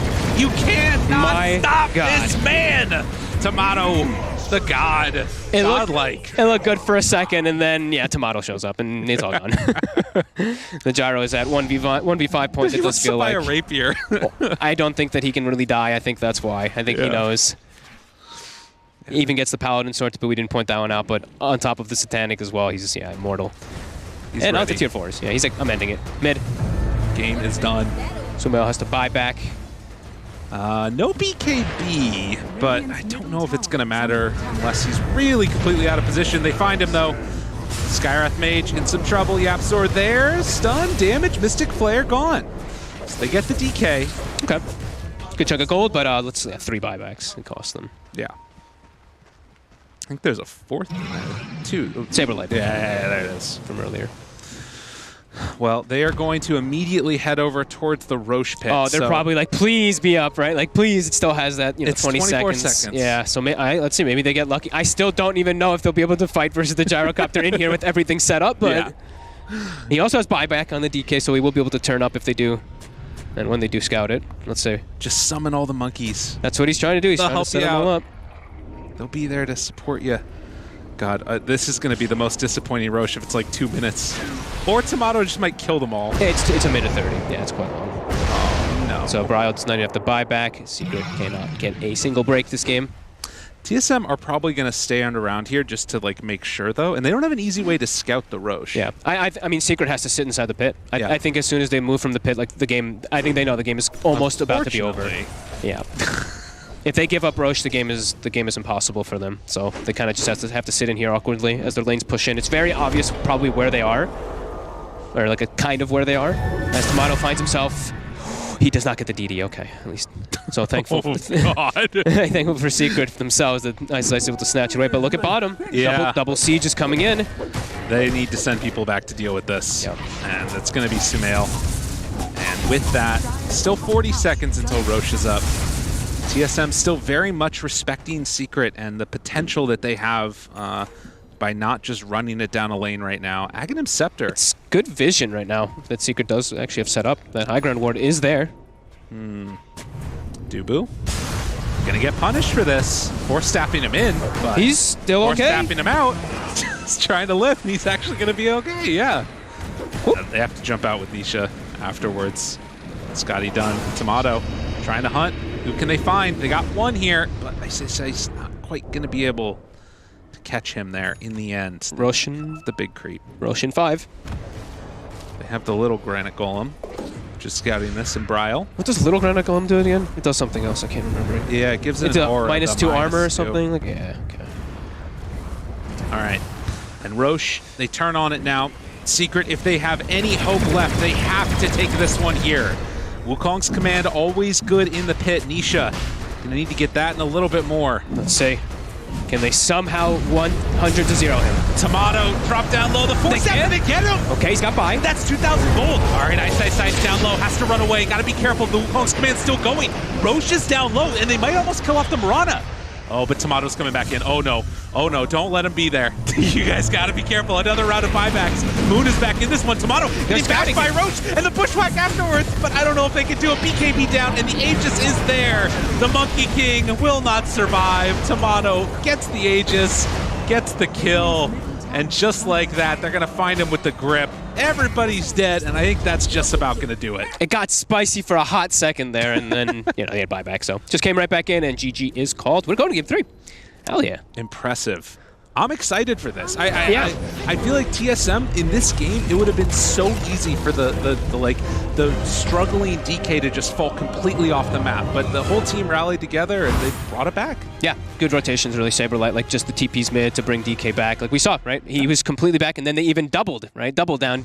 Monkey King TP's back mid, they kill him again, and then, yeah, Brile has this full game. I think the top situation was a big thing, though. That was the Aegis play that Secret was trying to like control map with, and then they overextended their hand and got completely destroyed. Then triple BKBs come out, and game felt impossible from there. So small mistakes add up to mountains. I'm excited, you know why? Because we got a game 3 today. It's going to happen. Now we're going to go back to the panel, let them break that down. We'll see on the other side. Some great rotations and a free farming Tomato leads TSM FTX to be able to claim Game 2, succeeding where they failed in Game 1. They got Tomato farmed enough this time. Yeah, no, I think that was the main win condition. It's a Gyrocopter who deals enough damage to go against all the buffs from the Gen, and more than that, I mean, he really did a lot for this game. I think you can kind of tell. Maybe it's also where the tips are coming from, that he's taking charge of the game when he was ahead, like probably directing a bit what the fights might look like and how they can't kill him, and I just need this, be ready for this. But TSM played really, really well this game, and the lane the lane swap from Secret didn't really work as intended. They kept collapsing on this monkey mid, and he had a really slow game at the end of it, after the laning phase. Here, they keep keep getting caught in the trees. Yeah, the back-to-back cut down on the trees. That was rough. And yeah, Poppy trying to show, the new power of Chen, but yeah, here we see some of the tornadoes. I find it really refreshing that we have all these new abilities from the neutral creeps and seeing, That was a max range bushwhack, by the way. That was pretty cool. Yeah, that was. You wouldn't expect that to hit. I think TSM just had a really good run at EU lineup too once they did get the ball rolling. They had all of these disables, all these ways to just punish whatever they saw on the map. And Secret later on found some really good ins, right? There were a lot of good... That one fight near Roche where there was that epicenter into double stun and it looked almost like they were going to turn the game, but they lacked the damage, right? And it's only because of that huge net worth disadvantage, so... Unfortunate for them. Cool to see Gyrocopter shine like he did. Here we have one of the moments where I mean, he's completely left alone, but who's alone here or who needs help here? It turns out that Secret needed some more. It is very tempting, it's a very hard situation to read because it doesn't really get better than this for Secret. It's like you have all the Jingles and the Wukong going, and here comes the neck.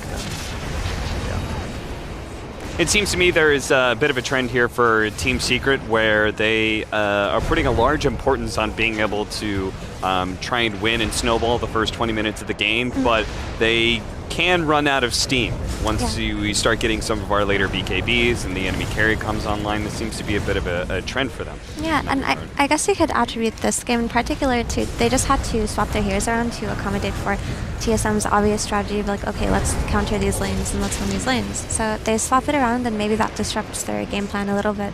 And it just never felt like what they wanted to do actually is shown through here. And honestly, kudos to TSM. They played this incredibly well in my opinion. No, I think the whole plan of Hoodwing versus Viper works probably pretty well.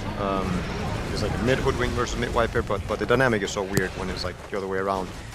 And the collapses in the Monkey, I think, changed this whole Gyro versus Monkey matchup. I don't even think there was a matchup this game because Gyro had almost double the net worth at some point. Tomato, I don't know how he got so rich, but he did, and that made the Skywrath, Senking, and Chen feel really poor in the fights, like no impact. So, wonder if we're going to see more of the Gyro hero, if there's something he figured out, if there's something better to it, or if it is a valid answer to the Secret heroes, or some of them, namely the Chen. In your time playing, is there a team that reminds you of TSM FTX and their reliance on their hard carry Tomato? There's quite a few teams. I think they adapted like a 4 Protect one and had these strategies where you try to build a carry up to a certain critical mass point, and if you get that, it's like a pretty simple way to win.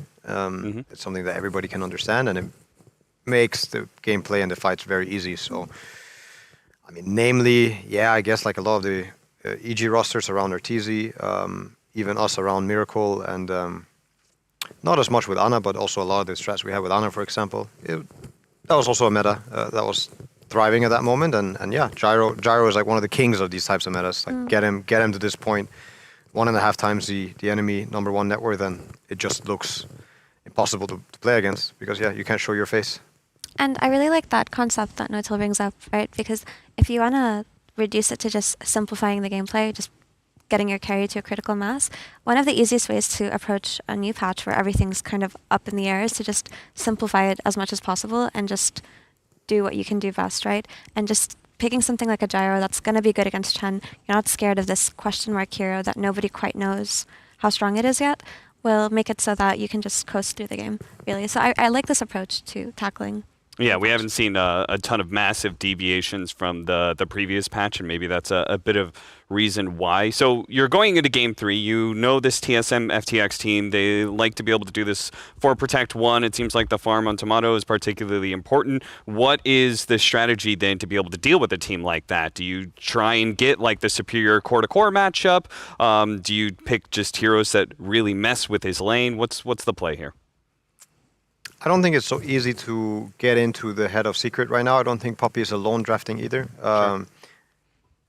But I do think they're going to come in with another opener that's going to be potentially a little bit vulnerable, and TSM can try and find a way into into like a punishing strat or a good strat against what they have. And I think the bans in the second phase are going to be super crucial for whatever happens. Because I think neither game, the game was like very decided on the opener. I think from there on it was like lots of traps for both teams, and I think a few bans and a few picks could have tipped this balance really, really quickly. But I think for both games, both teams could have won. I actually think this has been a so cool series so far because of that. Because you've had two strats that could beat each other. They don't win. There's not one of them that wins 90 to 10.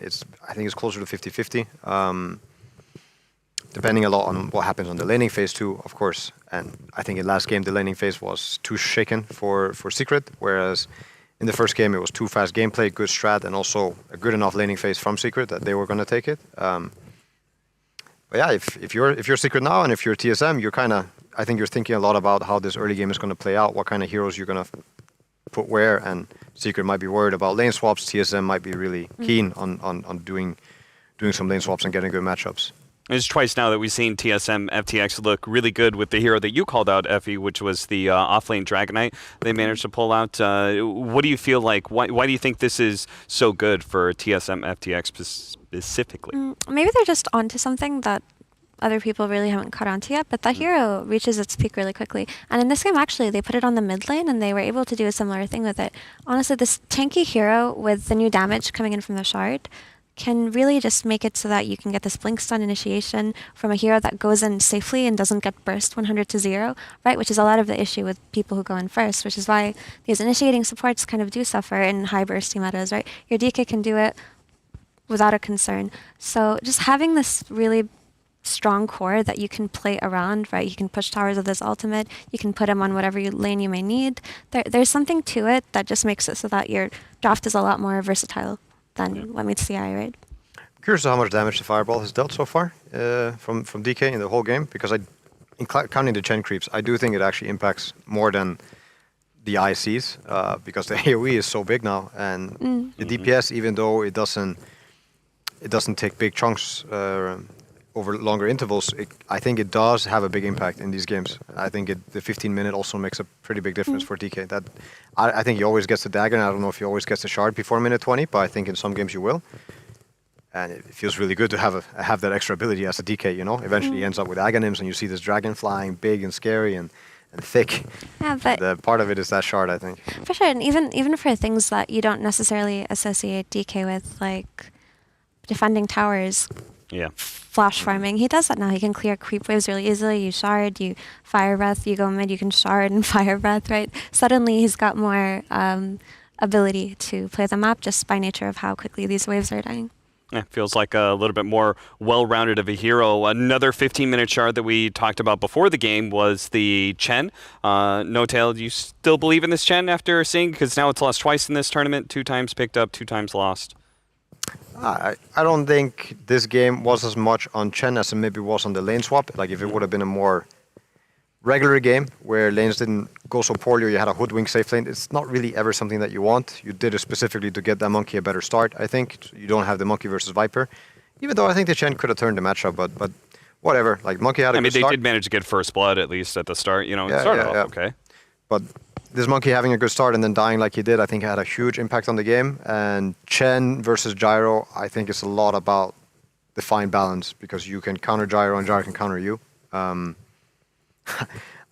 think if a team were to look at this game and give up on a hero, regardless of what it is, if you give up on a hero for the wrong reasons, you will just become weaker as a team. And that's part of the mental game of Dota. It's very easy to give up on ideas or heroes, and it's really hard to see through the illusion of why you lost. I think that's actually an interesting note, because from the community's perspective, they've often looked at Puppey and criticized him for being sometimes too stubborn when it comes to the drafting phase. So on that topic of giving up on a hero, how do you view Puppey's drafting?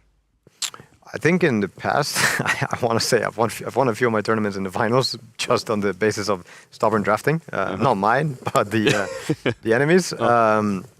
There's been Slaughters and Tidehunters that have been picked on end, even though those heroes were not meant for this meta. Tide TA gives you everything. And Puppey has been one of the Slaughter pickers at Frankfurt, but I think it's about being realistic. Like, you have to get a good feel for whether or not it's a good idea or not. And stubbornness is usually a sign of strength, usually. not a sign of weakness, because in Dota it is a lot easier to give up, and people have that tendency. So when you're stubborn with something, you do believe that there's something yet to learn, yet to see, yet to discover. And yeah, you just have to have a clear head. It's like, is this going to work for us? Is this going to be good enough? And if you believe the idea is good, you have to go with it. Because if you don't, you're already lost. Yeah, you have to be able to believe in your ideas that you came to this point. And for an elimination series in particular, maybe it's important to be able to stick with your guns. Effie, looking forward to Game 3. Anything specific you're expecting?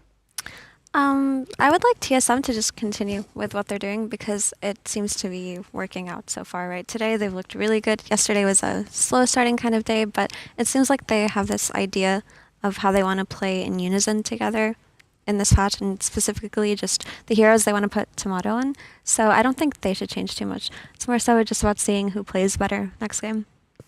Yeah, that's fair enough. Europe for life.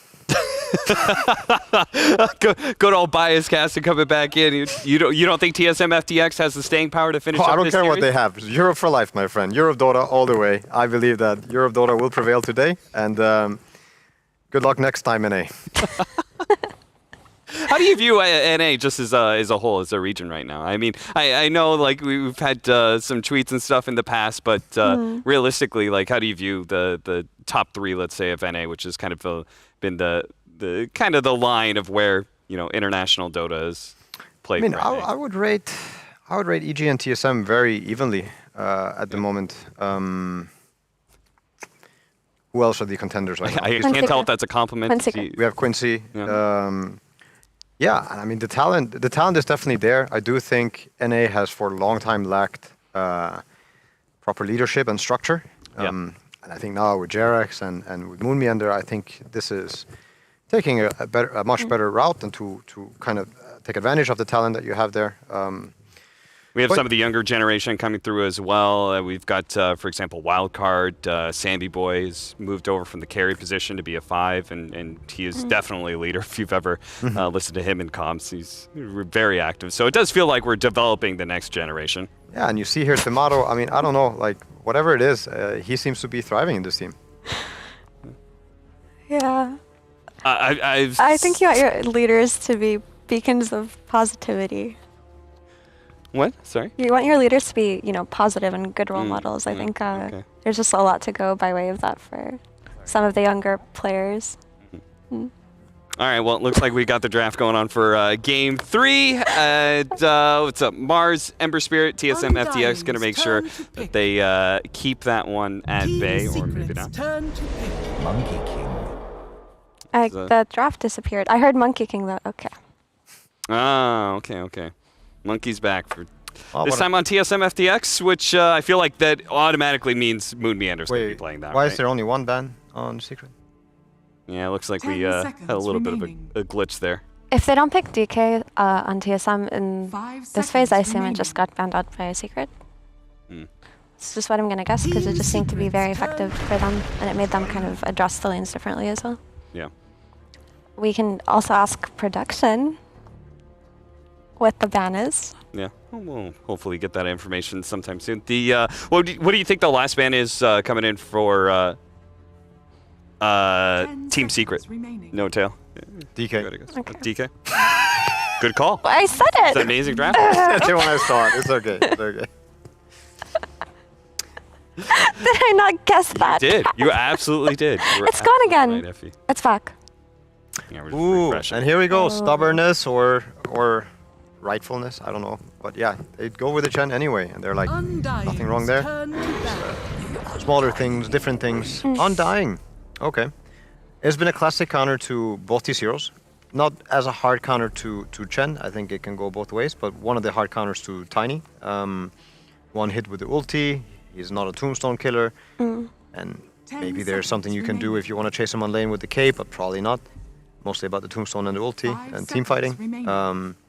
Monkey being first faced by TSM, or first picked even, I think is a very interesting thing. They seem to be probably the most confident Monkey team in this tournament. Having Moonmeander also be ready to pick it up if you need it. So Undying was really strong when this patch came out, and in the smaller balance update they did, they actually nerfed the zombie damage from mid-40s to Quite a lot. mid-30s. Yeah, quite a bit. Like that was how 20% strong almost. it was. So significantly weaker than he was on release, last patch release, but should still be pretty good in theory versus Chen, right? Yeah, absolutely. It's Just they because something- basically made it so between this patch and the 729, where you basically now have the damage to creeps versus heroes. It's now evened out, right? Does an equal amount of damage to both, whereas before they did way more damage to creeps than it did heroes, the zombies that is. Used to be one of those heroes you could farm stacks with just with Tombstone. That's where Nigma actually tried the mind control, played some off lane Undying a couple times. Yeah, we were practicing carry Undying for a while. Oh, really? Yeah, we were. We gave up on it very quickly. It was like very memey, and it was kind of hard. You had to pull the ancient stack out, plant the tombstone, spend a salve or two, but you could get like a really quick Echo Saber Axe Undying, and it kind of was cute. Did you also try and like do a fast Roche? shard and like do the Roshan trick, or? There was like a 100-0 Roche trick. Yeah. No. We didn't have any of that. We didn't play with the shard as much, but there was like the push strong, and you pick it against the right hero like a Sven or a Tiny, and you realize with a few more items you actually smack the living hell out of him in a team fight. So we experimented, but it didn't really work. I don't think we're going to see a core Undying this game. Storm banned. Okay, interesting. These bans from TSM, I mean, make a lot of sense. Obviously, Beastmaster, really good laner and hero to play on, but also just the Hawk Vision is such a nuisance to play against as a Monkey King, obviously. And then Snapfire, yeah, Little Shredder killing Tombstone. Tombstone's kind of the crux of why they picked it. And that hero is just too annoying, so they just pull it out of the way. It's like very bread and butter so far. Similarly, I guess Kunkka is a hero that does really well against the early pressure of Chen, right? This is a very stabilizing type of hero, and that's something that Chen does not like to play against at all. The Storm Spirit, though, on the other hand, I can't really see the reason why. Storm's biggest weakness has always been 5-man kind of lineups, and I don't see why they wouldn't be able to play around something like that, but maybe it's something coming up in the second phase. Yeah, and I also don't know if Storm has, if people have figured out the item build on Storm yet. I haven't been keeping a close eye on pubs these past days, but I think now the Null Talisman nerf and the Orchid nerf, I mean, Orchid has been worse for some heroes and maybe better for a few, but overall I think it's been nerfed, and definitely for Storm, it's not as fun. I'm curious what people would buy. And When the patch first came out, you could get negative mana costs on Storm Spirit because the only at a certain minute mark, right? 50 it was additive. The mana cost. The null talisman stacking, so people go 5 null talismans and are. They fixed it though. That was hilarious. All right, so there's a Tombstone killer. Yes, and they picked this last time against Monkey as well. It's a concept of the lane, and obviously it's one of the best versus the Undying. I think it's a really cool pick. I know I was bashing Ice a bit for the laning phase last time, but I think it's super value pick. I think it's super value +3. I wonder if they're keeping it open on Yapsor or on mid, on Sumail. But it probably is an Ice Lina, for now anyway, and it bullies Undying really hard on the lane. You don't want, like, you're so sad being Undying versus Lina on the lane. And if you aren't able to win your lane with an Undying, it feels like that pick doesn't serve like at least half of its purpose, right? Yeah, partly true. It depends on if you're picking it for team fight versus Chen and Tiny. Well, maybe if somebody like helps you get through the lane, you still get to do some cool Undying things in the game. But big part of Undying has always been having an impact on the lane, securing farm for your carry, giving him some heals, taking damage, blah blah blah. And Lina kind of can negate a lot of it, if not like make your lane really miserable. I'm curious to see. I don't think they're going to send the Monkey top now that they have the choice. I think Moonmander's probably going to tank it and play it for bottom. And let's see. I'm mostly curious about Timato's hero this game. He sees a Tiny, he sees a Lina, he sees a bit. I think they're going to choose his hero this phase. I wonder if there's potential for another Juggernaut game for TSM. Not this lane, I would recommend. Not versus Chen either, I would say. What kind of heroes do you want to lane up against an off-lane Lina? Range heroes are always like more ideal than a melee hero. That was very fast. Yeah, I mean they knew it as a combo together. They probably figured out one of them and were just debating the other one. And yeah, they're waiting with Timato's pick. They're going for the Invoker, which maybe even makes more sense than locking your position one. Yeah, So I like this Invoker a lot because this early Vessel is going to make a world of a difference, just running around versus Chen and Tiny. And then you just pair it up with Tidehunter, who gives you strong laning and also just that teamfight ability to play around, also just kind of being a meat shield for the Invoker. It can work very well here. Yeah, got a lot of good ways to be. I mean, that 2 opening pick of Undying and Monkey King, you want some disables to keep people in an area. You okay, No Tail? Cake? Dude. No. It's going to be another Templar Assassin game. Oh, they have one pick to kind of turn this matchup now. Oh no, oh no, oh no. I started rooting for TSM just now. I just cannot stand TA being played the last game of the day and winning. So I hope they come up with something genius that I'm not even thinking about. I still don't think it's going to be the monkey carry, especially now.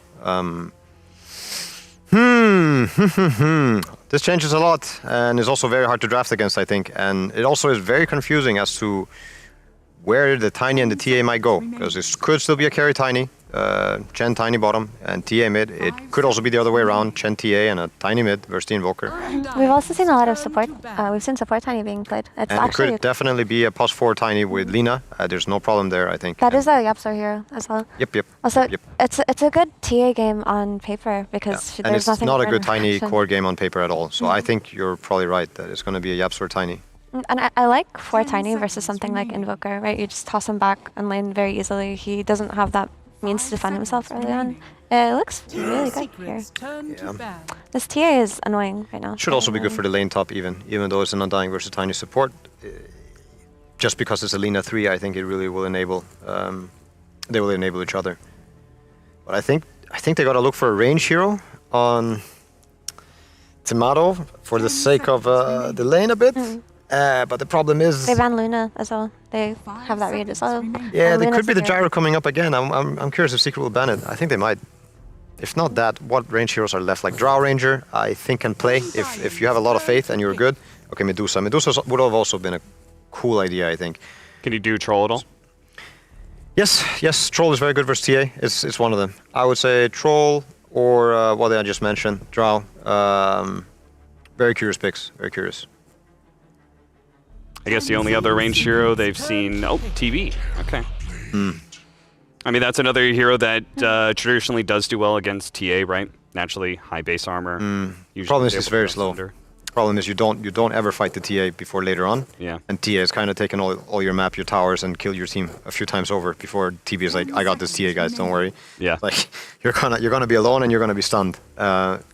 It is quite often the name of the game. So it feels like once again they're just like, okay, Tomato, you're locking down the late game, but it's question whether or not they're going to be able to survive that long. And get him the money. Yeah, if he somehow gets all that money like we saw in the Gyro game just now, then I think we're gonna have a cool TB game on our hands, but there are not many cool TB games in my opinion. Yeah, so there is potential for this Invoker to just roam around early and do damage and disrupt TA from just flash farming, right? But who's he playing with? Undying and Monkey King, whereas this Tiny has a lot of potential to pop off. Well, that depends. If they're laning against each other, I would say we might see what we saw the other game, where they block his small camp, the TA small camp, and he just goes Toronto just Invokers. pushes the lane and is like, okay, Yeah. like it is not so easy to play this Invoker versus TA, even though it's playable and you do have plays for him. It's a safe lane TA. Okay, yeah. That's what I was assuming when Yeah. Tiny got relegated to 4, right? Interesting. So it would most likely be still a +4 Tiny, I want to say, and then the mid Lina. Wait, this is a great Timber game. Honestly, they have more flexes. Like they could still do carry Tiny if they wanted to. I don't think they should, but they could. There are so many options here for Team Secret. They left a very open draft for themselves for this overall last You've pick. got a... Okay, really strong Timber pick. It's a Undying really strong Timber sucks on lane versus Timber. You can just keep Yeah. rolling Death Him level 1 and it takes away a lot of his effectiveness. Right? TB You can also, you cut down the Monkey King in the trees. You can just be that really annoying thing that's in Invoker's face. This is stopping him from reaching the rest of his team, right? And that's the issue. You need Invoker to do so much so that TV can come online. TSM FTX, obviously a North American team, another NA team that's notorious for trying to get some lane switcheroos to their favor, evil geniuses. Do they have to do something like that? Are they going to aggro tri-lane, defensive tri-lane? Like, what can they do to deal with this Timber saw? You cannot send the tide there. You can't really send the tide there. So it's a good question. This game 1, they gotcha'd them with their offlane pick, and they did it in game 3 too. Yeah. They had that Nature's Prophet that they weren't expecting, and then this one, TA they were not expecting, but then they also were not expecting the Timber Slow. So looks good. I feel like they caught them off guard here. No Tail, very quickly, what do you give percentage-wise for TSM FTX to win this game? I would say 95% to Team Secret. Okay, 95%. That means there's a chance for North America, just a 5% chance. We'll see if that's enough. Lyrical and Fox. Yeah, that's right. 5% chance. 5%, damn. That's good, right? No? Okay. I mean, for usual, right? Usually these panels and stuff end up cursing, but I think we have an exception up on that panel this time. But yeah, I think this was a really cool approach from Secret, just the adaptation, the swapping things up. Ward versus ward, he knows. No. So Yapster's going to be able to get the D ward. He got out there first. He smoked to place that ward. Yeah, big so that was plays. actually pretty big, even though that the Monkey King turns into Courier. He actually beat him out there, so that's huge. And yeah, we do see a lot of swapping up of lanes because of the way that the picks happen. And now this Terrorblade, it doesn't look that easy for a Terrorblade, really, and they will get that ward secured. So he's got burst damage he has to worry about Lina. He has tempo that's going to be coming up from the TA and Timbersaw and all that too. So yeah, could be difficult for TSM to weather the storm for this Terrorblade to get online. That's really been the thing that it feels like constantly happens with these Terrorblades, is the game just ends too early. So I want to see how they try and slow this one down. Yep. The laning stage, as we mentioned, there might be some switch ups, although it seems hard to imagine like what you could really change besides like maybe bringing an extra hero to deal with it, but it's going to be hard. My worry is also the frequency of the way that they can actually take fights, right? Like even if the TB is able to get involved early, which I don't really think he wants to because he's playing into Timbersaw and Lina, like let's just think about it this way, right? Meta, how long is that cooldown? Like 155 seconds. Ravage, same thing. Like these spells, they have... oh yeah, it got reduced. Sorry, 150, 5 seconds. So listen, 5%, 5 seconds, 5%. It's all coming together. So I just feel like the overall like fighting for TSM, I don't know if they're going to be able to take as fast of fights because Ravage long cooldown, Tombstone pretty decently long cooldown, same thing for the Meta, and those are like the big ones. So yeah, I feel like the tempo is going to be set from Secret, and it's going to really be... yeah, it's going to be a tough kind of hold if TSM is going to be able to do it. Well, and of course, it all needs to start here and see how Bryle can do in the lane against Sumail playing on the Lina. I think that probably Secret had 4 different places where this Lina could have gone at a bunch of different points in their draft. They were super open with it. Yeah, they kept it really flexible. Like the Tiny ended up getting so countered. You know, he's versus Tide, he's versus Undying, so immediately they're like, yeah, we're making Tiny just to support because now Anchor Smash, who cares? Tombstone, who really cares? And we'll see how this mid matchup goes up. Sumail's very comfortable in this mid matchup, even though we've had Lina changed a bit like that. I think he's going to be very comfortable. That'll be something to watch. Oh, Ice, actually. Obviously, one of his most well-known heroes playing on the Timbersaw, but did get brought down fairly low, as is Puppey, actually. So Moon's going to try and chase him down, has that Orb of Venom ready to go. But Puppey pops the salve and gets away. Yeah, top, they have to cut wave. They have a double strength lane versus Undying. So they kind of just have to... the first few levels are going to be a little weird because Dubu can kind of 2v1 them in a way. So they need to pull behind and get that XP, which... oh, Courier? Now also Courier. No! Man, more Couriers than ever have been killed at this event. Do we need to bring back the single Courier to show these people, like, to respect the Couriers, or what's going on here? Yes, please. Bring back single Couriers. Make everyone miserable. That definitely would make everybody miserable. But yeah, they're pulling back behind. Dubu's soaking some XP along the way as well. But some interesting things to watch were also they blocked out the small camp of the Lina, so she is not going to be able to farm quite as much in the mid layer. We'll have to get that one taken care of in a bit. Yeah, let's see if he just does what they were talking about how the TA plays versus it where now, oh, my small camp's blocked? Okay, I go farm your small camp. So maybe he does do something like that, which I think might be the case for Sumail once he starts getting enough mana to actually do so. But we will see. And mid, 7-2, 10-2, not too bad still. Both are doing just fine. Oh man, I'm actually looking at this lane now, and like it's not just the Timber, but the extra bonus of Avalanche now, and that extra control played together with a Timber. That sounds super scary up here. It actually does. Like level 3, level 4, maybe actually level 4. They could even potentially go for. I don't know if you will actually go for the Q, the point in the Whirling Death on Ice, but they have a lot of burst and a good way to actually get like toss back plays and fun. Because of that new Avalanche, of course, just locking them in place. Instead, they're going to see Yapsor's movement the whole way. Has a ward up on that angle, and Puppey still very tanky on this hero, but Moon is going to chase him down for a bit. And just put the bounty in range. Puppey wants the bounty. Oh, Moon gets it. A little quicker on the fingers there, Mr. Puppey. As the slow beatdown continues and chase forward. He got it. First blood. Huge. Gets the bounty and the first blood. So that was big. And mid, though, that's something not expected. Oh, Bryle. Dude, they saw him coming that whole way. They had that. Oh man, rough. They did. I guess they just really didn't expect the rotation. Yeah, he's gonna tip him. That's just not expected. It's too early on, and that gives the Lina a big advantage now. Even get some tower damage, perhaps. Yikes. Wasn't the first blood, though. So very important, actually, that Moon was able to get the first blood before the mid laner gets it up, right? Fair. That would have been pretty brutal if Sumail gets a first blood. You had me scared there for a second because I remembered saying first blood, then I realized, oh, that was when he killed him. Yeah. Puppy gonna chase down Moon a bit more. Has the, I mean, I guess coming out on the courier right now. Is that the Orb of Corrosion? I think so. I think he has the full thing. That's, I mean, it's super early on that he's able to pick this up. That's gonna be pretty big. But pressuring Nisha is still impossible. There's a Tidehunter in his lane, so. Water Rune stolen away there by Yapzor. And gonna farm underneath the tower still. Saberlight has to back away a bit on the Tidehunter as Dubu going to be going toe-to-toe. No, another one? Not again! No! The mango wasn't worth it! He goes down. Dubu's like, get over here. Chasing a bit. He might end up biting off more than he could chew and just dying. I don't know. Yapzor not wanting to go in with the Avatos, I guess. Once the strength goes down, like honestly, once the decay stack goes away, there could be a chance. You gotta be careful. The combo's a bit underwhelming now. Remember, it got nerfed again, so it's pretty weak now, the Avalanche combo. I mean, this is the laning stage now for these supports. There's a run around chasing each other. But this is, like, Dubu's not happy right now. This is exactly what Yapzor needs to do to now make sure that Timbersaw completely recovers in the top lane that started a bit weird. As bottom, Saberlight just getting bullied by a Tempest. I don't think I'd ever say that word in Dota, but it is called Tempest on that Tornado. And he did go for the Whirling Death at 4, so they actually can go for the kill, perhaps. Oh, Dubu brought down low, but not dead. But yeah, that steady burn is going to be deadly. You can see Yapzor not even really throwing out the tosses. He's just throwing out the avalanches as Moon has to back away from Puppy. Just watching the creep looks so funny. Just like, what's up? How's it going, dude? It just stands there as the Tornado continues casting.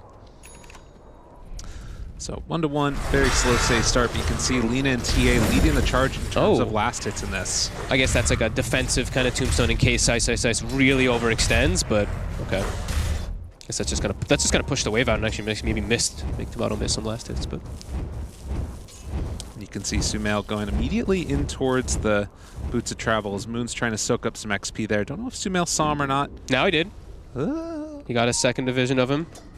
Doesn't have the Laguna skilled up though. I've been seeing this more on the Linas lately, especially when it's just like a farm v farm matchup. We don't expect the kill. They get that second point in passive, and maybe even skip it again. I've seen them actually skip it to like level 8 or 9, getting the Laguna lately. It's fair. Pushes that wave out, gonna head on back to the jungle and farm up some more. But Ice getting close to this level 6, and that's a point where you can't really stand the lane anymore. They're another gonna go courier. For the courier. Yeah. He might get. Is he getting? Okay, that's his courier. He already has arcane boots. Okay. Yeah, Yapzor has been doing it. But level Tomato, 6, he's gonna die here. Yeah, he needs to get some more experience, Tomato. But he's fast at least. Backing away. I mean, he's missing so many creeps now. We see all 3 lanes, secret favorite at the moment. All 3 heroes moving in towards mid, though. They want to try and get something done, see if they can punish Sumail at all. God, it's hard to imagine this actually working, though. That's the same move now I've seen, I think, 3 or 4 games from TSM. They really like collapsing around that 7-minute mark. It's not the 6-minute rune. They actually collapse like right after the rune, so that's pretty cool, though. Keep an eye on for their future games if they are able to continue here. Yeah, nothing gained from it this time around, but Yapzor moves on in. Spots Dubu there. The Tornado. Avalanche toss. And Tornado EMP afterwards. He kind of got to run out of here. Is he trying to body block him with a little kobold? Yeah, I think so. Now, in the meantime, they will kill the Tombstone. A lot of gold going back the other way. Kind of like a kill, you know. Yeah. 25, so. And he did go for that extra point, of course, in the Dragon Slave that we were pointing out. Ice is now going to be able to take away this top tower, push TB all the way into the jungle. Yeah, I feel like we're going to see this tempo just really be set by Secret, and with Tomato not able to show up at all because he's a Terrorblade. Let's see if they're able to actually fight 4v5 in a way. Yeah, it feels very look at this though. Very tough. This could be nice if they can go for something. No. No, I thought he might have Ravage or wanted to use it, but I guess it's too hard to go against TA. Yeah, I think Moon will just die and then you might not even get the kill. You don't know who's going to TP in. I don't think they've seen the Timber TP or the Lina TP. I think maybe Lina they saw, but. And Ice just has his own home. Yapzor just sitting here waiting for an opportunity. He's just watching and waiting. Oh, he's tanking oh my it. He's God. tanking it with the real hero. He's about to die. No, not like this. He Shocker is- comes in. They even get the last hit on ice. Oof. That's a rough one. This is a tough game. Yeah. It's already 3K gold lead, 8 minutes in. Yapzor, like we mentioned, Arcane Boots so early. He's pumping everyone full of mana. And Dubu, level 3. Doesn't really know where to go, it seems like. What a devastating draft. Secret Yeah. is absolutely wrecking here with this one. It's a really good Timber pick. It just was such a cool flex that they did from like the start of the drafting phase. The tornado as well. Bryle's first move. Not gonna catch Nisha. They popped the trap there. Bryle. He's actually just walking into him. He's a little crazy, and is going to get punished for it. Nisha dies. He just... I mean... I guess he's waiting for backup, but... A little bit too slow. They will find another kill here, though. Interesting, though, because he put the trap down. He saw Moon Meander as well, too. So he saw all three, and then he just walks into them. Maybe he wanted them to stick around so that they get the follow-up kills, but... Yeah, still an interesting death. Ice dropping items already, starting to taunt.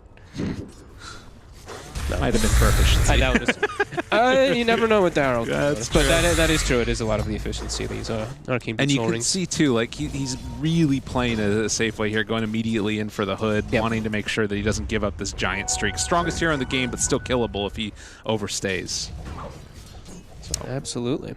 And he kind of has a natural build-up for his next item, I'd imagine. Is either going to be like probably something like a Lotus or something along those lines.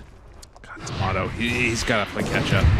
And then, I mean, he just has to play full catch-up. And then I look and I'm like, can the 4 fight, right? Can these 4 heroes, Monkey King, Invoker, Tide, and Undying, really fight into Secret's draft? It doesn't feel that easy, really, at all. It's like, when Ravage is down, fights are non-existent. You remember back in the day when Terrorblades would like get a Dragon Lance and then start like battling with the team, something like that? It feels like that's almost what they're going to need to do, but they've just got so many answers in this game. He'll just, the thing is, there's the Lina and the Timber, right? Yeah. And then the Tiny having such a good game as well. There's a lot of burst damage and control he has to worry about. So difficult. Okay, will be, either Yules or Lotus, so this one will be Yules that he's got queued up at the moment. I like that, actually. Gives him a little bit more setup, too, for the Lina. Yeah. Dire's middle tower is under attack. Very nifty. Yep. Gets that tower siege going. Bottom, Saberlight's doing the same. Has the Boundless. Walks Get in. Puppy. Yeah, this is really nice. Going to be able to make this happen. And Hand of God comes out, wants the kill. Ooh, he gets away. The new Hand of God, that little bit of extra healing, Yeah. too, that he gets per second. Look at that. Ooh. Got a little bit of, like, I think at 40 extra health, he lived with 50, so maybe didn't end up saving it. Run through the jungle. And they got him. EMP is out, and the chase down comes. There's the tornado, and the urn is there as well, so Yapzor eventually going to fall. Bryle gets the last touch. I mean, these are the types of kills they need. Little bits and pieces where they can make extra space. As long as it's, drawing attention from other places. The kill doesn't mean so much, but now it's the fact that the Tiny can't be bottom, but now they're going to bring somebody else bottom. Saberlight. Boundless, trying to keep him alive. The LSA was already out. Saberlight going to eat the dirt. Gets brought down. Yeah, so not... they get the Tiny, but they use their Tide, and now also mid-pressure's coming out too. It's just too much that's happening. The speed, like we said, that Secret was going to be setting it's going to be too hard for TSM to really weather. Just at least Tomato is now getting some space and not dying, but Secret's getting to do pretty much whatever the hell they want to do on the map now. Yeah, and this Sumail type of build here going into the Shadow Blade afterwards, it's going to punish the type of risky plays that you need to catch back up in the game. Yeah, he can just like Shadow Blade into the enemy triangle by himself and even solo kill Terror Blade. I think we saw Ice doing that the other day when he was playing the offlane Lina, the Shadow Blade build, so it did seem pretty valuable. No urn charges left on Bryle after that kill that he did get onto the Tiny, so did have to commit the 2, and I think he used 1 to heal. Still trying to finish off this tower since it's so low. But look at the lead just continues to grow. Ice is doing whatever he wants. Everybody on Secret's just got freedom. Free to farm. Yep. And they are not going to take any bad fights for themselves. Glyph comes out. Finally, Bryle is going to take this one down. Actually, I think I saw Moon there queuing up a Diffusal Blade on the Monkey King. Okay. It's cheaper now, right? It is a lot cheaper. Maybe he's not seeing like a value for him going to the Orchid build this game, so he's looking for something different that can be pretty okay versus like your Timber Saw and your Tiny that can be low and your TA as well. I mean, it's still terrifying against those heroes. Like if Timber Lina finds him, even Wukong's command, he's gonna get rocked. He's gonna get killed very quickly. I don't know really what else he builds though. I think he's just trying to figure out something that's gonna be able to work rather than because the Orchid's just not really that great this game is. Roche now on the menu. Oh, Mage Slayer. They're going to come and contest this, it looks like, but it's happening so quickly. I don't know if they're going to get here in time. They got Ravage, they've got to. This is a pretty good place for TSM to fight, to be honest. And Roche is so low. I mean, it's really hard to walk in there and take it, but at the very least, they're stopping Secret from getting it. Tomato. He did use his meta. I mean, he doesn't, like we said, he doesn't want to be there anyway, though, because he's 1,000 HP. Like, he's just dead. Like, he just gets hit by, like, Dragon Slave and a Chakram, and he's, like, less than half HP, so. Yapzor playing around this area, and Tornado lift up. Okay, Yapzor dead. Oh, maybe not. Live-in Hand of God afterwards, and they break down the tree. And the tumbler. Oh no, that was the tombstone. Oh, Dubu. No. Puppey chased down now afterwards. They've still got that extra regen coming in. Not wanting to use Ravage for this kill, and in fact, they're not going to have to. But the walk-in, Ice is there, trying to chase him down. Invoker caught, Bryle in trouble. Avatos, the punches come in, but the Deafening Blast keeps him alive. Ice looking to clean up here. Dubu looking for the slowdown. Bryle so low, and is going to throw the tornado, but it won't be enough to keep him alive. And now Dubu TP's out, will manage to escape. But it's all the whole time. It's TSM. They have to do these types of plays because they're posturing a Roche. And Sumail actually TP'd bottom. Yeah. Farmed like 3 creep waves, some neutrals as well, and then comes back to the mid. Back to that Roche. A big win for Secret still. They can't even get the Ravage off. They're like, we can't commit Ravage in these situations because then they just get the Roche. But either way, they get the Roche anyway. Nisha gonna get the Aegis. So trying to slow down this game is the name of the game, and for Secret, they can just put pedal to the metal. Keep going. Yep. I just don't know when Tomato actually just joins in. It's like he needs his BKB, but it's like first item BKB or something on a Terrorblade. It's not a winning play that you can do really. It's like kind of digging yourself a hole for the later stage if you do that. Oh my God! How did you not get the bounty room? No, Boone. Well, he'll live. He's gonna survive through that one. But Ice next going in for the Sanj and Kaya. More damage versus that Terrorblade. Knows that he needs, or rather has the answer already for the Spirit Vessel. Yep. Sumail to the side there. Don't know if they saw him. Oh yeah, they saw. They got that high ground ward still. Well played. And Ice is like, look at this. They can't touch me. So. Oh no. Oh, okay. He is a pretty low on mana though. Yeah. But should still. Soul Ring. Dude is going back for it. That's crazy. Ooh, Yapzor. Yeah, going down. Nicely played. And Ravage They're gonna be dropped now. Ice just use the chain. They catch him mid-chain. This is a huge kill. Tomato picks that one up. That's so much gold. All right. I mean, there hasn't been. That was the first Ravage, right? I mean, so the slowness of the game, they're just trying to get anything they can. To be honest, lead is still going up. Yeah, that's the problem. Yeah. And now it's like no Ravage. Timber's back up in 20. We have Aegis. Potential forcing of a tower or something. And Chen is about to get the shard. Yeah, we're getting close to 15 minutes as well. Well, we're getting close to the gold that they needed for that 15-minute shard. Game is looking rather tough at this point. Yeah, but Tomato is approaching pretty good spot, and he is going to go for Scotty first, so okay. He's going to have to reduce that healing versus the Timbersaw, very effective versus the 2 ranged cores as well, so okay. Does make him a bit tankier as well for solo spells.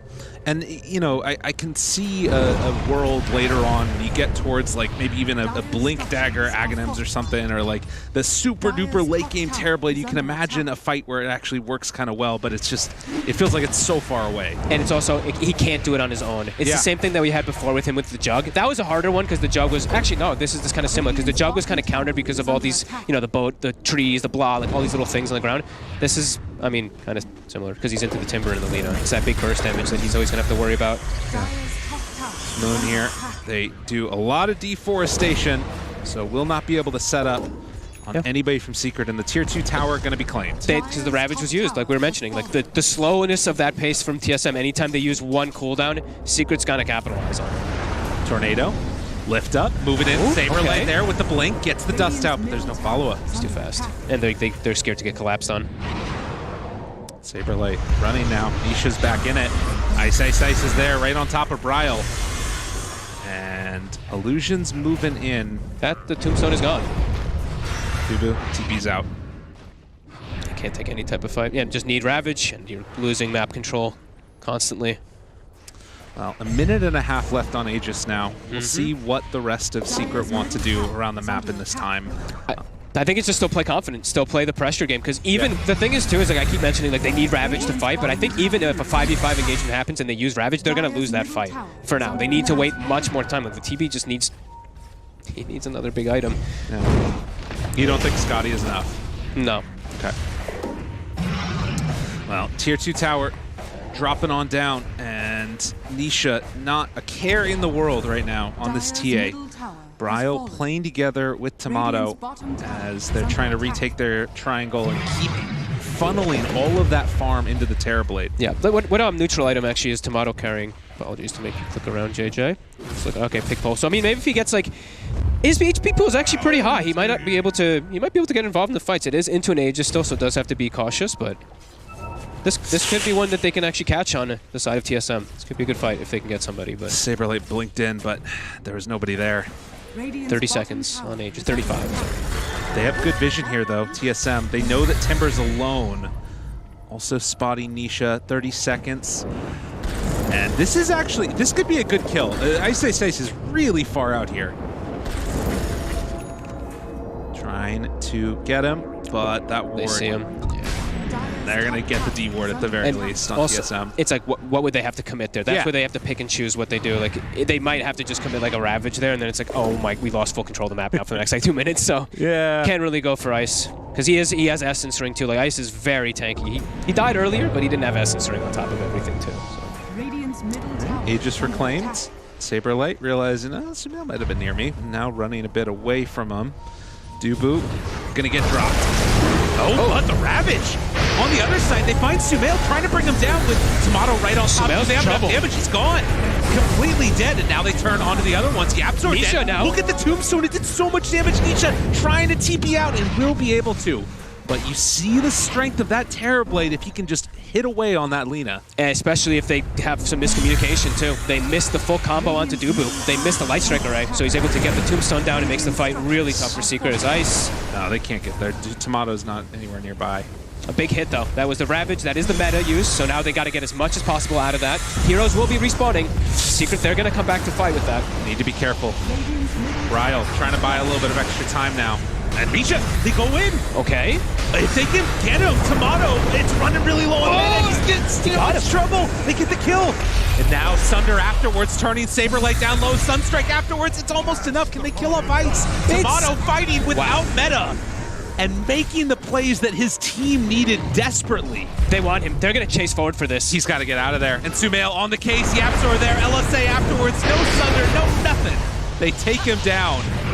And now afterwards, Mundo trying to turn for this fight. Sumail goes, LSA already out, but no, Laguna Boy taking a lot of damage there. Sunstrike afterwards on the puppy. And Tomato's illusion. Dude, he's doing everything. Wow. From the grave. And he's top net worth by long shot now after that. And now Midas is queued up. The late game, they're getting ready for it. I mean, it's still a 7,000 gold lead, but that was a lot more just a little while ago. Look at that gold change. Massive. Bryle getting some good spell connections too when he has those illusions tanking the brunt of everything for him. We're gonna have a quick pause here, but a huge. That could be everything if they make it work. Absolutely. He's got the Scotty. He's got the full Manta now finished up right after that too. So he is in a really good fighting form versus every one of the cores on the side of Secret. So if you're Secret now, this just happened. Obviously, a team that's been able to sort of stick with the time. This is big. Like that just allows him to get the Tombstone off and allows him to even get like a hit or two. Get the Tombstone. He even walks and puts it on the high ground. I actually didn't notice at first, but even like a second or two, it dies. But even second or two of it, it makes a difference because it allows Tomato to get that distance versus these range carries. Man. I think for Secret, I think it still has to be you play fast. It's still these super long cooldowns. Like they know meta was just used, they know the Ravage was just used, so they're still going to have like a good window of like 60 to 80 seconds, I believe, when the game does unpause to look to still play aggressive. But TSM has to start feeling pretty good about themselves. Midas is on Bryle, Tomato's in fighting shape. Yeah, and just here you can see like it's, again, another moment where not everybody's up. The tower goes down, so they can't TP in people as quickly to get to that fight. Like, right then, Tiny could be here if that tower was not gone, and comes back in at the last second and blows up Nisha. Yep. Unreal. So many different like debuffs that Nisha had on him. He had Cold Snap, he had like all these different things, the reflection as well hitting him, so refraction disappeared instantly. And here we go. Into it. So could you check really quick on our Ravage cooldown? Because I believe that's going to be the pace that they go. So 40 seconds. They don't actually have that big of a window to capitalize, but... Yeah, I guess because the Ravage happened so early in that fight, and it was like the second fight that we saw. Yep. Sumail, though, so often he's been the one that can pull his team back from the brink, and playing with the Shadow Blade might be able to find some pickoffs, but that tower's still alive, so can't really chase it. Tower's still alive, and lanes are not in a great position for them to really just like go for this weird play. They have to deal with the lanes first. That's big for TSM. DD. Scary stuff. 25 seconds till we find out that Roche. So they're gonna have everything ready for that Roche fight. This could be the decision maker. That could be the one where TSM takes control of the game around Roche Pit. Because they have a really good fighting lineup around it with Tombstone and Ravage. On the side of Secret, their team fight is a bit lackluster around that pit, really. They want to be playing with a number advantage, and yeah, the smoke's up. TSM, they know how strong they are. This is their moment if they can make it all work together, but Secret, I mean, they've been so good at playing around their vision, about making sure that they never give up bad fights, and at least for now they're dodging it. Almost instant Roche spawn, just a couple of seconds. And Dubu, he's going to go check it, see it here in just a moment. Yep. And now, what's the call? Oh, they find him! Oh, this is big. Ice, caught to the side, Sunstrike's oh, no, they missed it! Oh no. It looks like they still get him. Ring. He should still be in trouble. Yule's afterwards. Things get a little bit spicy here, but the Ravage gonna be dropped down. Sumail gets the BKB off in time. LSA only connects onto Dubu. It's not good enough. They don't have what they need. They lose 2, and now TSM FTX heading to the pit, looking to take control of this game. Bryle giving Moon the tip afterwards for the Miss Boundless. Miss Boundless, but his Wukong was beautiful. Exactly. Like the Wukong to cover the area, they can't walk into Tomato, and now it's Roche, and TSM, it feels like even though they're at a 6K disadvantage in gold, they're ahead in the game. This is one of those moments when things could change quickly, but no Ravage for a little bit, even though they're going to have the Aegis, no meta either. Do you try and make it go again? Like you talked about playing fast earlier. Does that change now? No, I really think that they have to start doing some kind of crazy stuff on Secret, because this game is starting to get a little weird. It's starting to get a bit out of control because of how gigantic this Terrorblade is. So yeah, I think Sumail taking a little bit of risks here, like shadow blading in, looking for some type of plays. They'll find Moon. They can do this. This is nice. Sumail going on in. Yaps are there, and it's going to be more than enough. So they make a kill happen. Not on the biggest hero in the world, but take what they can get. Yep. Tomato is, again, just he always does it. It really does feel like even in the games that they're losing, he is enormous. 17.7k net worth this one. And he's got the win condition for himself, like that TB versus the TA and Lina we mentioned multiple times, that ranged, the Scotty, just how effective it is versus these 2 ranged cores. Looking for Saberlight now as well. LSA. Didn't get the initial though. He wanted to get this Silver Edge break first, but didn't quite get it. Well, this is 24 minutes in now, and down to just a 4k gold lead. The graph over the last couple of minutes has just been swinging all the way back into their favor as going to kill off the illusions. I don't feel like the gold tells the story. I actually now feel like TSM has got good control of the game. Just Tomato is huge. He's got a free shard as well too. He's gonna have another item finished up in a second as well on top too. Yeah, he actually has his BKB on top of his Demon Zeal now. So. Yeah, well, and that's the danger, right? I mean, I guess there still is the worry of like being completely taken, full to 0 on the Terrorblade. You can still get BKB off through Avalanche, and the thing is that Secret just doesn't have the team fight to fight into TSM now at this point. Like TSM's team fight just way stronger, as we were saying. Moon getting gone on by Ice. They want forward, looking for more. LSA gonna connect. He's in some trouble now, but they burst him in time. Broken Saberlight healed back up. The Solar. Oh god, it's everything that they needed. They took it a little bit more. They get the kill. Nisha. What else they got left in the tank? They're in a really weird position. They got to be careful. TSM in trouble. But Secret, they're not going to go for any further plays. And in fact, the Ravage comes out, and well, with the buyback coming from Saberlight, that's going to be enough. Okay, pricey one, but they get the big kill. Yeah, I guess with the buyback, Secret realized we don't need to go for this fight anymore. Yep. Oh, Secret did. Secret actually fought back really well because the positioning that they had to kind of just, like TSM had to chase them up onto the high ground for a second there. Yeah. Tide got broken, got scared, and then just got burst from the Timbersaw. Good way of fighting from Secret to play around this, what feels like a disadvantage in the actual team fight. But it does mean that TSM able to bring down Nisha, and now going in for this bottom pressure. No Ravage, but as you said, they can do a ton of Demon Zeal here as well without even need to pop any meta. Yeah, look at that Alacrity as well. So, buildings starting to fall, and Secret on the other side of the map just trying to push out these waves. Again, tournament life on the line for both of these teams. Yeah, TSM, they've weathered the big like pressure that was going to be coming out from Secret. Like this Terrorblade is in a great position to carry the game. He's got all the tools behind him with the heals, with the Tide, with the Alacrity, with all the buff ups and everything too. And yeah, Moon is doing a really cool build. This Diffusal into Halberd. So talking about those ranged cores, the Lina and the TA, he's going to have that extra thing, little bit of disable to prevent them from taking out Tomato. Titan Sliver, Paladin Swords picked up now. Sumail again hunting, wanting to find somebody. If they're going to make this work now, it's got to be off the back of Sumail consistently. Yep, him and Yapzor have to just be on the hunt completely every single time Ravage is on cooldown. Ice retakes the outpost. The game resetting, waiting for the next round of abilities. Still a minute left on this Aegis. Have been able to claim some more map control with it. But as that expires, you have to wonder if...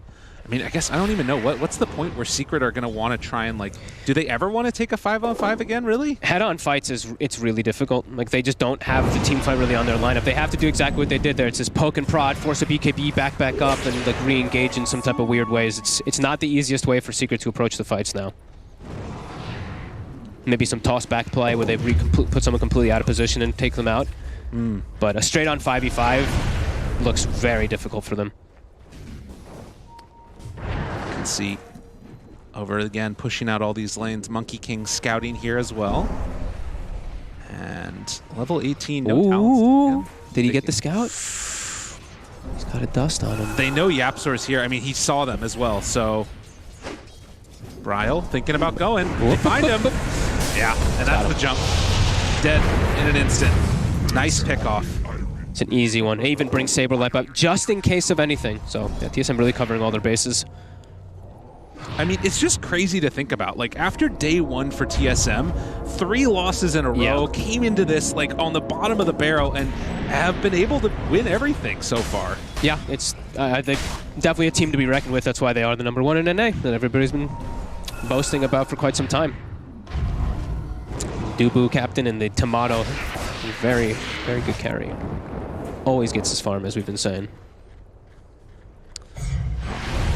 20 now as the game definitely slowing down. Tomato, what's he got coming out next on the courier? Ooh, okay, so he's looking for his own item, his own position. He's also going to be able to get a break versus that Timbersaw. Cool. In time. Sumail is getting close to an item where he's going to be able to actually hit back versus the versus the Terrorblade, though. Very close to his MKB, so that's going to be a good chunk of damage. That's also not just that physical, of course, so it actually can do decent versus Terrorblade, but they find Isha. Oh, Ravage out immediately, getting absolutely smothered. They take down the TA. It happens so quickly. Mana's pop, they can start poking now. They can start hitting tier 2. Oh, a DD spawns top 2. Don't know if they saw it on the side of TSM, but they want to get DD with Alacrity. Yeah, they want to get as much out of this meta as possible. Vessel? Whoa, whoa, whoa. Going in. They're jumping in. All the way, but he's just gone. Bryle gets blown up. That was really weird, but in the end, they back out. Still, Tomato hanging around this area, trying to take down this tier 2 tower. They don't have an Invoker, but obviously with TA and Tiny being dead, it's not going to matter. Puppy's just gone. Sumail thinking about running in Ice, also to the side there. Bringing Tomato lower and lower, trying to whittle him down so they can go for the big low play. Do they have enough to put a play down? But it's not going to happen. Instant Halberd on Sumail. Such a sick play right now, and the Thunder comes out to keep Tomato alive. Not going to get caught by the LSA. They're looking for the chase down here. Ice breaks the tree, and it will be enough. Dubu just going to go for the TP out behind the tree himself. Tomato, Shadow Blade, DD, get him out. Trap. Trap? They're going to keep chasing. Oh, Tomato. They're gonna get him here. Oh no, Tomato's gonna get caught, gonna get brought down. Secret. They find the moment. That's what they needed. That was, I mean, insane. The fact that they can actually chase forward like that, they just keep him slowed down. Wow. MKB now done for Sumail. And that's a big window. 60 seconds, no Terrorblade. What can they do? Big buybacks coming out. I mean, if Roche spawns like instant again, that would be huge. But I'm wondering if. Oh man, 20 seconds. What can they get? Ice. I mean, he's got the flamethrower. They're going to start pressuring here. Or they could just go on back and try and recontrol the map. I gotta say, that was really crazy by Bryle, though. Him jumping in, I feel like that caused that whole, like, constant trickle effect afterwards. Like, he jumped in, put his team in a weird position. I believe the Tombstone cut the Monkey King tree again for, like, the 3rd time in the fight. So he got knocked down, and then they had to just, like, full reset. And I don't know if they're all on the same page there. It seemed like they were kind of a bit all over the place, and that gives Sumail a chance to catch back up to this Terrorblade. And again, the secret gold lead has always been there throughout the last while.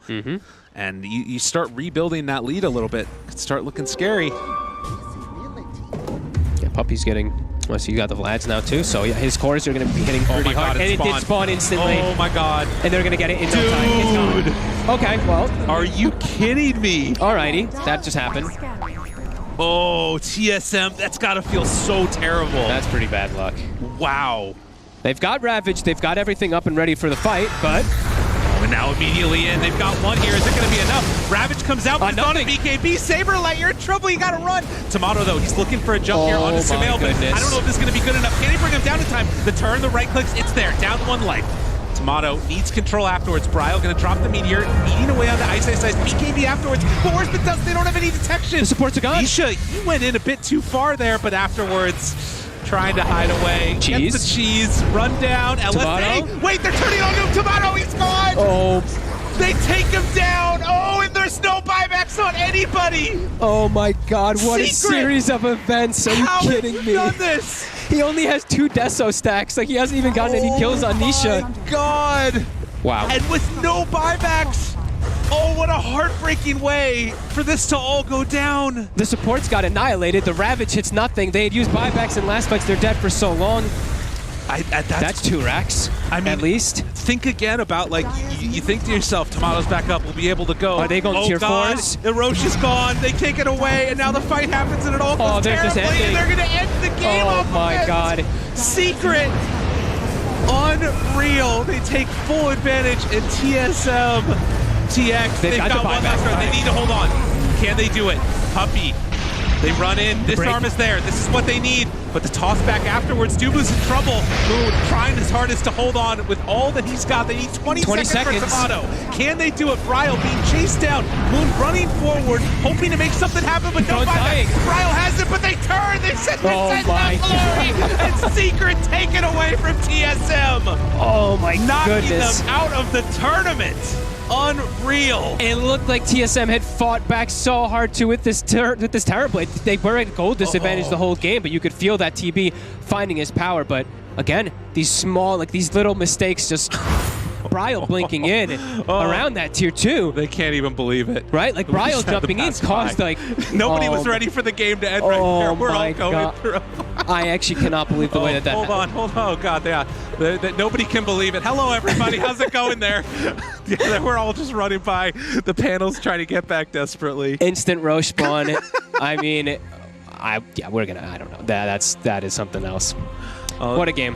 What a game. Well, just like that, we're going to have to all collectively recover, but head on back to the panel and let them break down the insanity that happened at the end of that game. It was absolute insanity. That was supposed to be a clean, easy Game 3 win for Team Secret. After all, 5% chance, very low for them, but ultimately, they managed to put up a very good fight, almost managed to do it with that Tomato Terrorblade. I mean, Notel, were you rather surprised by the way that the game went?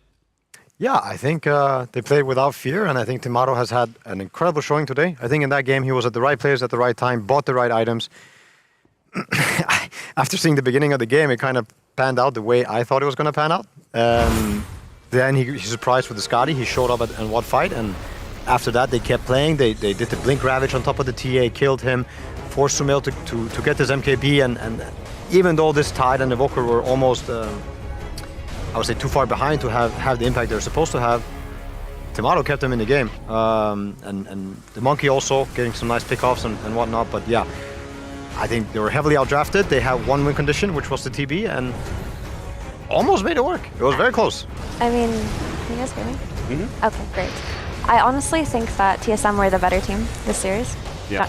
Genuinely, I was so surprised this game went the way that it did. If it weren't for one mistake, one instant roast on, it would not have happened this way for Secret. I think that their draft probably didn't play the way they expected it to in the early game, and it makes me a little bit sad for TSM, honestly, because just watching it, we were seeing mistake after mistake after mistake on Secret, and the Ravages, they really made them count, right? Because when you look at the Secret outdraft, you'd think that TSM would have, the only way they would have a fighting chance is to just take the correct team fights. And even though they were below in net worth, they were making these excellent smokes and killing the most important target, which is the TA win condition. And yeah, I mean, great on Secret for just completely turning the tables in that last second, but I feel really bad for TSM, to be honest. Yeah, no, I think you did a good job outlining the fact that TSM FTX, they had a very narrow way to be able to win this game, but they did correctly identify that, and they constantly, I mean, we saw Saberlight so many times, just it didn't matter who else was ravaged as long as he manages to catch the Templar Assassin. That was oftentimes the most critical part of the team fight. Now, Effie, you actually talked about something as we were walking away from the panel. You said part of this is just some veteran drafting, and ultimately that I feel like is what you were saying is the kind of like the draft for Team Secret in the end is what secured them the victory, right? That really was their saving grace in this game, because it really looked like TSM had the better read on their map movements and on their discipline. But the drafting was absurd in this last game. They had 2 gotcha picks, right? They created this issue of Templar Assassin and then the added issue of Timbersaw. And I think both of those picks TSM did not see coming. It was just really impressive. And there are all of these veteran captains that like inspire respect in Dota, and the 2 that come to mind are Kuro and Puppy, obviously. And we really just got a glimpse of that firsthand. Unfortunately, that does mean we're going to be saying goodbye to TSM FTX as they do get knocked out of this play-in stage that we will not see them in the playoffs for Galaxy Battles. So, Notel, you have any last thoughts on TSM FTX before we say goodbye to them? I'm impressed. I am impressed. I think I hope they take this loss as a good loss, as a good learning experience too. Last game was incredibly hard. I even think the game before was also a very hard game, but they managed to almost take the last one, and they took that gyro game. I wouldn't say convincingly, but it was a very hard game to take, and they did. So something to be proud of. Yeah, it'll always be hard to be an A. And God. You know. Oh no, they've really shown us the evolution of them as a team recently. Yeah. They've had a very nice Cinderella story throughout this DPC season, and they're here to compete. TSM are the ones to watch out for in the North American region. Well, they're not here to compete anymore. Team Secret is going to be the ones playing in the playoffs. Team Secret feels like they're still kind of building up momentum, but they're not quite there yet. Do you feel like they're going to do well in playoffs? I personally was not convinced by them this series. I think that they were a little bit sloppy. They could have executed better, but I mean, this is also a learning experience for Secret, right? It's not like they're going to sit down and just take these wins as, we got the series. They're going to examine what went wrong, and they're going to look to fix it moving forward. I think they still have TI in mind, and these tournaments before TI are of course you want to win, you don't want to lose, but most important is to learn. I don't think they're going to change up too much for the next games. If anything, they can try and get more motivated for themselves and keep it up. But I think it would be a mistake to kind of let the negativity get to them, the frustration get to them. No. It's like for all the teams here, it is about learning. It's about becoming better. And what would be the number one area in your mind when you look at Team Secret? What is the number one area where they can grow and get better? You can always get better ideas. Yeah. You can always, I guess, become a better team. I think they're having some cool ideas already. As I think the last game was a complete outdraft. And probably they can, I don't know, play with the same amount of hunger as Timato has done. That for me was very inspiring. I think if it's a special thing and it doesn't come easy, it's part of like your motivation and all that. Be more like Timato. Here we take a look at the playoffs. So we've got our team matchups. We already knew that Nigma Galaxy is going to be facing up against OG in the upper bracket. Boom Esports versus Tundra is going to be the other upper bracket matchup. And then whoever drops from those will play in the lower bracket where Team Spirit and Team Secret wait. Team Spirit versus Team Secret. This is going to be really interesting because I think most people expected better results out of both teams going into this tournament, but I'm going to lean towards Team Spirit. They are the TI champions, right? And they seem to be looking a little bit better than they did early on in the first day. So it's going to be an interesting match for sure. They also had the slip up in their regionals, right? Where they played up against Hellraisers, lost a series, and then rampaged their way through the lower bracket. I believe didn't lose a single game all the way through until through the grand finals. So it should be noted that they are playing with a stand-in though, so they might not be at their full potential, but I do think they have a lot of expectations to live up to here. Yeah, I also think they're experimenting quite a bit. I think that could nip them in the butt if they experiment too hard and pick some more Jakiro Skywrath X. It looks cool, and it looked really cool when it worked, but it is like a very experimental thing. Same thing as the Earth Spirit Lich, and that worked beautifully. That was from Team Secret, but yeah. All right, I just have one more question to be able to close out the day. I want to get a prediction from both of you. Now that we see the playoffs and the bracket set up, who do you think is going to be in the grand finals? That's a rough one. I would say Boom Esports. Yeah, I'd give Boom a place in the grand finals, but I still am undecided on the second finalist. To be honest, I need more time. I need to watch tomorrow's games. I've got Boom versus Team Spirit. No Tail, what do you think? Nigma OG. Oh, okay. All right. You know what? Just a good old classic. I forgot that this is Nigma's tournament, as Lacoste would say. Yeah, it's true. It's theirs. It belongs to them. So let's go Boom Nigma. Okay. All right, fair enough. Well, we've heard our analyst predictions about how this tournament is going to be able to go, but we have to wait until tomorrow starts, because that is it for the day. We are going to begin the playoffs here in Dubai tomorrow. Tonight's closed out. Thank you so much for watching, and we'll see you guys then.